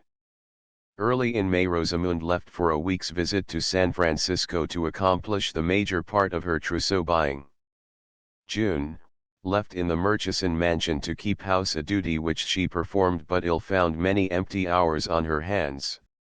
She had made few friends in the new town. The apathy which had fallen on her at the time of Jerry's engagement had not lifted, and the coming loss of Rosamund weighed heavier every day. In the tumult around her, her life was quiet and colorless. She told the colonel that he was the only constant visitor she had. "If you've another as regular as I am," he had answered, "I'll have to look into it." Then he had added, in what he fondly thought was a light, unmeaning tone, "Don't even see much of Ryan." "Ryan?" June had replied with the arched eyebrows of surprised query. "I don't see him at all." After that there was nothing more to be said, except of course for the colonel to go to Ryan and ask him why he had not called on Miss Allen, and for Ryan, red and embarrassed, to answer that he did not suppose Miss Allen would care to see him, but if she did he would go. There was one house to which she did pay constant visits. This was Mitty Sullivan's, on the north side of town, near the Cresta Plata hoisting works. These were booming days for Mitty. Her husband's fortune was mounting in leaps too vast and rapid to be easily calculated. The Gracie boys' belief in their superintendent had not been misplaced. The brawny, half-educated Irishman had risen to a commanding position, and was respectfully alluded to as having the best nose for or in the two states. He was already very rich, having for the past 4 years successfully speculated on inside information. His great gains made even the princely salary he received on the Cresta Plata seem small. He was in the thick of the whirlpool now, and Mitty was with him. She had a baby, a girl, and she saw it, backed by the fortune that she and Barney were making, going to Europe and marrying a lord. For Mitty's horizon had widened with astonishing rapidity since the days when she waited on table at the Foley's Hotel. On one of the afternoons of Rosamund's absence, June walked across town for a chat and a cup of tea with her old-time friend. From B Street and its neat house fronts and gardens she descended to the never-ending movement of the street below. This, the main stem of the mining city forever seething with a turbulent current of life, was the once famous C Street, a thoroughfare unique in the history of American towns. The day shift would not be up for hours yet. When its time was up, the mines would vomit forth thousands of men, who, penned all day in the dark, stifling heat of the underground city, would pour into the garish brilliancy of the overground one for the diversions of the night. Here, in the gusto of their liberation, they would range till daylight, restless eddies of life, passing up one street and down the other, never silent, never still, pressing vaguely on through the noise and glare, with the encircling blackness hanging round their little piece of the animated, outside world, like an inky curtain. At all hours the street was crowded. Now it stretched up its mile or two of uneven length like a grey cannon, filled to both walls with a human river. Under the arcade formed by a continuous line of roofs that jutted from the second-story windows across the sidewalk, an endless throng passed up and down. They collected in groups before shop windows, overflowed the sidewalk and encroached on the middle of the roadway, congested in a close-packed, swaying mass of heads in front of the bulletin boards where the stock quotations were pasted up, gathered in talkative knots at corners. The street, in the mud of which playing cards, bits of orange peel, fragments of theatrical posters, scraps of silk and ribbon were embedded like the pattern in a carpet, was as full as the sidewalk. The day of the overland freighters was past, but ore wagons still drove 16 mule teams, the driver guiding by a single rope, the mules bending their necks under the picturesque arches of their bells. Between these, busy managers flashed by in their buggies, stopping here and there to lean from their seats for a moment's converse with a knot of men. In more fashionable equipages, brought up from San Francisco and drawn by sleek-skinned, long-tailed horses, the wives of suddenly enriched superintendents lolled back gorgeously, their beruffled silk skirts floating out over the wheel, the light flashing on their diamonds. Over all this movement of life there was an unceasing swell of sound, a combination of many notes and keys, more noticeable by reason of the outlying rim of silence. Thousands of voices blended into a single sonorous hum, through which broke the jingling of pianos from the open doors of saloons, the click of billiard balls, the cries of the drivers to their mules, the raucous voices of street hawkers selling wares at populous corners, and the sweet, broken melody of the bells. Beneath this a continuous level undertone was the murmur of machinery, with the faint throb of the engines beating through it like the sound of the steady, unagitated pulse beats of a laboring Titan. June pressed through the throng, walking rapidly toward the upper end of C Street. Here, looking down on the dark red walls and tall chimneys of the Cresta Plata, stood the pretty, one-story cottage where Mitty Sullivan lived. It was surrounded by a square of garden, in which lilacs were budding and apple trees showed a delicate hoar of young blossom. Mitty's prosperity revealed itself in many ways. She had a nurse for the baby as well as a hired girl. She was exceedingly anxious to spend money and very ignorant of how to do it. She had passed the stage, a recognized station in the ascending career of the Western wife, where her husband had presented her with diamond earrings. The silver, crystal, and Britannia medal in the superintendent's cottage were astonishing, only to be rivaled in extravagance by the dresses which hung in Mitty's own wardrobe and which had been ordered regardless of cost from the best dressmakers in San Francisco. She greeted June with affection and drew her into the parlor, recently furnished with a set of blue and gold brocade furniture, the windows draped with lambrequins to match. There was a brilliant moquette carpet on the floor and the walls were hung with oil paintings, which Barney had bought on a recent visit to the coast. A quantity of growing plants in the windows added a touch of beauty to the glaring, over-furnished room.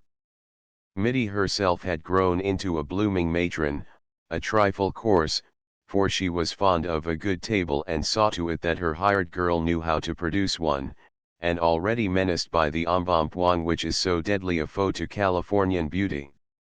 The baby girl on her arm was a rosily healthy infant, with Barney's red hair and her mother's freshness of color. 20 years later she would bring her share of the bonanza fortune, which her father was then accumulating, to the restoration of the old New York family into which she was to marry. Her sister yet unborn was to do the same charitable act by the castle and estates of an English earl, who in return would make her a countess. The greetings over, the baby was placed by the table in her high chair and given a string of spools and a rubber rabbit to play with, while Mitty, comfortably settling herself in an armchair, inquired if June had noticed the stock quotations on her way down. The hired girl, who was setting down the tea tray, listened with open attention for the answer.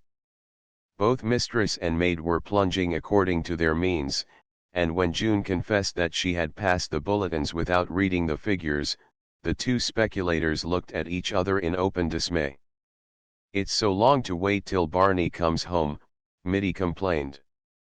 "I thought of course you'd read them as you passed." June was contrite, but could remember nothing. "And I wanted to know so much. They say that Peruvian's getting soft. They were saying so this morning anyway.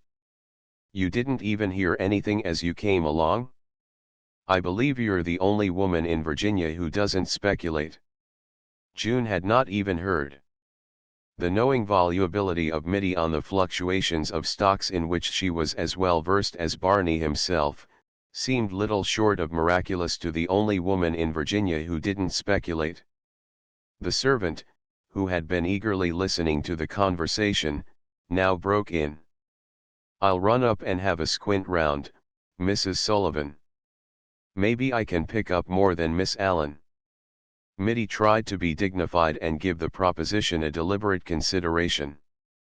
But her consent came with a promptitude it was difficult to suppress. As the woman whisked out through the kitchen door she said in a tone intended to excuse her lack of discipline, "That girl's got all her money in Peruvian, and hearing it was soft has sort of upset her. Last week she told me she was $30,000 ahead.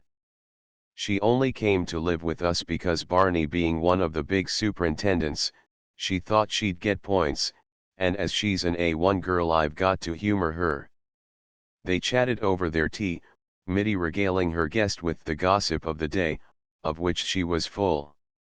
They had been talking some time when the conversation turned on Mercedes and Jerry. It was the first time the subject had come up between them.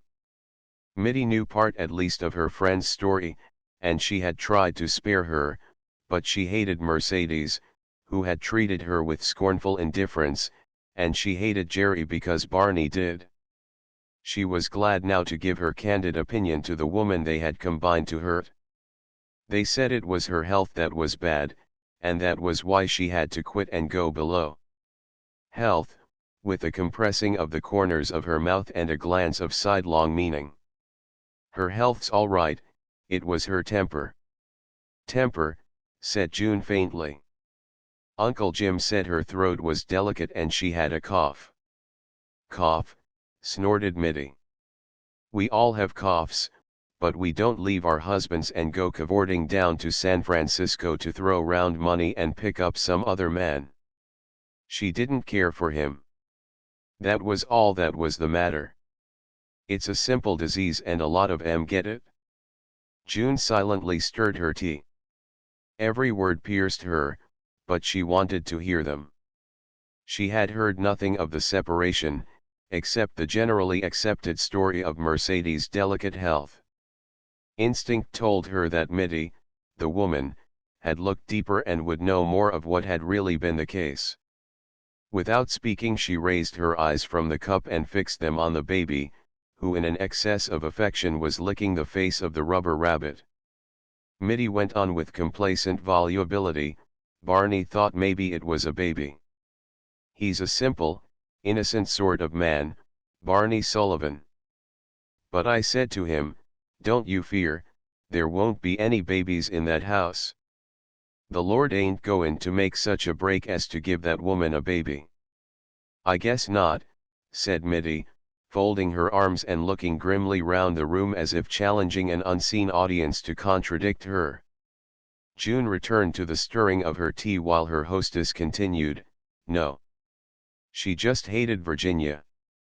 Nobody was standing round here to kiss her boots and do the doormat act.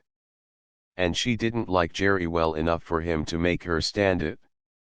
You have to like a man a good deal to stay here in winter," in the tone of one who is forced to admit a melancholy fact. "If you don't, you're liable to pretend to get sick and have to go below for a spell. I've seen many of 'em go that way." "Didn't Jerry try to stop her?" said June in a low voice. "Try to stop her?"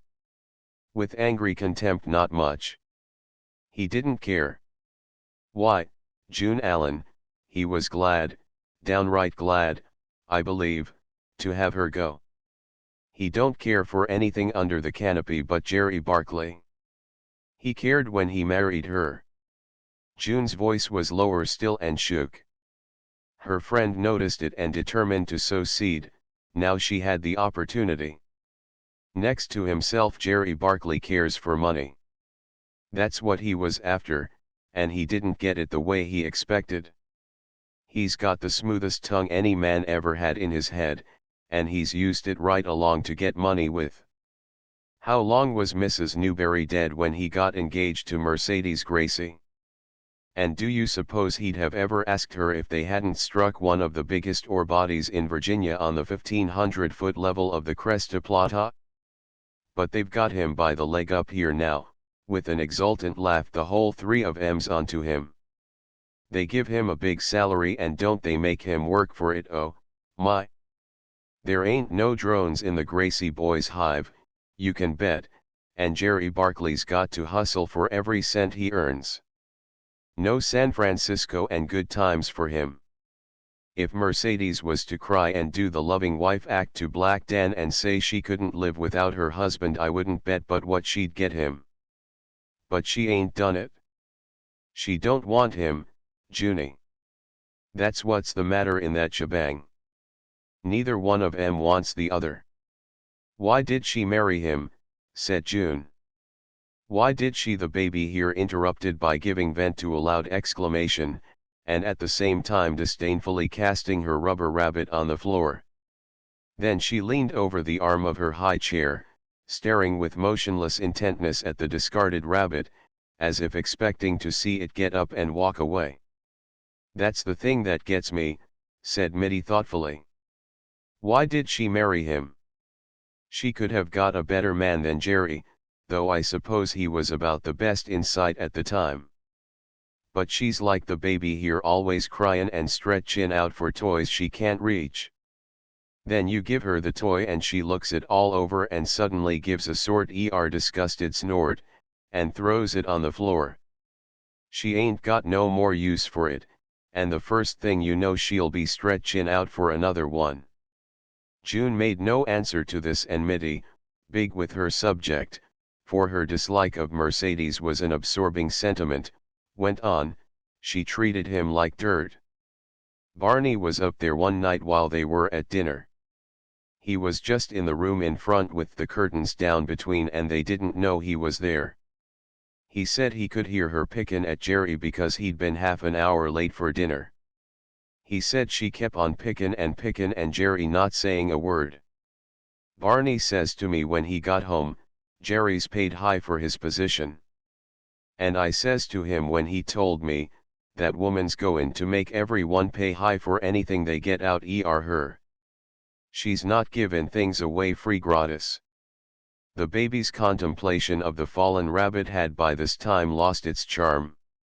She threw herself back in her chair and raised her voice in a wail distinctly suggestive of weariness of spirit and ennui. Mitty lifted her, a formless, weeping bundle, from her chair, and June's offer of the rabbit was met by an angrily repulsing hand and a writhing movement of irritated disgust. "She's tired, poor lamb," said Mitty, rocking her gently to and fro and slapping on her back with a comforting, maternal hand. "We try to keep her awake till Barney gets in. He just thinks there's nothing in the world like his baby." The dusk was beginning to subdue the brilliancy of sunset, and June, buttoning herself into her jacket, bade mother and child good night. Mitty's cheerful goodbyes followed her down the passageway, the baby's now lusty cries drowning the last messages which usually delay feminine farewells. Once outside, she walked rapidly toward home, avoiding the crowds on C Street, and flitting, a small, dark figure, through less frequented byways. Tumult was in her heart, also the sense of dread that had been with her ever since she came to Virginia and knew her old lover was so near. Since his marriage she had tried with desperate persistence to uproot him from her thoughts. She not only had begun to realize his baseness of character, but the realization was becoming not a matter of words, but a living force which was beginning to chill the feeling that for so long had held her in its grasp. The first symptom of a decline in love, the comprehension and dislike of the faults of the being loved, had begun to stir in her. Now Mitty's unexpected revelation had upset this more normal and serener frame of mind. She felt herself suddenly swept backward toward a point that she had hoped was far behind. An elation rose in her that frightened her and filled her with shame. Jerry sordid, throwing her from him for the lust of money, was a bearable thought. It was Jerry loving and beloved that had been too bitter to be borne. And Mitty had said there was no love on either side. He was glad to have his wife go. A turmoil of many feelings battled in her, and the two strongest and most violently opposed were fear and joy. As she stole homeward through the darkening streets, fear became stronger than joy. The future loomed suddenly sinister. Her loneliness stretched darkly menacing before her. Rosamund would soon be gone so far, never again to be reached with an outstretched hand or a calling voice. And Jerry would be there, close to her, Jerry who did not love his wife, and was glad to have her go. Chapter 3 Smoldering Embers. Rosamund's marriage was set for the end of May. There had been great preparations for the event, which was to be the most brilliant one of its kind that had ever taken place in the town or state. A costly trousseau had been ordered from San Francisco. It was understood that the wedding breakfast was to come from the same place and be the most sumptuous and elaborate ever given in Virginia. Men heard these rumors with surprise and once more wondered where Allen was getting the money to splurge with. Even the astute Gracies were puzzled. Only the colonel was noncommittal and looked on quietly. "Rosamund's going to have the finest send-off I can give her," Allen said to him a week before the wedding. "It's the best I can do for her. It's a good thing Harrower's only here for a few days." The colonel felt like adding it was an extremely good thing, as otherwise Harrower might be called upon to pay for the splendor of his own nuptials. $25,000 would not go far with a man, who, with debts pressing on every side, was spending money as Allen was in giving Rosamund a fine send-off. A week before the day set, Harrower arrived and took up his residence at the International Hotel. It was a feverish, overcrowded week, full of bustle and fussy excitement. There were people constantly at the Murchison mansion and Alan was constantly out of it. Had Harrower been more versed in the ways of the American parent, he would have realized that his future father-in-law was avoiding him. But the young man, who thought everything in the place curious and more or less incomprehensible, regarded his behavior as merely another evidence of the American father's habit of letting his children manage their own affairs. He did not like Alan and wanted as quickly as possible to get through the spectacular marriage, and take Rosamund away to the peace of his ancestral acres and the simple country life they both loved. To June this last week was a whirl of days and nights, reeling by over a dragging, ceaseless sense of pain. To both girls the separation was bitter, but Rosamund, passing into the arms of an adored husband, for the first time in a life of unselfishness, did not enter into her sister's feelings. She spoke often of the visit June was to pay them next winter. Lionel was as anxious as Rosamund for her to come. The bride and groom were to travel on the continent for part of the summer and then visit his people, introducing Rosamund to her new relations. But by November they would be settled in Monk's Court, that was Lionel's home, and then June was to come. Rosamund even hinted at a cousin of Lionel's, a very decent chap Lionel had said, who was rich and single and just the right sort for June. There were 6 months between now and then, 6 short months to Rosamund beginning a brilliant new life with her lover, and 6 long months to June alone in the mining city, surrounded by the grey desert. The wedding day came and the excitement quieted down to the sudden hush of that solemn moment when the voice of a priest proclaims a man and a woman one. The ceremony was performed in the house, Lionel, after some qualms, having agreed to it. June stood beside her sister in the alcove of the bay window and listened to the words which pledged her to a man of another country and to a life in a distant land. Rosamund was pale as she turned from the clergyman to greet the guests that pressed round her. It was a sacred moment to her, the giving of herself in its fullest and deepest significance to the man she loved, till death should part them. It was beyond doubt a very brilliant wedding. The house, hung with flowers, every blossom sent up from San Francisco wrapped in cotton wool, lost its bare, half-furnished look and became a bower. The costumes of the women, many imported from Paris, were in all cases costly and in some beautiful. The men, who squeezed past one another on the stairway and drank champagne in corners, stood for more wealth than the whole of the Far West had known till the discovery of the Cresta Plata and the Big Bonanza. The millions that the arid state was pouring out in a silver stream were well represented in the Murchison mansion that afternoon. Rosamund, the breakfast seemed to June a never-ending procession of raised champagne glasses and toasts. She had a vision of the colonel's white head bent toward Rosamund over the low bowled, thin-stemmed glass in which the golden bubbles rose, and of the husky note in his voice as he wished her joy. She saw her father, with reddened face and bloodshot eyes, rise to his feet, and with the southern fervency of phrase, which he had never lost, bid his daughter Godspeed and farewell, the glass shaking in his hand. Harrower stood up beside his bride, her listening face fair and spiritual between the drooping folds of her veil, and said a few words of thanks, halting and simple, but a man's words nevertheless. Then the time came for the bride to go upstairs for the change of dress. The guests made a path for her, and June followed the tall figure with its long, glimmering train. They said little as Rosamund took off her wedding finery and donned her traveling dress. But at the door of the room they clasped each other in a dumb embrace, neither daring to speak. As she descended, Rosamund drew her veil down to hide her tears. Her lips were quivering, her heart was rent with the pain of the parting. June came behind her, calm and dry-eyed, the bleak sense of depression that she had felt for weeks closing round her black and heavy.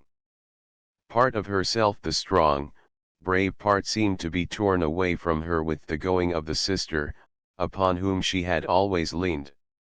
She stood on the balcony and waved her hand as the carriages drove away toward the station. Most of the guests went with them to see the bride and groom off. A stream of people poured down the stairs, laughing, chattering, calling back goodbyes to June, as she stood by the door, pale but resolutely smiling. She noticed the three tall figures of the colonel and the Gracie brothers as they crossed the street together, the colonel turning to wave his hand to her. Her father had gone before them. Finally everybody had left, and she turned slowly back into the deserted house. How empty it was! Her footsteps echoed in it. She passed into the parlor, into which, from the broad bay window the afternoon light poured coldly. Linen had been stretched over the carpet, and on this white and shining expanse the broken heads of roses and torn leaves lay here and there. The flowers in the recess where the bride and groom had stood were already fading, and the air was heavy with their dying sweetness. She looked into the dining room at the expanse of the rifled table, where the mounds of fruit had been broken down by eager hands and the champagne bubbles rose languidly in the half-filled glasses. There were no servants about, and the perfect silence of the house was more noticeable in the scene of domestic disorder. She had ascended the stairs and was looking out of a back window when she saw its explanation. From the kitchen entrance the servants, headed by the chef brought up from San Francisco for the wedding, stealthily emerged. Struggling into their coats and hastily jamming on their hats they ran in straggling line in the direction of the depot, intent, as the rest of the world, on seeing the bride depart.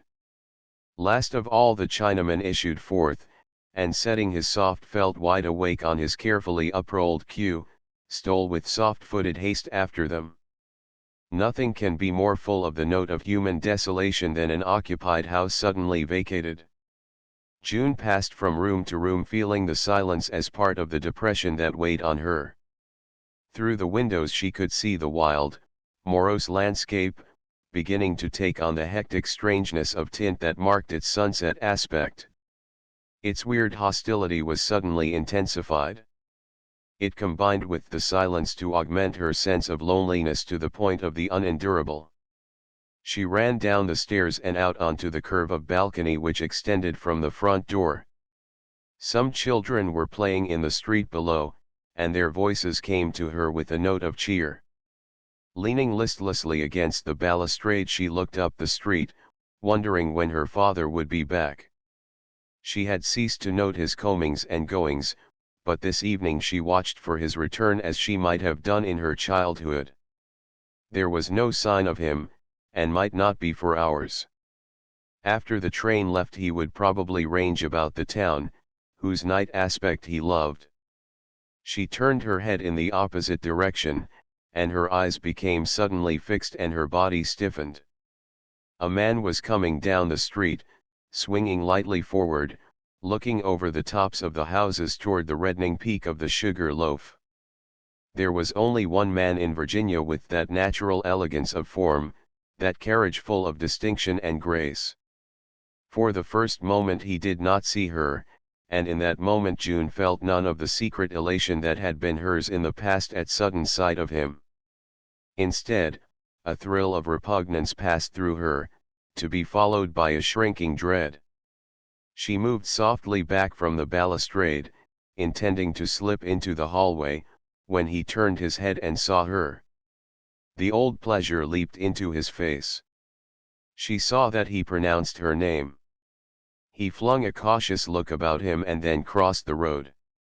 With his hand on the gate he gazed up and said, with something of secrecy in his air and voice, "Have they all gone?" June's affirmative was low. Her repugnance had vanished. Her desire to retreat had been paralyzed by the first sound of his voice. "And they've left you all alone." The tone was soft with the caressing quality that to Jerry was second nature when an attractive woman listened. "Yes, they went to the station to see them off. I didn't want to go, so I stayed," she returned stammeringly. Jerry opened the gate. "Can I come up?" he said in the lowest tone that would reach her ear. I hate to think of you all by yourself up there, and Rosamund gone.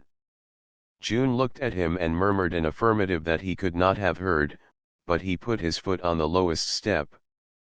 She dropped her eyes to her hands resting on the balustrade, while the beating of her heart increased with his ascending footfall. When he had reached her side she was trembling. In those few sentences from the bottom of the stairs he seemed suddenly to have obliterated the past year. The words were ordinary enough, but his eyes, his tone, his manner as he now stood beside her, were those of the old Jerry, before Mercedes had stolen him away. She raised her eyes to his and immediately dropped them. The soft scrutiny of his gaze, the privileged gaze that travels over and dwells on a loved face, with no one to challenge its right, increased her flushed distress. Jerry, too, was moved. For both of them the moment was fraught with danger, and he knew it better than she. "You're all tired out," he said, with his tender tone slightly hoarse. "Let's go in and sit down." She led the way through the hall, now beginning to grow dim with the first evening shadows, into the long, bare parlor. There was a sofa drawn up against the wall and on this she sat, while Jerry placed a small gilded chair close in front of her. "How deserted it looks," he said, gazing about the room. "I suppose everybody was here? I saw a perfect mob of people going down to the station." "Yes, everybody went, even the servants. They stole away without telling me. They didn't even wait to clear the things off the table. That's why it's so quiet." Both spoke rapidly to hide their agitation. The woman's was more apparent than the man's. She kept her eyes down and Jerry watched her as she spoke. It was the first time for over a year that he had had a chance to scrutinize her at will. She had changed greatly. Her freshness was gone, her face looked smaller than ever and today was almost haggard. But Jerry had had his fill of beauty. She loved him still, and she was the one woman of the three he had loved. Ever since Mercedes had left him he had been telling himself this, and the thought had been taking fiery possession of him, growing more dominant each day. "Rosamund's made a fine marriage, hasn't she?" he went on, with more fluency. "Some day she'll be Lady Rosamund, and won't she be a stunning Lady Rosamund? She's made for it. Do you remember the time when I was up at Foley's and you had the garden there? What a lot has happened in these last 4 years." "Yes, a lot," June assented. A broken rosebud lay on the sofa beside her. She picked it up and began to open its leaves. And who'd have supposed then that Rosamund was going to live in England, and some day be Lady Rosamund? There was a slight pause, and he added in a lower voice, as if speaking to himself, "Who'd have supposed any of the things were going to happen that did?" June pressed apart the rose petals in silence.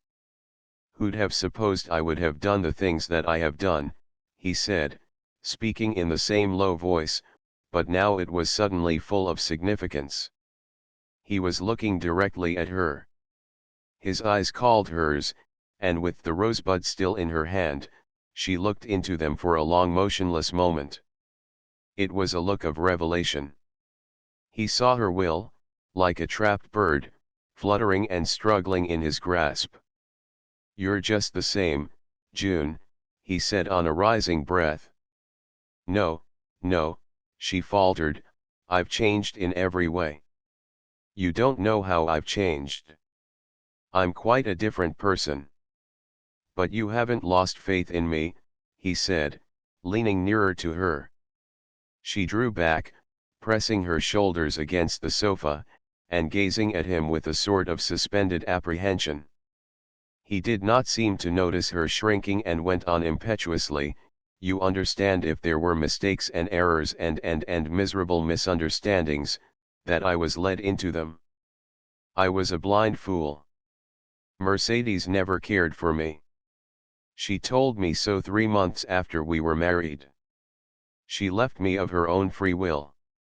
She was glad to go, and I'll tell you the truth, June, I wasn't sorry.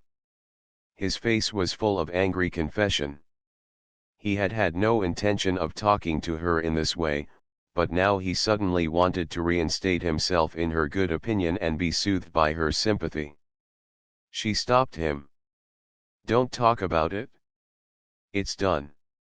If you made a mistake, it's done, and that's the end. Oh, Jerry, don't talk about it. She rose to her feet. The room was getting dim. Outside, the royal dyes of sunset had faded from the sky and the twilight was softly settling. I'll have to light the gas, she stammered. The servants haven't come in yet.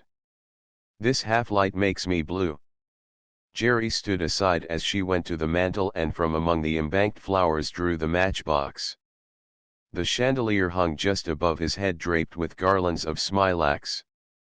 It was high, and as June came forward with the lighted match, he stretched out his hand to take it from her. They were close together under the chandelier as their hands touched. Each felt the tremulous cold of the other's fingers, and the match dropped, a red spark, between them. With suddenly caught breath, Jerry stretched his arms out to clasp her, but she drew back, her hands outspread before her, crying, "Don't, Jerry, don't. Oh, please don't." She backed away from him and he followed her, not speaking, his face set, his arms ready to enfold her. She was stopped in her recoil by the sofa, and standing against it she looked at him, with agonized pleading, whispering, "Don't, Jerry.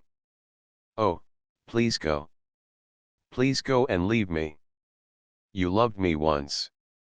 He stopped, stood looking at her for a moment of stricken irresolution, then turned without a word and left the room. June fell on the sofa, her face in her hands. She heard his step in the passage, then sharp on every stair as he ran down to the street. In the darkening room she sat trembling, her face hidden, alone in the empty house. Chapter 4. A Woman's No. Ryan Gracie called on June as the Colonel had suggested, called again the week after, and in a short time formed a habit of dropping in every Sunday evening. He generally found the Colonel there, and in the first stages of reopening the friendship the elder man had been very convenient in relieving the meetings of the constraint which was bound to hover over them. But as the spring Sundays passed and the constraint wore away, Ryan did not so thoroughly appreciate the presence of his friend. With surprise at his own subtlety, for the mining man was of those who go forcefully over obstacles, not around them, he discovered what evenings the Colonel did not dine with June and began to make his appearance then. He generally found her alone. She had made no effort to enlarge her acquaintance, and after the wedding her father was constantly in San Francisco or at more congenial haunts in the town. It raised agitating hopes in Ryan to see that she was openly and unaffectedly glad to see him. There was a confidence, a something of trust and reliance in her manner that for him had not been there before. He thought she had never been so winning as she was on these lonely evenings, when her face lighted at the sight of him, and her smile was full of a soft welcome, touched with girlish shyness. Women like to think that the beloved member of their sex plays so filling and absorbing a part in the life of the enslaved man, that all other matters are crowded from his mind. The interests of business dwindle to the vanishing point, the claims of friendship have no place in a heart out of which all else has been pushed. Love, while it lasts, holds him in a spell, and then, if only then, the woman is a reigning goddess. Ryan Gracie was not of this order of man. He had loved June since his meeting with her at Foley's, but he had led a life so full of work and business, so preoccupied with a man's large affairs, that there were periods of weeks when he never thought of her. Yet she had been and was the only woman he had ever truly cared for and ardently desired. Before his meeting with her, women had been merely incidents in his onward career. When, during the summer at Foley's, he had come to know her, he had realized how different was the place she would have taken in his life from the transitory interests which were all he had so far known. Then, for the first time, he understood what a genuine passion means to a genuine man. When she had refused to marry him, he had left her sore and angry. But the crowded life in which he was so prominent a figure soon filled with vital interests every moment of his days. His wound was not healed, but he forgot its ache. He rigorously pushed the thought of her from his mind. She was not for him, and to think of her was weakness. Then he heard a rumor that Barclay was an admirer of hers, and he shut his mouth and tried harder than ever not to think. But time passed and June did not marry.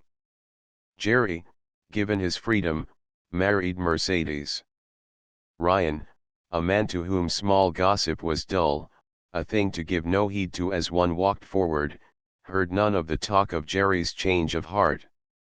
It filtered slowly into Virginia, which was across the mountains in another state, and occupied in a big way with big matters.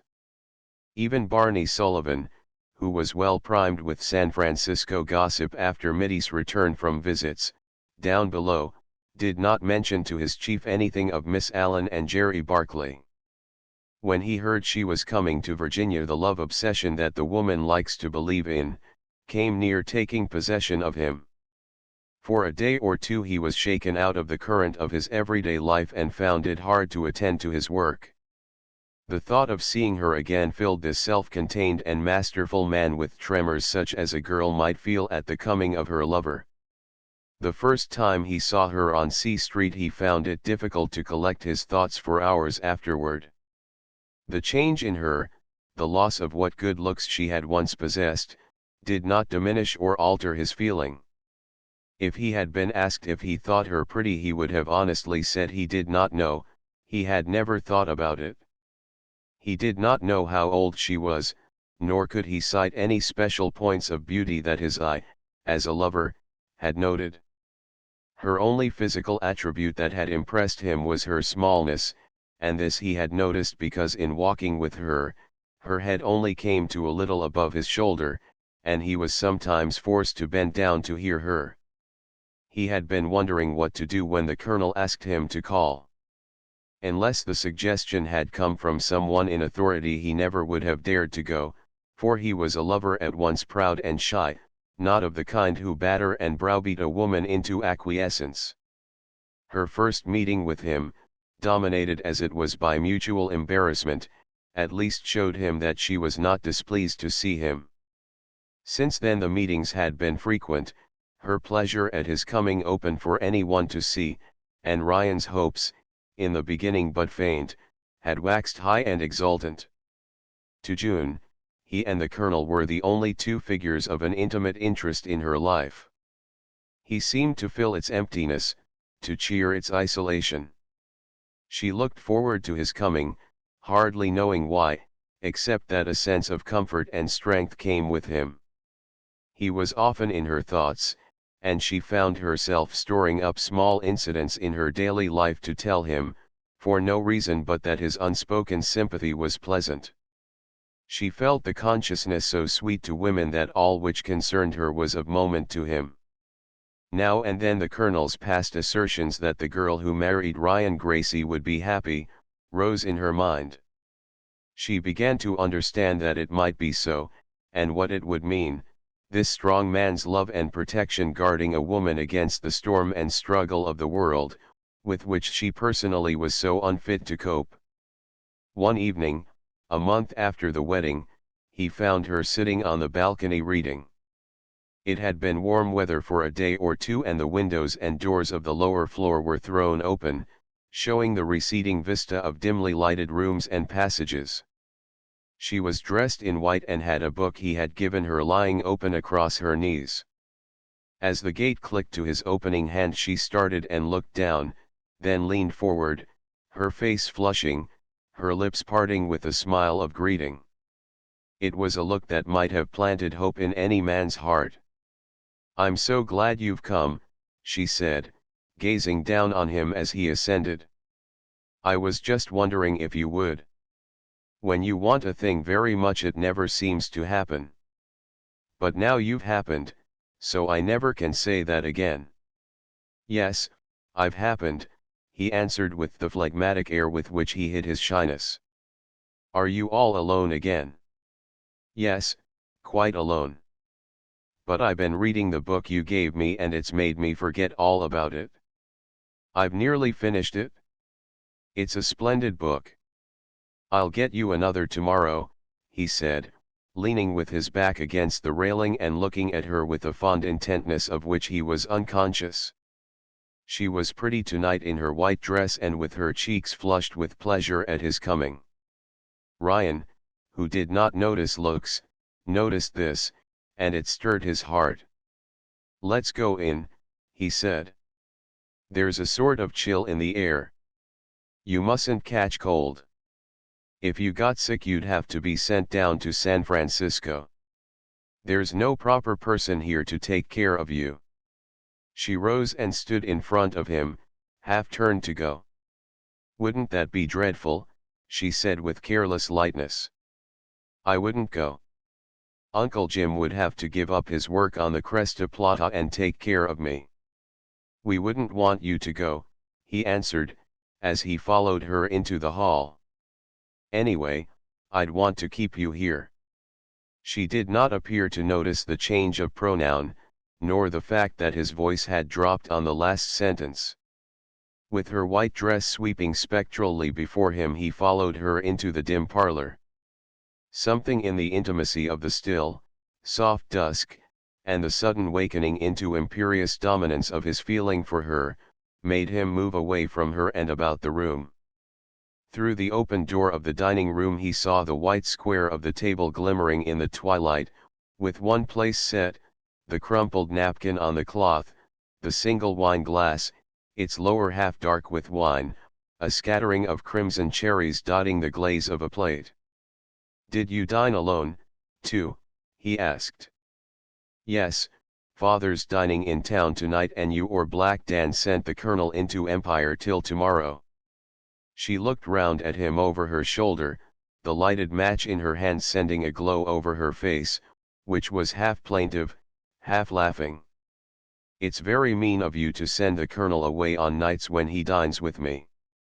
Well, honestly, I never thought about it, stammered Ryan, trying to look contrite, but glad in his heart that the colonel was, for this evening at least, well out of the way. And, anyway, it was Dan who sent him. He thinks there are certain things nobody can do as well as Parrish. Of course he's right about that, she answered. But he ought to remember that one of the things the colonel does best is to be company for me. The gas was lit and she was adjusting the shade of a lamp on a side table. As she spoke she looked over the bright chimney at him, with the smile that held in it so much of melancholy. It's pretty dreary for you here, isn't it? He said. Her lips suddenly trembled and she bit the under one. For a moment her control was shaken, and to hide it she bent over the lamp, pretending to arrange the wick. The pause was heavy till she said in her usual tone, well, lately it has been rather lonely. It's hard to get used to Rosamund's not being here. She crossed the room to the sofa and sat down in the corner of it, Ryan taking a chair near her. As she patted her skirt into satisfactory folds, she said, her eyes fixed on her arranging hand, it takes a person a long time to get used to someone they care for going so far off. I sometimes wonder if they ever do. He looked at her, murmuring some casual response, his mind not on his words. Against the sheer white of her dress a locket she wore suspended round her neck by a narrow black velvet, caught and lost the light as her breast rose and fell. He was conscious of its regular gleam, of the darkness of her hand against the white folds of her skirt, of the slim smallness of her figure reclining in the angle of the sofa. Another pause fell between them, this time uncomfortable with a sense of extreme constraint. June's hand ceased moving and joined its companion in her lap. She raised her eyes timidly and met his, intent, motionless, fixed deeply upon her. The locket rose brightly into the light on a sharply caught breath. "Why did Black Dan send the colonel into Empire?" she faltered. "Do you remember what I asked you more than 2 years ago in San Francisco?" was his answer. She tried to temporize and said nervously, "2 years back is a long way to remember. I asked you to marry me, and you said no. Do you remember?" She nodded. "I'm going to ask you the same thing again." "Oh, Ryan," she murmured in an imploring undertone. "I can only say the same things I said then. I'm not a smooth talker, like some of the men you've known. I want you for my wife, and I'll do everything I can to make you happy. That's about the whole thing." She rose with some broken words he did not catch and passed round behind the sofa, where she stood, her hand resting on the back, her face averted. He rose, too, but made no attempt to approach her.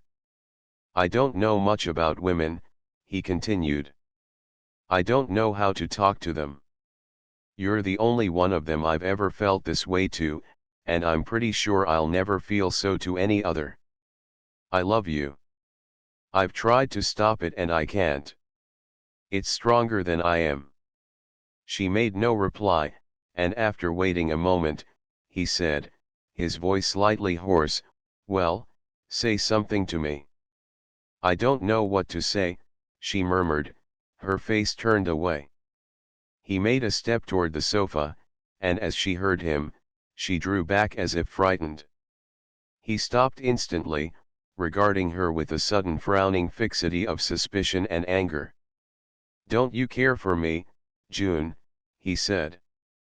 "Yes, yes, of course so much more than I used to. But, Ryan," she turned and looked at him, one of her hands raised as if to ward him off. He started forward to seize the hand, but she quickly drew it back and clasped it round the locket. "Not that way," she faltered, "not the way you want. Are you going to say no to me again?" "Oh, Ryan," she pleaded. "Do you care for me? Answer. Don't beat about the bush. I care for you immensely. I've always cared for you, but lately it's been something quite different, something much deeper. You've been so kind to me. Never mind about my kindness, do you love me?" "I but know not," she stammered a series of disconnected words, and came to a stop. He took a step nearer to her and said in an authoritative voice, "Answer me. Will you be my wife?" "I can't," she said, in the lowest tone he could hear. "You can't? Then it's no again." "It's not exactly no. Or if it is, it's not the same kind of no it was before." "What do you mean by that?" "There's only one kind of no in a matter like this." "Well, this is a different kind." "It must be a different kind. It mustn't be a no that makes us strangers as it did before." He gave a suppressed exclamation, angry and violent, and turned to the table for his hat. "A man's not a fool or a child," he said, "to be spoken to like that." She followed his movements, saw him stretch his hand for the hat, and cried, "Oh, don't go this way, don't be angry with me, let me explain." He turned and looked at her with a face grown cold and hard. "What is there to explain? I want you to be my wife. You don't want to. That's the whole matter." "Oh, no it isn't. It's not like it was the other time. I didn't care then, but I do now, more than you think, much more. Everything's different. I can't bear to have you go. I can't bear to lose you. Is that the reason you've looked so pleased whenever I came? Was that the reason you told me just now that you wanted me to come so much you didn't think I would? I've been a fool, no doubt, but it seems to me that a smarter man than I might have thought you meant it." She flushed deeply, up to her hair. "I did mean it," she said in a low voice. Hope sprang to his face and he came close to her. Then if you meant it, say you love me, say you'll marry me. That's the only thing I want you to say to me. She shrank away again, and without waiting for her answer, he turned the light gone from his face and reached for his hat. Don't go, she begged. There are things I want to say to you, but this time he did not let false hopes beguile him. Goodbye, he said gruffly, and walked to the door. As he passed her she slipped round the sofa and came after him. It mustn't be goodbye. Say good night. I won't let you say goodbye. It's goodbye this time, young woman, he said grimly. Goodbye for keeps. She laid her hand on his arm and that stopped him. With an air of enforced patience he stood, his face turned from her, waiting. For a moment she did not speak, and he said, Come, what is it? If it's that I'm to dangle round as I've been doing for the past 2 months, let's not waste time over that. I'm not that kind of a man. There's too much for me to do to waste my time and thoughts hanging round a girl who's only fooling with me. I was not fooling, she said humbly, I meant it all. Evidently we didn't both mean the same thing. No, but now that we understand, don't go off this way saying it's to be goodbye for keeps. I shall be so lonely without you. I trust in you so. I lean on you. Lean on the colonel, he interrupted, almost brutally. He's a more reliable staff than I am. But we can still be friends, she urged, not appearing to notice his harshness. No, we'll not be friends. Looking down at her he forgot his sternness and his voice grew suddenly roughened with feelings he could not disguise. I can't be your friend, June Allen. There may be men who can be the friend of the women they feel to as I do to you, but I'm not that kind. I can be your husband, only that. There's to be no play at friendship where I'm concerned, no taking your hand to shake when I want to take you in my arms and keep you there, where no other man in the world can lay his finger on you or think of you as something he can try to win. You must belong to me, want to belong to me, come to me of your own free will, or else we must be strangers. He took her hand, lifted it from his arm and with a short goodbye turned and left the room. June stood under the chandelier listening to his retreating footsteps as they passed along the hall and then down the outside stairs. She remained motionless, looking down, her ear strained to catch the diminishing footfalls as they reached the end of the steps and were deadened in the dust of the street. He was leaving her never to come back, disappearing from her life and the place he had of late taken in it, into the night and the distance. As she listened her heart momently grew heavier, the sense of empty desertion about her became suddenly overwhelming. Everybody I care for is going away from me, she whispered to herself. Soon there won't be anybody left. Chapter V. Her feet go down to death. Jerry was in a bad temper. For some days he had been disturbed by rumors of Ryan Gracie's attentions to June. In the long twilights of the summer evenings Ryan had been constantly seen mounting the steps of the Murchison mansion.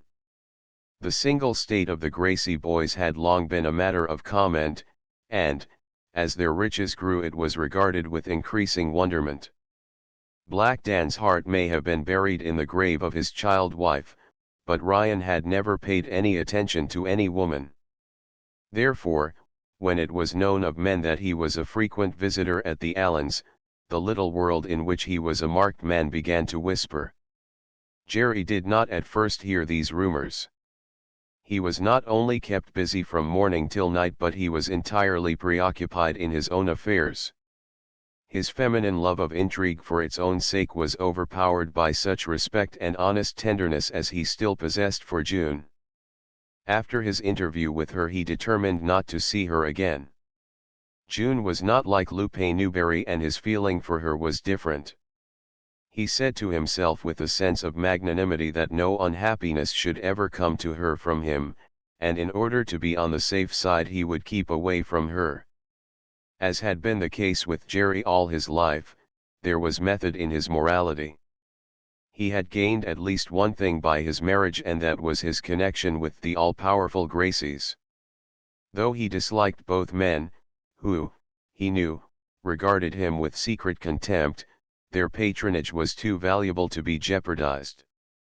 June's happiness and honor were precious things, but no more so than his own connection with the owners of the Cresta Plata. So he stayed away from her, feeling himself a paladin of virtue, and sentimentally thinking of her alone in the Murchison mansion, dreaming of him. This agreeable arrangement of the situation was suddenly disrupted by the stories of Ryan's attentions. Jerry's high thoughts of renunciation were swept away in a flood of jealous indignation. At first he refused to believe it. He was absolutely confident of June's constant and long-suffering affection for him. That she should marry someone else he had deemed impossible.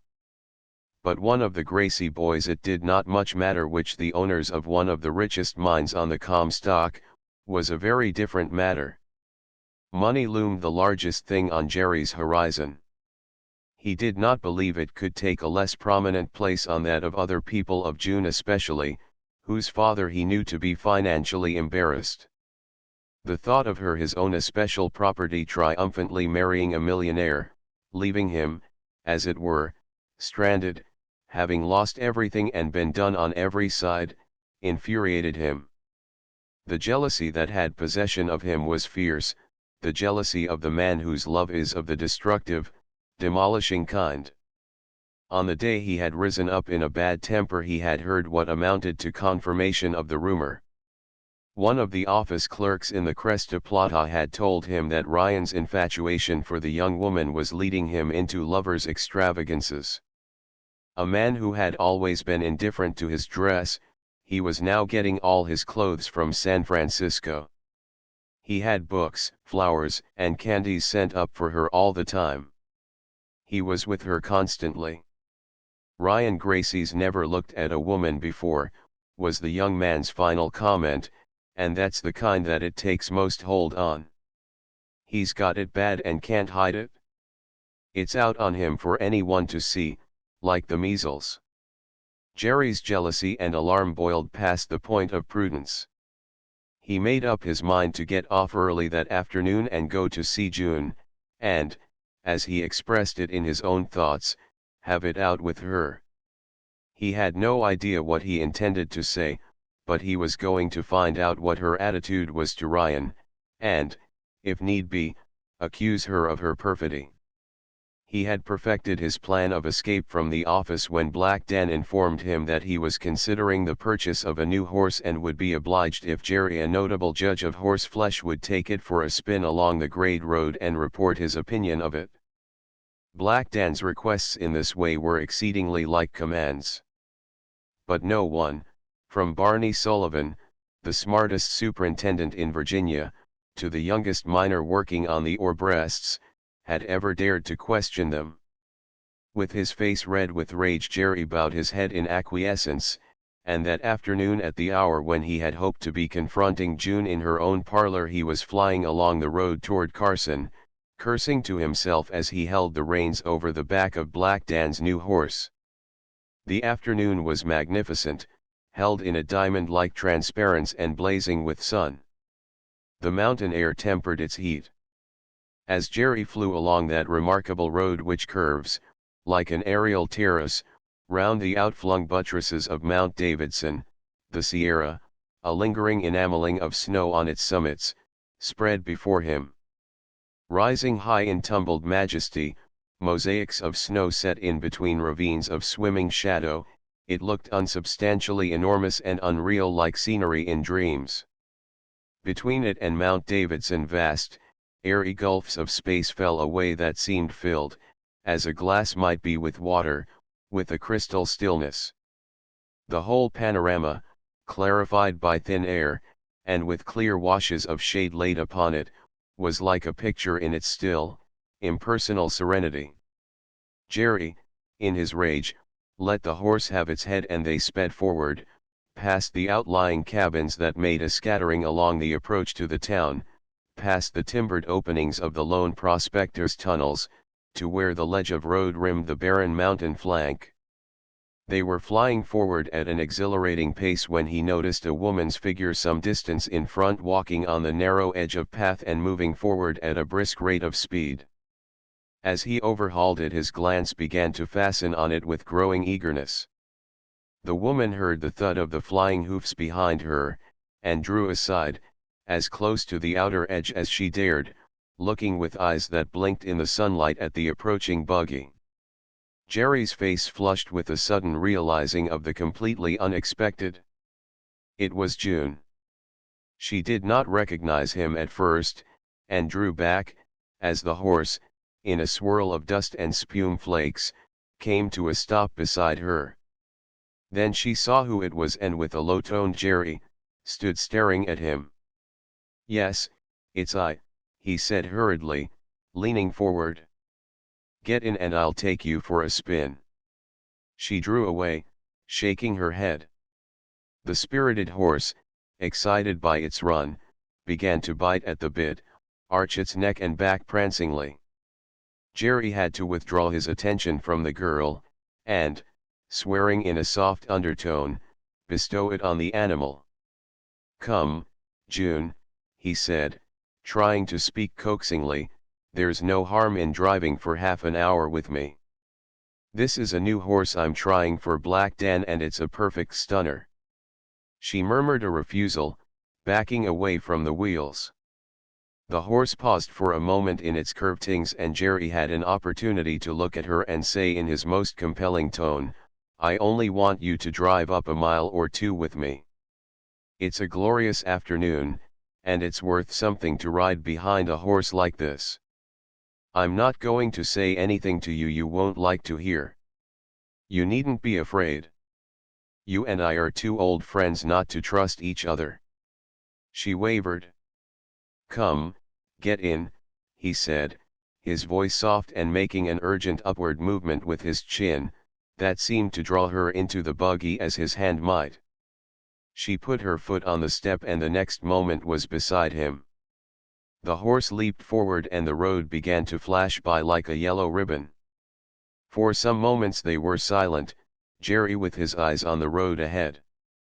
They whirled round one of the projecting spurs of the mountain and, seeing the long curve before them clear of vehicles, he turned and looked at her. His eyes as they met hers were hard and angry. "I've been hearing things about you," he said. "Things? What things?" "I fancy you know." "I don't know what you mean," she answered uneasily. "What sort of things?" "The last sort of things in the world I want to hear." She looked away, making no answer, and he said, "I've heard that Ryan Gracie is in love with you." "Oh, is that it?" she commented in a low voice. Her manner irritated him. She did not seem to realize the seriousness of the charge. "Yes, that's it," he replied, continuing to regard her with a look of pugnacious ill humor. She again made no reply and he persisted angrily, "Is he?" "I don't want to talk about it." "It's not fair." "You've no right to ask." "No right to ask," he exclaimed in enraged amazement. "No right to ask. My God, that's a remark for you to make to me." He turned his face to the horse, his mouth set, his lips compressing words that he dared not utter. It was evidently all true. The thought that she might be already engaged to Ryan entered his mind, carrying with it a sensation of appalling blankness. With a flash of revealing truth he saw that his life, with June completely gone from it, would be forever savorless and without meaning. He had not realized before how much he cared for her. For a space there was silence. They sped round another buttress and saw an unobstructed semicircle of road before them. Without looking at her he said abruptly, "Are you going to marry him?" "No," she answered. "No," he almost shouted, this time turning to stare at her. She turned her face away, repeating the negative. Why not? I don't. Oh, Jerry, don't question me this way. It's not fair. But he has asked you. Yes. And you've refused him. Yes. Why? I haven't got that sort of feeling for him. I admire him. I respect him above all men. I can't tell you how much he was to me, how I leaned on him, depended on him, but she stopped, looking down. Jerry, holding the reins in his loosely gloved hand, leaning toward her, and into her ear whispered, "But you don't love him." He turned back to the horse with his face alight with triumph. The relief that she was still his, that love of him had made her refuse such an offer, intoxicated him. He could have sung and shouted. He was silent, however, his eyes on the horse, conscious in every fiber of the proximity of the woman who, he now knew, had not the power to break from his influence. Neither spoke again, till the buggy, cresting the last rise, came out on the shoulder of the mountain, whence the road loops downward through the sage to Washoe Lake. Below them, at the base of the Sierra, the lake lay, a sheet of pure blue, its banks shading from the gray of the surroundings to a vivid green where the water moistened them. There was something human in this evidence of the land's readiness to bloom and beautify itself when the means were given it. It was a touch of coquetry in this austere, unsmiling landscape that seemed so indifferent. Silent, the man and woman looked down, neither thinking of what they saw. The spirited horse was now willing to rest for a space, and stood, an equine statue against the sky, eagerly sniffing the keen air, his head motionless in a trance of alert attention, his ears pricking back and forth. A gulf of silence encircled them, pinpoints of life in an elemental world. June sat with relaxed muscles, her hands in her lap, her eyes on the lake. The stormy, troubled joy, so far from happiness, that was hers when with Jerry, held her. She had no desire to speak or move. The consciousness of his presence was like a drug to her energies, her reason, and her conscience. Sitting beside him, in this sun-steeped, serene solitude, the sense of wrong in his companionship became less and less acute, the wall of reserve between them seemed to evaporate. Sin and virtue, honor and dishonor, seemed the feeble inventions of timid man, oppressed and overwhelmed by this primordial nature which only sympathized with a pagan return to itself. From an absent contemplation of the landscape Jerry turned and looked at his companion. He surveyed her with tender scrutiny, noting points in her appearance. He had loved the slight point with which her upper lip, just in the middle, drooped on her under one, the depression of her dimple, the fineness of her skin. "No one else in the world has got the same sort of face as you," he said at length. "That's not to be regretted," she murmured foolishly. "You've the dearest little mouth, the way your upper lip comes down in a point on your lower one. I don't believe there's another woman in the world with such a queer little fascinating mouth." He continued to gaze at her, half smiling, but with intent eyes. Both felt the desire to talk leaving them. The silence of the landscape seemed to take possession of them, to make speech seem trivial and unnecessary. "Why did you refuse Ryan Gracie?" he said suddenly in a lowered voice. She did not reply and he repeated the question. "I didn't care for him," she said so low he could hardly hear the words. He laid his hand on hers, gathering up her small fingers in his large grasp. "Why?" he repeated, pressing them.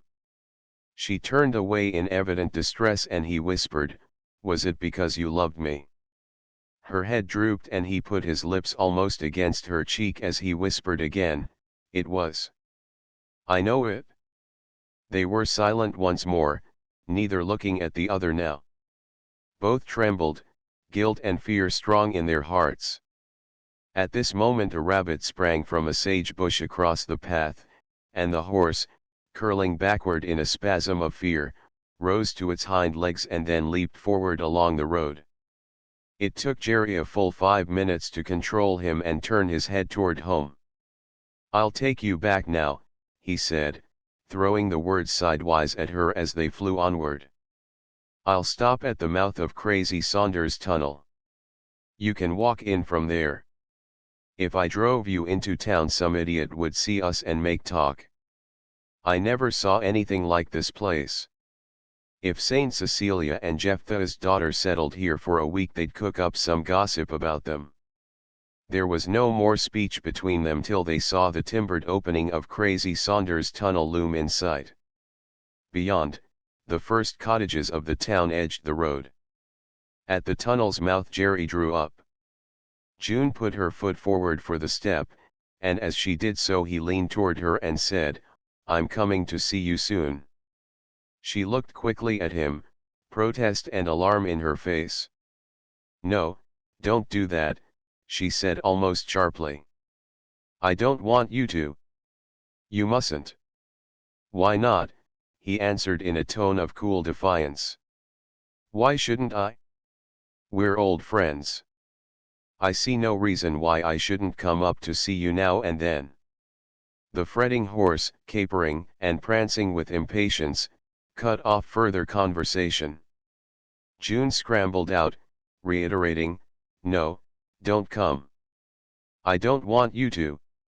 As the horse sprang forward, Jerry called over his shoulder, "Hasta mañana, señorita.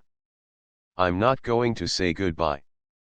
June walked home with her eyes down drooped, her head hanging. She took no heed of the brilliant colors that were lending beauty to the crumpled skyline of the mountains. She did not see the people who passed her, some of whom knew her and wondered at her absorption. Her thoughts went back to the days at Foley's when she and Rosamund had made money with the garden and had been so full of work and healthy, innocent happiness. Then she thought of the life in San Francisco, with its growth of lower ambitions, its passion and its suffering. And now this so dark, so menacing, so full of sudden, unfamiliar dread. A phrase she had heard in church the Sunday before rose to her recollection, "Her feet go down to death." As her thoughts roamed somberly back over the 3 epochs of her life, the phrase kept recurring to her, welling continually to the surface of her mind, with sinister persistence. Her feet go down to death. Chapter 6. The edge of the precipice. Since his connection with the Gracies, Jerry had been buying stock in the numerous undeveloped and unpaying mines which had cropped up like mushrooms round the edges of the town. In the end of July, a new strike in the 2,000-foot level of the Cresta Plata sent the stock of the mines in the vicinity suddenly up. As the vein was opened, it developed into a discovery of great importance. The shares Jerry held doubled in value and continued to advance. August was not half over when he realized that, on paper at least, he was again a rich man. The realization brought with it a pulsing sense of exhilaration. It meant not only the joys of independent wealth, which were to him among the dearest on earth, but the liberty to do with his life what he pleased. It was not only freedom from the Gracies, with whom his work had become a detested servitude, but an escape from the bonds his marriage had cast round him. Escape from it all: the scorn of his employers, the drudgery of his position, the meaningless tie that held him to an unloved wife and denied him the woman he craved. The fever of the time and his own mounting fortunes was in his blood. Actions that under normal conditions would have seemed to him base he now contemplated with a sense of headstrong defiance. He was on fire with the lust of money and the desire of woman. The two passions carried him off his feet, swept away his judgment and reason. But the instinctive deceptiveness of the lover of intrigue did not desert him. While he was inwardly contemplating desperate steps, on the surface he appeared to be merely full of boyish animation and high spirits. To June alone he was different, a man of almost terrifying moods, before whom at one moment she shrank and the next melted. He had brushed aside her request not to see her, as he would later on brush aside all her requests, her reticences and modesties, and be the master of a broken and abject slave.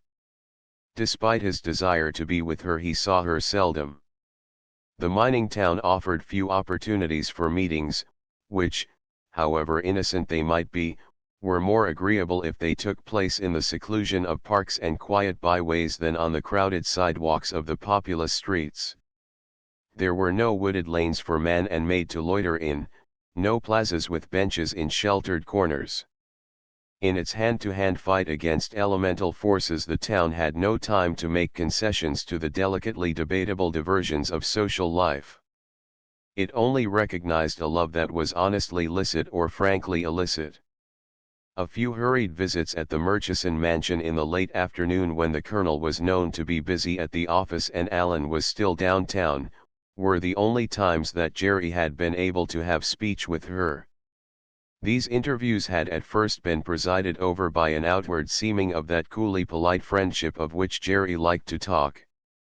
The conversation avoided all questions of sentiment, as the man and woman seemed to avoid the proximity one of the other, sitting drawn apart with averted eyes, talking of impersonal matters.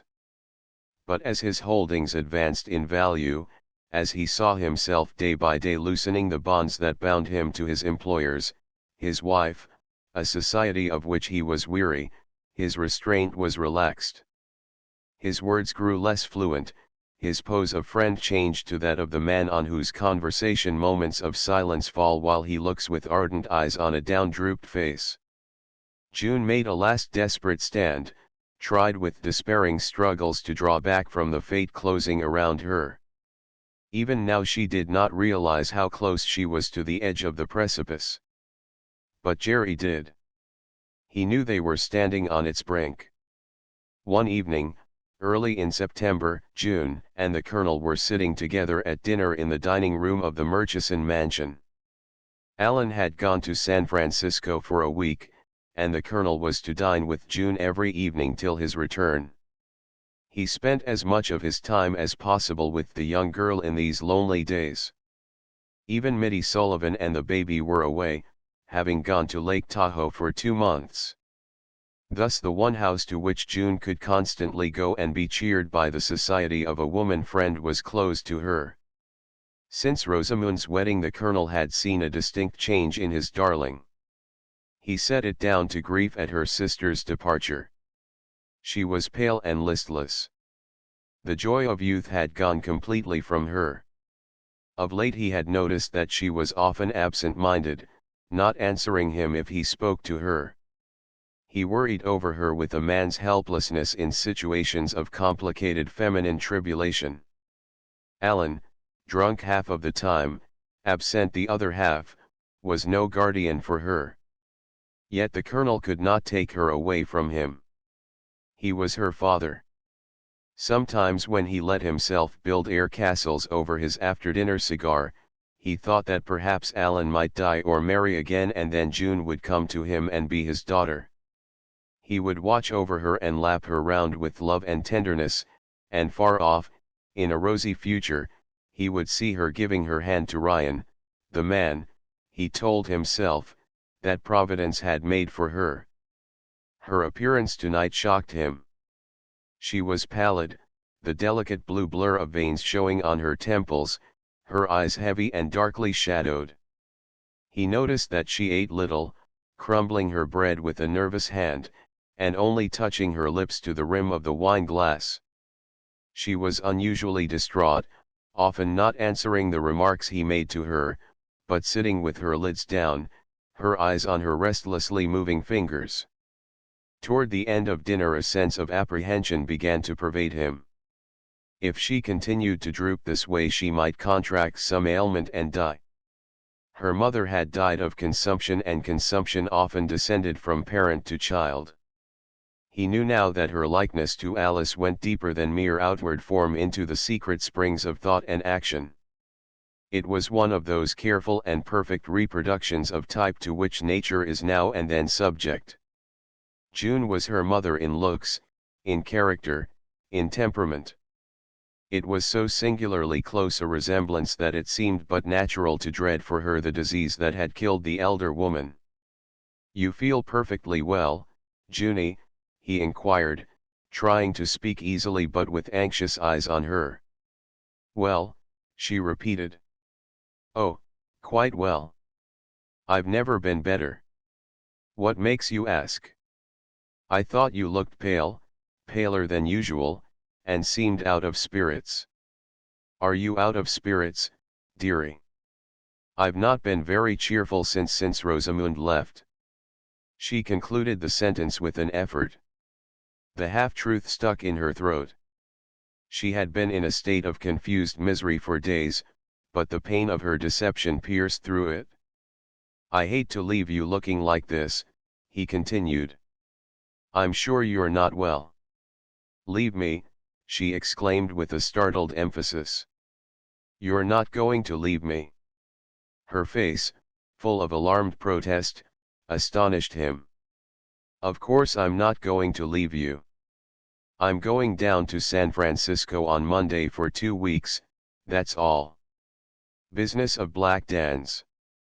She sat upright, bracing her hands against the edge of the table and said, almost with violence, "Don't go. I don't want you to go. You mustn't go." "But, my dear little girl, it's only for 2 weeks, perhaps less. I expect to be back Friday evening. I know it's lonely for you, but you know we have to put up with a good deal on our way through this world. You've found that out, honey. We've got to have our philosophy pretty handy sometimes." "Oh, philosophy. I haven't got any. I only seem to have feelings." She rose from her chair, the colonel watching her with anxiously knit brows. Her distress at the thought of his leaving her filled him with uneasy surprise. It seemed so disproportioned to the cause. She passed round the table and came to a halt beside him. "Can't you put it off?" she said, trying to speak in her old coaxing way. "Put it off till I go to England to visit Rosamund." "Oh, June," he exclaimed, hardly able to forbear laughing. "What a thing for a girl who's lived among mining men almost all her life to suggest. You won't go for over 2 months yet, and this is important. It's about the new pumps for the 2,000-foot level. I leave on Monday." "Monday," she repeated with the same air of startled alarm. "Next Monday?" "Yes. If all goes well I won't be gone 2 weeks. I'll be back Friday night. I'll bring you up some new books, and anything else you can think of. You know this is business, and there's no fooling with Black Dan. If you were sick in bed it would be a different matter. But as it is I must go." Without more words she turned away and went slowly back to her seat. The colonel, worried and baffled, watched her apprehensively. He thought to prick her pride into life and said rallyingly, "I'm beginning to think you're just a little bit spoiled. The old man's making a baby of you. You're just as much of a child as ever." He looked at her with a twinkling eye, hoping to see her laugh. But she was grave, leaning languidly against the back of the chair. "I'm not as much of a child as you think," was her answer. On the following Monday, en route to the depot, the colonel paused on the outskirts of the crowd round the stock bulletins pasted up in a broker's window. He did not see that Jerry was on the other side of the crowd. But Jerry saw him, and through the openings between the swaying heads, eyed him warily. As the elder man turned away in the direction of the depot, Jerry backed from the edges of the crowd to watch the retreating figure. His handsome face only showed a still curiosity, but there was malevolence in his eyes. He had quietly hated the colonel since the night of the Davenport ball and awaited his opportunity to return that blow. "Old blackguard," he thought to himself, "I'll be even with you soon, now." The month of September advanced with early darkening evenings and the clear sharpening of outlines which marks the first breath of autumn. It was easier for Jerry now to see June. In the late afternoons the twilight came quickly and he could mount the long stairs to the Murchison mansion without fear of detection. The Colonel was away. Alan had returned but was much out, and when at home was closeted in a small room of his own that he called his office. The way was clear for Jerry, but he still advanced with slow and cautious steps. The Colonel had been gone over a week when one evening June entered the office to consult with her father about an unpaid household bill for which a tradesman had been dunning her. The shortness of money from which Alan had been suffering since Rosamund's marriage, was beginning to react upon June. Several times of late the holders of accounts against her father had paid personal visits to the Murchison mansion. She had not yet grasped the hopeless nature of their situation. Even in the town Alan's insolvency was not known. It was simply rumored that he was hard up. As she opened the door in answer to his come-in she smelt the sharp odor of burning paper, and saw that the grate was full of charred fragments. Portions of a man's wardrobe were scattered about on the various pieces of furniture, and on a sofa against the wall two half-packed valises stood open. Alan sat at his desk, amid a litter of papers, some of which he had been tearing up, others burning. As his eye fell on his daughter he laid his hand over an open letter before him. She came in, holding the bill out toward him, and timidly explaining her entrance and its cause, for of late he had been fiercely irascible. Tonight, however, he greeted her with unusual gentleness, and taking the paper from her hand looked at it and laid it aside. "Thompson," he said, "tell him his account will be settled in a few days. And any of the others that send in bills like this, tell them the same thing." "Are you going again?" she asked, looking at the valises. "Yes, tomorrow. You can just casually let these fellows know that I've gone down to San Francisco to sell some stock, and everything will be satisfactorily settled up when I get back." "When will you get back?" she asked, not from desire for his presence, but to know what to say to the uneasy tradesman. "You tell them next week," he said, "that'll quiet them. But I may be longer.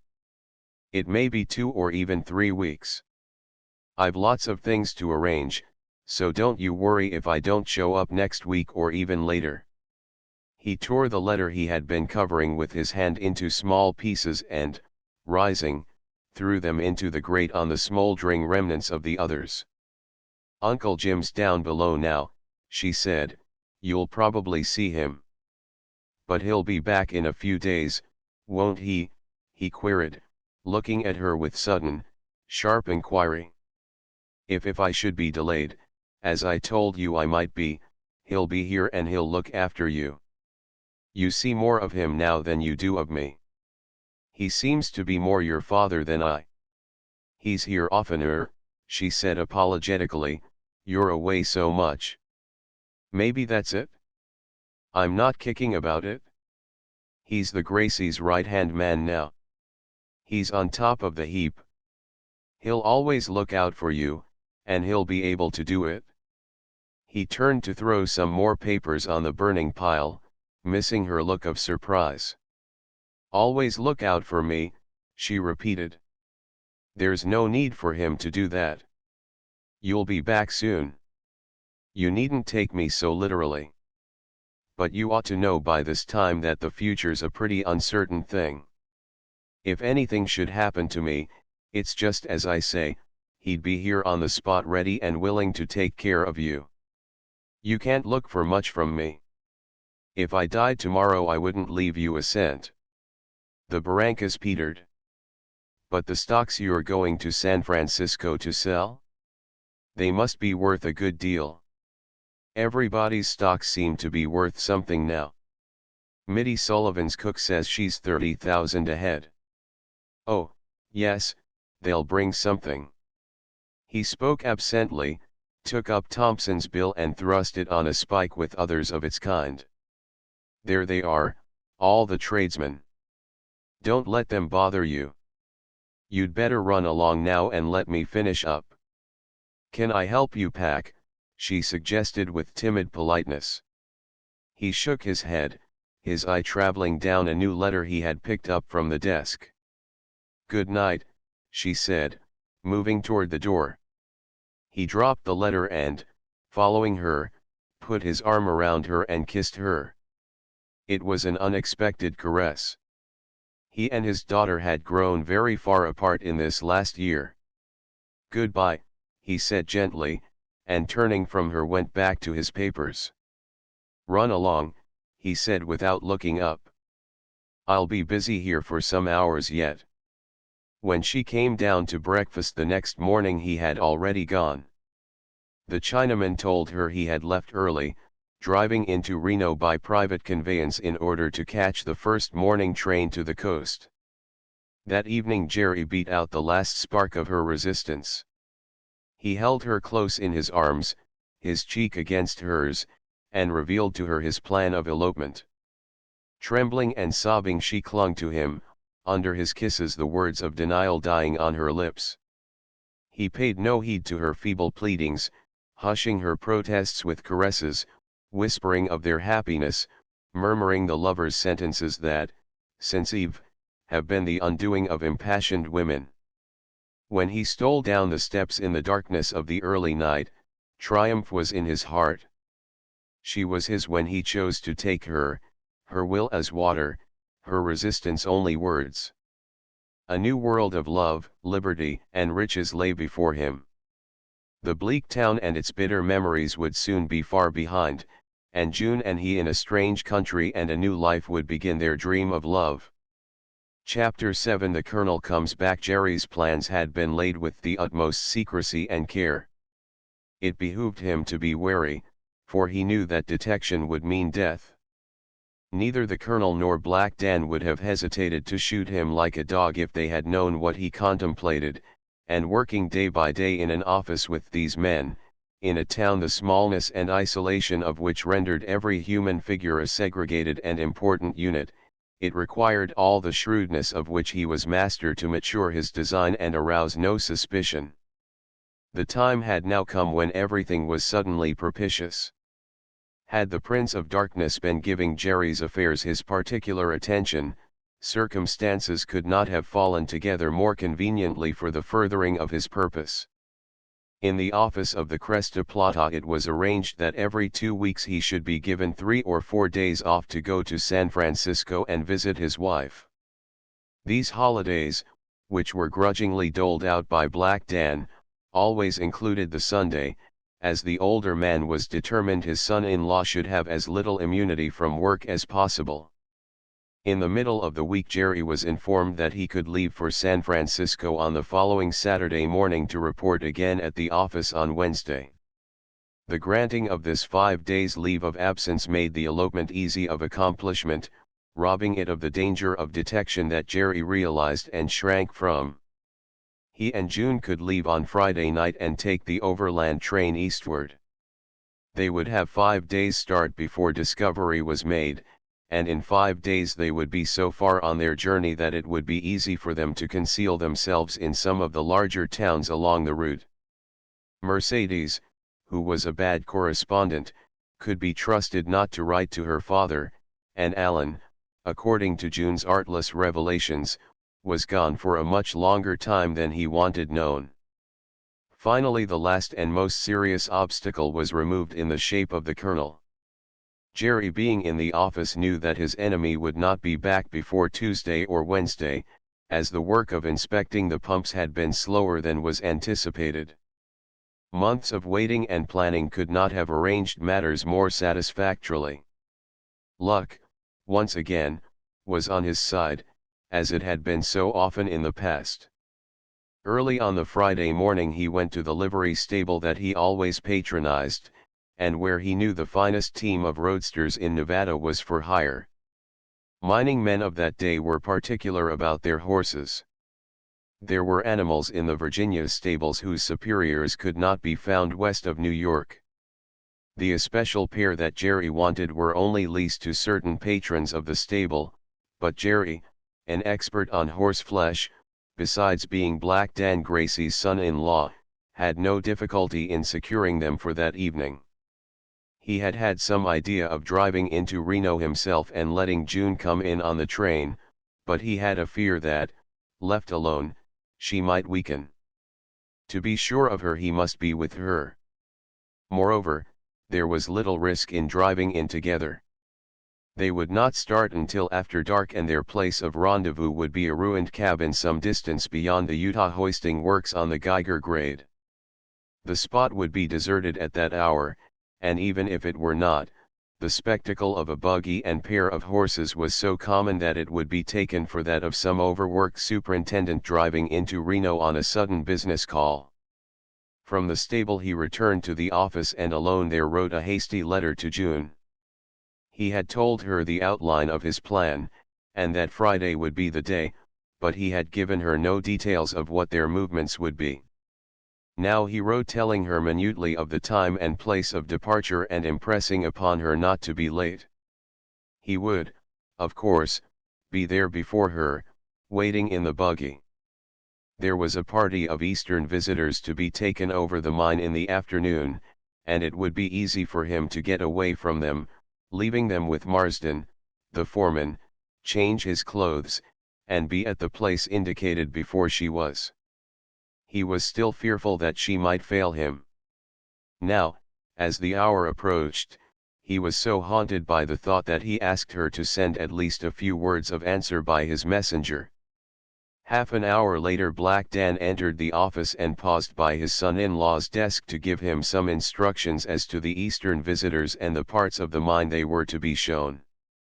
They were people of importance from New York, the men being heavy shareholders in the Cresta Plata and the Con Virginia. The ladies of the party were to be relegated to the care of Jerry and Marsden the foreman, and not to be taken below the 1,000-foot level. Black Dan and Barney Sullivan would take the men farther down. Jerry was to be ready in the hoisting works at 4 o'clock. As Black Dan was concluding his instructions, Jerry's messenger re-entered the office and handed the young man a small, pale gray envelope. It was obviously a feminine communication, and its recipient, under the darkly scrutinizing eye of his father-in-law, flushed slightly, but he gave no other sign of consciousness, and as Black Dan passed on to the inner office, he sat down and opened the letter. It was only a few lines in June's delicate handwriting. I will be there. I go to my ruin, Jerry, for you. Will there be anything in our life together that will make me forget that? June. Jerry read it over several times. It certainly did not breathe an exalted gladness. Away from him she always seemed in this condition of fear and doubt. It was his presence, his hand upon her, that made her tremulously, submissively his. He would not be sure of her till she was beside him tonight in the buggy. Would that hour ever come? He looked at the clock ticking on the wall. With every passing moment his exaltation seemed to grow stronger. It was difficult for him to be quiet, not to stop and talk to everybody that he encountered with a feverish loquacity. The slowly gathering pressure of the last month seemed to culminate on this day of mad rebellion. Within the past 2 weeks his stocks had increased largely in value. He was a rich man, and tonight with the woman he loved beside him he would be free. He and she, free in the great outside world, free to love and to live as they would. Would the day never pass and the night never come? In San Francisco the colonel was completing the business of the pumps as quickly as he could. He felt that he was getting to be a foolish old man, but he could not shake off his worry about June. Her words and appearance at their last interview kept recurring to him. Many times in the past year he had seen her looking pitifully fragile and known her to be unhappy, but he had never before felt the poignant anxiety about her that he now experienced. Despite his desire to get back with as much speed as possible, unforeseen delays occurred, and instead of returning on Friday, as he had hoped, he saw that he would not be back before Wednesday. He wrote this to June in a letter full of the anxious solicitude he felt.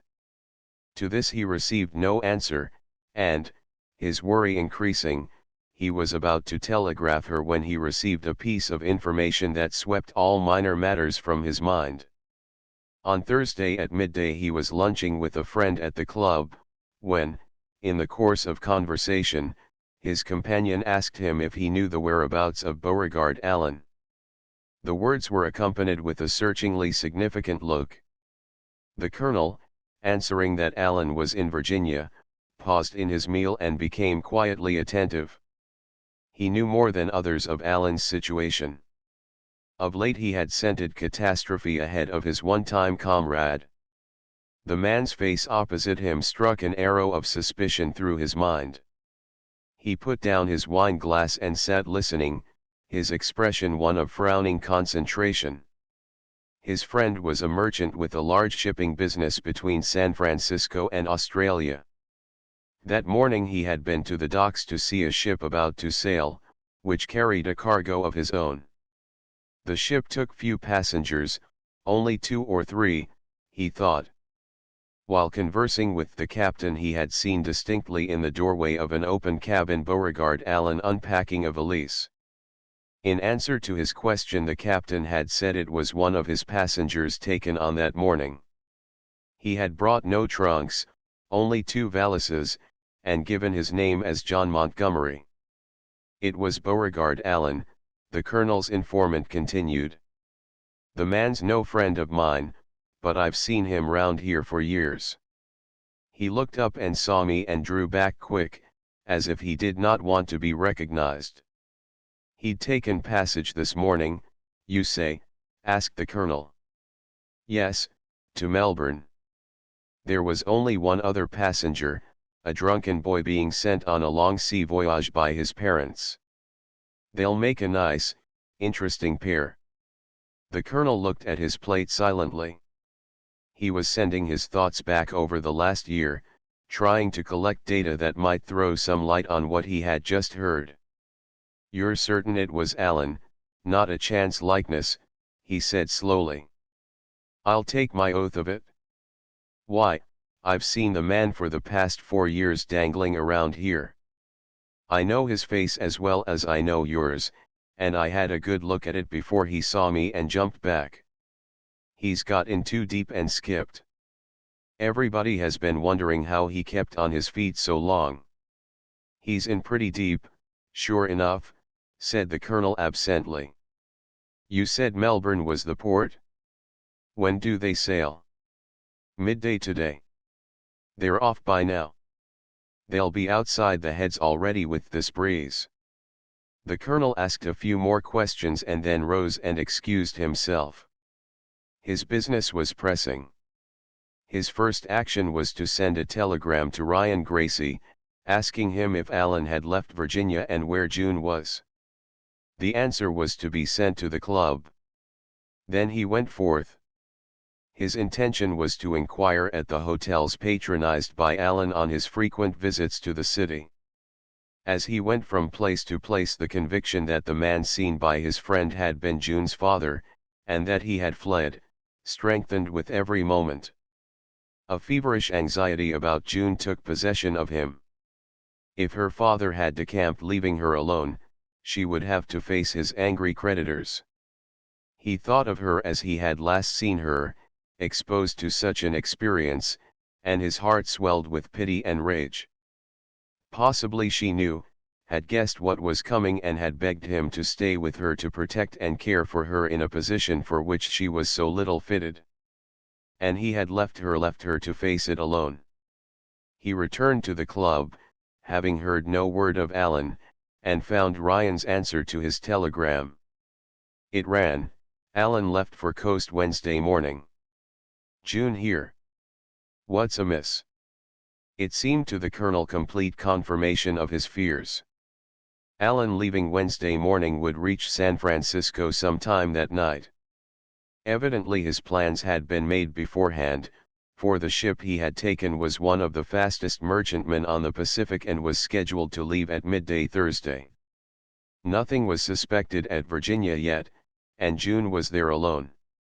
At any moment now, the information being in the hands of more than one person, Alan's flight might be made public, and she, his only representative, would become the victim of the rage of the petty creditors who would swarm about her. He was the one human being upon whom she could call. No duty or business would hold him from her. A thrill of something like joy passed through him when he realized that now, at last, he could stand between her and all trouble, a lion with its cub behind it. He took the evening train for Virginia, hoping to reach Reno the next morning and catch the branch line into the mining town. But luck was against him. A snowshed was down near the summit. Though it was only the latter half of September, a premature blizzard wrapped the mountain heights in a white mist. For 8 hours the train lay blocked on an exposed ridge, and it was late afternoon when it finally set the colonel down at Reno. The delays had only accelerated his desire to be with June. During the long hours of waiting his imagination had been active, picturing her in various distressing positions, besieged by importunate creditors. He hired the fastest saddle horse in the Reno stables and rode the 21 miles into Virginia in an hour. It was dark when he reached there. The swift ride through the sharp autumnal air had braced his nerves. He was as anxious as ever to see her, but he thought that before he did so he would stop for a few moments at the Cresta Plata and see Ryan, explain his early return, and learn if anything was known in Virginia of Alan's flight. The office was already lighted up, and behind it the great bulk of hoisting works loomed into the night, its walls cut with the squares of illumined windows, its chimneys rising black and towering against the stars. A man who came forward to take his horse told him that the gentlemen were all in the mine with a party of visitors. The colonel, hearing this, turned his steps from the office to the door of the hoisting works a few yards beyond. The building, full of shadows despite the lanterns and gas jets ranged along its walls, looked vacant and enormous in its lofty spaciousness. The noise of machinery echoed through it, the vibration shaking it as if it were a shell built about the intricacies of wheels, bands, and sheaves that whirred and slid in complicated, humming swiftness against the ceiling. The light struck gleams from the car tracks that radiated from the black hole of the shaft mouth where it opened in the middle of the floor. It was divided into 4 compartments, and from these a thin column of steam arose and floated up to the roof. Here and there a few men were moving about, and aloft behind their engines were the 4 engineers. They were mute as statues, their eyes fixed on the dials in front of them which registered the movements of the cages underground, their ears on the alert to catch the notes of their bells, to them intelligible as the words of a spoken language. Near the shaft mouth, sitting on an overturned box, was Ryan Gracie.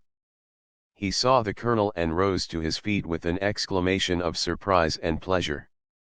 The elder man, drawing him aside, told him the reason of his return and asked him news of June. Moving toward the door they conversed together in lowered voices. The colonel, now convinced that no suspicion of the nature of Alan's absence had yet reached Virginia, felt his anxieties diminished. He said that he might attend the dinner which Black Dan was giving that evening to the Easterners. Ryan was now waiting for them to come up. Barclay and the women ought to be up at any moment. They had been underground nearly 2 hours, an unusual length of time, for even on the 1,000-foot level the heat was intense. His anxieties soothed, the colonel left the building, his heart feeling lighter than it had felt for 2 weeks. With a step of youthful buoyancy he mounted the steep cross streets which connected by a series of stairs and terraces the few long thoroughfares of the town. He was out of breath when he saw the dark shape of the Murchison mansion standing high on its crest of ground against a deep blue, star-dotted sky. His approach was from the side, and that no lights appeared in any of the windows in that part of the house did not strike him as unusual. But when he reached the foot of the long stairway and looking up saw that there was not a gleam of light to be seen on the entire facade, his joy suddenly died, and in its place a dread, sharp and disturbing, seized him. For a moment he stood motionless, staring up. The shrubs that grew along the sloping banks of the garden rustled dryly in the autumn night. There was something sinister in the high form of the house, mounted aloft on its terrace, no friendly pane gleaming with welcoming light, no sound near it but the low, occasional whispering of dying vegetation. As he ran up the steps, his footfall sounded singularly loud and seemed to be buffeted back from empty walls. His first and second pull of the bell brought no response. Between them he listened and his ear caught nothing but the stillness of desertion. His third furious peal was answered by a distant footstep. He heard it come shuffling along the hall, pause, and then a light broke out through the glass fanlight above the portal. The door was opened a crack, and through this aperture a section of the Chinaman's visage was revealed, lit by a warily inspecting eye. The colonel pushed the door violently in, sending the servant back with it against the wall. Kicking it to behind him he demanded between his panting breaths, "Where's Miss Allen?" "She's gone," said the Chinaman, exceedingly startled by this violent entry. "All gone. All gone.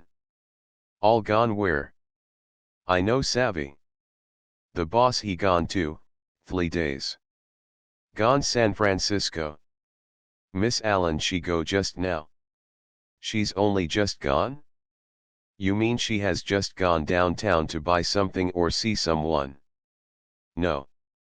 She go way. She say, sing, I go way. She take a bag. She's gone with a bag. Where the devil has she gone to?" "Don't be such a damned fool. Where'd she go?" "No savvy. She no tell me. She take bag and go just now. She give me letter for you." "I get him." "He tell you. You've got a letter for me? Why didn't you say that before? Go get it, and go quick." The Chinaman shuffled up the hall and turned into the dining room. The colonel, having caught his breath, leaned against the wall under the hall gas. He thought probably June had gone to Lake Tahoe to visit Mitty Sullivan. Considering the situation, it was the best thing she could have done. As the servant reappeared with a letter in his hand he said, "When did she leave this?" "Now," answered the laconic Oriental. "She give him to me and say, give him Colonel Polish. He come back Tuesday, Wednesday maybe. You give him letter sure, no forget. You come back before, I give him now." The colonel had not listened to the last phrases. He moved closer to the gas and tore open the letter. To his surprise he saw that it was several pages in length, covered closely with June's fine writing. His eye fell on the first sentence, and he uttered a sudden suppressed sound and his body stiffened. The words were, "Dear, darling, Uncle Jim. I who love you more than anybody in the world am going to hurt you so much. Oh, so terribly. Will you ever forgive me? Will you ever again think of June without sorrow and pain?" He stood motionless as a thing of stone, while his glance devoured the page. He did not read every word, but from the closely written lines sentences seemed to start out and strike his eyes. He turned the sheet and saw farther down a paragraph that told him everything. "The future is all dark and terrible, but I am going. I am going with Jerry. I am going wherever he wants, I am what he wants to make me. It's only death that can break the spell. Goodbye, dearest, darlingest Uncle Jim. Oh, goodbye. If I could only see you again for 1 minute. Even when you read this and realize what I have done, I know that you will love me and make excuses for me, I who will be no longer worthy your love or your pity." The colonel's hand with the letter crushed in it dropped to his side. For a moment he stood rigid, his face gray in the gaslight. It was too unexpected a blow to be grasped in the first paralyzing second. Then he turned furiously on the servant, shouting, "Where did she go? Where did she go? The man cowered terrified against the wall, stammering in broken phrases, I no savvy. How I savvy? She go with a bag. She say, give him the letter and I give him. You read him. I no savvy any more. The colonel's hand on his chest forcing him back against the doorpost cut short his words. When did she go? How long ago? Answer honestly, or, by God, I'll kill you. His face added to the man's terror, but it also steadied his shaking nerves. She go not 1 hour, 3/4. She come to me with bag and say, goodbye, sing, I go for long time. She give me the letter and say give him to you Tuesday, Wednesday.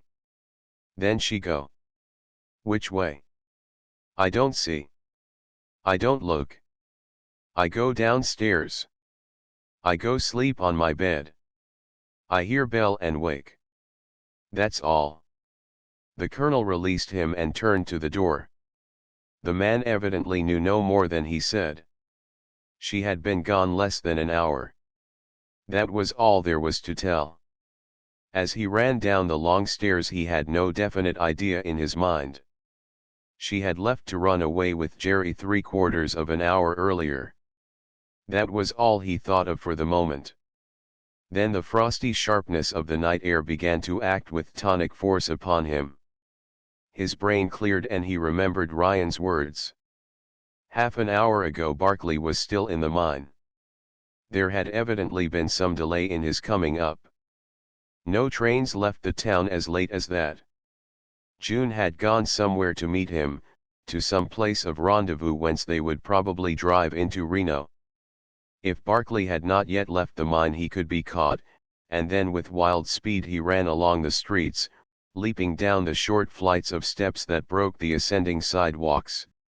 He thrust people aside and rushed on, gray-faced and fiery-eyed. For the second time in his life there was murder in his heart. Through the darkness of his mind memories of her past like slides across a magic lantern. A sudden picture of her that day long ago at the spring, when she had asked him to let her mother stay in his cottage, rose up clear and detached on his mental vision. He heard again the broken tones of her voice and saw her face with the tears on it, childish and trustful, as it had been before the influence of Jerry had blighted its youth and marred its innocence. The fury that possessed him rose up in his throat. He could not have spoken. He could only run on, tearing his way through the crowds on C Street, across it to a smaller thoroughfare and down that to where the dark mass of the Cresta Plata buildings stood out against the night. He heard the distant hum of the machinery, and then, unexpected and startling, the roar of men. It was like the noise when the day shift came up and every ascending cage was packed solid with miners. As he approached the door the men began to come out, streams of them, some running, others gathering in knots. Hundreds of men poured into the night, gesticulating, shouting, congesting in black groups, whence a broken clamor of voices rose. He realized the strangeness of it, that something was the matter, but it was all dim and of no importance to him. His mind held only one thought. Rushing past them he cried, Barkley. Is Barkley up yet? Do you know where Barkley is? An Irishman, who stumbled against him in the dark, paused long enough to shout to him, It's Barkley that's hurt. Hurry up, Colonel, they'll be wanting you inside. It's a doctor I'm after. God knows if he is where they say he is, there's no life in him now. Chapter 8 The aroused lion Black Dan, as he walked to the office that Friday morning, had been giving serious thought to the situation of his son-in-law. Mercedes had not spent the summer in Virginia as her father had hoped and expected. When he saw her in San Francisco, as he did every few weeks, she talked of her delicate throat and expressed a fear of the climate. It was evident that she could not or would not live there. That his daughter loved her husband Black Dan had no doubt. and as he walked to the mine that morning he was pondering a scheme he had lately been considering of sending Jerry to San Francisco, to be placed in charge of his large property interests. Though he regarded his son-in-law with contemptuous dislike, he could not deny that the young man had worked hard and faithfully all summer. Moreover, the stealthy watch kept upon him had revealed no irregularities in his conduct. In a place and at a time when men led wild lives with wilder associates, Jerry's behavior had been exemplary. His life had been given to work and business, women had no place in it. With these thoughts in his mind, Black Dan entered the office and paused by his son-in-law's desk. As he stood there, a boy walked in and handed the young man a small gray envelope that bore a superscription in a delicate feminine hand. Black Dan also saw that Jerry, under his unshakable sang-froid, was disconcerted. That the receipt of the letter was disturbing to its recipient was as plain to the older man as that the letter was from a woman. He passed on to his own office with his mind in an entirely different condition from what it had been when he entered the building. After all their watchfulness, was Jerry playing at his old game? The thought made Black Dan breathe curses into his beard. He saw Ryan, himself and the colonel outwitted, and Jerry laughing at them in his sleeve. And deeper than this went the enraging thought of Mercedes supplanted by one of the women that flourish in mining camps, birds of prey that batten on the passions of men. He had work to do, however, and, for today, at least, would have to put the matter out of his mind. Time enough when the Easterners were gone. Black Dan, like many men of his day and kind, was particularly anxious to impress the Easterners, and to make their 3 days' stay in the town a revel of barbaric luxury. The dinner he was to give them that evening was to be a feast of unrivaled splendor, every course ordered from San Francisco, the wine as choice as any to be bought in the country, the china, glass, and silver imported at extravagant cost from the greatest factories of Europe, the cigars of a costly rarity, a brand especially sent from Havana for the Bonanza King and his associates. Now from among the specimens of ore that stood along the top of his desk he selected one of unusual form and value to give to the most distinguished of the strangers. It was a small square of blackish mineral on which a fine, wire-like formation of native silver had coiled itself into a shape that resembled a rose. It had the appearance of a cunning piece of the silversmith's art, a flower of silver wire delicately poised on a tiny fragment of quartz rock. Thrusting it into his coat pocket, he left the office, on his way out passing Jerry, who was bending studiously over his desk. He walked rapidly up through the town, to the same livery stable to which his son-in-law had already paid a visit. One of the diversions to which the visitors were treated was the drive along the mountain road to Washoe Lake. This, Black Dan had arranged, would be the entertainment for the following morning. He with his own Kentucky thoroughbreds, would drive the men, while the women of the party would follow in a hired trap, drawn by the horses Jerry had ordered, and driven by the expert whip of the stable, known as Spanish George. Such a division of the party suited Black Dan admirably, for he disliked women, shunning their society, and when forced into it, becoming more somber and taciturn than ever. His plan, however, received an unexpected check. He was told that the horses were engaged by Mr. Barkley for that evening. Frowning and annoyed, he demanded why that should prevent him from having them the next morning, and received the information that Mr. Barkley was to drive into Reno that night with them, sending them back in the morning, when they would be too tired by the 21 miles over the grade, to go out again immediately. Black Dan stood in the doorway of the stable looking with attentive eyes at his informant. As the man amplified his explanation with excuses, the Bonanza King said nothing. For the moment his own thoughts were too engrossing to permit of words. A puppy that was playing nearby in the sunlight trotted toward him and bit playfully at his toe. He turned it over with his foot, following its charmingly awkward gambols with a pondering gaze.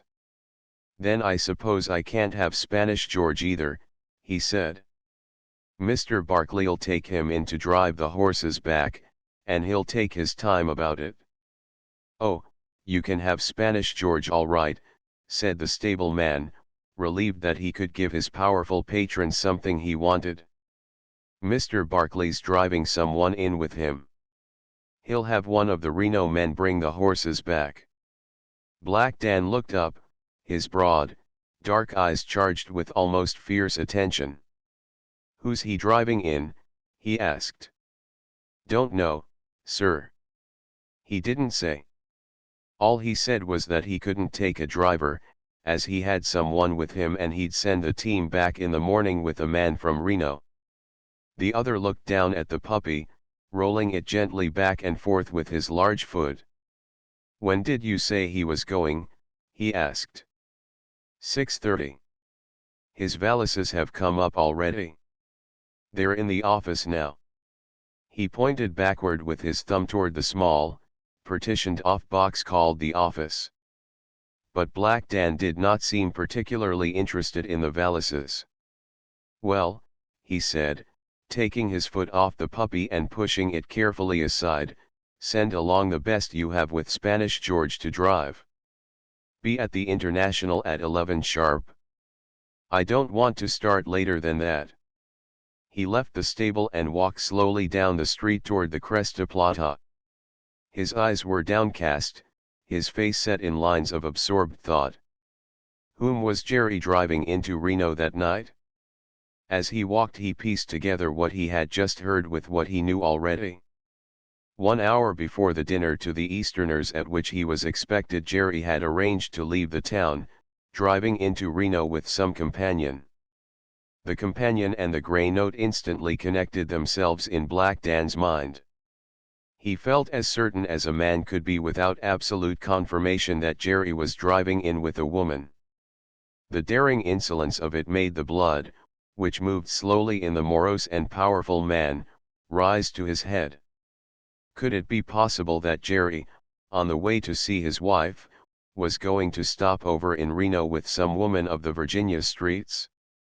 Black Dan's swarthy skin was slightly flushed when he reached the office. He said nothing to Jerry as he passed his desk. In his own private office he sat still, staring in front of him at the geological map hanging on the wall. He was slow to wrath, but his wrath, like his love, once roused, was of a primitive intensity.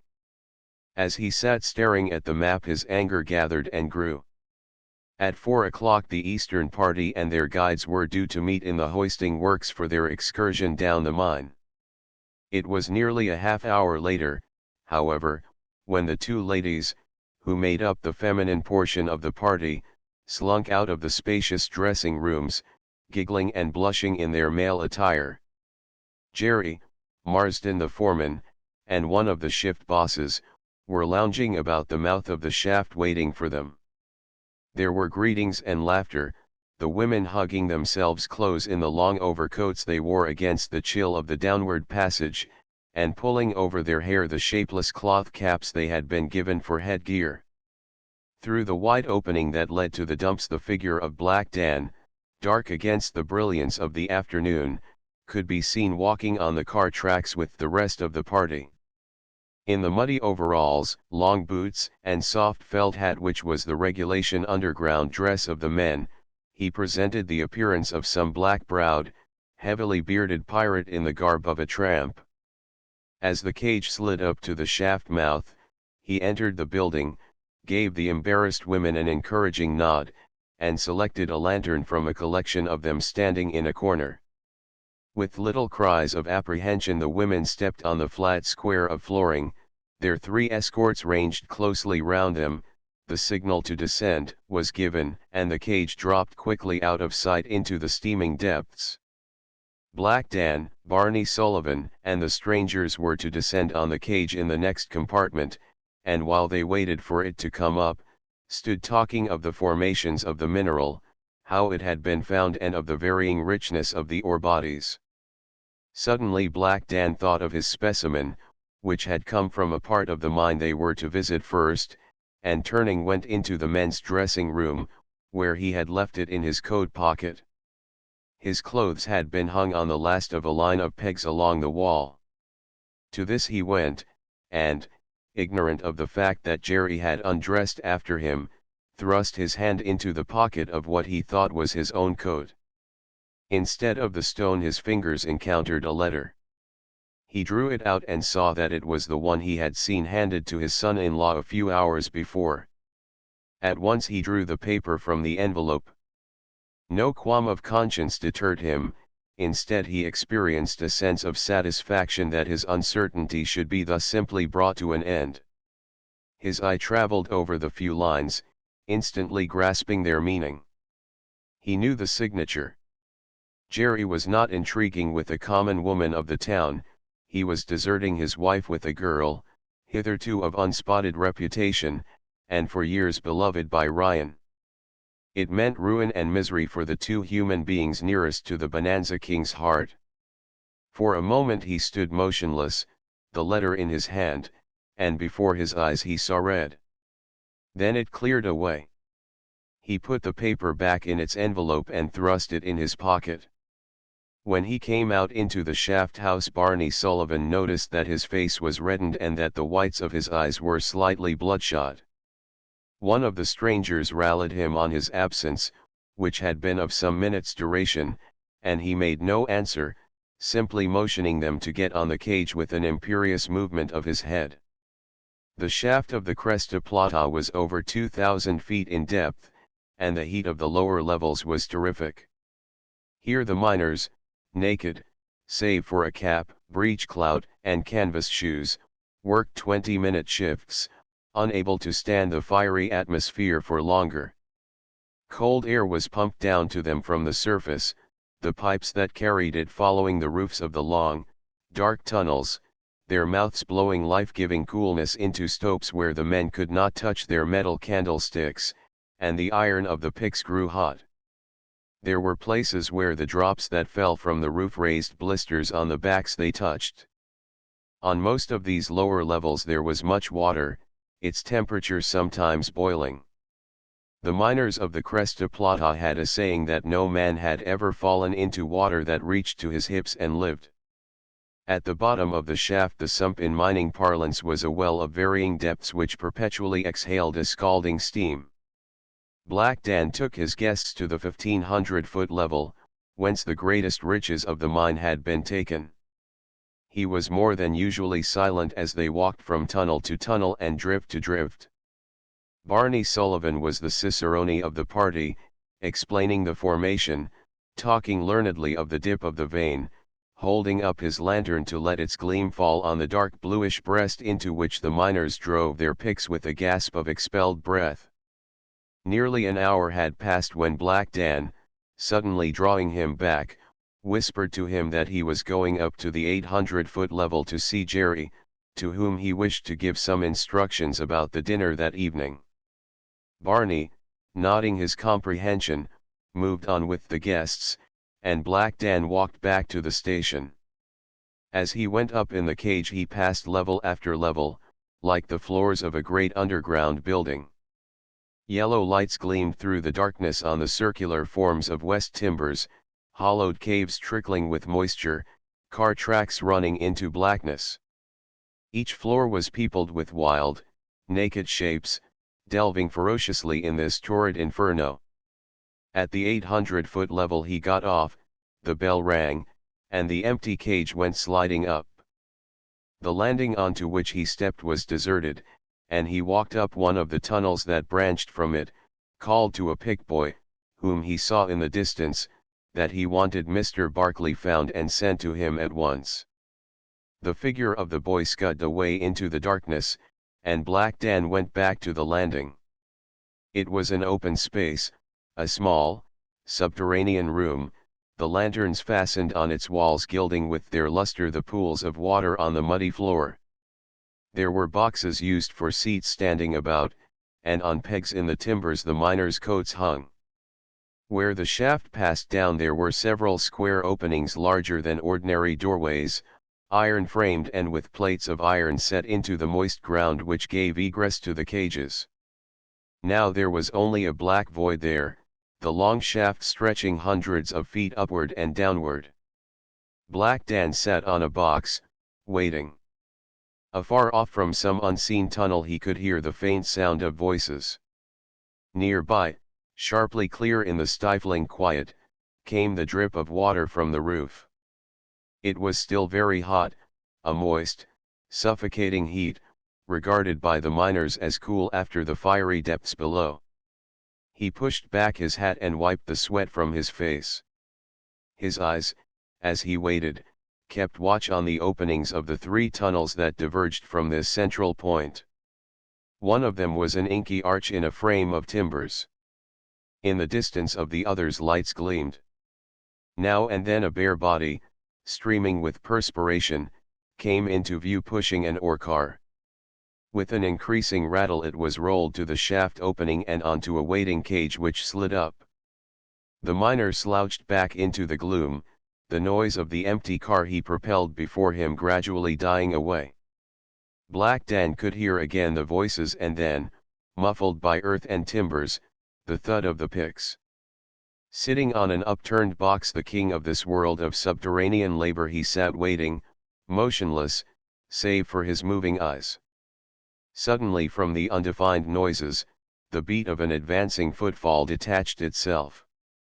He gave a low, inarticulate sound, and drew himself upright, a hand falling on either knee, his dark face full of a grim fixity of attention. Down one of the tunnels the figure of Jerry came into view, walking rapidly. He was smiling, for this summons made his escape from the mine easier than it would otherwise have been. A word or two from Black Dan and then up on the cage, and then away into the night where love and a woman were waiting. The culminating excitement of the day made his eye brilliant and deepened the color of his face. Full of the joys and juices of life, triumphantly handsome even in his rough clothes, he was a man made for the seduction of women. Black Dan felt it and it deepened his hate. "Did you want me?" he called as he drew near. "One of the pick boys said you sent for me." "Yes, I want to see you for a moment. I want to ask you about something." The elder man rose slowly from his box. His eyes were burning under the shadow of his hat brim. "Come over here near the light," he said. "I've something I want to show you." Near the entrance to the shaft there was a large lantern, backed by a tin reflector. It cast a powerful light on the muddy ground and the plates of iron that made a smooth flooring round the landing. Black Dan walked to it and stood there waiting. As Jerry approached he drew June's letter from his pocket and handed it to him. Jerry was taken completely off his guard, and for a moment was speechless. He took the letter and turned it over. "What's this? Where'd you get it?" he faltered, his tongue suddenly dry. For answer a terrible burst of profanity broke from the older man. He fell on Jerry like a lion. In the grip of his mighty muscles the other was borne back toward the opening of the shaft, helpless and struggling. He clutched at the iron supports, for a moment caught one and clung, while the cry of his agony rang out shrill as a woman's. In the next his hands were torn away and the slippery iron plate slid beneath his feet. For one instant of horror he reeled on the edge of the abyss, then went backward and down. A cry rose that passed like a note of death through the upper levels of the mine. Black Dan ran back toward the nearest tunnel mouth. The thud of the picks had stopped. The miners, men who work with death at their elbow, came pouring down and out, scrambling from stopes, running from the ends of drifts, swarming up ladders from places of remote, steaming darkness. White-faced, wild-eyed, not knowing what horror of sudden death awaited them, they came rushing toward the place where their chief stood, a grim-visaged figure at the mouth of the tunnel. He checked them with a raised hand, even at such a moment able to assert his command over them. "Keep cool, boys. You're all right. There's been an accident. It's Barclay. For God's sake, Tell Marsden to keep those women back. In the shaft house above, Ryan, tired of waiting, was lounging up and down when the bell of one of the compartments gave an imperious summons for the cage to descend. "They're coming up at last," said Ryan, moving to the edge of the shaft and stretching himself in yawning relief. "I never knew Easterners to stand the heat so long." Chapter 9. Home on the Friday morning. June rose with an oppression of death-like dread weighing on her. Jerry had only told her to hold herself in readiness for that day, she knew nothing further. But the morning was not half spent when a letter came from him, naming the time and place of their departure. As she read, her dread deepened. The ardent words of love with which the letter began and ended had no power to overcome her sickened reluctance. She was moving onward toward an action which she contemplated with despair and yet toward which she continued inevitably to advance. There are many women like June, who, without the force to resist the importunities of conquering lovers, never lose their sense of sin. In the arms of the man they have surrendered to it is heavy at their hearts. The years do not lift it, and the men who have brought them to ruin grow to feel its chill and despise the woman who has not been strong enough to resist or completely give herself up. During the rest of the morning she remained in her room trying to sort her clothes and pack her bag. Her mind was in a state of stupefied confusion. She could find nothing, could not remember where anything had been placed. At times a sensation of nausea and feebleness swept over her, and she was forced to stop in the work she was doing, and sit down. When at midday the servant summoned her to lunch, the gathered possessions and souvenirs of years were scattered over the furniture and about the floor. In the afternoon she wrote the letter to the Colonel. She wrote rapidly, not letting herself pause to think, the pen flying over the paper. When it was finished, she sealed it without reading it over. The rest of the day passed with lightning swiftness.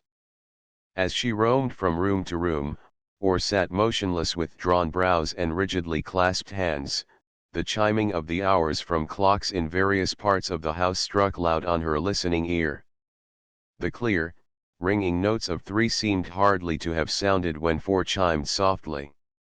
The hours were rushing by. With their headlong flight her misery increased. There was now no sitting quiet, spellbound in waiting immobility. She moved restlessly from window to window looking out on the desolation that hemmed her in. It had no pity for her. Her little passion, a bubble on the whirlpool of the mining town, was of that world of ephemera that the desert passed over and forgot.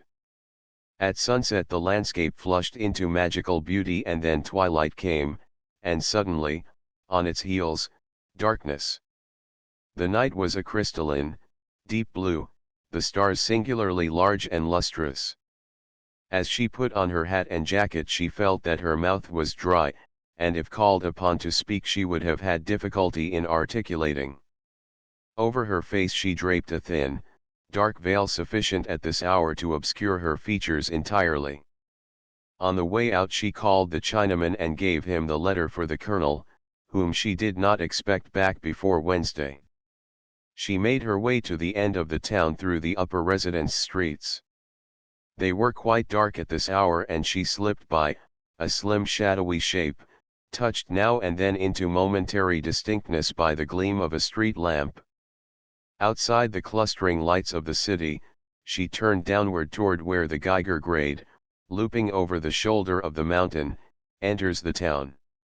Once on the road itself she walked with breathless speed, the beating of her heart loud in her own ears.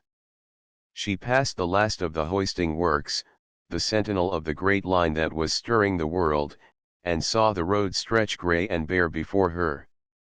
Her light footfall made no sound in the dust. Straining to penetrate the darkness with a forward gaze she advanced, less rapidly. The dim form of the deserted cabin loomed up, and then, just beyond it, gradually taking shape out of the surrounding blackness, a buggy with a muffled figure in the seat. For a moment she stopped, feeling faint, her clearness of reason and vision becoming blurred. but in an instant the weakness passed and she walked on hesitatingly and softly, staring at the indistinct figure and drawn irresistibly forward. As she approached, she saw that the man sat motionless, his back toward her. She was close to the buggy when the soft padding of her footsteps in the dust caught his ear. He turned with a start, revealing by the faint starlight that section of a coarse, strange face to be seen between the peak of a woolen cap and the edge of an upturned coat collar. "Pardon, lady," he said in a hoarse voice, "Mr. Barkley hasn't come yet." June came to an abrupt halt by the side of the carriage. She stood without movement or sound, paralyzed by the unexpectedness of the unknown voice and face. For the first dazed moment following on the shock there was a complete suspension of all her faculties. There had been much surreptitious speculation in the livery stable as to whom Jerry Barkley was driving into Reno. The man now in the buggy had been sure it was a woman. Seeing his suspicions verified, he tried to distinguish her features through the darkness and the veil she wore. He leaned forward, eyeing her keenly, but making out nothing beyond a slender shape, the face concealed by a film of gauze. "He's probably been detained at the mine," he said cheeringly. "They've that gang of Easterners going down this afternoon." The girl made no answer, but drew back a step or two from the carriage. "If you'll get in I'll drive you up and down for a spell," he said. "It's cold work standin' round on a night like this." "No," she answered in a muffled voice. "No, put your bag in, anyway," he suggested, stretching a hand for it. She drew back another step and moved the hand holding the bag behind her. "Just as you like," he returned, the familiarity of his manner suddenly chilled by annoyance. "It's for you to say." She retreated still farther until stopped by a growth of sage at the edge of the road. The man, seeing he could discover nothing from her, gathered up his reins. "Well," he said, "I can't run no risks with the finest team in the state of Nevada. I'll have to walk 'em up and down till Mr. Barkley gets here. He said he'd be before time, and he's nearly 15 minutes late now." He chirped to the horses, who immediately started on a gentle trot. The dust muffled their hoof-beats, and noiselessly, with something of stealth and mystery in the soft swiftness of their withdrawal, they receded into the blackness of the night. June stood for a moment looking after them, then turned to where the town sparkled in descending tiers of streets. Its noise came to her ears, the hum of human voices, and suddenly the misery that had held her in a state of broken acquiescence all day, that had been growing in her for weeks, rose into a climax of terrified revolt. The full horror of her action burst upon her. In a flash of revelation she saw it clearly, unblinded by passion. Her repulsion toward Jerry's wooing surged up in her in a frantic desire to escape, to get away from him. She feared him, she longed to creep away and hide from him the terrible Jerry, her merciless master, before whom she cowered and trembled. She cast a fearful look into the darkness behind her and made out the shape of the buggy just turning for the backward trip. It would be beside her again in a few minutes. In front, stretching to the town, the road lay dark and deserted. She gripped her bag and started out toward the blinking lights, running at first, lightly and noiselessly on the trodden vegetation that edged the path. Her engrossing thought was that she might meet Jerry.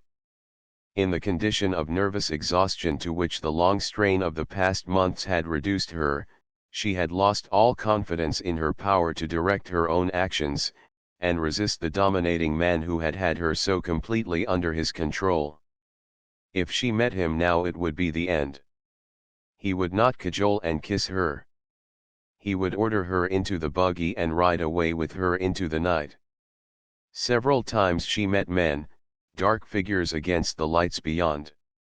At the first glance she could see by their build or gait that they were not Jerry. One, of lighter mold and more elastic walk, caused her to pause for a stricken moment and then shrink back in the shadow of a cabin till she saw her fears were unfounded. As the lights grew brighter and she entered the sparsely settled end of C Street, she slackened her speed and gazed ahead, alertly wary. She did not see but that he must come this way, unless he chose the longer and more secluded route, among the miners' lodging houses and cabins, climbing up from there to the road above. She had started to return without any fixed idea of her goal. As she advanced she thought of this and immediately the colonel arose to her mind as a rock behind which there was shelter, his lodgings as the one place where she would find protection. In the bewilderment of her mind she forgot that he was not due to return yet, only remembering his original statement that he would be back on Friday night. If she could reach his rooms without meeting Jerry she would be safe. She felt like a child who has run away to find adventures and is suddenly stricken with the horror of strangeness and the wild and piercing longing for the familiar things of home. The evening turmoil of C Street had begun. Looking up its length, roofed by its wooden arcade, was like looking into a lighted tunnel, swaying with heads. The glare from the show windows, the lights from lamps, and the agitated flaring of lanterns on the street hawkers' barrows, were concentrated within this echoing tunnel and played on every variety of face, as the crowd came sweeping down on June. It seemed to catch her in its eddies and whirl her forward, a dark shape, furtive-eyed and stealthy-footed in the fierce, bubbling buoyancy of the throng, silent amid its hubbub. There seemed to her more noise tonight, more of a seething, whirling froth of excitement than she had ever noticed before. She thought it a reflection of her own fever and hurried on, her eyes gleaming through her veil in peering looks sent ahead for Jerry. She was nearing the short street which led down to the Cresta Plata, when from two miners, almost running past her, she heard his name. Her heart leaped, and for a second she flinched and shrank back into the doorway.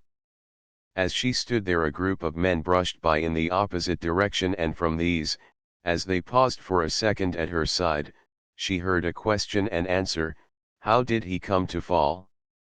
Did he slip?" "Yes, on the iron plates. He stepped back and then slipped, and before Black Dan could get him he was gone. It was all done in a minute." "Lord," came the ejaculation in a tone of horror. She started on and from a cluster of men standing in a saloon doorway she again heard his name. The perspiration broke out on her face. At the mouth of the lane that led to the Cresta Plata a crowd with restless edges, that moved down toward the hoisting works and swayed out into the roadway, made a black mass, expanding and decreasing as its members dispersed or drew together. It was too early for the day shift to be coming up, and she looked at it with sidelong alarm. It was part of the unusualness of this weird and awful night. And again as she threaded her way through the scattering of figures on its outskirts she heard his name, twice in the moment of passing. What was the matter? Why were they all talking of him? The sense of horror that weighed on her seemed to increase until it became threatening and tragic.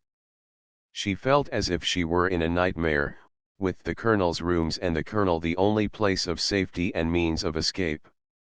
She forgot to be cautious and started to run, pushing her way through the crowd, dodging round the edges of excited groups, brushing by knots of women collected at the foot of stairways, and from every group the name of Jerry followed her. Suddenly, between the massed and moving figures she saw the glare of the colored bottles in the window of Caswell's drug store. It was over the store that the colonel lived.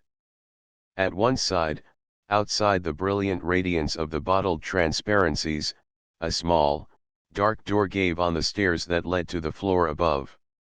From its central panel a bell handle protruded. She tried the knob first and found that it yielded. Opening it softly she looked up the dim stairway and saw in the hall above a light burning. She ran up, her steps subdued on the worn carpet. A narrow corridor divided the floor, passing from a door that opened on the front balcony back to an anterior region where the landlady lived and let rooms to less illustrious lodgers. Of the two suites in the front, that on the left was occupied by Ryan Gracie, the other by the Colonel. June had often been in these rooms. She opened the door and looked in. The door gave into the sitting room, empty of occupants and unlit.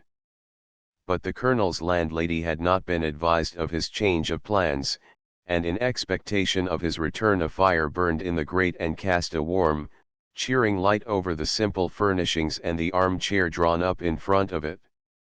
June crept in and shut the door. She fell into the armchair with her hands over her face and sat limp and motionless in the firelight. The noise of the town came dulled to her ears. She had escaped from Jerry and the pursuing echo of his name. A half-hour later the Colonel found her there. After a hurried search for her through the town, he had been seized by the hope that she might have sought shelter with him. As the opening of the door fell on her ear, she raised her head and looked up. He saw her in the firelight, all dark in the half-lit room, save for her white face and hands. An exclamation of passionate relief broke from him, and as she rose and ran to him he held out his arms and clasped her. They said nothing for a moment, clinging mutely together, her face buried in his shoulders, his hand pressing her head against his heart. Then she drew herself away from him and tried to tell him the story in a series of broken sentences, but he silenced her and put her back in the chair. "Wait till tomorrow," he said, kneeling down beside her to stir up the fire into a redder blaze. "You can tell it all tomorrow. And, anyway, there's no necessity to tell it. I know it now. Do you know what I was going to do nearly did?" "Yes, all about it. I got your letter." "Do you despise me?" she said faintly. "No," he answered. The fire began to burn brightly.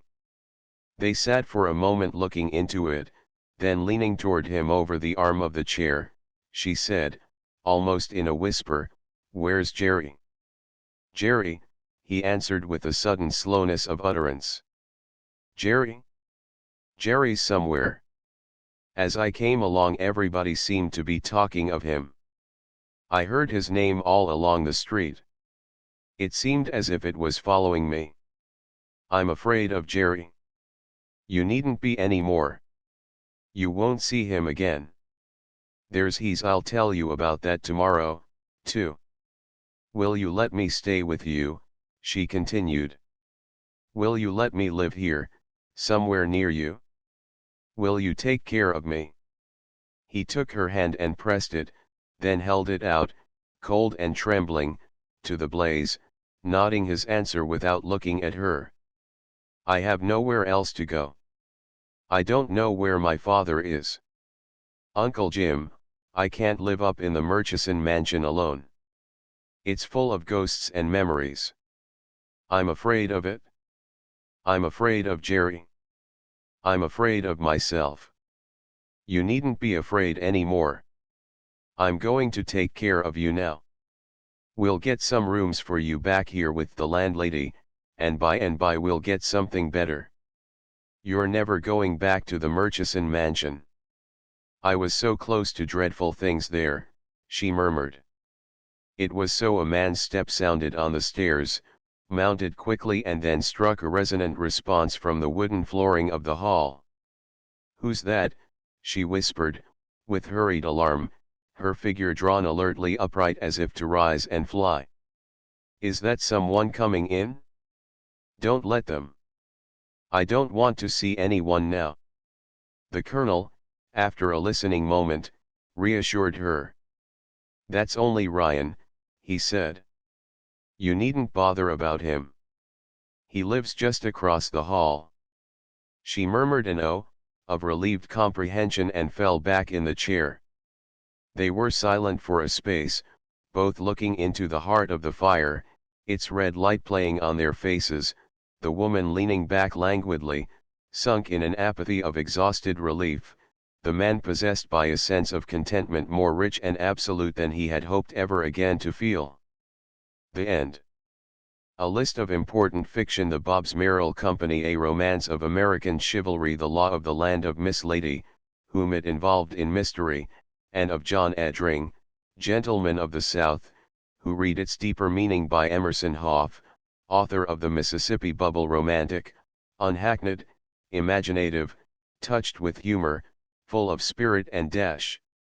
Chicago Record Herald, so virile, so strong, so full of the rare qualities of beauty and truth. New York Press, a powerful novel, vividly presented. The action is rapid and dramatic, and the romance holds the reader with irresistible force. Detroit Tribune, preeminently superior to any literary creation of the day. Its naturalness places it on the plane of immortality. New York American, illustrated by Arthur I. Keller, 12 mo, cloth, price, $1.50. The Bobbs-Merrill Company, Indianapolis. A Thoroughbred Girl, Zelda Dameron, by Meredith Nicholson, author of The Main Chance. Zelda Dameron is in all ways a splendid and successful story.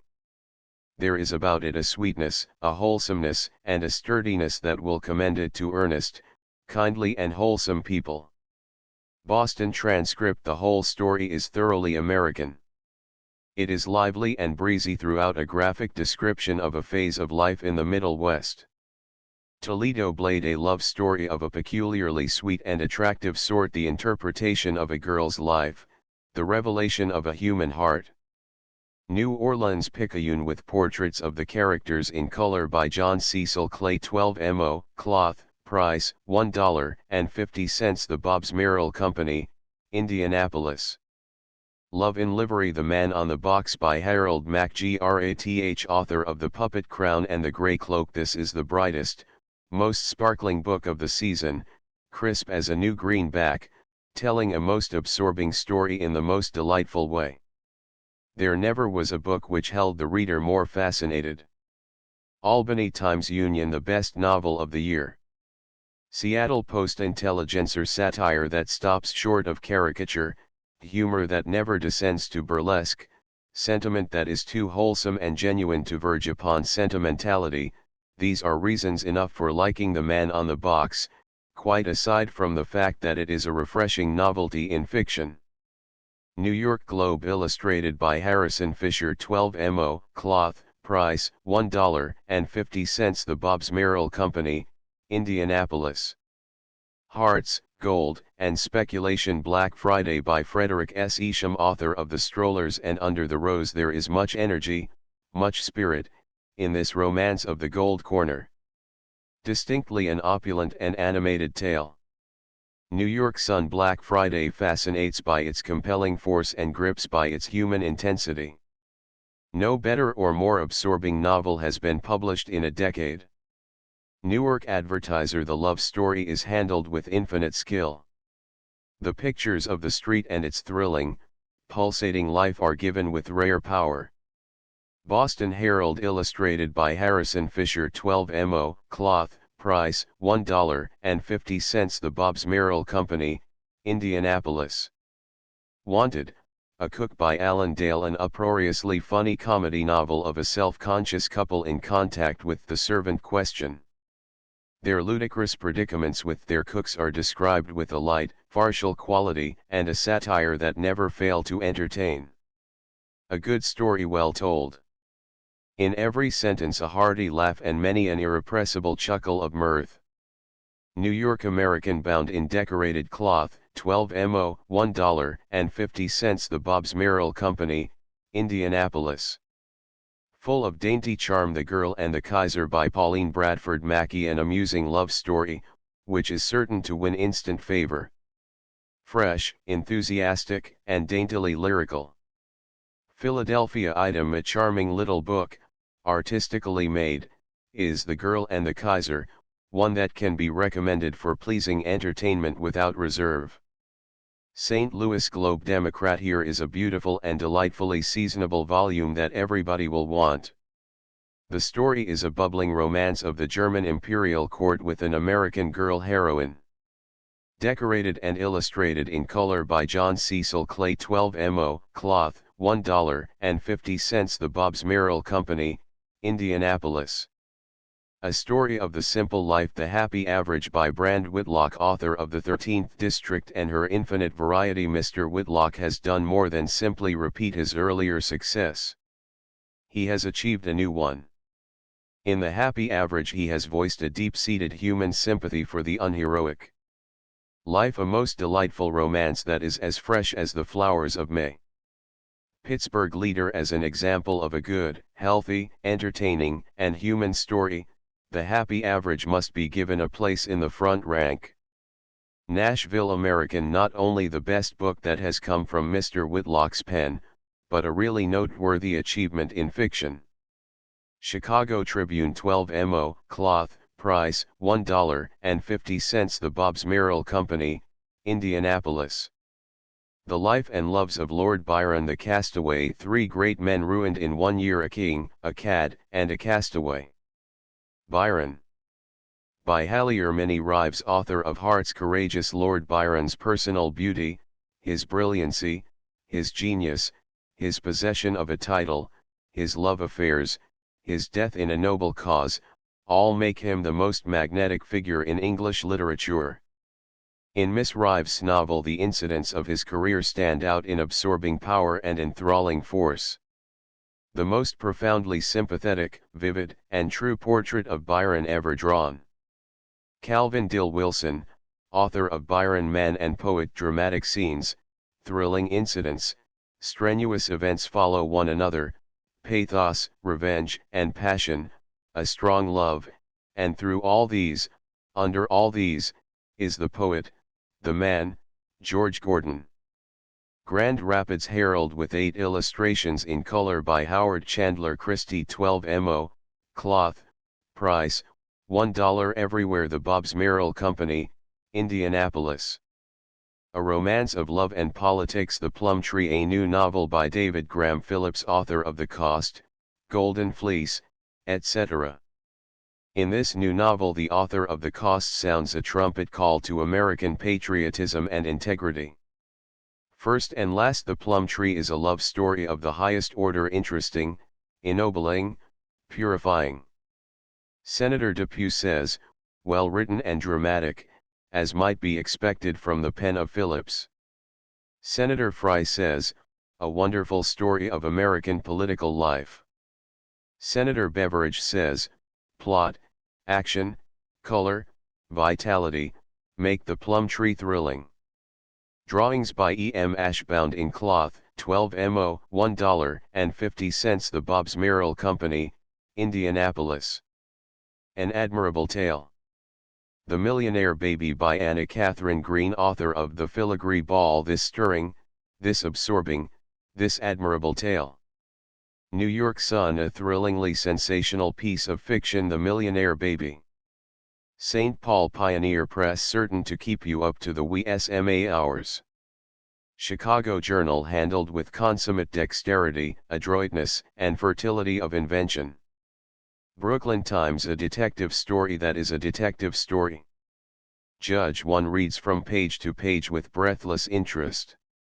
New York Times. The reader is kept in a state of tiptoe expectation from chapter to chapter. Boston Herald. Anna Catherine Green shows, in The Millionaire Baby, a fertility of brain simply marvelous.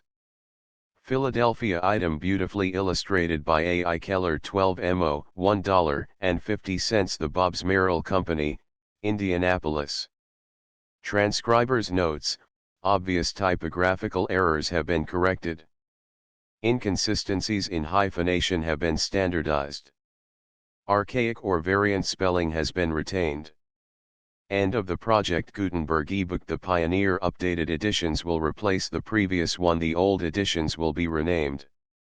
Creating the works from print editions not protected by U.S. copyright law means that no one owns a United States copyright in these works, so the Foundation, and you, can copy and distribute it in the United States without permission and without paying copyright royalties.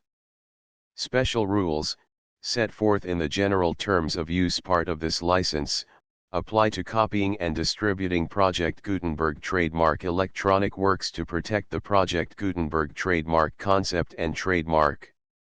Project Gutenberg is a registered trademark, and may not be used if you charge for an ebook, except by following the terms of the trademark license, including paying royalties for use of the Project Gutenberg trademark.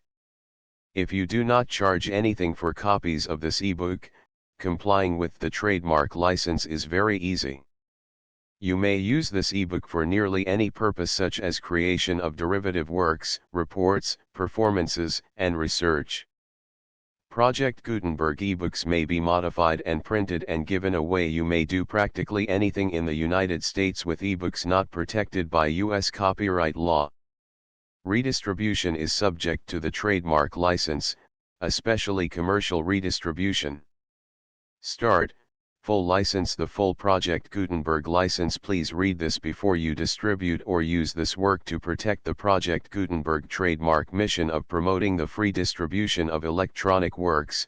By using or distributing this work, or any other work associated in any way with the phrase Project Gutenberg, you agree to comply with all the terms of the full Project Gutenberg trademark license available with this file or online at www.gutenberg.org/license.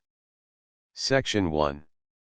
General Terms of Use and Redistributing Project Gutenberg Trademark Electronic Works 1.a.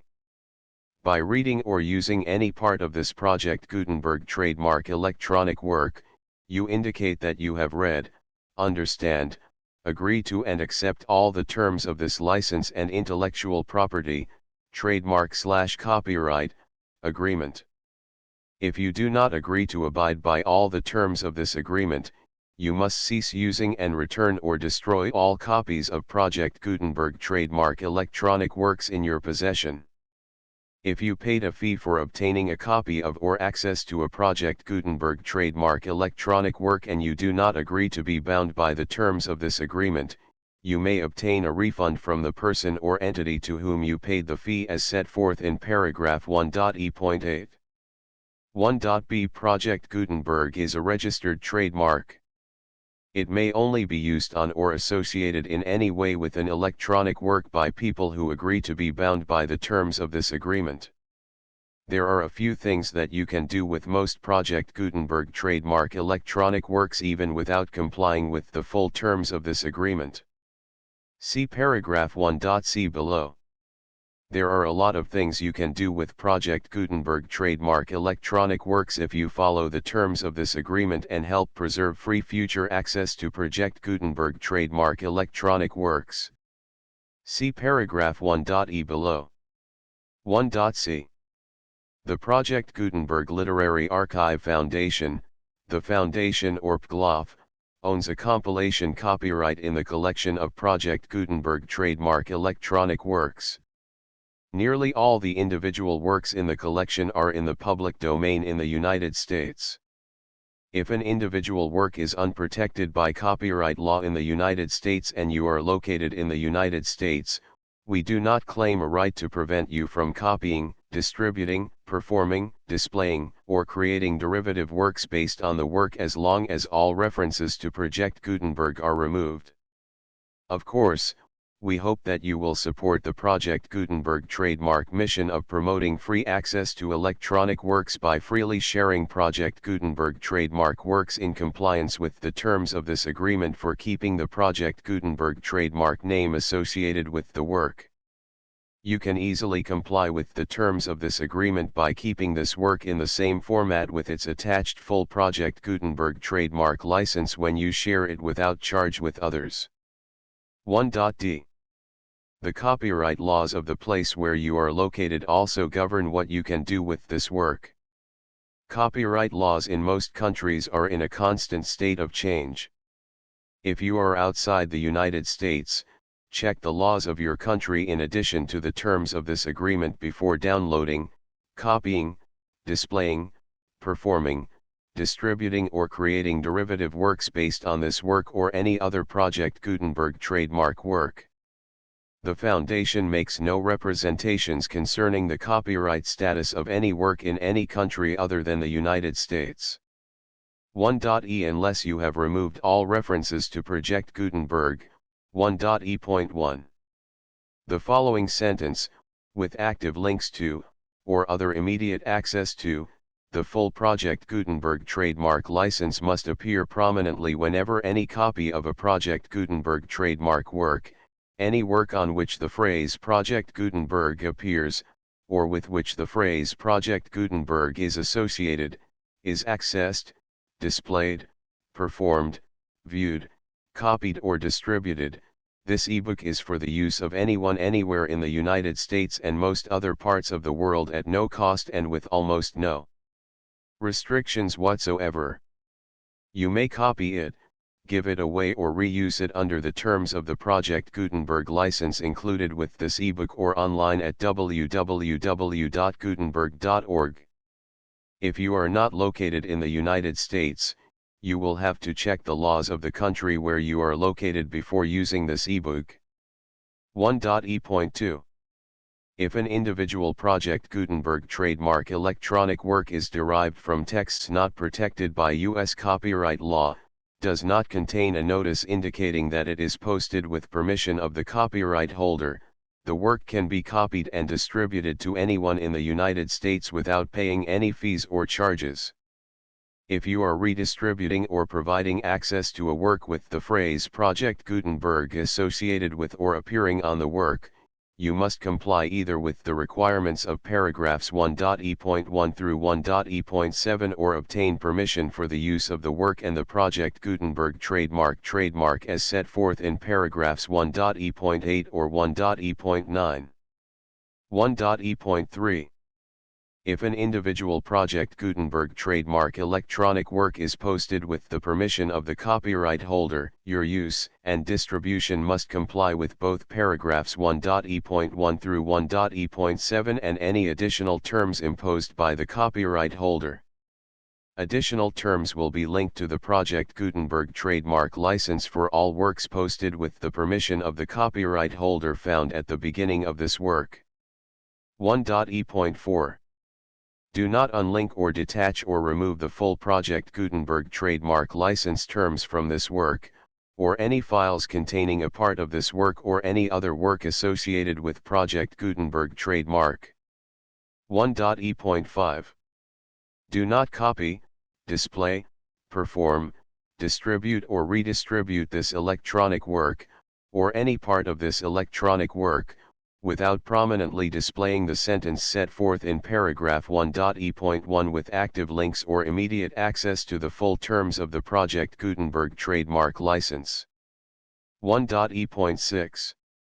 You may convert to and distribute this work in any binary, compressed, marked up, non-proprietary or proprietary form, including any word processing or hypertext form. However, if you provide access to or distribute copies of a Project Gutenberg trademark work in a format other than plain vanilla ASCII or other format used in the official version posted on the official Project Gutenberg trademark website, www.gutenberg.org, you must, at no additional cost, fee, or expense to the user, provide a copy, a means of exporting a copy, or a means of obtaining a copy upon request, of the work in its original plain vanilla ASCII or other form. Any alternate format must include the full Project Gutenberg trademark license as specified in paragraph 1.e.1. 1.e.7. Do not charge a fee for access to, viewing, displaying, performing, copying or distributing any Project Gutenberg trademark works unless you comply with paragraph 1.e.8 or 1.e.9. 1.e.8. You may charge a reasonable fee for copies of or providing access to or distributing Project Gutenberg trademark electronic works provided that, you pay a royalty fee of 20% of the gross profits you derive from the use of Project Gutenberg trademark works calculated using the method you already use to calculate your applicable taxes. The fee is owed to the owner of the Project Gutenberg trademark, but he has agreed to donate royalties under this paragraph to the Project Gutenberg Literary Archive Foundation. Royalty payments must be paid within 60 days following each date on which you prepare, or are legally required to prepare, your periodic tax returns. Royalty payments should be clearly marked as such and sent to the Project Gutenberg Literary Archive Foundation at the address specified in Section 4, Information about donations to the Project Gutenberg Literary Archive Foundation.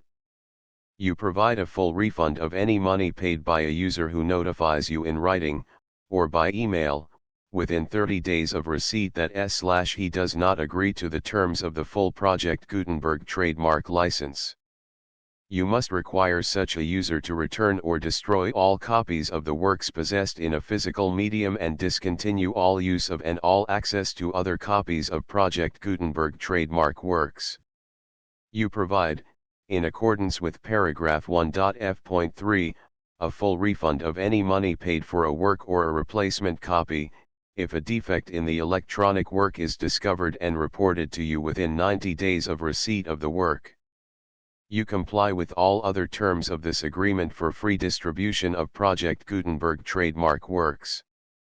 1.e.9.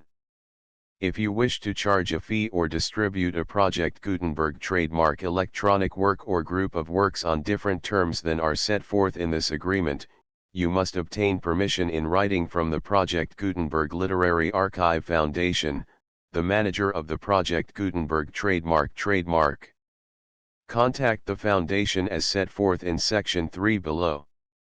1.f1.f.1.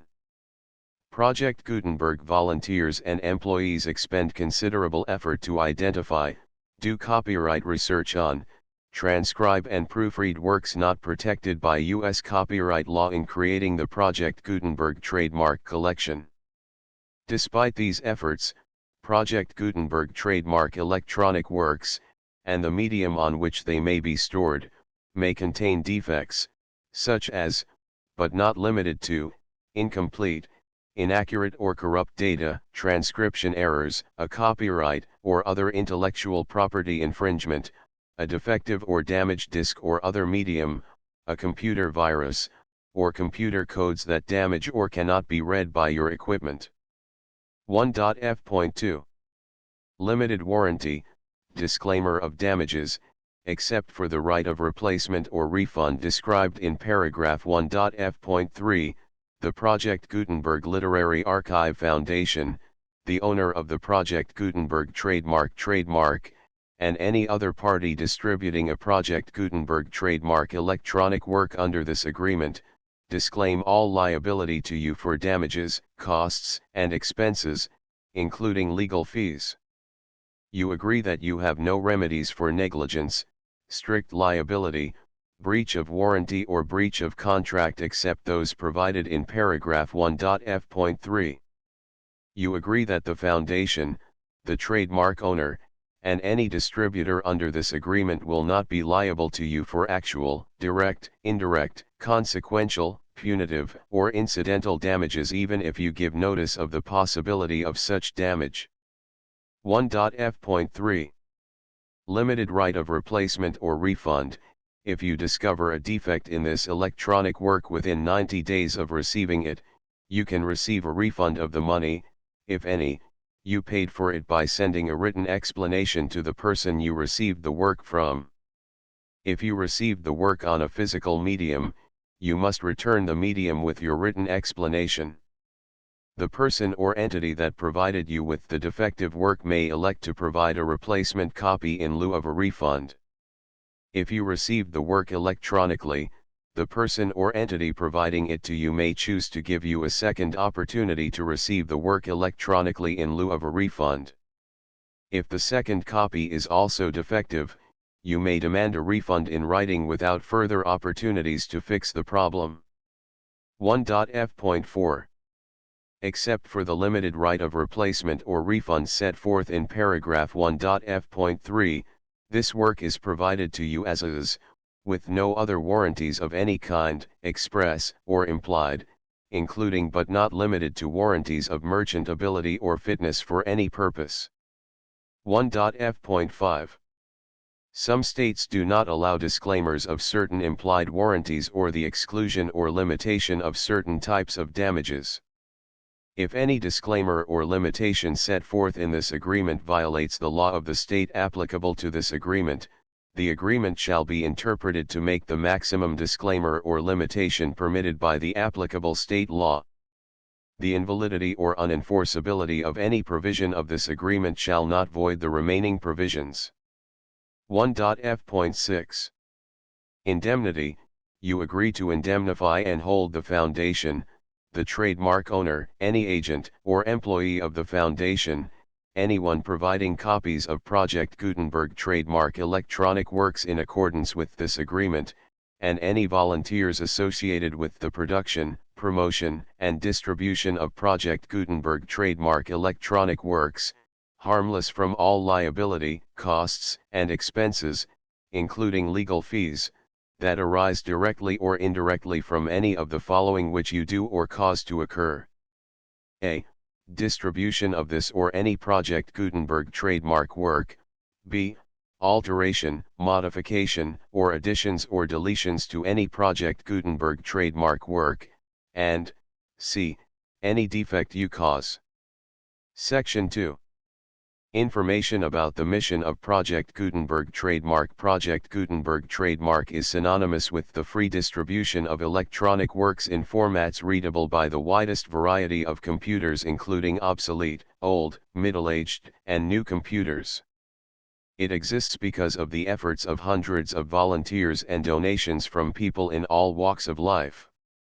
Volunteers and financial support to provide volunteers with the assistance they need are critical to reaching Project Gutenberg trademark's goals and ensuring that the Project Gutenberg trademark collection will remain freely available for generations to come. In 2001, the Project Gutenberg Literary Archive Foundation was created to provide a secure and permanent future for Project Gutenberg trademark and future generations. To learn more about the Project Gutenberg Literary Archive Foundation and how your efforts and donations can help, see sections 3 and 4 and the Foundation information page at www.gutenberg.org. Section 3. Information about the Project Gutenberg Literary Archive Foundation. The Project Gutenberg Literary Archive Foundation is a non-profit 501(c)(3) educational corporation organized under the laws of the state of Mississippi and granted tax-exempt status by the Internal Revenue Service. The Foundation's IN or Federal Tax Identification Number is 64-6221541. Contributions to the Project Gutenberg Literary Archive Foundation are tax-deductible to the full extent permitted by U.S. federal laws and your state's laws. The Foundation's business office is located at 809 North 1500 West, Salt Lake City, Utah 841-16801-596-1887. Email contact links and up-to-date contact information can be found at the Foundation's website and official page at www.gutenberg.org/contact. Section 4.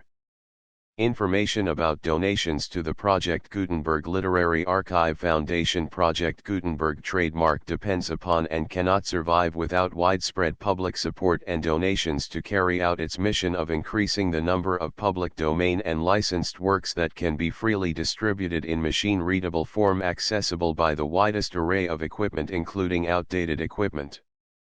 Many small donations, $1 to $5,000, are particularly important to maintaining tax-exempt status with the IRS. The Foundation is committed to complying with the laws regulating charities and charitable donations in all 50 states of the United States. Compliance requirements are not uniform and it takes a considerable effort, much paperwork, and many fees to meet and keep up with these requirements. We do not solicit donations in locations where we have not received written confirmation of compliance.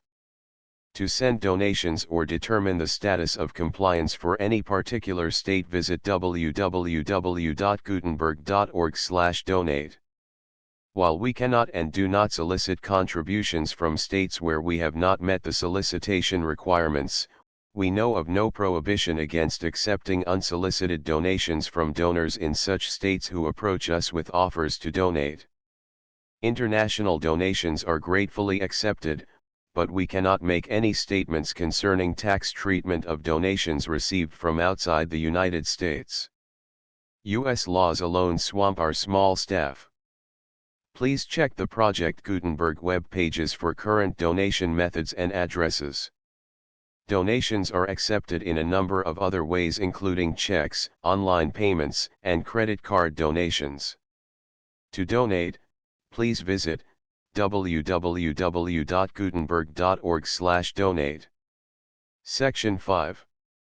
General information about Project Gutenberg trademark electronic works. Professor Michael S. Hart was the originator of the Project Gutenberg trademark concept of a library of electronic works that could be freely shared with anyone. For 40 years, he produced and distributed Project Gutenberg trademark ebooks with only a loose network of volunteer support.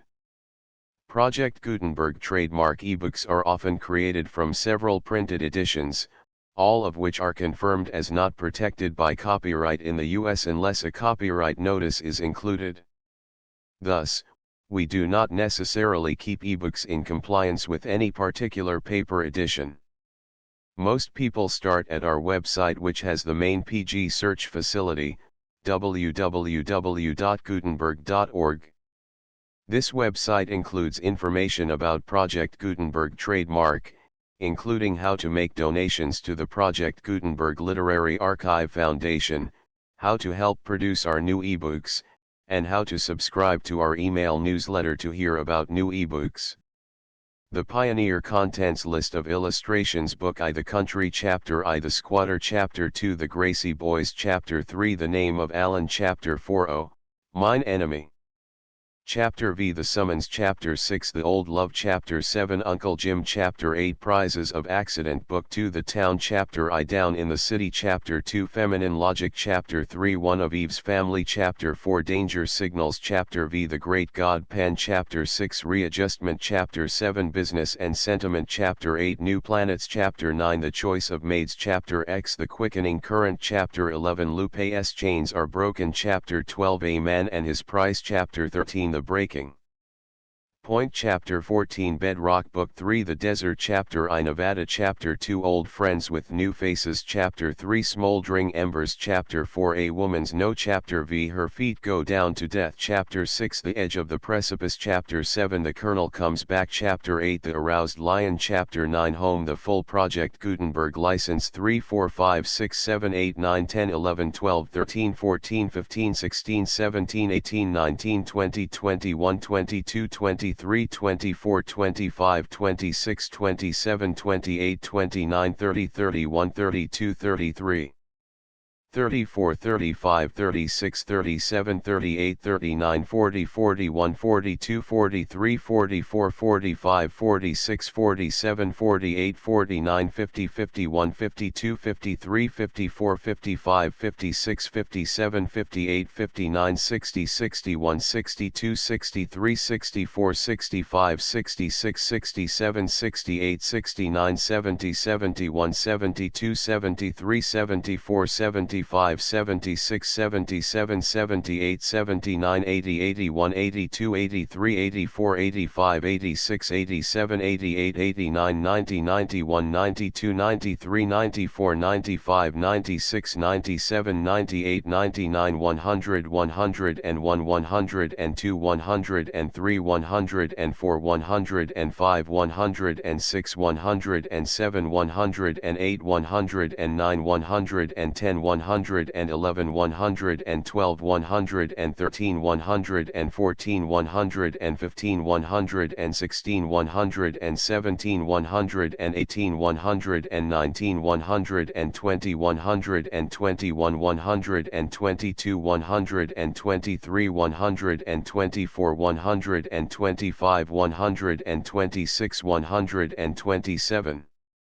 128, 129, 130, 131, 132, 133, 134, 135, 136, 137, 138, 139, 140, 141, 142, 143, 144, 145, 146, 147, 148, 149, 150, 151, 152, 153, 154, 155, 156, 157, 158, 159, 160, 161, 162, 163, 164, 165, 166, 167, 168, 169, 170, 171, 172, 173, 174, 175, 176, 177, 178, 179, 180, 181, 182, 183, 184, 185, 186, 187, 188, 189, 190, 191, 192, 193, 194, 195, 196, 197, 198, 199, 200, 201, 202, 203, 204, 205, 206, 207, 208, 209, 210.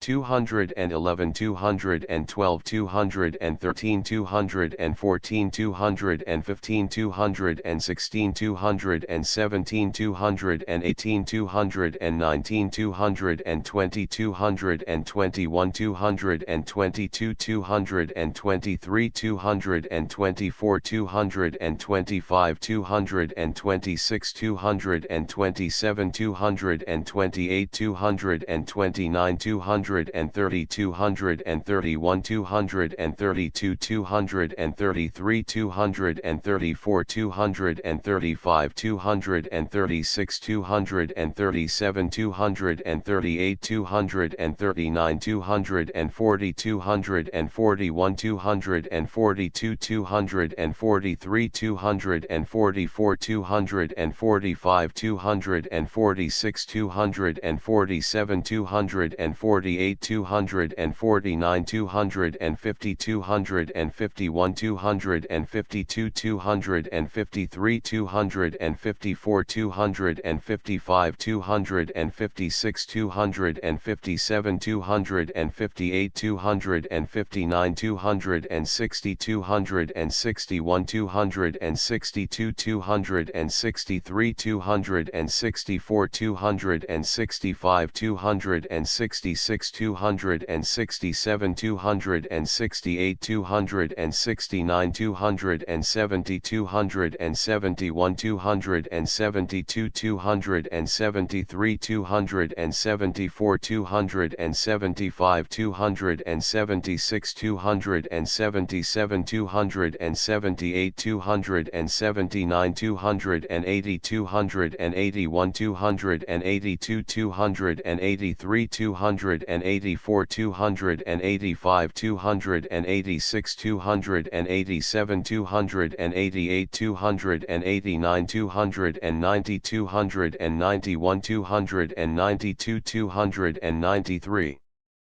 294, 295, 296, 297, 298, 299, 300, 301, 302, 303, 304, 305, 306, 307, 308, 309, 310, 311, 312, 313, 314, 315, 316, 317, 318, 319, 320, 321, 322, 323, 324, 325, 326, 327, 328, 329, 330, 331, 332, 333, 334, 335, 336, 337, 338, 339, 340, 341, 342, 343, 344, 345, 346, 347, 348, 349, 350, 351, 352, 353, 354, 355, 356, 357, 358, 359, 360, 361, 362, 363, 364, 365, 366, 367, 368, 369, 370, 371, 372, 373, 374, 375, 376.